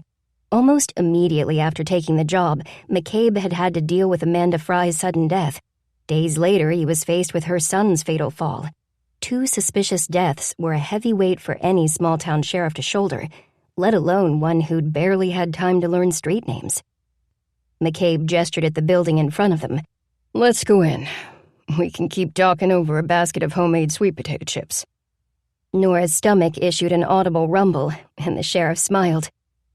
When he opened the restaurant door, the boisterous strains of a jazz saxophone and a cloud of fried chicken-scented air floated out from inside to greet them. "How'd you hear about this place?" Nora asked. "I've lived 2 towns over for years, and I never knew it existed." "I stopped here on my way to my new job," McCabe said. "I come back every chance I get. Pearl is the sweetest lady on earth. And her husband, the guy's always laughing. He's the happiest man I've ever seen. If I've had a bad day, he can make me forget about it." From the inside, it was clear that the building had once been a garage. The lifts were gone. The floor was smooth gray concrete, and the garage bays were filled with round tables instead of cars. String lights with old-timey bare bulbs were strung across the high ceiling. The bar area was actually a VW bus, without a roof or windows. Nora thought it was one of the coolest things she'd ever seen. The sheriff pointed at the bartender, who had the physique of a linebacker and skin the color of dark roast coffee. "That's Samuel, Pearl's husband," McCabe said. Samuel spotted the sheriff and waved. As he waved, a smile lit his entire face. In fact, the man seemed to shine in the dim light, as if his smile electrified the space around him. "You just can't get enough soul food, can you, Sheriff?" The woman behind the podium teased McCabe as she showed them to a table. "No, ma'am, I dream about Pearl's chicken and waffles," McCabe said. "I'll tell her to get started on your sweet potato chips." "This your first time, sugar?" the hostess asked Nora. Without giving Nora a chance to reply, she said, "I'll have Pearl whip up some buttermilk hush puppies for you. You've never had a hush puppy till you've had Pearl's." Nora and the sheriff made quick work of the sweet potato chips and hush puppies. They placed their entree orders, chicken and waffles for the sheriff and shrimp and grits for Nora, and Pearl delivered the food in person. She served their entrees as well as side dishes of collard greens and black-eyed peas. Before leaving them to their meals, she warned them to eat their vegetables or she'd call their mamas and snitch on them. Pearl was as small as her husband was large. She wore fake eyelashes, feather earrings that brushed her shoulders, and glittery pink eyeshadow. Her food was like her husband, full of merriment. Every bite was as uplifting as spring sunshine after a long and bitter winter. McCabe, who'd decided to curtail talk of the investigation until after they'd sampled their meals, dug into his food with gusto. "You sure I can't coerce you into trying this?" he asked Nora. When she demurred, he said, "Most people think this is a southern dish, but it actually had its start north of the Mason-Dixon line. Unlike their southern brethren, African Americans living in the north could afford chicken. Waffles, on the other hand, were a real treat. Flapjacks were much more common, so what I'm eating was once a delicacy. To me, it still tastes like one." Nora was intrigued by McCabe's culinary knowledge. "Do you know the origin of my meal?" The sheriff laughed, and Nora realized that Grant McCabe was a good-looking man. He was older than Jed by a decade, and didn't exude raw sex appeal as Jed did.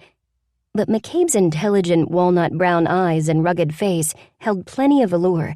Nora hadn't seen him in this light because she'd viewed him strictly as a man in uniform, as the guy in charge. But right now, he wasn't a lawman. He was just a man, sitting across the table from a woman. "My guess is that grits were originally a Native American food, but putting them with shrimp?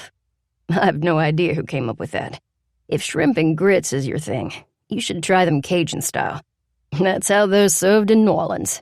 He pronounced the city with an exaggerated Louisiana drawl. Nora didn't know whether it was the beer, the food, or the setting that had put McCabe in a playful mood, but she liked it. They finished their meals, and the server asked if they'd saved room for dessert. Despite their claims that they hadn't, Pearl insisted on making an order of her homemade peach pie to split. While they waited on the pie, McCabe said, "Much as I'd rather not drag work into this setting, we should circle back to what we were talking about in the car. I'm going to look into Ezekiel Crane. I don't like the thought of him sneaking up on Miss Tyler." He cocked his head. "Was she hospitalized because of him?" "She didn't get into that with us, but it's a logical assumption," Nora said. She pointed at her chest. My turn to ask a question. The sheriff spread his hands. Fire away. Was Kenneth Fry pushed or did he fall? We don't have enough information to make that ruling yet, McCabe answered. His expression, like his voice, betrayed nothing. Was he drunk? Nora persisted. McCabe nodded. A mother overdosing on painkillers and a son falling from a treehouse cabin. Nora shook her head. 2 deaths in such proximity. They can't be accidental. At that inopportune moment, Pearl arrived with a large wedge of peach pie, topped with a scoop of vanilla ice cream. She placed 2 forks and a pile of napkins on the table. "This will light you up like Christmas," she said before returning to the kitchen. Pearl wasn't exaggerating. The pie crust was flaky and crisp, and the filling tasted of summer. The pie warmed Nora to the core. Though she could manage only a few bites, they were enough to convince her that Pearl possessed the same magical cooking ability as Hester. Both women knew how to transform food into something transcendent.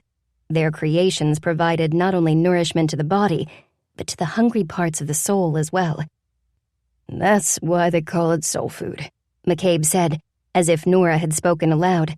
He finished his glass of water and signaled for the check. Andrews tells me that you believe there's a connection between the 2 deaths and Amanda Fry's book collection. Why?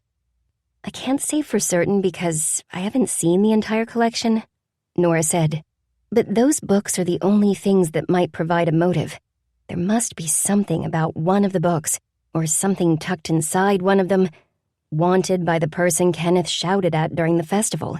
That person may have killed Kenneth to keep him from finding it. The bill came and the sheriff insisted on paying.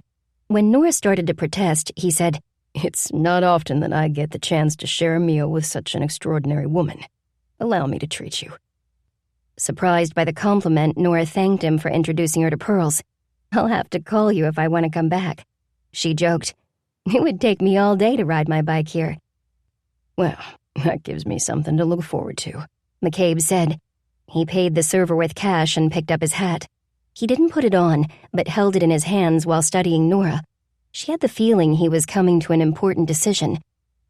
Miss Pennington," he'd switched back to his lawman voice, "would you examine Mrs. Fry's book collection? Your expertise might just prove invaluable." Nora felt excitement surge through her body. It was the same rush she experienced when finding a valuable book at a yard sale or completing a successful bibliotherapy session. She was already on a high from Pearl's excellent food. Now, to cap it all off, she was being asked to examine Amanda's books.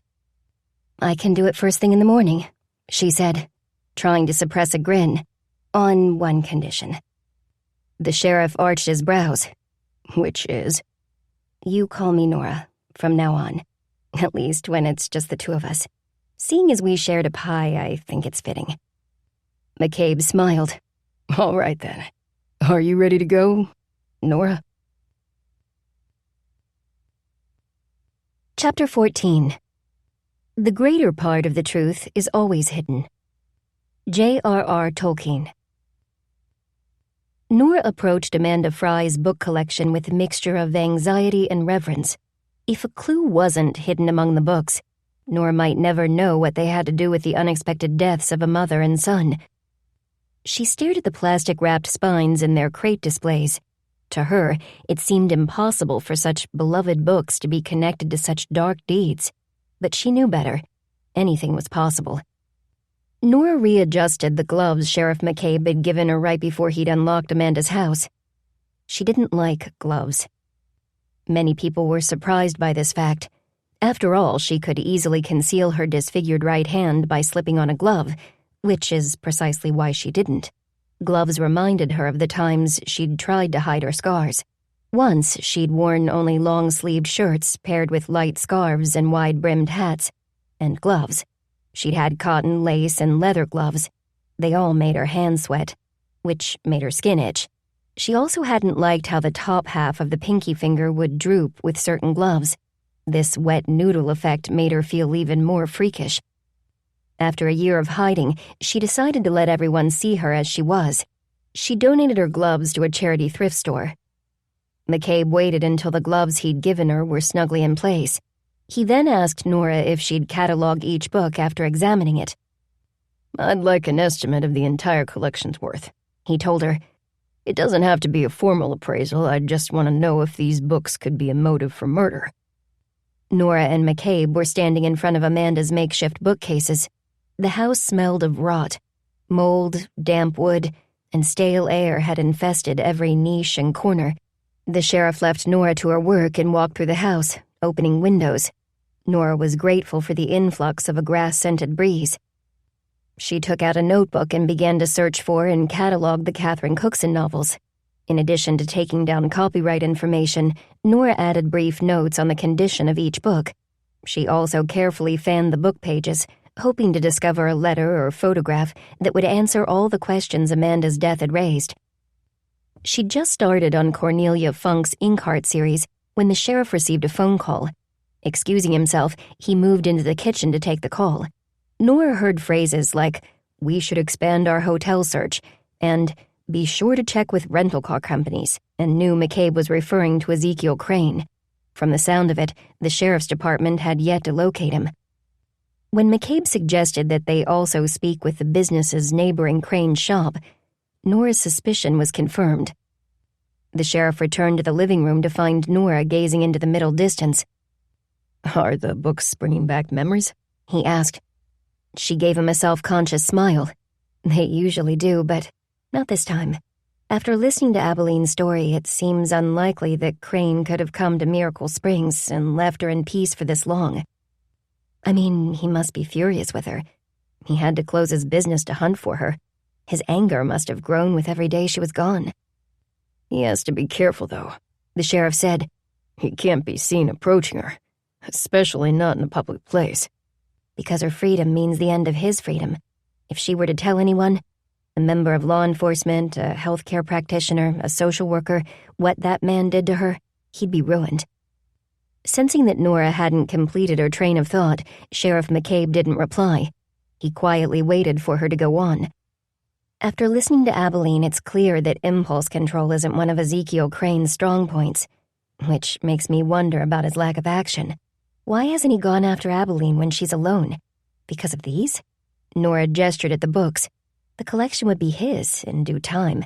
Kenneth might have delayed the gift by contesting his mother's will, but no judge would rule that Amanda wasn't of sound mind and body when she had it made, unless she altered it prior to her supposed suicide, that is. "Mrs. Fry's will hasn't been altered for decades," McCabe said. "She and her husband wrote their wills together when their son was still a boy. They both left everything to him with the exception of Mrs. Fry's book collection. She left that to Ezekiel Crane." Amanda must have done that because she still cared about him on some level, Nora said. She left her books to the only person she knew who'd appreciate their true worth. Nora turned back to the books. They had to hold the answers.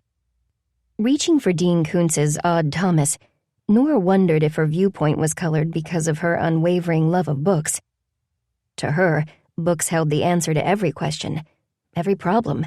Books had the power to make difficult things better. Books were a magical medicine. They were a soft blanket, a cup of hot tea, and a strong hug bound between sturdy covers. Why wouldn't they have the answers to this riddle? Yet doubts wormed their way into Nora's mind. These doubts increased as the sheriff fielded phone call after phone call. Though he never said anything directly to her, she could sense his growing restlessness. She took Harry Potter and the Philosopher's Stone down from the shelf and paused before opening the cover. J.K. Rowling's series didn't fit with the rest of Amanda's collection because it wasn't a trilogy. Even in the cases of the Inkheart or Philip Pullman novels, which now included additional installments in the series, Amanda had acquired only the original 3 titles. She hadn't added Funk's Dragon Rider or Pullman's Once Upon a Time in the North to her collection. However, the Harry Potter series couldn't qualify as a trilogy in any sense of the word. It was common knowledge that the series would extend beyond 3 books, which meant either Amanda simply loved the first 3 books or she had another reason for putting them on her shelf. Nora examined the spine of the J.K. Rowling book again and frowned. Had Amanda gotten her hands on the limited print run of Harry Potter and the Philosopher's Stone? The one that credited Ms. Rowling as Joanne instead of J.K. on the copyright page? Because that book would definitely be worth keeping. Find something good?" McCabe asked. Nora gently turned to the copyright page and said, "Yes. In America, this book was published as Harry Potter and the Sorcerer's Stone. Amanda has the UK version. It's an unusual copy. I'll have to look up the current value on my computer. I have no idea what it sells for." She glanced at the sheriff. "Do you read?" "I mostly listen to audiobooks," he said. "Whenever I exercise, drive, or work on a project around the house, I'm plugged in." He tapped his ear. "Do you have a favorite genre?" she asked. He shrugged. "I bounce around. One week I might listen to a medical thriller and the next an informative book on economics. It all depends on my mood, but I like books that teach me something. I like to finish a book and feel like I'm a little bit smarter than I was before I read it." McCabe's phone rang again and he returned to the kitchen to answer it. Alone again, Nora pulled Harry Potter and the Chamber of Secrets down from the shelf. The book felt wrong. It was way too light. As soon as she opened the cover, she understood why. The book had been hollowed out. The pages were still intact, but someone had cut a hole in the center of the book. Inside the hole was a gold pocket watch. Slightly dazed by her discovery, Nora stood up and carried the book into the kitchen. McCabe was looking out the window and had his phone pressed to his ear, but he heard Nora's approach and turned to face her. She held out the book, cradling it in her palms, and waited for the sheriff to react. "I need to call you back," he said and lowered his phone, his thumb hitting the end button as his arm dropped. His gaze flitted from the book to Nora's face and back to the book again. "I haven't touched the watch," Nora whispered. She wasn't sure why she was whispering, but the significance of the moment seemed to call for it. McCabe quickly put on a pair of gloves and took the book from Nora. "I'll be damned." The sunlight streaming in through the kitchen window glinted off the watch's gold surface, casting yellow speckles onto the sheriff's face. "Show me where you found this." Nora preceded him into the living room and pointed at the space where the book had been shelved. After taking a few photos of the crate, McCabe carefully slid the book into a paper evidence bag. Nora examined the remaining books, but none were as remarkable as the hollowed-out Harry Potter. "When can you come up with an estimate for the whole collection?" McCabe asked on the way back to town. "I'll start working on it right away," Nora said. "What about the watch? Will you take it to Virtual Genie?" "I hadn't planned to, but I might get answers more quickly that way." The sheriff frowned. "I have a gut feeling that we're short on time." Nora shared his feeling. With 2 consecutive deaths combined with Ezekiel Crane's leave of absence from work, the sense of urgency was a shadowy presence looming over them all. McCabe had to close these investigations to protect his career, while Nora and her friends had to keep Abalene safe.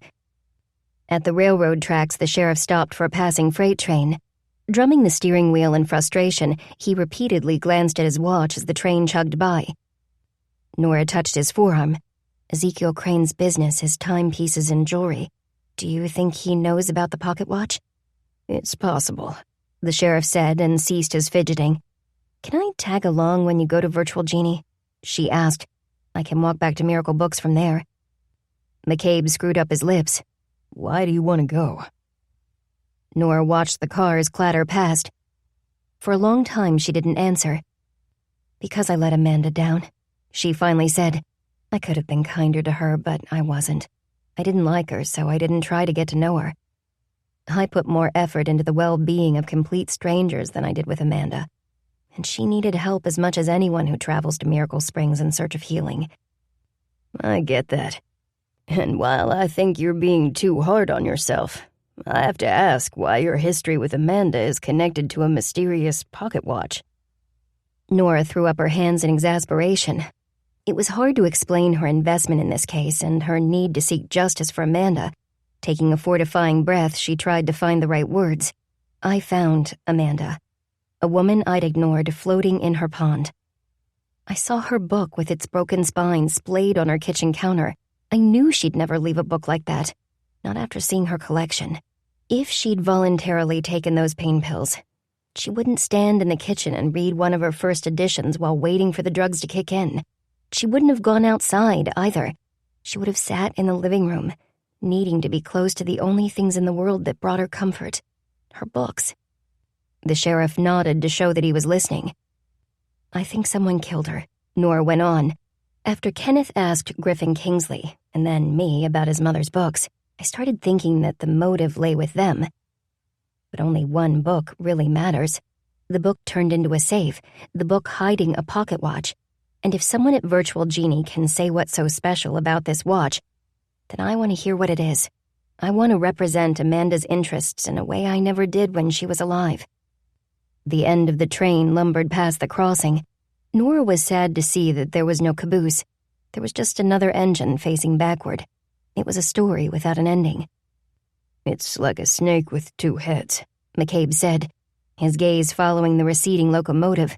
Though the red crossing signal lights were still flashing, the gates were slowly rising. The sheriff turned to Nora. "Okay, you can come along." McCabe nabbed a parking spot right in front of Virtual Genie. The moment they entered the lush main room, Nora spotted Jed. He was shaking hands with Tamara and clasping a white envelope in his free hand. Nora hung back a few feet, allowing the sheriff to approach Griffin Kingsley's desk unaccompanied. Jed turned to leave. He immediately caught sight of Nora, and his face broke into a wide grin. "That's twice you've followed me in here," he said after closing the distance between them. He leaned over to kiss her. It was just a brief peck on the mouth, but Nora was too stunned to react. If Jed noticed her stiffness, he didn't let it show. "You're getting pretty bold for a stalker. Coming in while the sheriff's here." "We came in together, actually," Nora said. "He asked me to do a rough appraisal of Amanda Fry's book collection." Jed glanced back at McCabe. "Do you have a thing for men in uniform? Tell me now, because I need to know if I have to worry about the firemen. I'd really like to catch a break from having to compete with those guys." Nora couldn't properly respond to Jed's teasing style of flirtation. She was too eager to hear what the sheriff and Griffin were saying. "I'm sorry, Jed, I have to go. Call you later?" He was hurt, but he tried to hide it. "Yeah, sure. I need to deposit this before my shift starts anyway." He waved the envelope. "Tamar got a great price from my old bank." Stuffing the envelope into his pocket, Jed exited Virtual Genie. Nora stared after him for a moment. She could have handled that encounter better, but she hadn't expected him to kiss her. Not in the middle of the day. Not in front of others. It had been too public for Nora's tastes, and possibly too possessive as well. "Ms. Pennington," Sheriff McCabe called. "Would you like to join us?" As Nora hurried to the sheriff's side, she noticed Griffin's puzzled expression. Instead of explaining Nora's presence, the sheriff said, "I'd like to show you in private." Griffin led them to the back room. After switching on the high-powered lamp in the center of a work table, he stepped away to allow McCabe room. The sheriff, who'd donned a fresh pair of examination gloves, removed the book from the evidence bag. He placed it on the table and opened the cover. "As I mentioned, this book and its contents are evidence in an ongoing investigation. So I'll ask you to keep to yourself what you see. I'd also appreciate your expertise in identifying this pocket watch." Griffin's eyes immediately lit with a zealous gleam. The pocket watch was clearly valuable. The naked longing in his face lasted only a second or two. By the time Griffin pulled on his own gloves, he'd mastered his emotions. "I'm happy to help," he said with his usual courtesy. His hands betrayed his eagerness. There was yearning in Griffin's fingers as they pried the pocket watch from its snug nest of book pages. After selecting a magnifying glass from the table's desk caddy, Griffin turned the watch over. He examined the back and said, "Definitely gold, but lighter than 14 carats, maybe 9 carats." He flipped the watch over again. "Lovely filigree engraving. Looks like a ram's head in the central medallion. I haven't come across that before." Nora held her breath as Griffin pushed the latch release. The watch cover popped open to reveal a white face with Roman numerals. "Here's our maker." Griffin pointed at the script running across the lower half of the face. "Monier and Moussard. A Swiss timepiece. I believe it's quite old." "Can you tell me what it's worth?" the sheriff asked. "I'll have to search around online," Griffin said. "I could give you an estimate, but it would be inaccurate because I don't know if the watch works. Many antique pocket watches require a key for winding. Some watches require 2 keys. This watch is very unusual in that it requires 3 keys, like the ram's head, I've never encountered that before. McCabe frowned. He wasn't getting what he was looking for from Griffin. Is there anything else you can add? Griffin managed to tear his gaze away from the watch. I have a collection of spare pocket watch keys, he told the sheriff. I could try them to see if they'll open this face. It might take some time because there's another unusual element to this watch. Judging from the shape of the pins in the face, each key is unique. In other words, this watch requires 3 unique keys to function. I could force it open, but that would probably damage the case. No, McCabe was quick to say. Let's give your keys a try. As much as Nora wanted to observe Griffin fit keys into the watch face, she couldn't. She needed to open the bookstore. I have to get to work. Thank you for including me, she said to the sheriff. He responded with a brief nod, his focus clearly on the watch, so Nora passed through the curtain and re-entered the main room. Tamara grinned at Nora as she walked by her desk. What's going on back there? Did you find a priceless heirloom or an incriminating document tucked inside a book? Nora knew better than to breathe a word about the watch. Something like that, she said and left. Out on the sidewalk, she ran into Jack Nakamura. Hello, Miss Nora. Are you selling something too? He asked, gesturing at the virtual genie sign. She glanced up at the brass lamp with its sparkling plume of smoke. I don't have anything to sell. I use everything I own. Jack placed his hands together in front of his chest and bowed in respect. If you have nothing extra, then nothing can weigh you down. You know a secret many people will never learn. You know that the real treasures in life are the connections we make with other people. Things rust, break, or lose their worth. Love only increases in value. To be sure it does, we must repair any little breaks or cracks using kintsugi. Kintsugi? Nora tried to mimic Jack's pronunciation. It's the ancient Japanese practice of repairing broken pottery using lacquer, mixed with gold dust. After the repair, the pot has golden seams and is more beautiful than it was before. Jack smiled. It's how we should repair broken hearts. A heart repaired with love will be scarred, but will also be more beautiful than it was before. Nora didn't know how to respond to Jack's sidewalk philosophy or why he'd decided to bring up the subject of broken hearts, so she asked if his antique box had already sold. That's why I'm here. A shadow darkened his cheerful face. I can't find the auction listing. Either I'm searching the wrong site or Mr. Kingsley forgot to post the listing. I'm sure there's an explanation, Nora assured Jack and hurried on to Miracle Books. It took her most of the day to assign a value to Amanda's collection. While she was online looking up prices, she also researched Monier and Moussard pocket watches. She found an auction site that had sold a watch closely resembling the one hidden inside the Harry Potter book. The watch sold at auction didn't have a ram's head and required only 2 keys, but it was in very fine condition and functioned perfectly. It had sold for a whopping $16,000, and that was 2 years ago. By day's end, Nora knew that the watch was worth twice as much as Amanda's entire book collection. Nora called Sheriff McCabe to tell him what she'd found. Interesting, he said. Mr. Kingsley told me that the watch from Amanda Fry's house was probably worth a few thousand.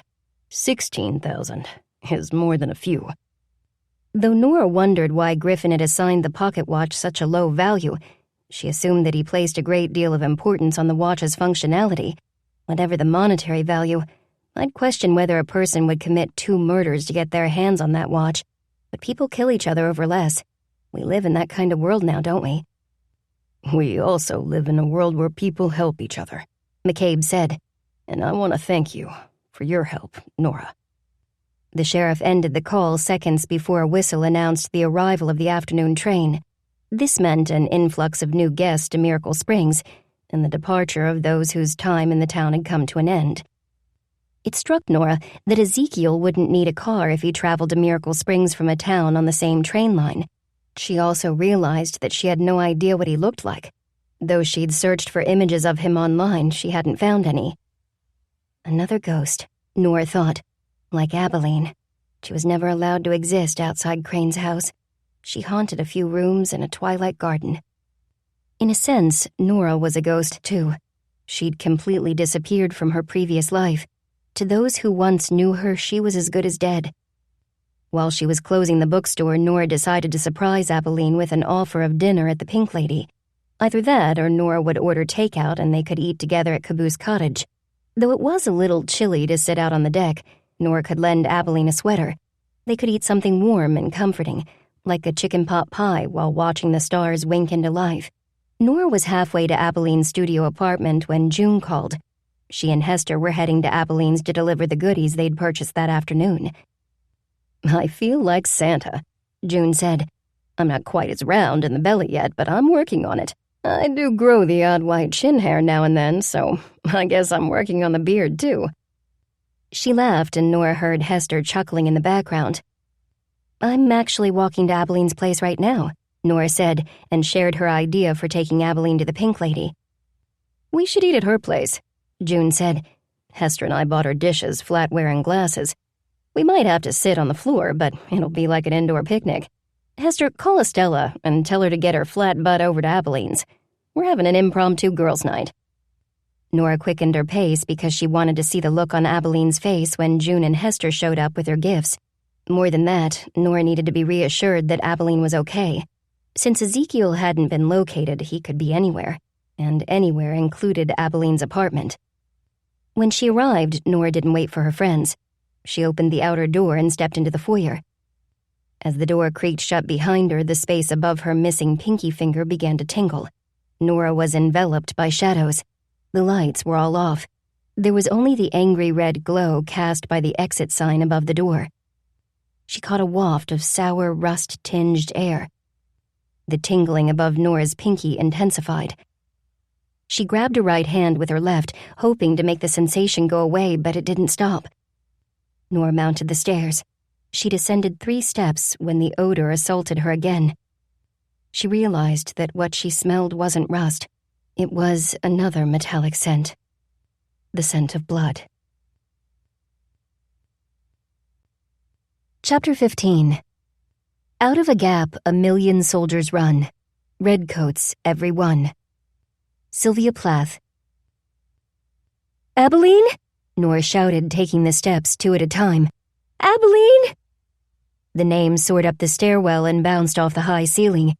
The echo that came back sounded like the scuffling of bats. Nora looked up the stairs and saw blood. Thin rivulets ran down the steps above her, and a glossy red puddle was pooling on the 5th stair from the top. "What will I do if Ezekiel Crane is on the landing, waiting for me?" Nora thought, hesitating. She was unarmed and had no way of defending herself. But when Nora thought of Abalene, her own vulnerability no longer seemed important. Taking out her phone, she hit the emergency button and continued to ascend the steps. The source of the ruddy rivulets was on the landing. Nora was too shocked to reply to the 911 operator's questions. The woman asked what kind of assistance she needed, but Nora couldn't even hold the phone to her ear. Her arm dropped to her side, and her lips parted, but she couldn't speak. She could only expel the extra air in her lungs in a slow, silent sigh. There were 2 people on the landing. One was alive. The other was dead. The dead person was a man. He was sprawled on the floor, his face turned in profile. Nora tried to process a blur of details. The temple of the man's black glasses against his silver hair, the neatly trimmed beard and mustache framing his open mouth, teeth, slightly yellowed by age, a blue dress shirt, khakis, brown loafers, a gold wristwatch, a glassy blue eye. Nora's gaze fixed on the wound in the man's side. The shirt was cut near the lower ribs, revealing a red-rimmed gash in the pale flesh. This was where his life had leaked out. Not leaked, Nora thought in horror. Streamed. Tearing her eyes away from the dead man, Nora looked at the living person. Abalene stood directly across from Nora. They were separated by the body, an isthmus of flesh on a sea of dirty tile. Abalene looked more marble sculpture than human. She was fish-belly white and completely still. Her back was pressed against the wall, and her face was a contorted mask of fear. She held a knife in both hands and stared unblinking at the dead man. "Abalene," Nora whispered. There was no response from Abalene, but Nora heard another voice. Suddenly remembering the phone in her hand, Nora lifted it to her ear. "Ma'am," the operator said with saintly patience. "Ma'am, are you there?" "I need an ambulance," Nora said. This wasn't good enough for the operator. She wanted clarification. "What's the nature of your emergency?" "Just send an ambulance." Even more softly, Nora added, "And the sheriff." She rattled off the address and hung up. Abalene still hadn't moved, and Nora knew she had to get to her. Nora shuddered as she stepped over the dead man's legs. It was jarring to walk over him like he was a piece of roadkill. It was even harder to avoid putting her foot down in the blood seeping from his body. When she was close enough to touch Abalene, Nora whispered, "It's over. It's over now." Nora didn't know what to do with her hands. She didn't dare touch Abalene, not with her death grip on the bloody knife. In the gloom, it looked like the horn of some dangerous mythological animal. After a very long, very tense moment, Abalene's gaze slid away from the dead man and came to rest on Nora's face. She blinked in recognition. "There you are." Nora managed to smile. "It's okay, Abalene. Come away now. Come with me. We'll just go into your apartment, okay?" Abalene's head moved up and down in a mechanical nod, as if her brain was disconnected from her body. She stood there, bobbing her head up and down, up and down. She didn't move any other parts of her body. "Will you let go of the knife?" Nora asked. "Please?" Looking at her hands, Abalene gave a little jump of fright and released the knife. It clattered to the floor. Abalene immediately scooped it up again. "I have to hide it." She pushed past Nora, rushed into her apartment, and frantically paced in front of her kitchen cabinets. Then she yanked the oven door open and was about to toss the knife inside when Nora grabbed her by the wrist. "Just put it in the sink," she said. "We can't hide it." Abalene's mouth quivered. "I have to. If I don't, Hester—" Nora didn't understand. "What about Hester?" The hand gripping the knife violently trembled. "She'll get in trouble." At that moment, the terrible reality of what had happened struck Abalene like a high-speed train. She pulled in a shallow breath, and when she released it, a cry rushed out. It was a primal sound, an animalistic keen that came from the deepest crevice in Abalene's soul. It was the sound of pain. Years and years of it. Guiding Abalene's hand toward the sink, Nora told her to let go. Abalene dropped the knife and sagged against Nora.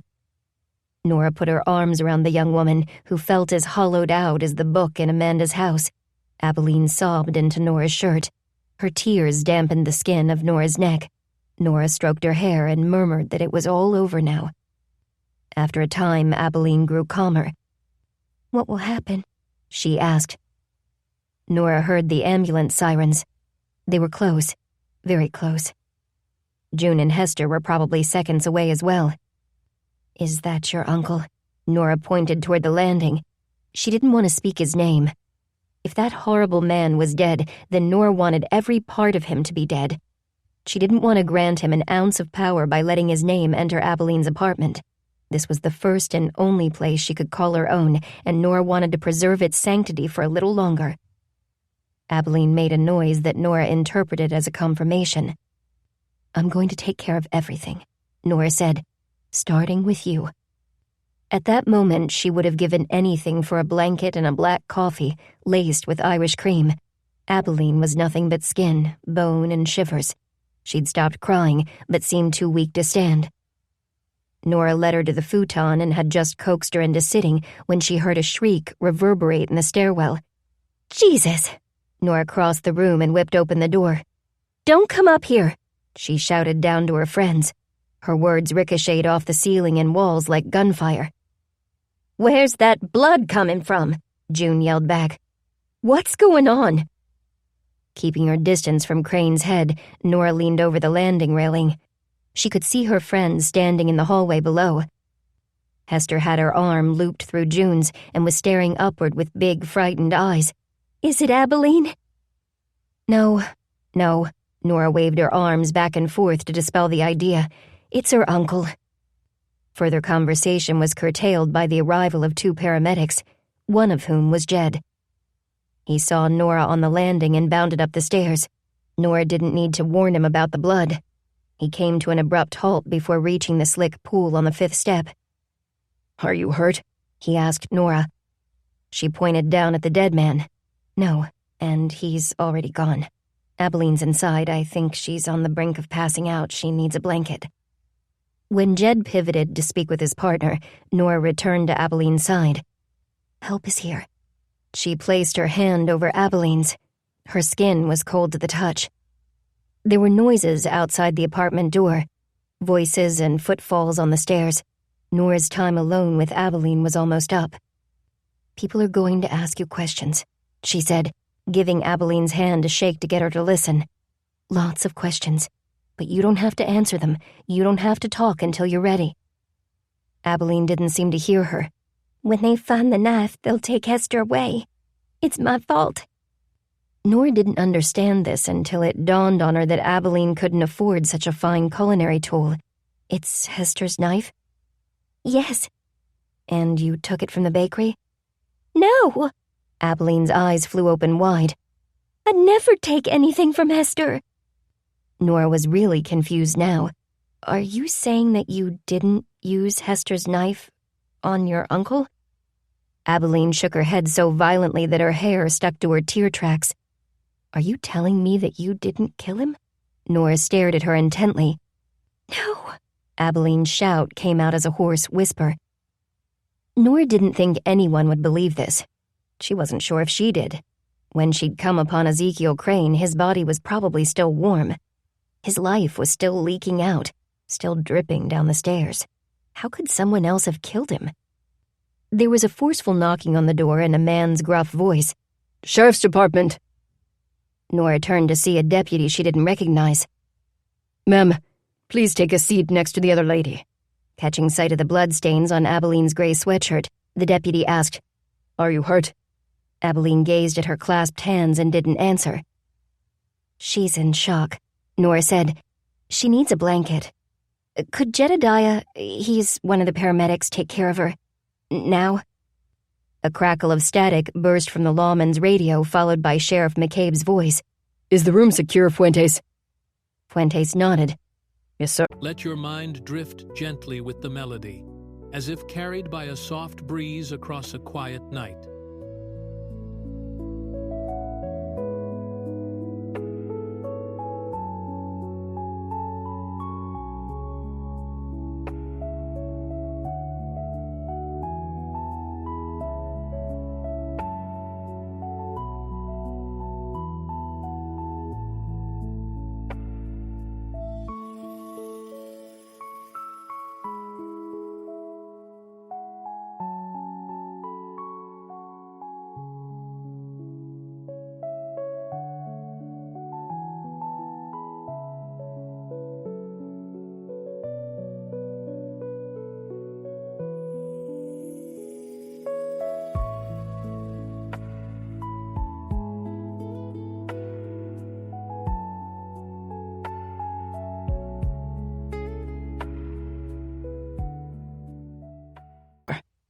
"I'm coming up," the sheriff said, and the deputy's radio fell silent.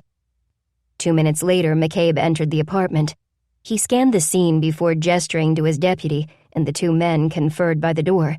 Nora couldn't hear their exchange, but she saw Deputy Fuentes point at the sink.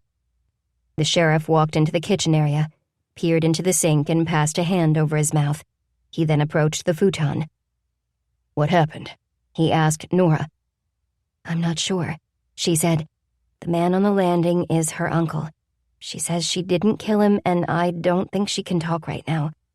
She needs medical attention." McCabe walked to the doorway and crooked his finger at whoever was waiting outside. Jed strode into the apartment and made a beeline for Abalene. He had his kit in one hand and a blanket in the other. Setting his kit down, he draped the blanket over Abalene's shoulders. Next, he removed a blood pressure cuff and a package of smelling salts from his kit. He told Abalene where he was going to touch her and why, assuring her that he was there to see to her medical needs, and that was all. He asked if she felt any pain.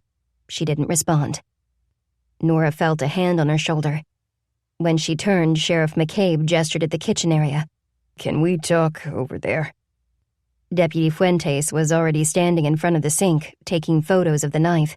The flash blinked like a strobe light, and Nora put her back to the scene.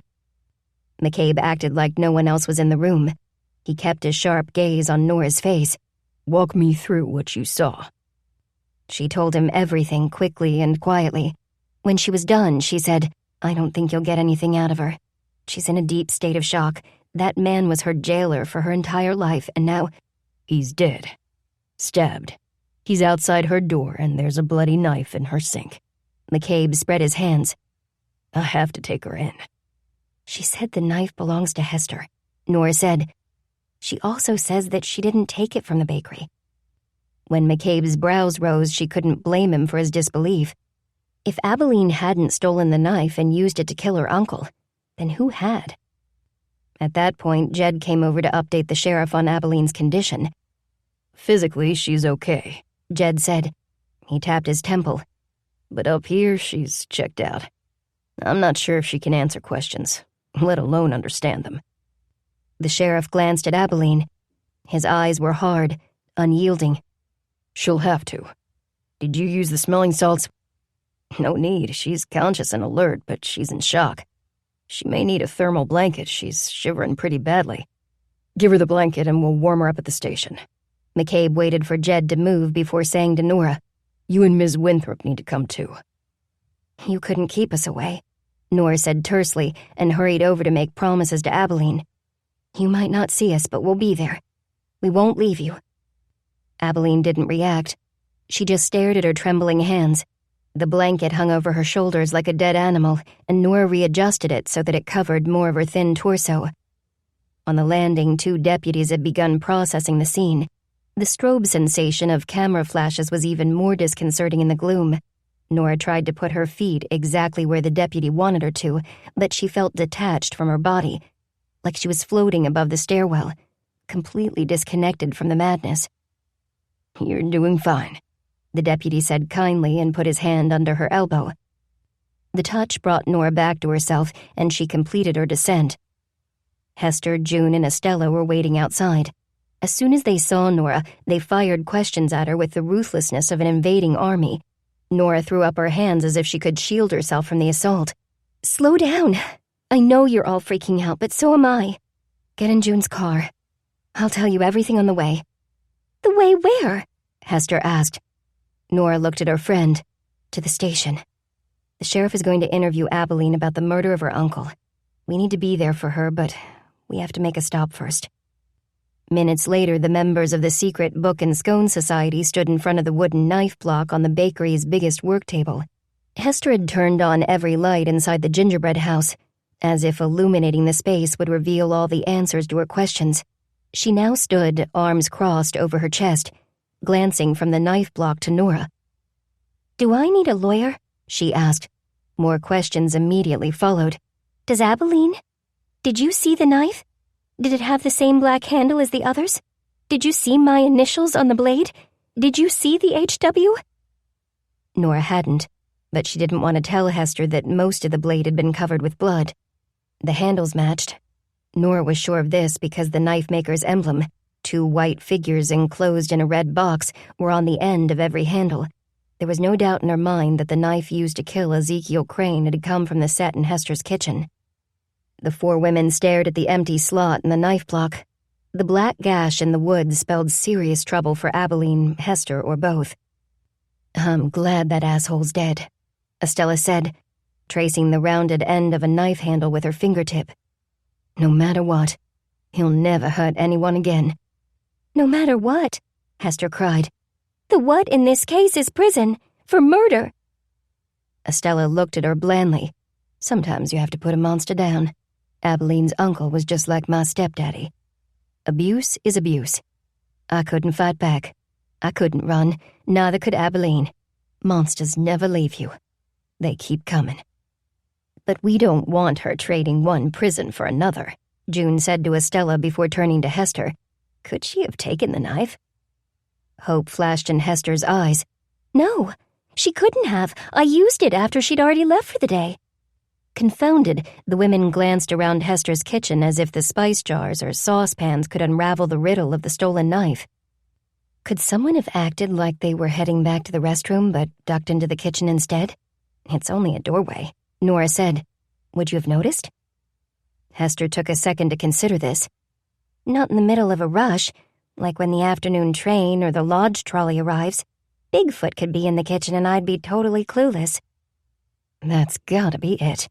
June steered Hester toward the empty display cases and positioned her in front of the cash register. Try to think back to that busy time. Which local folks came in? Flustered, Hester said, I don't know. A few lodge employees, Nick from the hardware store, Lucy from the vet's office, some lawyers from the courthouse. She plunged her hands into her hair, grasping at clumps of honey-colored curls. I'm sure there were more, but their faces blend together. Day after day, it's sometimes just a blur. I don't have time to chat during a rush. I just serve and take their money and repeat. Nora understood. Unless she'd spent a minute or two talking with a particular customer, she couldn't recite a list of everyone who'd visited Miracle Books on a given day. I wonder if Ezekiel Crane came here, looking for Abalene. She said to her friends, maybe he took the knife to use on her. If you were framed for her murder, Hester, he might feel justified. He'd be punishing his ungrateful niece and the woman who helped her at the same time. If he came in here, I wouldn't have known it, Hester said. I have no idea what he looks like. At Abalene's, you told us not to come up the stairs, so we didn't. Nora shared what she'd noticed about Crane's appearance. I probably had a dozen customers who fit that description, Hester said. Maybe the sheriff will find another set of fingerprints on the knife besides mine, and Abalene's. With no answers to be found at the gingerbread house, the four women headed to the station. Nora gave their names to the desk clerk. Within minutes, a deputy came to collect Hester, explaining that he needed both her statement and her fingerprints. She looked frightened, but squared her shoulders and followed him. The pair disappeared into the building's inner sanctum. I bet she wishes Jasper was taking her prints, Estella whispered. He'd tell her not to worry. Make her feel safe. June snorted. He's not going to compromise his job just so Hester thinks he's the world's best boyfriend. He and the rest of these folks have 3 deaths on their hands. The media's going to catch wind of this soon. It's only a matter of time before the news vans start chugging down the mountain road. Nora was remembering how relieved everyone had felt after the last plague of journalists had departed Miracle Springs, when Deputy Andrews appeared in the waiting area. Ms. Pennington, please come with me. We'll be right here, said June, giving Nora's hand a quick squeeze. Like 2 rocks of Gibraltar. No one can move us. Andrews escorted Nora directly to the sheriff's office and asked her to take a seat in the chair facing his desk. Nora was studying the framed war bond posters from World War I when McCabe entered the room. How is she? Nora asked. Not talking, said McCabe, dropping into his chair as if the burdens he carried weighed too heavily on his shoulders. She didn't even react when I called her Hannah. Nora winced. That probably made her retreat even more. I think she was telling me the truth when she said that she didn't kill her uncle. Hester was using the knife, the murder weapon, at the gingerbread house after Abalene left to work her shift at Virtual Genie. She could have easily slipped back into the bakery, the sheriff said. I'll have to ask Mr. Kingsley or Ms. Beecham if they saw her leave. He rubbed his chin, staring pensively at his computer screen. Since Abalene Tyler is an alias, how is she being paid? Nora didn't understand why this was relevant at the moment. She works for Griffin in exchange for that crappy apartment. As for her part-time gig at the bakery, I can only assume that Hester pays Abalene in cash. Does it really matter that she's not giving a share of her paltry wages to Uncle Sam? Too late, she realized that she hadn't chosen her words wisely. The war bond closest to her chair featured a gun-toting Uncle Sam standing in front of the American flag. The sky above him was filled with bombers, and below him, an army charged toward an unseen enemy. McCabe was a lawman, the epitome of an upstanding citizen. A crime was a crime, no matter who'd committed it or why. However, he answered Nora's question without any rancor. It matters because I wanted to know how she convinced the Virtual Genie owners to forgo a lease. Considering their business depends on having a sterling reputation, this arrangement strikes me as odd. Abalene had a special skill set to offer. She could repair and appraise. Nora stopped. Can I talk to her? I'm not asking for privacy, but can I see her? I could try to ask her something important. What thought just ran through your mind? McCabe put his forearms on his desk and leaned forward. His body language and keen gaze belied his mild tone of voice. I was wondering if Abalene had seen the pocket watch from inside Amanda's book before. Her uncle ran a clock and jewelry shop. Every day he brought work home for her to do. She might recognize the watch. She might know its story. McCabe got to his feet. Let's find out. To Nora's immense relief, Abalene wasn't in a holding cell. She was sitting in one of the interview rooms, a bottle of water and a cup of coffee on the table in front of her. Both beverages appeared to be untouched. A female deputy stood in the corner of the room, and when the sheriff's brows rose in a silent question, the deputy responded with a regretful shake of her head. Abalene still hadn't said a word. Nora asked the sheriff for a piece of paper and a pen. He signaled to his deputy and she hurried out of the room, returning a minute later with a sheet of printer paper and a black pen.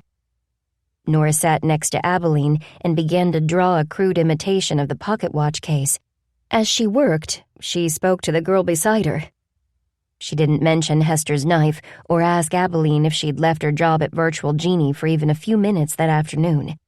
She said nothing about the dead man on the landing. Instead, she talked about the pocket watches she'd come across in books. There's the White Rabbit in Alice's Adventures in Wonderland. His anxiety was contagious. He was always checking his watch and fretting over being late. And who can forget Agatha Christie's fussy, fastidious, pocket watch-toting detective, Hercule Poirot? He's my favorite Christie sleuth. And in the wizarding world of Harry Potter, Albus Dumbledore's watch has 12 hands, and planets instead of numbers. Having completed a rough sketch of a watch cover with a ram's head in the center, Nora sketched a face with 3 keyholes. Taking Abalene's hand, she gently laid it on top of the paper. I bet you've seen lots of pocket watches, but have you ever seen one with a ram's head on the case? Like this? Nora placed Abalene's index finger on the head. When Abalene didn't look up from her lap, Nora moved the other woman's finger to the sketch she'd made of the face. What about a watch with 3 keyholes? 1. She moved Abalene's finger over each shaded dot representing a keyhole. 2. 3. Abalene jerked her hand away as if she'd been burned, and Nora sighed inwardly. Once again, she'd failed to get through to her. Just as Nora was about to stand up, Abalene leaned over and whispered, The keys came when I turned 18. In the mail. He wore them around his neck. He never took them off. Your uncle? Abalene released a soft puff of air. Yes. Nora put her arm around Abalene in a half-hug. She held her that way and glanced at McCabe. He'd heard their whispered conversation, and when he looked away as if to hide his disappointment, Nora had the answer to the question she was just about to ask. The keys hadn't been found on Crane's body. The keys were gone. Chapter 16. God hath given you one face, and you make yourselves another. William Shakespeare. The members of the secret Book and Scone Society settled in for a long wait at the sheriff's department. As the time dragged, the women bought coffee from the lobby vending machine. It wasn't very good, but it was hot. You don't have to stay, Deputy Andrews had told Nora after she'd signed her statement. I'm not leaving Abalene, she'd said. I told her that she wouldn't be alone. Apparently no one else planned to leave either. This became clear when June took her knitting needles out of her handbag. Guess I'll get to work on your fox socks, June said. Estella watched her work, fascinated. I've always pictured knitters as old ladies in rocking chairs, shooing cats away from their yarn with an orthopedic shoe. You've got the cats. You just need a rocking chair and the shoes. June threatened to give Estella a body piercing if she ever dared to stereotype a knitter again. She then turned to Nora. I should knit you and Jed one of those chastity cocoons. What was it called? That practice of sewing folks in their own cloth sacks so they couldn't touch each other? Bundling, Estella said. I read too, you know. and at least a dozen of the historical romances I've read have mentioned bundling. Even if I hadn't come across that in books, I'd remember it from my history classes in school. They were my favorite. A secretive smile tugged at her lips. I really enjoyed talking to Jack about Japanese history the other day. He thinks I'm the smartest woman in town. Hester, who'd been very quiet until now, gaped at Estella. Jack? As in the pink lady? Don't tell me you're going to break his heart next. Estella frowned. It's not like that. We're friends. I've never had a guy friend before, but it's really nice. Nora thought of her recent run-in with Jack. Has he mentioned the antique box Virtual Genie is selling for him? She asked Estella. No, she said. I'm supposed to drop by the diner tomorrow at 3. Jack wants to serve me a traditional Japanese tea. I can ask about the box then. Happy to find a subject to distract them from their current circumstance, Nora's friends chatted about tea traditions across the globe. Instead of participating, she tuned them out. Something about Jack and his box struck her as unusual. Griffin Kingsley didn't seem like the type of person who'd forget to post an auction. He was the type to pay close attention to every detail.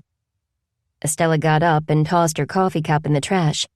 When she sat back down, she took the chair next to Nora's. What's going on in that head of yours? She asked.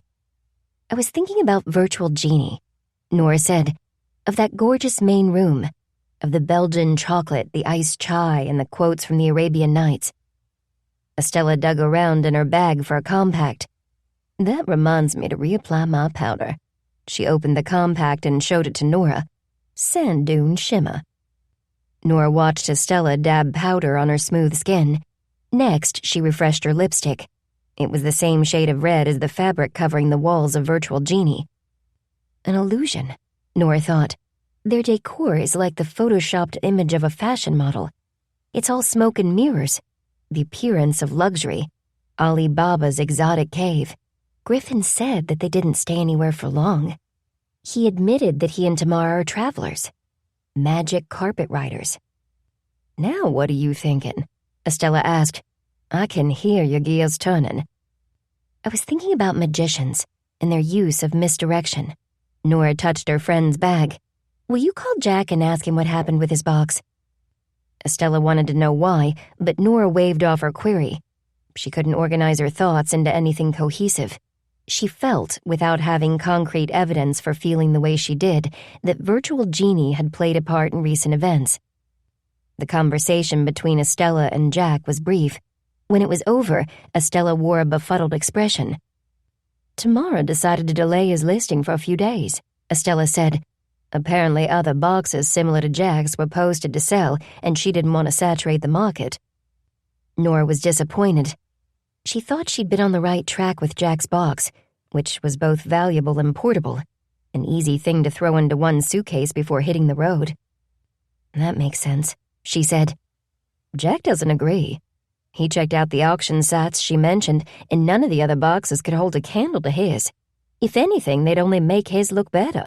He called Tamara to complain, and she promised to list it on Monday. She said that weekend listings don't perform as well as weekday listings. This sounded sketchy to Nora. What's he going to do? Estella shrugged. If the box isn't listed first thing in the morning, then Jack's going to march over to Virtual Genie, take back the box, and sell it himself. How hard can it be? Nora thought this was a crucial question. Not all of Virtual Genie's customers were inept with computers. Why didn't they sell their items directly? It's the perception they've created, Nora said, answering her own question aloud. The whole purpose of their decor is to convey the message that they're connoisseurs of luxury and wealth. People are influenced by Virtual Genie's atmosphere the moment they step inside. They want to entrust their valuables to Griffin and Tamara. And if that's true, why doesn't Virtual Genie ever put down roots? Why do they keep moving? Where are you going? Estella asked, for Nora had risen to her feet during her short monologue. To ask the sheriff if Virtual Genie ever hung their shingle in Lubbock, Texas. McCabe looked as tired as Nora felt. It's not enough to distrust people, he said after listening to Nora's question. We need evidence. I visited Virtual Genie. I reviewed their paperwork. They're legit. Nora couldn't stop playing devil's advocate. Based on what? Their consignor contracts? What if the gleam in Griffin's eyes when he saw that pocket watch was more than professional interest? Maybe he recognized it. Maybe he and Crane worked together in the past. Griffin could have stolen the 3 watch keys from Crane. McCabe waved this suggestion off. What good would the keys do him when we have the watch? Nora was suddenly ashamed of herself. Was she trying to deflect blame from Abalene by placing it on other people? People whose focus had been helping townsfolk from the moment they'd opened for business? You need to go home, the sheriff said, curbing his annoyance. Get some sleep, all of you. Miss Tyler will be spending the night with us. There's no way around that.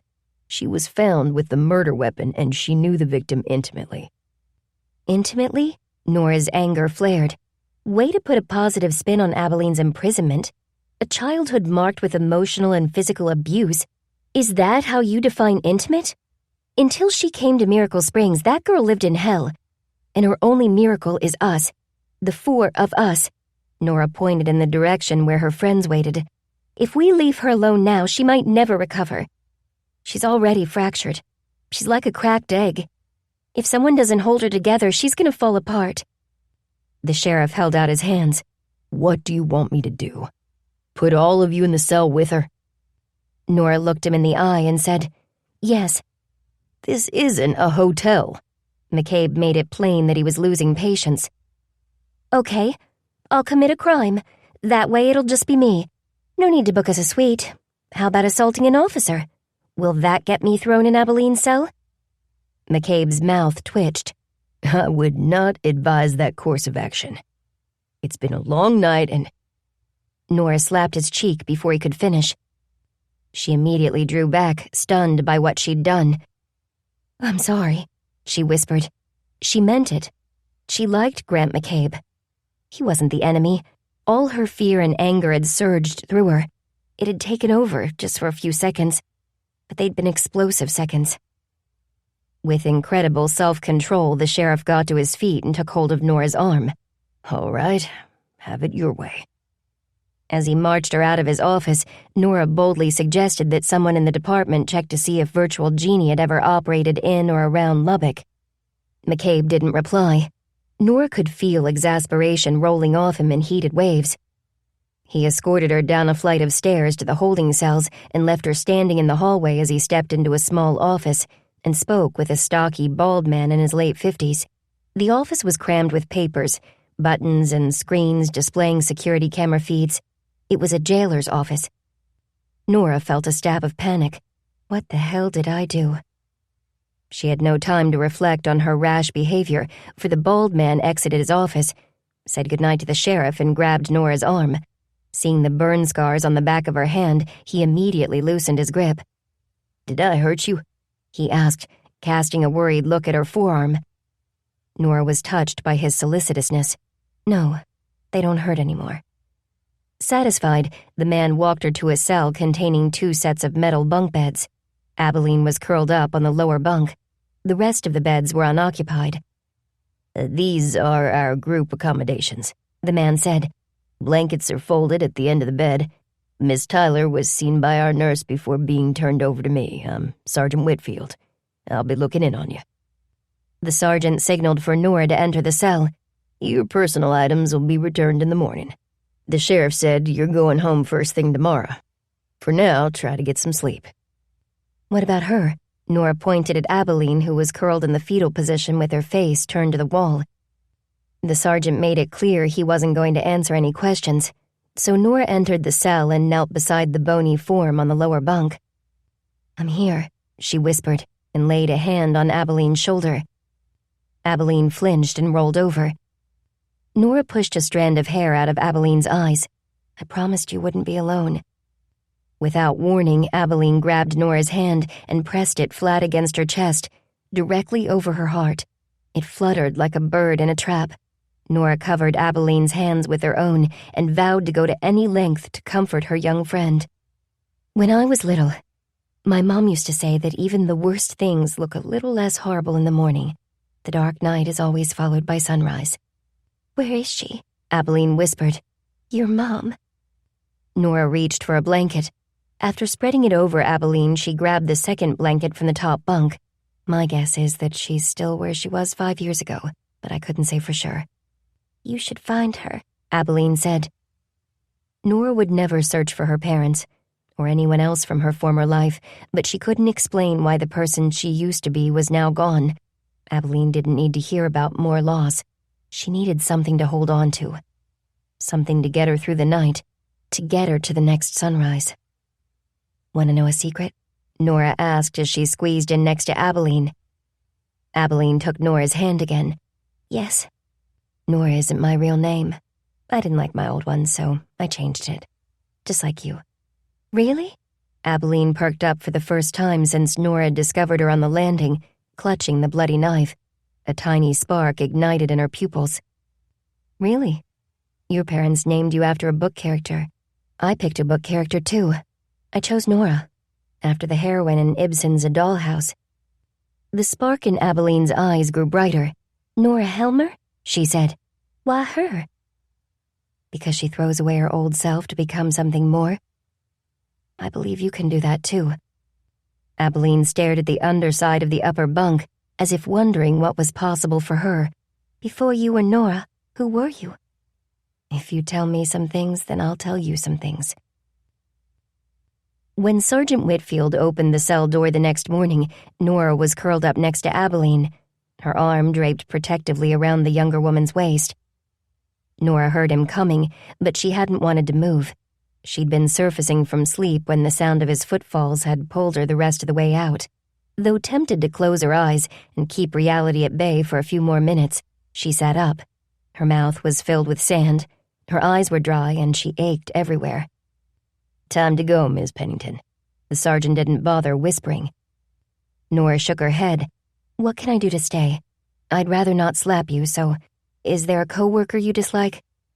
A ghost of a smile appeared on the sergeant's face. "I don't recommend that, ma'am. The sheriff's gonna drive you home, and he's had a very long night. The way I see it, you can help your friend better from the outside."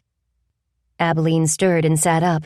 "It's okay," she said, her voice still thick with sleep. "You'll come back for me." Her throat tightening with emotion, Nora promised that she would. She then followed the sergeant out of the cell. The sergeant turned her over to McCabe, who was leaning against his car. He looked terrible. His eyes were bloodshot, his hair was wild, and the bags under his eyes had a gray-blue cast. "I'm sorry," Nora said. "No, you're not. But I appreciate the sentiment." He opened his passenger door. The action reminded Nora of the night they'd had dinner together at Pearl's. She doubted McCabe would ever want to share a meal with her again. McCabe had left her purse on the seat, and Nora was tempted to check her phone for messages from the secret Book and Scone Society members, but she decided to wait until she was home to connect with her friends. The sheriff slid into the driver's seat and sat quietly for a long moment. Finally, he said, "Virtual Genie never operated out of Lubbock or anywhere else in Texas." "Oh," Nora's voice was small. I'm not finished." McCabe turned to face her. "I was unable to find any previous locations for a business by that name. The only record I found on Griffin Kingsley was a New York State obituary. That Mr. Kingsley died last year. As for Ms. Beecham, I located numerous records. Too many to dig through last night. One struck me as significant because it was another obituary. From Florida. I can't help wondering if the partners are using stolen identities." Despite her fatigue and a powerful yearning to shower and drink a giant mug of coffee, Nora's mind began running through possibilities. "I think the watch is the key to your cases.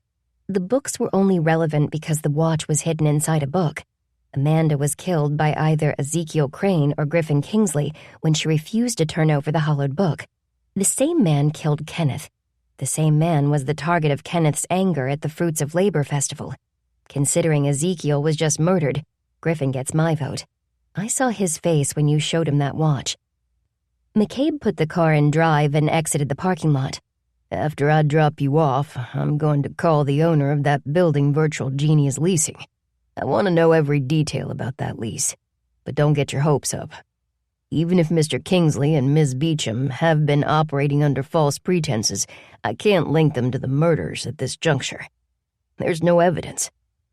After contemplating in silence for several minutes, Nora said, "Last night, Abalene and I talked. She told me what she could about Ezekiel's death. She'd just taken a shower and was heading into the kitchen to make supper when she heard footsteps on the other side of her door. Next, she heard a grunt, followed by a thud. Something heavy had fallen. She heard more footsteps going down the stairs. Abalene was scared by the strange sounds, so she hid in the bathroom. When everything had been quiet for several minutes, she dared to peek out her door.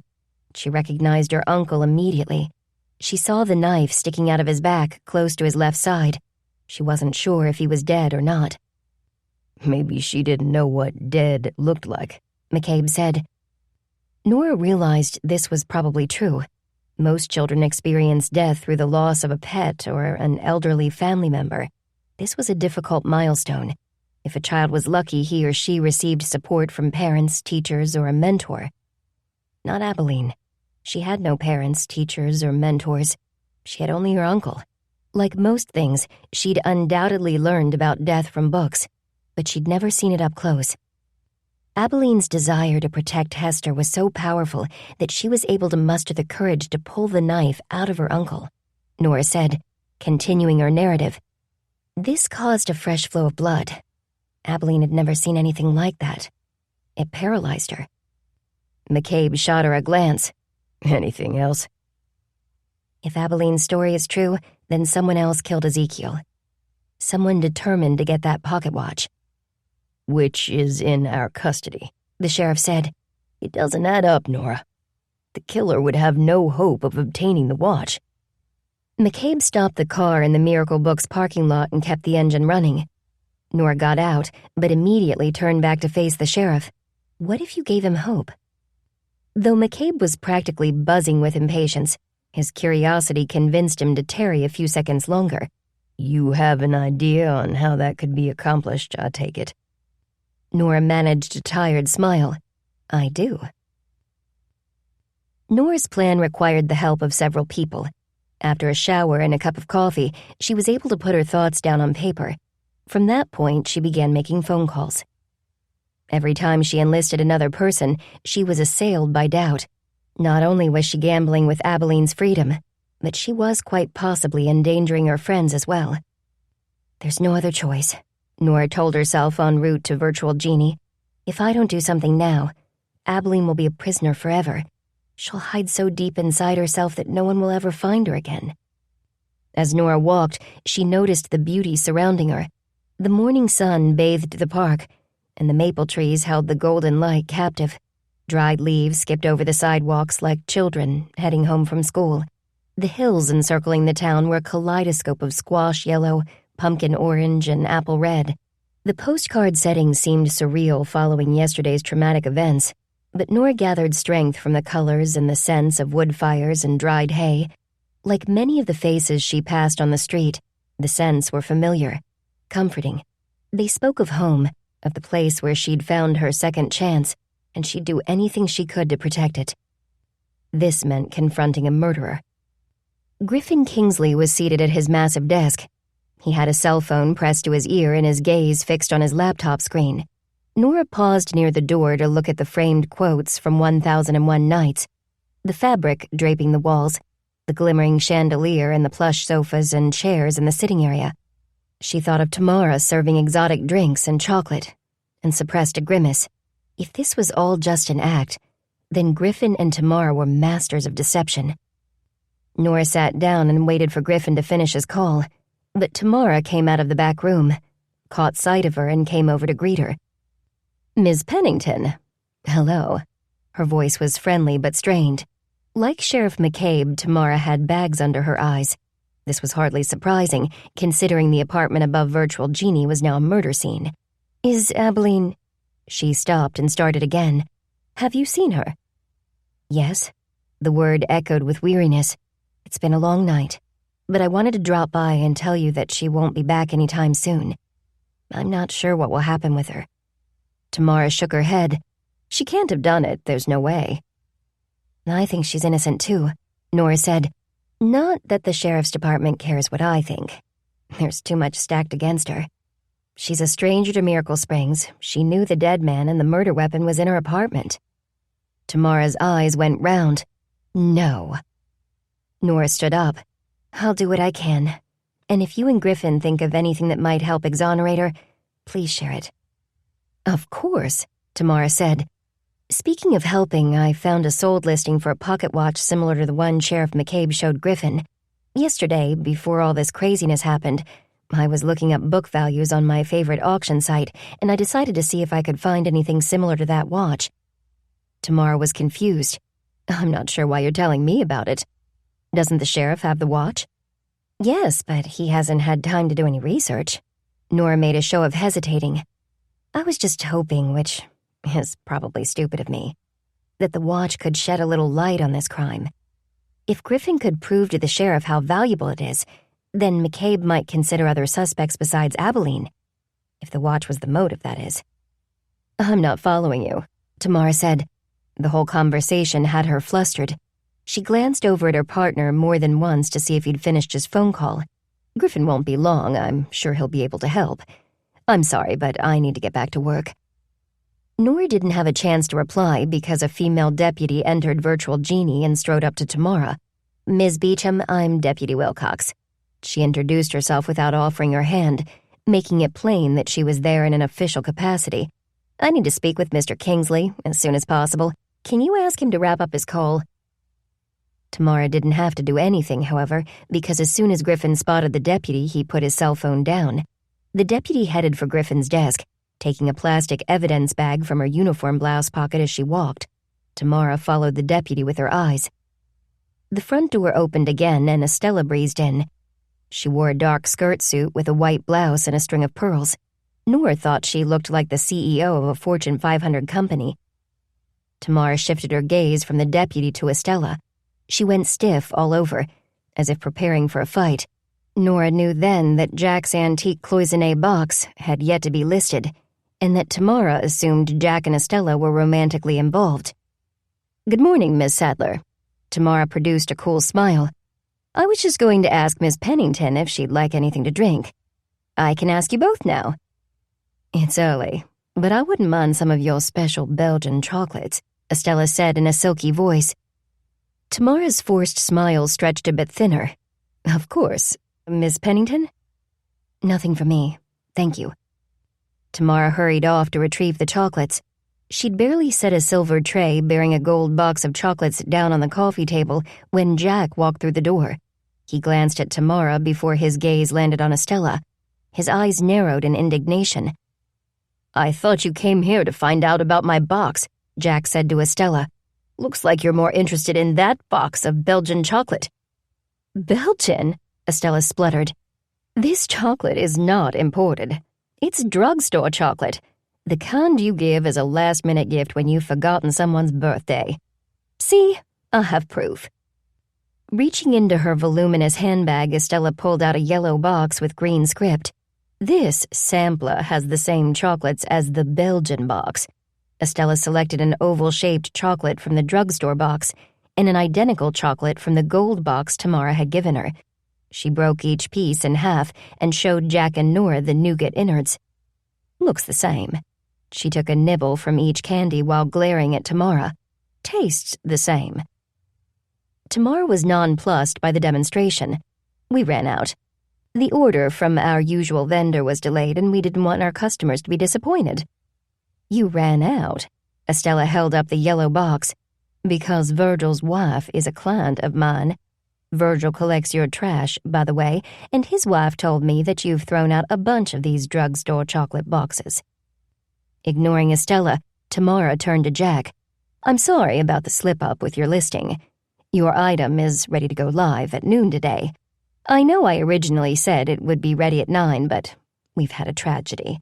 She gestured at Estella. "There's no need for this." Completely affronted, Estella bolted to her feet. "This place is a sham. From your chocolate to your rented furniture to your promises about listings. It's a total sham." Tamara glanced in the direction of Griffin's desk, clearly seeking help, but he was leading Deputy Wilcox to the back room. He moved with urgency. Nora could see sweat beading his forehead. "Excuse me," she said, leaving Tamara to Estella's mercy. She hurried through the opening in the fabric and appeared in the back room just as Griffin was sliding the pocket watch out of the evidence bag onto his gloved palm. Deputy Wilcox stood close to the work table while still allowing Griffin space to maneuver. When she looked up to see who'd entered the cool, shadowy space, Griffin transferred the pocket watch to his left hand, leaving his right hand free to dart into his jacket pocket. Though Nora believed she knew what he had in his closed fist, she couldn't let her gaze linger. "Sorry to interrupt, I just wanted to give Griffin this printout." Nora removed a folded sheet of paper from her purse, "and I'll be on my way." Deputy Wilcox passed the paper to Griffin. Instead of unfolding it, he gave Nora an inquisitive look. "I did a little research on that." Nora pointed at the pocket watch nestled in the palm of Griffin's hand. "I thought we could combine forces, for Abalene's sake." "I'll do everything in my power to help her. She's a sweet and hard-working young lady," Griffin said with such sincerity that Nora almost believed him. He unfurled the fingers of his right hand and deposited several tiny watch keys onto the work table. Nora stared at them, a cold dread blossoming in the center of her chest. Had she been wrong? Was she attempting to entrap an innocent man? Griffin selected one of the keys. He didn't try to fit it in a keyhole, however, and Nora realized that he was waiting for her to leave. At that moment, Estella burst into the back room. Hands on hips, she glowered at the shelving, the photography area, and finally at Griffin. "Can a person press charges if the owners of a business don't live up to the terms of their contract?" she asked Deputy Wilcox. "Ma'am, you should take this up with the Consumer Protection Office. I need Mr. Kingsley's time and attention." Tamara was waiting to show Estella out through the back door. Estella hesitated, but when Deputy Wilcox gave her a stern look, Estella settled for hissing, "This isn't over," before following Tamara to the exit. "She's just upset about Abalene," Nora said to Griffin by way of explanation. "My friends and I have grown close to her. What happened last night has us all turned inside out." Tamara, who'd already returned from showing Estella the door, gestured to Nora. "I have a key to the apartment. If it's okay with Deputy Wilcox, I could let you in to get clothes or toiletries for Abalene." Deputy Wilcox inclined her head before turning back to Griffin. "Any luck?" "Not yet," he said. If Nora's theory was correct, Griffin would make a big show of trying a dozen different keys. In truth, he had no intention of opening the watch for Deputy Wilcox or anyone else from the sheriff's department. Nora didn't know what secrets were hidden inside the watch, if any, but she was certain that Griffin wanted them to remain hidden. Tamara ascended the stairs leading to Abalene's studio apartment without speaking. Nora was grateful for the silence, for she was struggling to face the staircase again. She hated this space. Hated the crime scene tape, the stained stairs, the cloying chemical aroma, and the gloom. Averting her eyes from the outline that had been drawn around Ezekiel Crane's body, Nora willed Tamara to hurry up and unlock the door. As soon as she was inside Abalene's pathetic home, Nora regretted her impatience. Tamara closed the door and leaned her back against it. Her face was taut with anger, and she held a gun in her hand. It was a small pistol, a dainty, shiny weapon perfectly capable of delivering death. Tamara was pointing the barrel at Nora's chest, right at her heart. Chapter 17. The Bible tells us to love our neighbors, and also to love our enemies, probably because generally they're the same people. G.K. Chesterton. "You should have kept your nose in your books," Tamara sneered. "You three put on a good show downstairs. You, diner boy, and that Magnolia Spa bitch. I won't enjoy killing you, but I'd love to take a shot at her." Nora stared at the gun barrel. She wasn't taking in the fact that its dark maw meant the end of her life because she was too busy thinking of all the mistakes she'd made. Why had she zeroed in on Griffin as the killer and not Tamara? Then she remembered why she'd drawn such an erroneous conclusion, why she'd made a mistake that could cost her everything. "I thought Griffin was the killer," she said. "Obviously," Tamara rolled her eyes. "You wouldn't have come up here otherwise. I guess you're one of those people with book smarts but not street smarts." You thought I was Griffin's sidekick, his assistant, his business partner with benefits. But I'm none of those things. Griffin is my partner. I brought him in on—" She trailed off, gave a shake of her head, and continued. "I'm disappointed in you, Nora. You run a business. You know that it takes grit for a woman to succeed in a male-dominated world. You should have recognized me as one of your own." Nora gave a helpless shrug. "You played the assistant. You served tea and chocolates to your clients. Griffin would offer, but you did the waitressing part. He never served anyone." That was deliberate. Tamara looked pleased by Nora's observation. People in small towns are more comfortable with traditional gender roles, especially when they're entrusting their treasures to strangers. I hated making that stupid tea. I hated those silver trays. I hated having to let Griffin take the lead. Wouldn't you? Tamara's indignation almost made Nora feel ashamed. Almost. But there were millions of women across the globe who'd been overlooked and undervalued at some point in their lives, and they didn't use this as an excuse to commit murder. It seemed unwise to make this argument to Tamara, however. "You're right. I should have seen you as an equal," Nora said. "To be completely honest, I assumed Griffin was behind the murders because I didn't think a woman would be strong enough to push Kenneth Fry off the balcony of that treehouse cabin. I mean, the man was a monster." "A monster-sized bastard." Tamara's mouth twisted in anger. The gun dipped a little. The barrel was now pointed at Nora's belly. "He threatened me at the festival. He thought I was scared of him, that I was working for him and not the other way around. Stupid ass. He was a bully with mommy issues. The world is a better place without him." Though Nora couldn't argue with that, she wanted to keep Tamara talking. The longer Nora could stall her, the greater the chance someone would notice their absence. And it seemed like Tamara wanted to share her story. "I have no problem with the late-night flight you sent him on. I just don't know how you did it. The strength it would have taken to move that mountain of a man." She trailed off and splayed her hands as if begging for an explanation. Laughter bubbled out of Tamara's throat. She was enjoying this. "You don't need strength when you have booze. Fry was totally wrecked by the time he stepped out on that balcony. He'd spent hours downing every type of booze the festival had to offer. Can you imagine the combo of beer and shine swirling around in your stomach?" She shuddered. "I went out to the balcony first, claiming I needed fresh air. Then I tricked him into leaning over the railing by telling him there was a bear down below. The man was a dumbass. He actually thought I came to his cabin to show him what had been hidden in his mother's book." "Is that why he had 2 hotel rooms? The treehouse cabin was reserved for meetings with you?" "There was only one meeting," Tamara said, "and he was never going to survive it. If he hadn't gotten sloshed at the festival, I would have spiked a bottle of vodka with sedatives. No matter what, Fry was going to be a Humpty Dumpty. He was going to fall. He was going to break. And no one was going to put him back together again." Despite the precariousness of her situation, Nora felt a small surge of excitement. She could finally learn the secret of the pocket watch. "Kenneth stood between you and the watch. You wanted that watch. Who was the original owner? Ezekiel Crane?" At the sound of his name, Tamara went rigid. That bastard got what he deserved, too. That man cheated me over and over again. Back when I was new to the business, I was naive and trusting.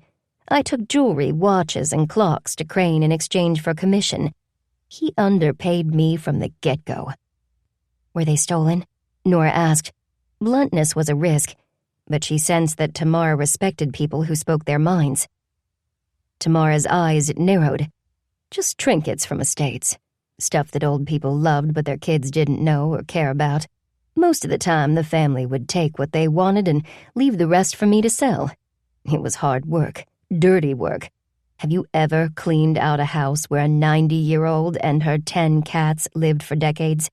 Or dealt with an apartment where an 80-year-old bachelor has amassed a huge collection of butterflies and bugs? I deserved more than what I was paid, so I always kept a few things for myself. I took the things to Crane and we split the profits. I just didn't know how uneven our split was." "Maybe you should have charged your customers more," Nora suggested flatly. Taking this remark in stride, Tamara shrugged. "Maybe, but I was a woman in a man's line of work, in Texas. So I charged less to attract clients. Everything was peachy until Crane ruined me. He started a rumor that I was a crook. Because you accused him of keeping more than his share of the profits? Nora guessed. Bingo, Tamara exclaimed. She gazed off into the middle distance and pressed her lips into a hard, thin line. She'd gone back to that time in her life when things had turned sour. She'd been forced to run, moving from town to town, constantly changing identities. Nora thought of the framed prints lining the walls of Virtual Genie. Maybe she could appeal to a softer side of Tamara by talking to her about books. Are you the Arabian Nights fan? Tamara pointed at her chest with her free hand. Me? I can't sit still long enough to read a book. You've been on the run. Just like Abalene, Nora said, seizing on the comparison. She didn't hurt you, Tamara. She was mistreated by Crane far worse than you were. You're gonna let her rot away in prison after she spent her entire childhood locked up in that sicko's basement? He was more of a monster than Kenneth Fry. If you truly believe in equality for women, then you won't let the injustice continue. Tamara gaped in astonishment. What are you talking about? Abalene and Crane? How are they connected? He was her uncle, Nora said. That's why she's so good at watch and clock appraisals. She's been doing it for years, in her uncle's basement, where she was locked up, every single day. Tamara looked like she might be sick. She lowered the gun to her side and stared at Nora. I didn't know. She just showed up asking about the apartment. She said she could pay partially in cash and partially in labor. She knew her stuff and the deal suited us because we didn't want to drop a lease agreement. Because none of you are using your real names, Abalene included. Son of a bitch, Tamara muttered. She seemed unaware of her gun, and for a second Nora considered lunging for it. She studied the space between her and Tamara, and knew she wouldn't make it. There were no other weapons within reach, nothing she could use to gain her freedom. Don't bother trying to get out of this, Tamara said, raising her gun. I'm sorry about Abalene, but I can't help her. I have a train to catch. Your journey ends here in that nasty bathtub. I'm sorry, but this is your own fault. You inserted yourself into this story, and it ends here. Tamara waved Nora toward the bathroom, but Nora didn't budge. If she walked into that bathroom, it would be the last place she'd ever see. Tamara would have her lie down in the tub so she could shoot her, close the door, and leave. She'd go downstairs, grab the watch, her laptop, and the valuables she planned to steal from the people of Miracle Springs, and skip town. Deputy Wilcox will hear the shot. You'll be caught, Nora said, feeling desperate now. Tamara scooped a pillow off the futon. No, I won't, she said with chilling assurance. Nora raised her hands in surrender. I'll go. But would you please answer one more question? I need to know why the pocket watch is so important. I looked up the market value. 15 grand isn't chump change, but it doesn't seem worth the risk of committing 3 murders. I say 3 because I'm guessing you were responsible for Amanda Fry's involuntary swim in the pond. She could have avoided that fate if she'd just told me where the watch was hidden, dumb cow, Tamara snapped, her anger flaring with fresh intensity. Her death is on Ezekiel. I told him not to show himself to Amanda before I had a second go at getting her to trust me, but he didn't listen. Of course he didn't. He was going to screw me over. Again. He was going to find the watch himself. By the time I got to her place, she was already spooked because she'd seen Ezekiel. Nora furrowed her brow in confusion. They used to be lovers. Why should she be afraid? Did she steal his watch? Tamara smiled. Not on purpose. She wanted something that belonged to him. Something to remember him by after she moved away. Her Romeo next door. I mean, the two of them didn't even kiss. Not once. Theirs was a love affair of words, Tamara said with contempt. She told me that she grabbed one of his books as a keepsake. He'd left it in the garden and she swiped it. By the time he realized it was gone, she was headed for her new life in Miracle Springs. I have no idea why he didn't try to get it back before now. Nora could picture Amanda hiding in the bathroom of her house in Miracle Springs. In that space, she could take out Ezekiel's book and reminisce. How stunned she must have been to open the cover and discover the watch. How long it had taken her to tell Ezekiel about it. Had he asked her to mail it back? Demanded its return? Had his letters turned cold and harsh, shattering the lovely fantasy that had once defined their relationship? Crane couldn't travel to Miracle Springs to reclaim the watch, Nora told Tamara, because of Abalene. He lived in fear of her escaping and telling the world how he'd kept her prisoner. Tamara took this in. It seems like a hell of a long time to wait. Nora was irritated that she'd given up information without getting the answer she wanted, but she tried to stay calm. She really did need to know why the watch was so special. Why was it more valuable than 3 human lives, regardless of how flawed those lives were? Amanda didn't return it and she didn't sell it. Even though she was nearly penniless when she died, she still had that pocket watch. Nora imagined Amanda in her backyard, the dresses on the clothesline riffling in the summer breeze. When she saw Ezekiel on her property, she knew he'd come for the watch. Anything they'd once shared was gone, and she knew he was to be feared. She was outside with Abalene when she saw him. That must be how things played out, because she gave Abalene one of her dresses and whispered a single word. Which was? Tamara asked. She lowered her pistol again, utterly entranced by the picture Nora was painting. Nora cupped her hands around her mouth, injecting urgency into her voice. She used a stage whisper to heighten the drama and said, "Run."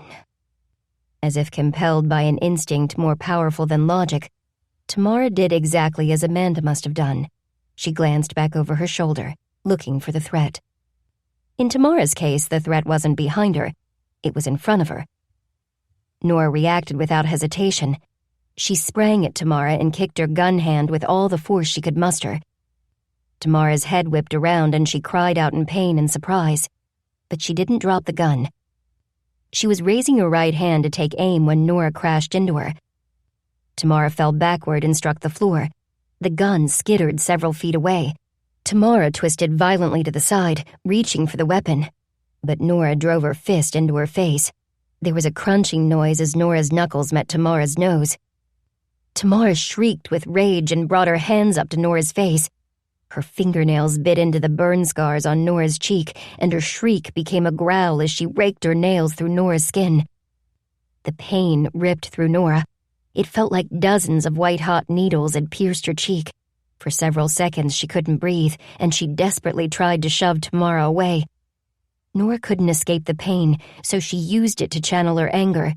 Anger gave her strength. She struck out with her fist again.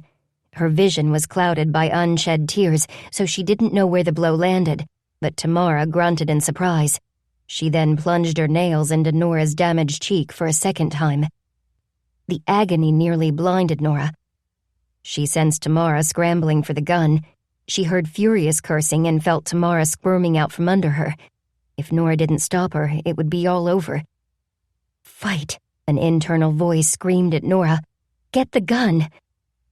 For the second time, she hurled herself at Tamara. On the floor, the 2 women kicked and punched and clawed at each other until, as if from some great distance, Nora heard shouting from the stairwell. Time seemed to stop. There was an unreal stillness surrounding them. The room became charged, like the breathless moment preceding a lightning strike. The feeling of being outside of time didn't last. There was a loud crack and a splintering of wood. The door to the landing burst open. Nora could feel a whisper of cool air waft over her. "Freeze!" a voice boomed. Sheriff McCabe's voice. Nora blinked hard, squeezing the water out of her eyes until she could focus on a black boot. The boot kicked Tamara's pistol to the other end of the kitchen. "Stay on the ground," McCabe commanded. "Don't move." Nora scooted away from Tamara and slowly, gingerly sat back on her heels. Uniformed men and women flowed into the room. Nora watched them crowd around Tamara, too dazed to react. Something tickled her chin, and Nora wiped away a droplet of blood. Foolishly, she then touched her cheek with her fingertips. Nausea immediately roiled in her belly, and she lowered her head and pulled in a deep breath of oxygen to stop herself from being sick. McCabe was suddenly kneeling at her side, his hand under her elbow. Steady. Steady now." He barked at someone to get the paramedics. This was followed by other orders, but Nora couldn't process them. When the twisting in her gut had ceased, she sat up again. Tamara was being hauled to her feet. She hissed and spit like a cornered cat. Before Deputies Wilcox and Fuentes could remove her from the apartment, she turned to Nora and said, "Of all the towns and all the people, I can't believe you took me down. But better you than an Ezekiel, or a Kenneth Fry." She tilted her head so that her cheek touched her shoulder. "Your face is pretty bad. Looks like I gave you something to remember me by. It's no pocket watch, but that didn't work out too well for Amanda, did it?" Deputy Wilcox had heard enough. She put a hand on Tamara's back and pushed her toward the doorway. "Wait," Nora called. Shouting sent a bolt of pain through her cheek, but she tried to push the feeling aside. "Who are you, really?" she asked Tamara. "Tara Leibold." She seemed pleased by the question. "I've also been Mary, Mare, Mora, Aria, and Tamara. I have no idea who I really am anymore. Does anyone?" With that, the woman who'd committed 3 murders was taken away. When the paramedics entered, Nora was both disappointed and relieved that Jed wasn't one of them. She was disappointed because he'd make her feel better with a word or a smile. She was relieved because she disliked being a damsel in distress. Besides, how could she explain that her pride smarted as much as her cheek? She'd been so short-sighted. "You'll need stitches," the male paramedic said as he gently pressed a bandage over Nora's cheek. "From a skilled hand." He went on to say that he could recommend a plastic surgeon, but Nora wasn't listening. When the paramedic was finished, Sheriff McCabe helped Nora to her feet. "Deputy Andrews will drive you to the hospital," he said, and insisted on holding her arm down the stairs and through the back exit. "On the way, you can tell him what happened. If you're up for it, just give him a sketch. I'm sure it hurts to talk. And if it hurts too much, tell him later." "The watch?" Nora asked and winced. Talking hurt like hell. Did Griffin have the keys? McCabe shook his head. "Let's hope his partner does." After giving her arm a slight squeeze, the sheriff handed her over to Deputy Andrews. "Don't leave her side," he told his deputy. "Make sure she's given the very best care. Understood?" Andrews stood a little taller. "I will, sir," he promised. Nora watched Sheriff McCabe walk away. Miracle Springs hit the jackpot with him, she thought. It might be the only thing that's gone right for this town lately. "I have bottled water," Andrews said after pulling out of the lot. "Do you need anything else? Food? Coffee?" "No. I just want to get the hospital bit over with." As Andrews drove past Miracle Books, Nora glanced at the bold letters of the closed sign. Normally, she'd be upset over losing a day's worth of sales, but not today. She was thinking of another sign, the Help Wanted sign she'd recently taped to the window. If Abalene had never seen that sign, if she'd never taken it down and pressed it to her chest like a teddy bear, where would she be now? Nora's phone buzzed inside her handbag. She'd turned the volume off before entering Virtual Genie and saw that she'd missed calls from the members of the secret Book and Scone Society. This call, however, was from Jed. "I hear you were hurt saving the town. Again." He tried to cover his concern with levity, but Nora heard it all the same. "Clearly, you need a cape and a pair of latex boots. And a cool name. Super Biblio Woman. No, that's too cheesy. I'll keep thinking about it. Seriously, Nora, what's your pain like right now? And don't play tough with me, I want the truth." "A moderate throb," she said. Talking makes it worse.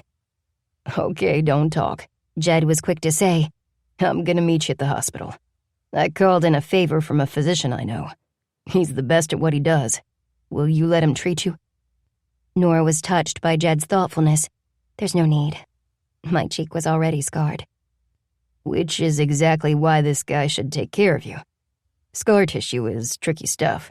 This guy owes me one, and I'm making a withdrawal from the favor bank." Jed promised that he'd see her soon and hung up.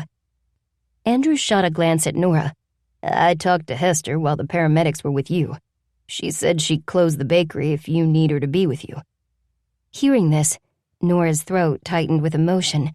She shook her head to convey her feelings. I thought you'd say that, so I told her that you were okay and that June and Estella should keep working too. I had trouble convincing Estella. Andrews grinned. She didn't think Mrs. Henderson's root touch-up was important in light of what went down this morning. But Mrs. Henderson threatened to tell all her Red Hat Society friends to find a new stylist if Estella canceled on her. Nora didn't want her friends wasting the day in a hospital waiting room. None of them could afford to miss work. Can you tell me about Griffin? Andrews was happy to oblige. Your idea of putting blood on the watch and wiping it off again so that it would show up with luminol was brilliant. Just like you and the sheriff predicted. Kingsley switched watches. I can't believe he had an identical watch at the ready, just in case he had the chance to swap them. Why? Is there something inside the watch? Nora asked. She didn't want to talk because it stretched the skin around her mouth and pulled at her wounded cheek, but there were things she had to know. Kingsley wouldn't say. He didn't say much, just a quote from that Arabian Nights book. For some inexplicable reason, Nora was relieved to know that Griffin genuinely liked the collection of Arabian stories. Virtual Genie might have been constructed on a foundation of trickery and deceit, but Nora wanted those framed quotes to have meant something to someone. She hated the idea of literary quotes being used for the sole purpose of adding to Virtual Genie's decor. Seeing as you're a book person, I'm guessing you'll want to hear the quote. Andrews said, "Watch your world burn, light of my heart. Tomorrow we will find another one and burn that too." Nora watched the landscape pass by. The slopes of the mountains were still painted in golden light, but the hues weren't as rich as they'd been earlier that morning. The glow was gone, and while the canvas of autumnal colors was still lovely, it was now a much more muted palette. The transformation reminded her of Robert Frost's famous poem, "So dawn goes down today, nothing gold can stay." The line mentioning gold turned Nora's thoughts to the mysterious pocket watch. Was the watch connected to the quote Griffin had spoken? Had Tamara been the light in Griffin's heart? If so, Nora didn't believe the feeling was returned. Tamara didn't seem capable of love. Love required an element of selflessness, and Tamara was too caught up with the injustices she'd suffered to share her heart with another human being. Amanda Fry, on the other hand, had fallen in love with her next-door neighbor. Abalene had told the secret book and scone society that Amanda and Ezekiel had started off as friends. That friendship had blossomed until over time it became something more. To Amanda's disappointment, her husband landed a job in another state, and she'd been forced to abandon the happiness she'd found with Ezekiel. She made the right choice. The hard one, but she punished her husband and son for that choice. Her misery wore them both down until her husband died, and her son became estranged. As for the man she'd once loved, he ultimately betrayed her. He made it clear that a pocket watch mattered more to him than she ever could. No wonder she became bitter, Nora thought. Tamara must have the keys. She's the killer. She killed Amanda. Kenneth and Ezekiel. She would have taken me out too. Nora closed her eyes. She got better at killing as she went along. Her anger grew until she could push one man over a railing and stab another in the back. That short speech sent spikes of pain through Nora's cheek. Her scarred skin wasn't like healthy skin. It was bubbly, petal smooth, and as fragile as a seashell. Despite the pain, she was determined to continue her narrative. She hoped that her words would speed Abalene's release. Andrews, mindful of Nora's injuries, asked only pertinent questions. He didn't interrupt. He listened attentively. By the time Nora finished, they were at the hospital. "I don't want to go in there thinking it'll be hours before Abalene is set free." Nora was mumbling now.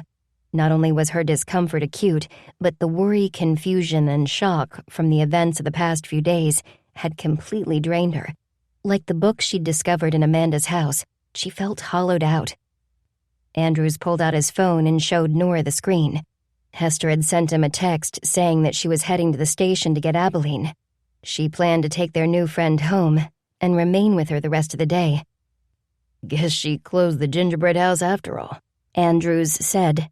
He smiled reassuringly at Nora. "Abalene will be okay. I have to see about you now. You heard the sheriff. He'll have my head if you're not given the best care." And how will I finish the rest of Orson Scott Card's novels without my head? Nora opened her door. Don't make me smile. It hurts. But she smiled anyway, just a little.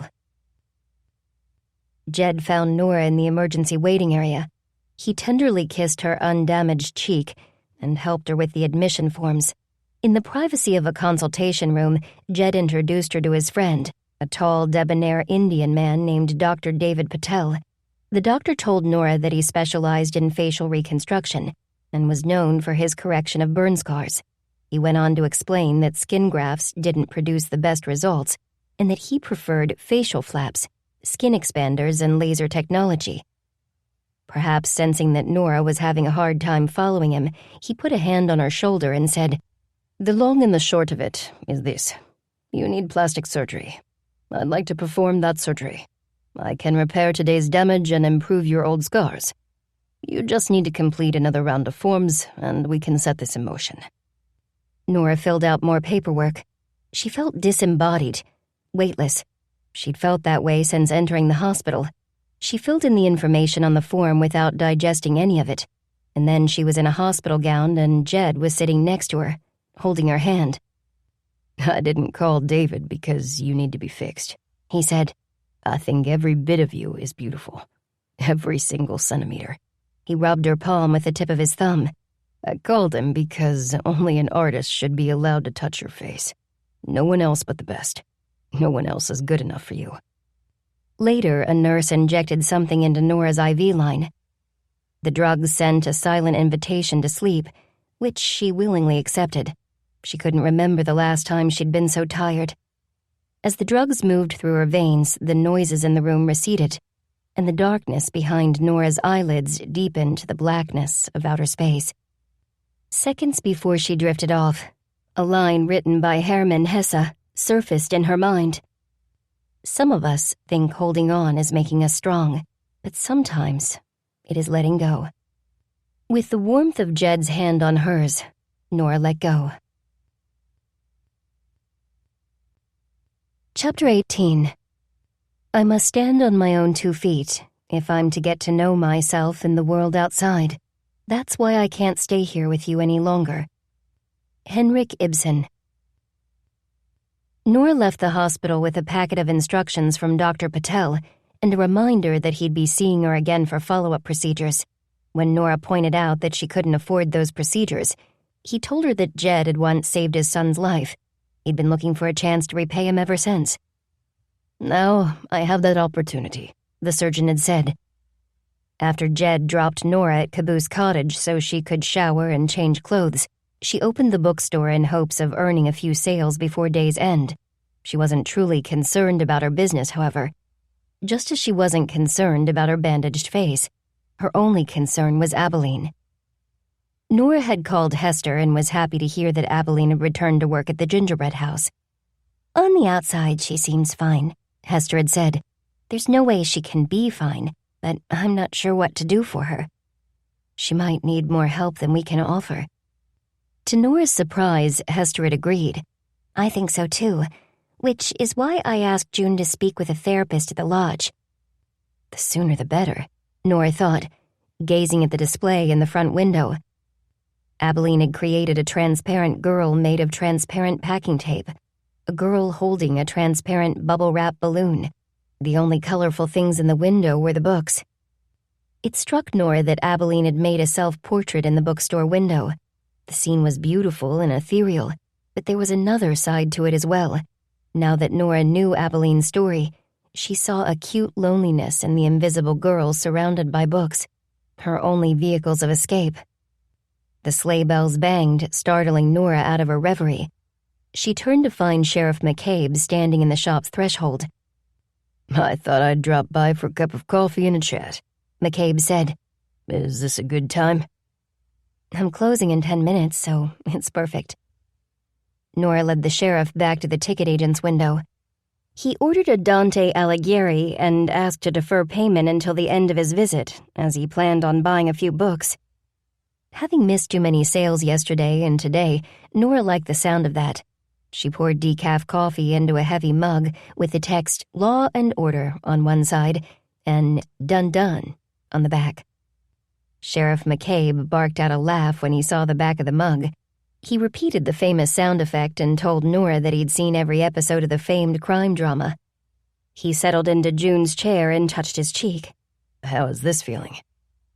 "Tender," Nora said. She'd made herself an Agatha Christie, but it was too hot to drink.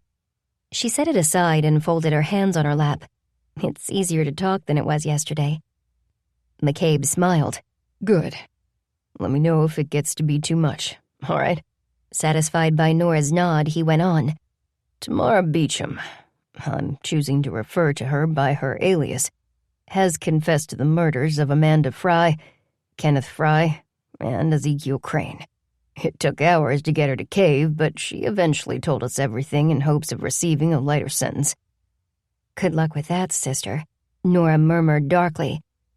She could relate to Tamara's anger over having been tricked by a man she trusted. Nora had also been the victim of deceit. Her anger had been so encompassing that she'd nearly killed 2 people because of it. Nora had acted like a fool in the heat of the moment, but Tamara had made careful and deliberate plans to exact a revenge. She was also motivated by greed. She knew Ezekiel's pocket watch was valuable, and she would do anything to possess it. "Griffin Kingsley has pled guilty to accessory to murder and multiple fraud charges as well," McCabe continued. "Their gypsy life is over. No more traveling from town to rob unsuspecting people. Though she was clever in many ways, Miss Beecham didn't disguise herself well enough to keep Ezekiel Crane from finding her. She was always a swindler, and she found another man to partner with. Not a good decision on Mr. Kingsley's part." "What about the watch?" Nora asked the question plaguing her for days. Did Tamara have the keys? McCabe's smile grew broader. "She did, and yes, we opened it." He placed his phone on the mirror-top coffee table and turned it, giving Nora a clear view of the screen. "I thought you might like to experience this moment for yourself." Realizing that she was meant to watch a video, Nora picked up her mug of tea and leaned forward. McCabe pressed the play button and an image of the gold pocket watch with the ram's head filled the screen. A woman's fingers, long and slender with an elegant French manicure, appeared in the frame. "That's Deputy Wilcox," McCabe explained. Wilcox pressed the release on the top of the watch, and the cover popped open. With the face revealed, the deputy fit a key into the first keyhole, which was located near the Roman numeral 3. She inserted another key into the second keyhole, which was near the number 9, and put the final key into a tiny hole in the center of the second-hand dial. She then gently twisted it. Nothing happened. At least, not that Nora could see. The deputy must have noticed something, for she used the tips of her fingernails to carefully pry up the watch face. Underneath, embedded in the space where the mechanical elements resided, were small gemstones. A flashlight beam fell onto the watch, and the gemstones glowed like hot embers. "Rubies?" Nora asked, utterly entranced. McCabe pointed at the phone. Nora saw another hand place a shallow tray on the table. Deputy Wilcox turned the pocket watch over, causing the red gemstones to spill out into the tray. She then gestured to the watch, and the flashlight beam was directed back into the cavity. Nora saw letters engraved in cursive, then words. Her mouth moved as she read the message etched inside the watch. "To Hannah, our greatest treasure. Love always, Mom and Dad." Nora wasn't a sentimental person, but tears sprang to her eyes as she read the words written from parents to child. How many years had passed since the message had been engraved inside the watch? How long had it been secreted away, without Abalene's knowledge, until the day Amanda Fry discovered it? What difference would such a message have made to a girl who believed that no one had loved her? No one. Not ever. "We located the law firm that handled Joseph and Caroline Tupper's will and arranged for Hannah's placement with Ezekiel Crane. Joe and Caroline were both only children, so Ezekiel was their closest relative. He was Caroline's second cousin, and they weren't close. Like many young parents, the Tuppers didn't believe their child would end up being raised by a stranger. They simply put down Crane's name because he was the logical choice." "Is that how the pocket watch ended up in Texas? The law firm gave it to Ezekiel?" Nora asked. McCabe picked up his phone. The firm mailed it to him, in 2 parts. The first, the pocket watch, was sent on Hannah's 10th birthday per her parents' request.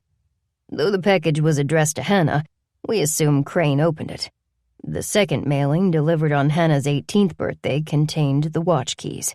He paused and seemed to be considering whether he should say more. It gets worse, she guessed. No trace of a smile lingered on McCabe's face. For Crane, the watch was his winning lottery ticket. He'd been waiting for those keys for nearly a decade. It's clear from the diary found in Crane's office. And it's clear from his entries following Hannah's last birthday that he was planning to kill her. Nora wasn't at all shocked by this revelation. Why did he wait for the keys? He was a jeweler. He could have forced the watch open and taken out the stones years earlier. The Lubbock cops have read Crane's diary in its entirety, and here's their take. When Hannah first came to live with Crane, it unbalanced him. He wasn't comfortable around most people and barely managed to deal with the public at work. As for children, he was terrified and disgusted by them. He locked her in the basement so he could pretend she wasn't there unless it suited him. As for the pocket watch, he writes about it all the time. He guessed that something precious was inside based on the watch's weight coupled with the Tupper family history of African gem mining. However, he didn't know what kind of gems were inside. He spent years fantasizing about how his life would change after he sold them. He fantasized, but he didn't act. The 2 people standing in his way were Hannah, and later Amanda Fry.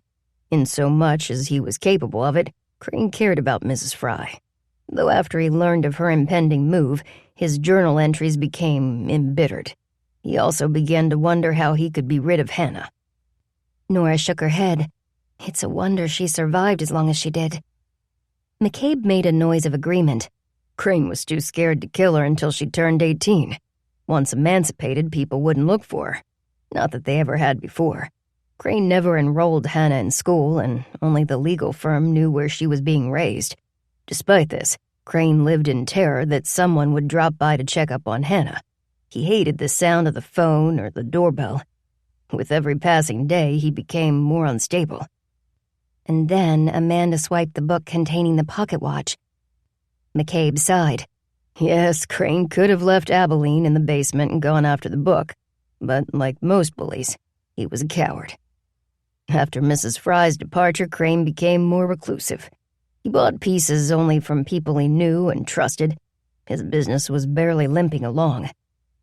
Nora sipped her tea, and that's when the keys came. That's when the keys came, McCabe repeated. Feeling desperate, Ezekiel decided to kill Abalene before traveling to Miracle Springs. He didn't plan on returning. The rubies. They'll be returned to Abalene, right? And the watch? McCabe's smile reappeared. Yes, the pocket watch and its contents belong to her. However, the gemstones aren't rubies. Would you like to see another video? Puzzled, Nora waved for him to bring out his phone again. It will make more of an impression on a bigger screen. Could we use your laptop? Nora hurried to get it. She signed in and handed it to McCabe.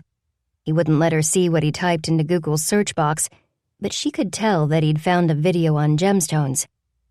Nora hit the play button and a woman began to narrate in a silky voice. "This is the rarest diamond of them all," she said.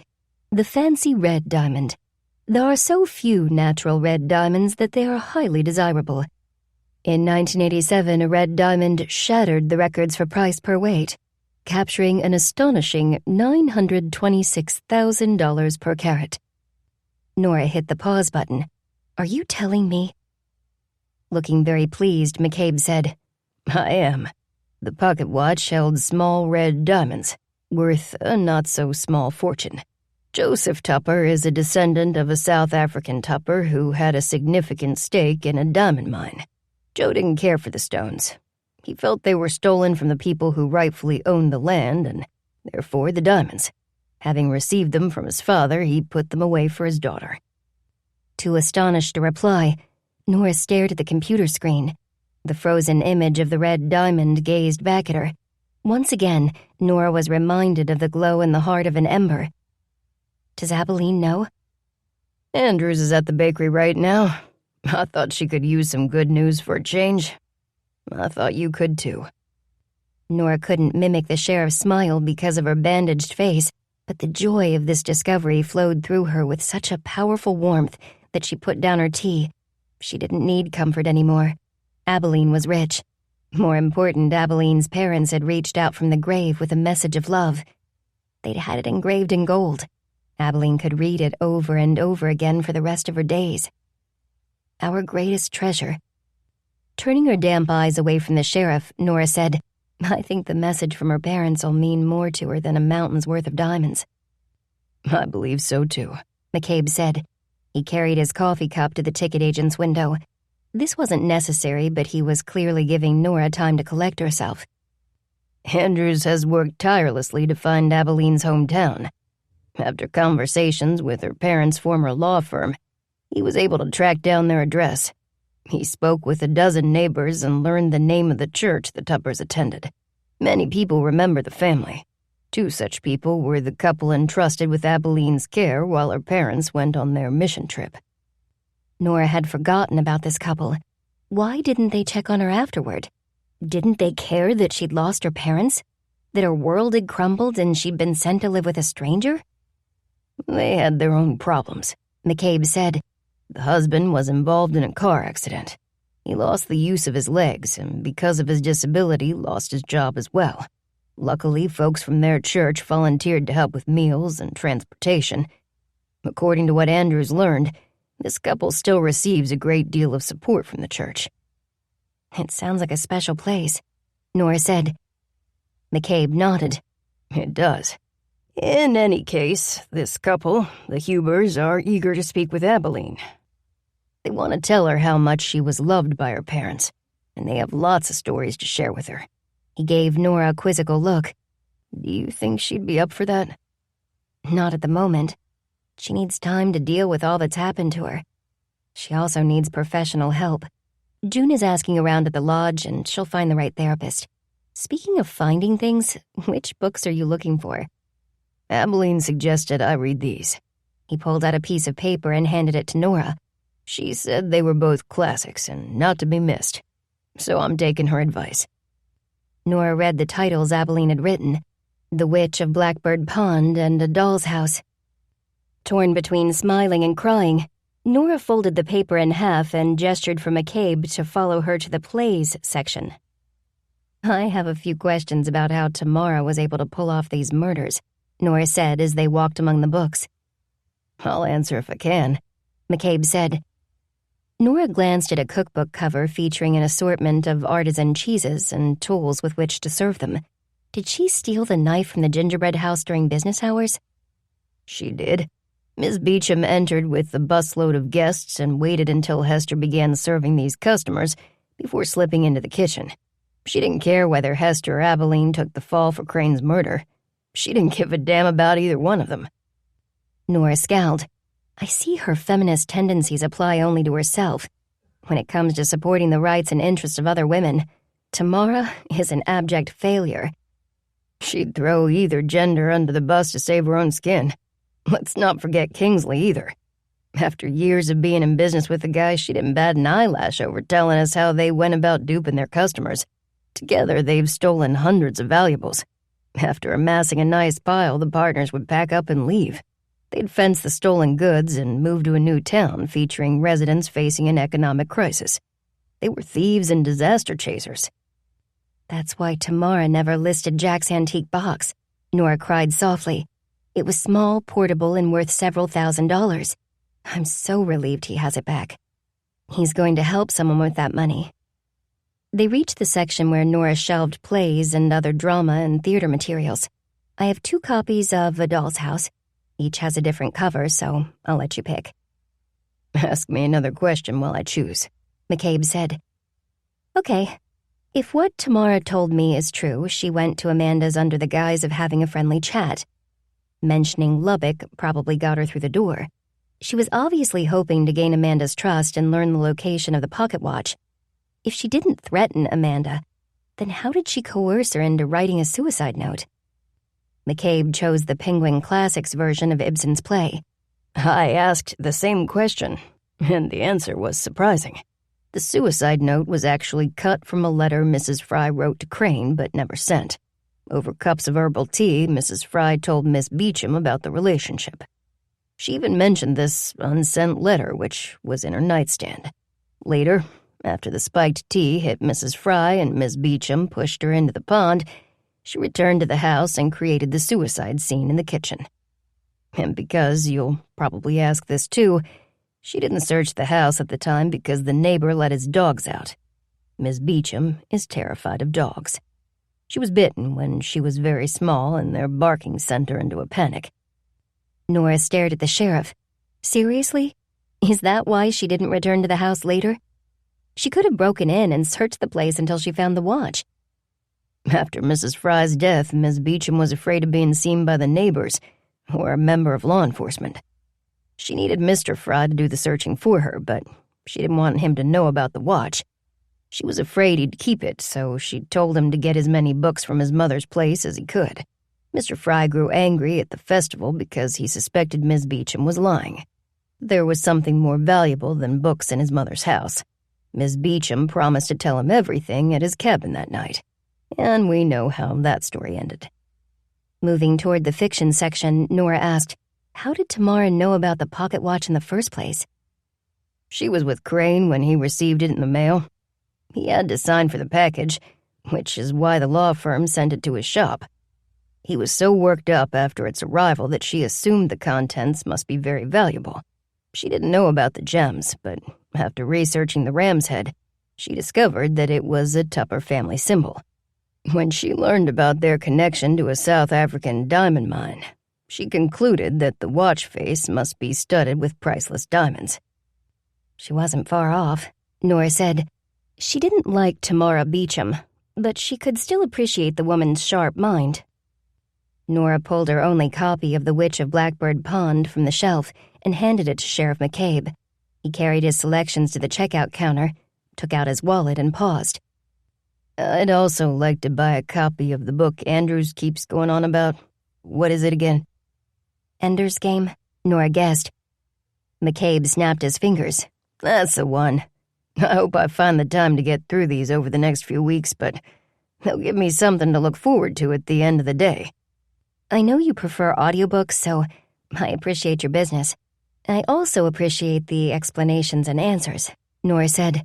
I love mysteries, but in book form only. The sheriff paid for the books and collected his bag. The department owes you, Nora. I guess the rumors are true. Miracle Springs is home to a group of superheroes. McCabe winked and left the store.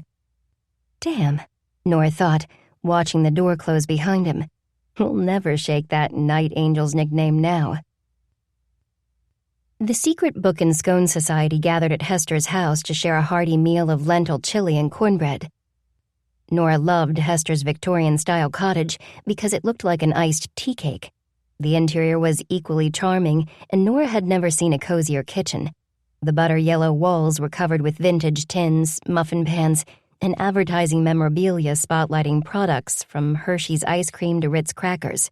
A dozen aprons hung from the coat rack by the door. Catching sight of Nora, Hester gestured for her to grab one. You are on serving duty, she told Nora. I'm teaching Abalene how to make cornbread in a cast-iron skillet. I love it this way. Do I have the heat on too high? Abalene asked Hester. She was wearing a blue and white checked apron and her hair was pulled into a high ponytail. She looked like a little girl. Hester repeated her instructions, left Abalene at the stove, and issued commands to the rest of her friends. Estella was asked to set the table while June was to arrange the chili fixings. The women moved around the kitchen, sharing stories from their day. They deliberately kept the conversation light. They danced around the subject of the recent murders, the arrests of Tamara and Griffin, the pocket watch, and the discovery of the diamonds until the chili was ready. Hester told Nora to ladle chili into bowls and pass them out. Add your toppings, grab some cornbread, and have a seat, Hester cheerfully directed. When it was Abalene's turn to take a bowl of chili from Nora, she accepted the food. Instead of adding toppings, she placed the bowl on the counter. Turning back to Nora, she threw her arms around her and held her tight. She didn't say anything. There was no need for words. The two women embraced for several seconds before Abalene let go, picked up her bowl and headed to the table. June was next in line for chili. She wagged her finger at Nora and said, "Don't you cry in my chili. I don't need extra salt. It's not good for my blood pressure." Nora laughed. She felt like the tension that had held such a tight grip on her was finally dissipating. Standing in Hester's kitchen, enveloped by the aromas of cayenne, tomato sauce, fresh cornbread, and melted butter, it was impossible not to feel warm through and through. Once they'd all sampled their chili, June looked at Abalene and said, "Honey, I talked to a friend of mine today. She's a therapist at the lodge, and it's her job to help people like you. By that, I mean people who've been through the ringer. Her name's Dr. Lisa. She's very nice, and she'd like to meet you. She'll come here and you'll talk. That's how it works. If you're okay with this, she'd like to see you on Monday." Abalene glanced at Hester. "Do you think I should talk to her?" "I do," Hester said. "See it as a chance to make a new friend." Still unconvinced, Abalene turned back to June. "When I was at the hospital, they asked me to fill out a stack of forms. I couldn't, of course. I didn't speak to anyone during my time there, but I heard the nurses whispering about contacting the police about me. Later, they explained that they were required by law to make the call after seeing my bruises and the fractured rib. I only ended up in that hospital because I passed out in a gas station restroom." "Fractured ribs hurt," said Estella. "I know. I've had 'em fractured twice and broken once." Estella's matter-of-fact tone seemed to bring Abalene comfort. In Estella, she saw a fellow survivor. "I don't know if it was pain and hunger," Abalene said. "The day I got away from my uncle, when he came down to the basement, I knew he was going to kill me. I fought back, but I'm not very strong. He hurt me." She spoke quickly, shoving the words out. "When he knocked me to the floor, I thought it was over. Through a haze, I saw a book under my bed. I hit him with it. I hit him again and again until he stopped moving. Then I went upstairs and took the cash from his wallet. He rode the bus to work, so I walked to the stop and got on the first bus. I took buses east until I ran out of money. You know the rest." Since none of the women knew how to break the silence following this speech, they focused on their food. Nora didn't like how the mention of Abalene's uncle had sucked some of the warmth from the room. She didn't want him to have the power to do that anymore. "After everything settles down, you can legally change your name," Nora said, "if that's what you want." After a long moment of contemplation, Abalene said, "I don't want the name my uncle called me. I chose Abalene for myself, but I don't want to get rid of the name I shared with my parents, so I'll combine them." June let out a sigh. "That's perfect, sweetheart." The women finished their meals, and Estella, Nora, and June volunteered to clean up. When the kitchen was pinned neat again, Hester asked Abalene to take out the trash. The second she was outside, Hester left the kitchen, running for her bedroom. She returned carrying a cake. "Abalene never had a birthday party, or a cake. We're going to change that tonight," Hester said. "Estella, light the candles. June, get some plates. Nora, grab some forks. Hurry." As soon as Abalene re-entered the kitchen, Hester turned off the lights. The 18 candles on Abalene's cake created a soft halo in the center of the table. "This is for you," Hester said. "It's a birthday cake. The tradition is to make a wish and then blow out all the candles with one breath. Want to give it a try?" Abalene's eyes shone with wonder. "Do I say the wish out loud?" June shook her head. "It's better to keep it to yourself." "Okay, I made my wish." Abalene grinned shyly. "Do I blow out the candles now?" Estella waved at the cake. "Unless you want us to sing to you. Fair warning, I'm no nightingale." Hester elbowed her. "We're singing."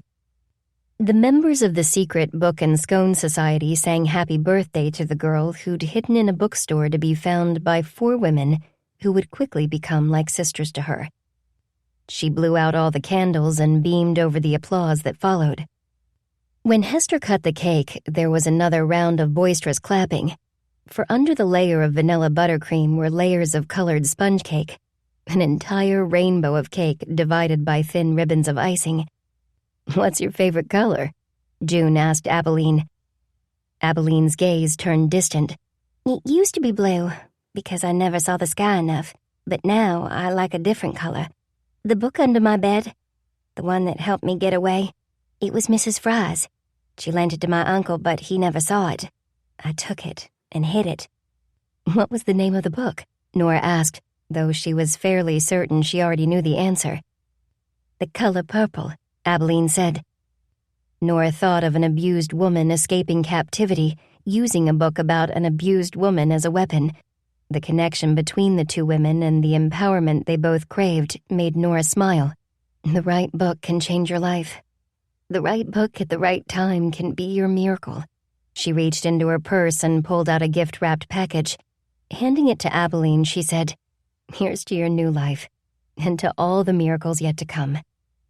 Recalling the day Abalene had quoted Dr. Seuss to her, Nora watched her unwrap "Oh, the Places You'll Go." Abalene's face glowed with delight. She opened the cover and began to read to herself. Nora listened to the whisper of turning pages.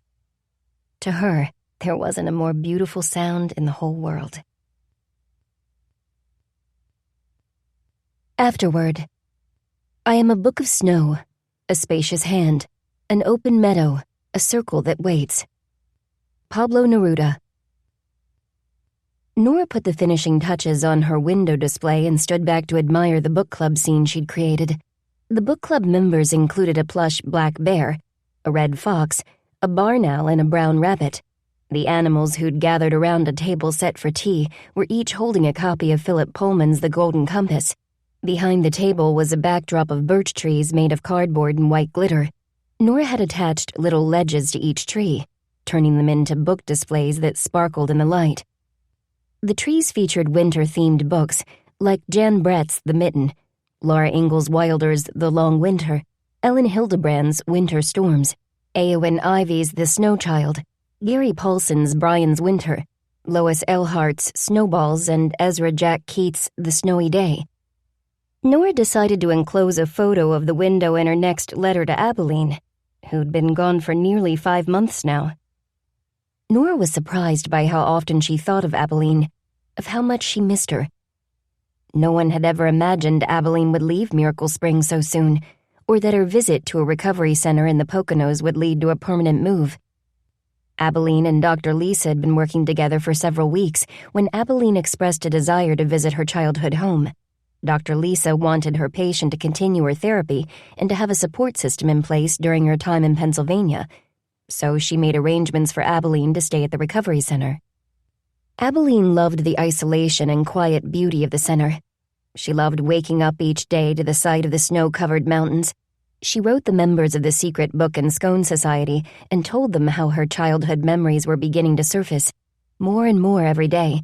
She remembered her dad pulling her on a sleigh, and her mom giving her accessories for her snowman and snow dog. She remembered helping them dig in the soil and dropping seeds into the holes afterward. She remembered pulling carrots and potatoes from the ground. She remembered bedtime hugs and kisses, her parents pushing her on a swing, and a church Christmas pageant. At the recovery center, she participated in group therapy and found great comfort in the company of people who'd also experienced trauma. When they spoke of their pain, she felt less alone. When she finally left the center for Lake Harmony, the town where she'd been born, she was filled with a longing to be remembered as the child she once was. And she was remembered, especially by the couple who'd cared for her while her parents were in Africa. Carl and Janet Huber were thrilled to see Abalene again. Their initial visit went so smoothly that Abalene returned the next day, and the day after that. The Hubers convinced her to move from her hotel room to the apartment above their garage. A week later, they asked Abalene if she'd like to live there, permanently. To everyone's surprise, Abalene accepted. She cooked meals and ran errands for the Hubers. Every night they had supper together. The Hubers were a loving couple who lived a quiet, simple life. With no children of their own, Abalene became the daughter they'd always wanted. I feel at home here, Abalene wrote to the Secret Book and Scone Society members. I never understood what that expression meant until now, and I hope my saying this doesn't hurt your feelings. I owe all of you so much. I owe you my life, and I care about you more than I can express, but I belong with Carl and Janet. We belong together. Having felt at home in Miracle Springs from the moment she'd alighted from the train, Nora knew that Abalene had been granted a small miracle. As Nora folded the letter, she prayed that Abalene would experience many more. Over time, the secret Book and Scone Society members grew accustomed to Abalene's absence. They missed her. They worried about her, but between letters and phone calls, they knew she was doing fine. Better than fine, actually. She was preparing to take her GED and was even considering registering for a few courses at the local community college. "She sounds so energetic," Hester had said after showing Nora Abalene's last letter. "I wish I had some of her energy. I really don't know how I'll manage the gingerbread house without her." June had given her a sympathetic look and said, "You could put up a help wanted sign." "After what happened the last time one of us did that? No, thanks," Hester had replied. The four friends who'd met to discuss Eleanor Oliphant is completely fine, devour slices of cranberry cheesecake and pack another round of secret kindness totes, had fallen silent for a moment to reflect on Hester's comment. "I'm glad Abalene found us, but I wish all those nut jobs hadn't come along for the ride," Estella had said. "Kenneth, Griffin, Tamara, Ezekiel. What a way to kick off the fall. Most people have Labor Day parties or go apple picking. Not us. We get involved with murder investigations." June had raised her coffee cup in a toast. "I vote that we take a break from drama and focus our attention on eating and reading." "I second that motion," Nora had said. Thinking of the meeting reminded Nora that they'd been so preoccupied with their Night Angels deliveries that they'd failed to pick a new book to read. Glancing at the books in the front window again, Nora wondered if she should suggest Kristen Hanna's Winter Garden or David Guterson's Snow Falling on Cedars. "A few days after we met, I told you that you looked like a fairy queen," said a voice. Nora smiled. Jed had come up behind her on the sidewalk without her realizing it. "I was picking blackberries," she said, turning to face him. Jed moved his boot over the snow-dusted ground. "It's hard to imagine a summer day right now, but I remember your green shirt. Standing in front of those bushes, you were almost camouflaged. But like I told you then, you could never blend in with the background. You were meant to stand out." He brushed a snowflake off her cheek. "Today, you look like a snow queen. Snow-kissed and beautiful. Are you cold?" Nora showed him her new mittens. "June made these to match my hat and scarf.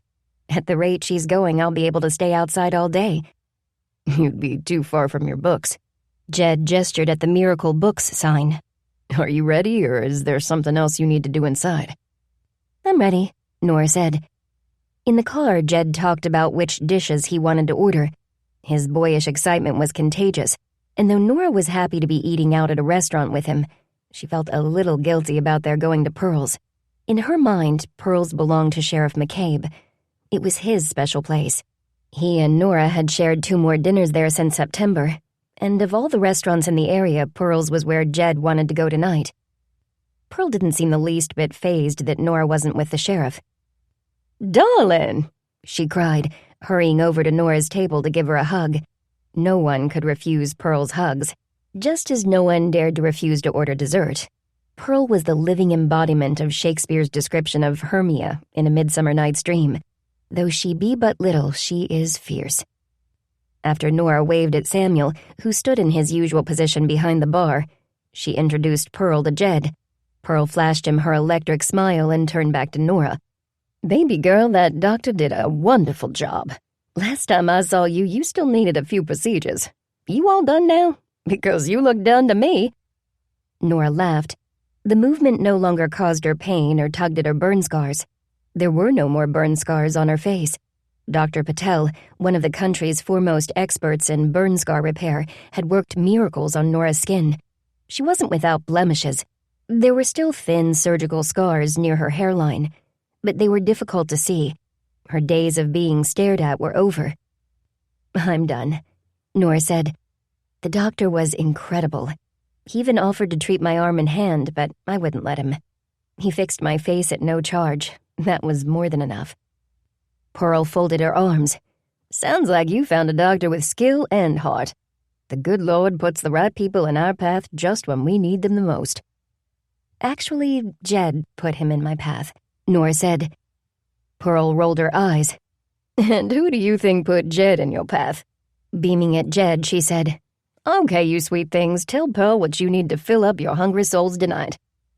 After Pearl bustled off to the kitchen with their orders, Jed reached for Nora's scarred hand. Do you think you'll regret telling Patel no? Nora shook her head. What I told Pearl was a partial truth. I didn't want to take advantage of his kindness, but I also didn't want to erase the evidence of my accident. I want a reminder of what I did. I never want to be like that person again. As long as I bear the marks of that night somewhere on my body, I'll remember what matters most. Jed looked mournful. You came out of your fire like a phoenix, but I'd erase my mom's scars if I could. I'd erase the past if I could. I'd give anything to see her walk, to toss that damn wheelchair off a cliff. Jed had told Nora the specifics of the fire that had injured his mother. After working a series of double shifts to cover the void left by a coworker on paternity leave, Jed had come home and decided to have a midnight snack of bacon and eggs. He'd slapped half a rasher of bacon in a frying pan and opened a can of beer. He then went into the living room of the house he shared with his mother and turned on the TV. I passed out, he explained, his face twisted with remorse. I was just so tired. But I left the rest of the beer on the counter right next to the stove. I left the bacon cooking along with a pan of oil I was heating so I could fry up some eggs. Mom was asleep. Henry Higgins was in his crate in the kitchen. He was a puppy and was still being trained. They'd been in Nora's dark bedroom when Jed had told her the rest of his story. She'd heard the pain in his voice. She'd felt it swell and fill the space around them. Mom had been asking me to replace the batteries in the smoke detector for weeks, but I hadn't gotten to it. I just unscrewed it from the ceiling to stop the beeping. Because she slept downstairs, Mom had to go through the kitchen to get out of the house, to escape the fire. She was burned saving Henry Higgins. By the time I woke up, she'd carried Henry Higgins out the back door. Her legs, her hands, the burns were awful. Following the fire, Jed's mother received in-home care from a team of therapists who came to the house on a routine basis. Though the cost was staggering, Jed wouldn't consider another alternative.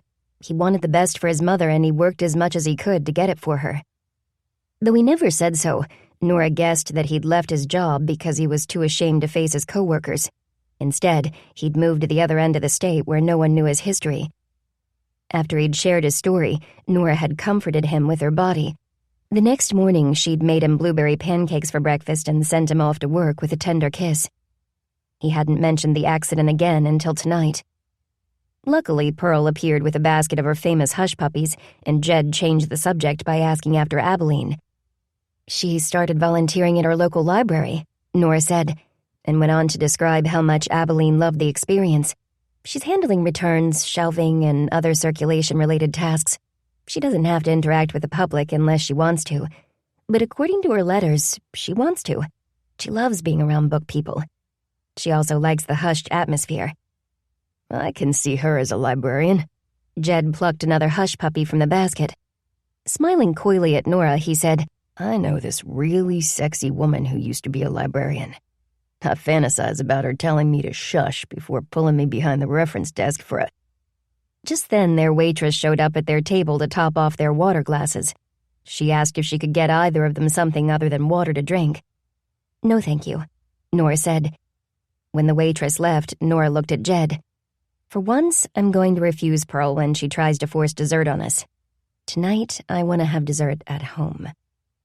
Jed reached for her hand. He kissed her palm, sending a spark of heat all the way up her arm, and said, Lady, I like the way you think. The snow continued falling throughout the night and into the next day. As Nora walked the short distance from Caboose Cottage to Miracle Books, she was spellbound by the sight of the white hills rising over town. Miracle Springs was draped in silence. The whole world had become a softer, gentler place. Rosy-cheeked locals were out and about, bundled up in their heaviest coats and brightest hats and scarves. Everyone seemed to have succumbed to the snow's spell, smiling or waving amiably as they passed their fellow townsfolk on the sidewalk. Nora watched these exchanges through the bookstore's front window. She recognized most of the people, which meant the tourists were sleeping in or partaking of a late breakfast near a roaring fire. Just after noon, people began to wander into Miracle Books. Customers entered and were reluctant to leave. Every chair and sofa were soon occupied, Even the fainting couch had been taken by a large man paging through a coffee table book on American songbirds. Nora hustled from the ticket agent's office, where she made coffee and served book pockets, to the checkout counter, only to return to her barista duties the moment she'd finished bagging books and shelf enhancers. By 5 o'clock, she was dead tired. There were no customers in the shop at the moment, so she dropped into a chair and revisited the idea of hiring part-time help. Just 2 or 3 days a week to start, she murmured, wishing a cup of tea would magically appear out of thin air. A cup of tea and a throw blanket. When the sleigh bells clanged, Nora let out a low groan. She didn't want a customer to find her slumped in a chair, looking like she was ready for a long winter's nap, so she dragged herself into the ticket agent's office. To her delight, the customer turned out to be Hester. She immediately sank into the nearest chair, expelling a weary sigh as she kicked off her shoes. Nora made tea for both of them and then sat down opposite Hester. Tough day? Hester nodded. I love what I do, but some days are really hard. Today was one of those days. Every part of me hurts. After sipping her tea, she added, I'd really like to hire someone for a few hours each morning. What's stopping you? Nora asked. What's stopping you? Hester retorted. Nora shrugged. I'm not sure I can trust this place to another person. The store, these books, they're everything to me. Hester gave her a wan smile. Exactly. How can we know that we're hiring someone with a level head, a good heart, and the right soul for our businesses? Your books, my food, they're the most important things in our lives. Whoever worked with us would have to feel the same way. We'd need to find people like us, Nora said, which will probably require more effort than a sign in the window. A special ad in the paper, maybe? One that says exactly what we're looking for and ends with the line, Slackers need not apply. Hester laughed. The two women drank their tea in companionable silence. When Nora looked at Hester again, her friend was crying. What is it? Nora asked, immediately putting her tea aside to take Hester's hand. I was wondering if you'd offer me some bibliotherapy. Nora was stunned. None of her friends had requested her special gift. Really? Yes, I need the kind of help you'd give any other woman who gave up a child. Other women who can't find peace because of this. She sniffed. That's me. It was so long ago, Nora, but it was also yesterday. I'm still that 16-year-old who didn't get to hold her baby. I'm still the person who felt her growing inside me, who didn't get to feed her or change her or name her. She smiled through her tears. I saw her face, though. She was beautiful. I'm sure she was. And it's okay to miss her. It's okay to be angry because you weren't given a choice about her future, Nora said softly. It's also okay if you don't know whether or not you want to search for her. This is complicated stuff, and I can't tell you what to do, but I can find some books to help you find the way to your answer. Hester squeezed her hand. Thank you. It won't be easy, Nora warned. No matter what path you choose, there's no guarantee that you'll find peace at the end. And the books will make you hurt. They'll also ease your loneliness. In the end, I hope they bring you clarity, but they'll also bring much closer the feelings you keep at a distance. I need to do this, Nora. The only time I feel peace is when I'm baking, Hester said. As soon as I stop working, stop being a whirlwind of motion, the peaceful feeling vanishes. Nora stood up. Take your tea to the chair near the window. Watch the snow fall. Grab my throw blanket if you get cold. I'm going to find you some books. Usually, Nora could make bibliotherapy selections in 20 minutes or less, but these books were for her friend, and her friend was hurting. Because of this, Nora took great care picking titles. The only way out is through, Nora thought, pulling Shilpi Samaya Gowda's Secret Daughter down from the shelf. She also retrieved copies of John Irving's Cider House Rules and Louisa May Alcott's 8 Cousins. She then moved to the children's section and added Tell Me Again About the Night I Was Born by Jamie Lee Curtis and Anne Brodzinski's The Mulberry Bird. She finished with Anne Fessler's The Girls Who Went Away, the hidden history of women who surrendered children for adoption in the decades before Roe v. Wade. After leaving the books at the checkout counter, Nora went to tell Hester that she was done making her selections.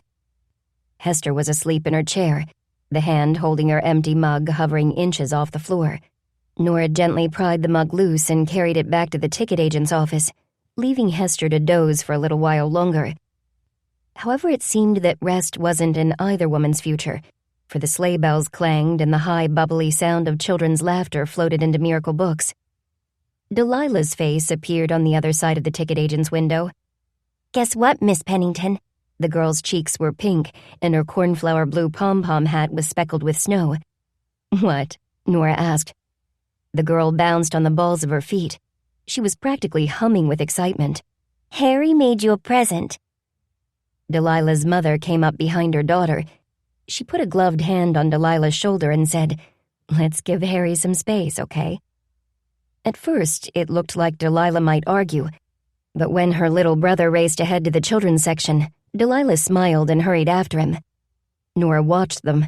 She loved that a toddler knew exactly where to find his favorite books in her store. With his brother and sister out of the way, Harry approached the window next. Over the past few months, Harry had become a regular in Miracle Books. He and his best friend had started a snow removal business, and with a record amount of snowfall in Miracle Springs that winter, the boys were making out like bandits. Not only had success given Harry an extra boost of confidence, but he also earned his own spending money. To his mother's delight, Harry spent half of his earnings on books. Harry said hello to Nora and proceeded to tell her about his art class. For whatever reason, he found Nora easy to talk to. The feeling was mutual, and Nora looked forward to Harry's visits. "We're doing a unit on origami," he said, going into more detail about his class. "I'm not very good at art, but I made this last week. It's for you." Harry placed an object bundled in newspaper on the counter. Nora carefully tore the newspaper, revealing a hardcover copy of David Copperfield. The green cover of the discarded library book had been pierced at both ends. Equal lengths of fishing line ran from the cover to a metal ring. "That's how you can hang it up," Harry explained, pointing at the ring. Nora hooked her index finger through the ring and raised the book into the air. The fishing line pulled the book apart, and though Nora expected to see a fan of downward-facing pages, a dozen origami birds tumbled out from under the splayed cover instead. Each bird had a unique shape, color, and paper pattern. There was a pink rose flamingo, a white snowflake crane, and a glittering green duck, to name a few. The paper birds, which also hung from fishing line, swayed and twirled, as if celebrating their freedom. "It's a mobile," Harry said. "You could hang it here, if you want to," he hurriedly added. "Oh, I want to," Nora smiled at him. "Harry, this is the most wonderful gift I've ever received. Thank you so much. I'll hang it at the checkout counter so I can look at it all the time." Harry was about to turn away when Nora told him to wait. "I have something for you, too." "You do?" Harry's eyes were round with surprise. "A book?" "Kind of. It has something to do with a famous book character. You and he have the same name. Plus, you remind me of him because he's smart, funny, and kind. Anyway, the newest addition to Miracle Books' menu is named after you both." Nora asked Harry to wait a moment while she made him something to drink. A few minutes later, she presented him with a steaming cup of hot chocolate, topped with a layer of rainbow marshmallows. Floating on this marshmallow island was a cone of whipped cream. As he took the drink in his hands, Nora showed him the menu board. "Harry Potter hot chocolate with magical marshmallows," he read aloud. "That's right. For you, Harry, this drink will always be free." Nora pointed at the mug he held, which was decorated with a simple pair of round spectacles and a lightning bolt. "Your drink is too hot to try this second. So why don't you get your brother and sister and I'll make some magical hot chocolate for them, too." Harry went off to fetch the rest of his family, and Nora began to make 2 more hot chocolates. Delilah and her little brother appeared in the ticket agent's window. They waited quietly, though their bright, curious eyes indicated that Harry might have given them a hint of what was to come. Nora placed the hot chocolate on the ticket agent's window ledge, and the children's mother carried the mugs to the coffee table. She covered the surface with napkins and told her kids not to spill a drop or they'd lose their chance to take a new book home.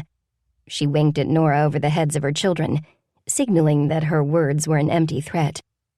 Later, after the family had left with their purchases, Goodnight Gorilla, Misty of Chincoteague, The Dangerous Book for Boys, and The Other Boleyn Girl. Nora prepared to hang Harry's mobile. She found a little hook in the box of random hardware she kept in the stockroom and hammered the hook above the cash register. She carefully picked up the mobile but didn't hang it right away. Instead, she turned to the beginning of David Copperfield and read the first line. Whether I shall turn out to be the hero of my own life, or whether that station will be held by anybody else, these pages must show. Nora didn't read anymore. After hanging the mobile, she spent a long time sitting on her stool, watching the paper birds float and spin, pushed along by invisible air currents. As she sat in her quiet store and watched the flight of the origami birds, she remembered the books and the birds Abalene had created in the display window. Unlike Dickens's character, who didn't know what role he'd play in determining his own future, Nora believed that Abalene would be the hero of her own life. She didn't need anyone else to save her. Like most people, she needed love, support, and understanding. But she didn't need rescuing. She could rescue herself. On the other side of the window Abalene had once decorated, the snow fell. Nora sat in her warm and cozy store and watched the paper birds. Surrounded by her beloved books, she felt a deep sense of contentment. She will be the hero of her life, Nora thought, and I'll be the hero of mine. Nora Pennington left her stool and went in search of something to read. This recording of The Whispered Word was presented by Dreamscape Media, LLC. Text copyright 2018 by Ellery Adams. Sound recording copyright 2018, Dreamscape Media, LLC. This recording was produced by arrangement with Kensington Books. Thank you for listening. Please check www.dreamscapeab.com for Dreamscape's latest releases.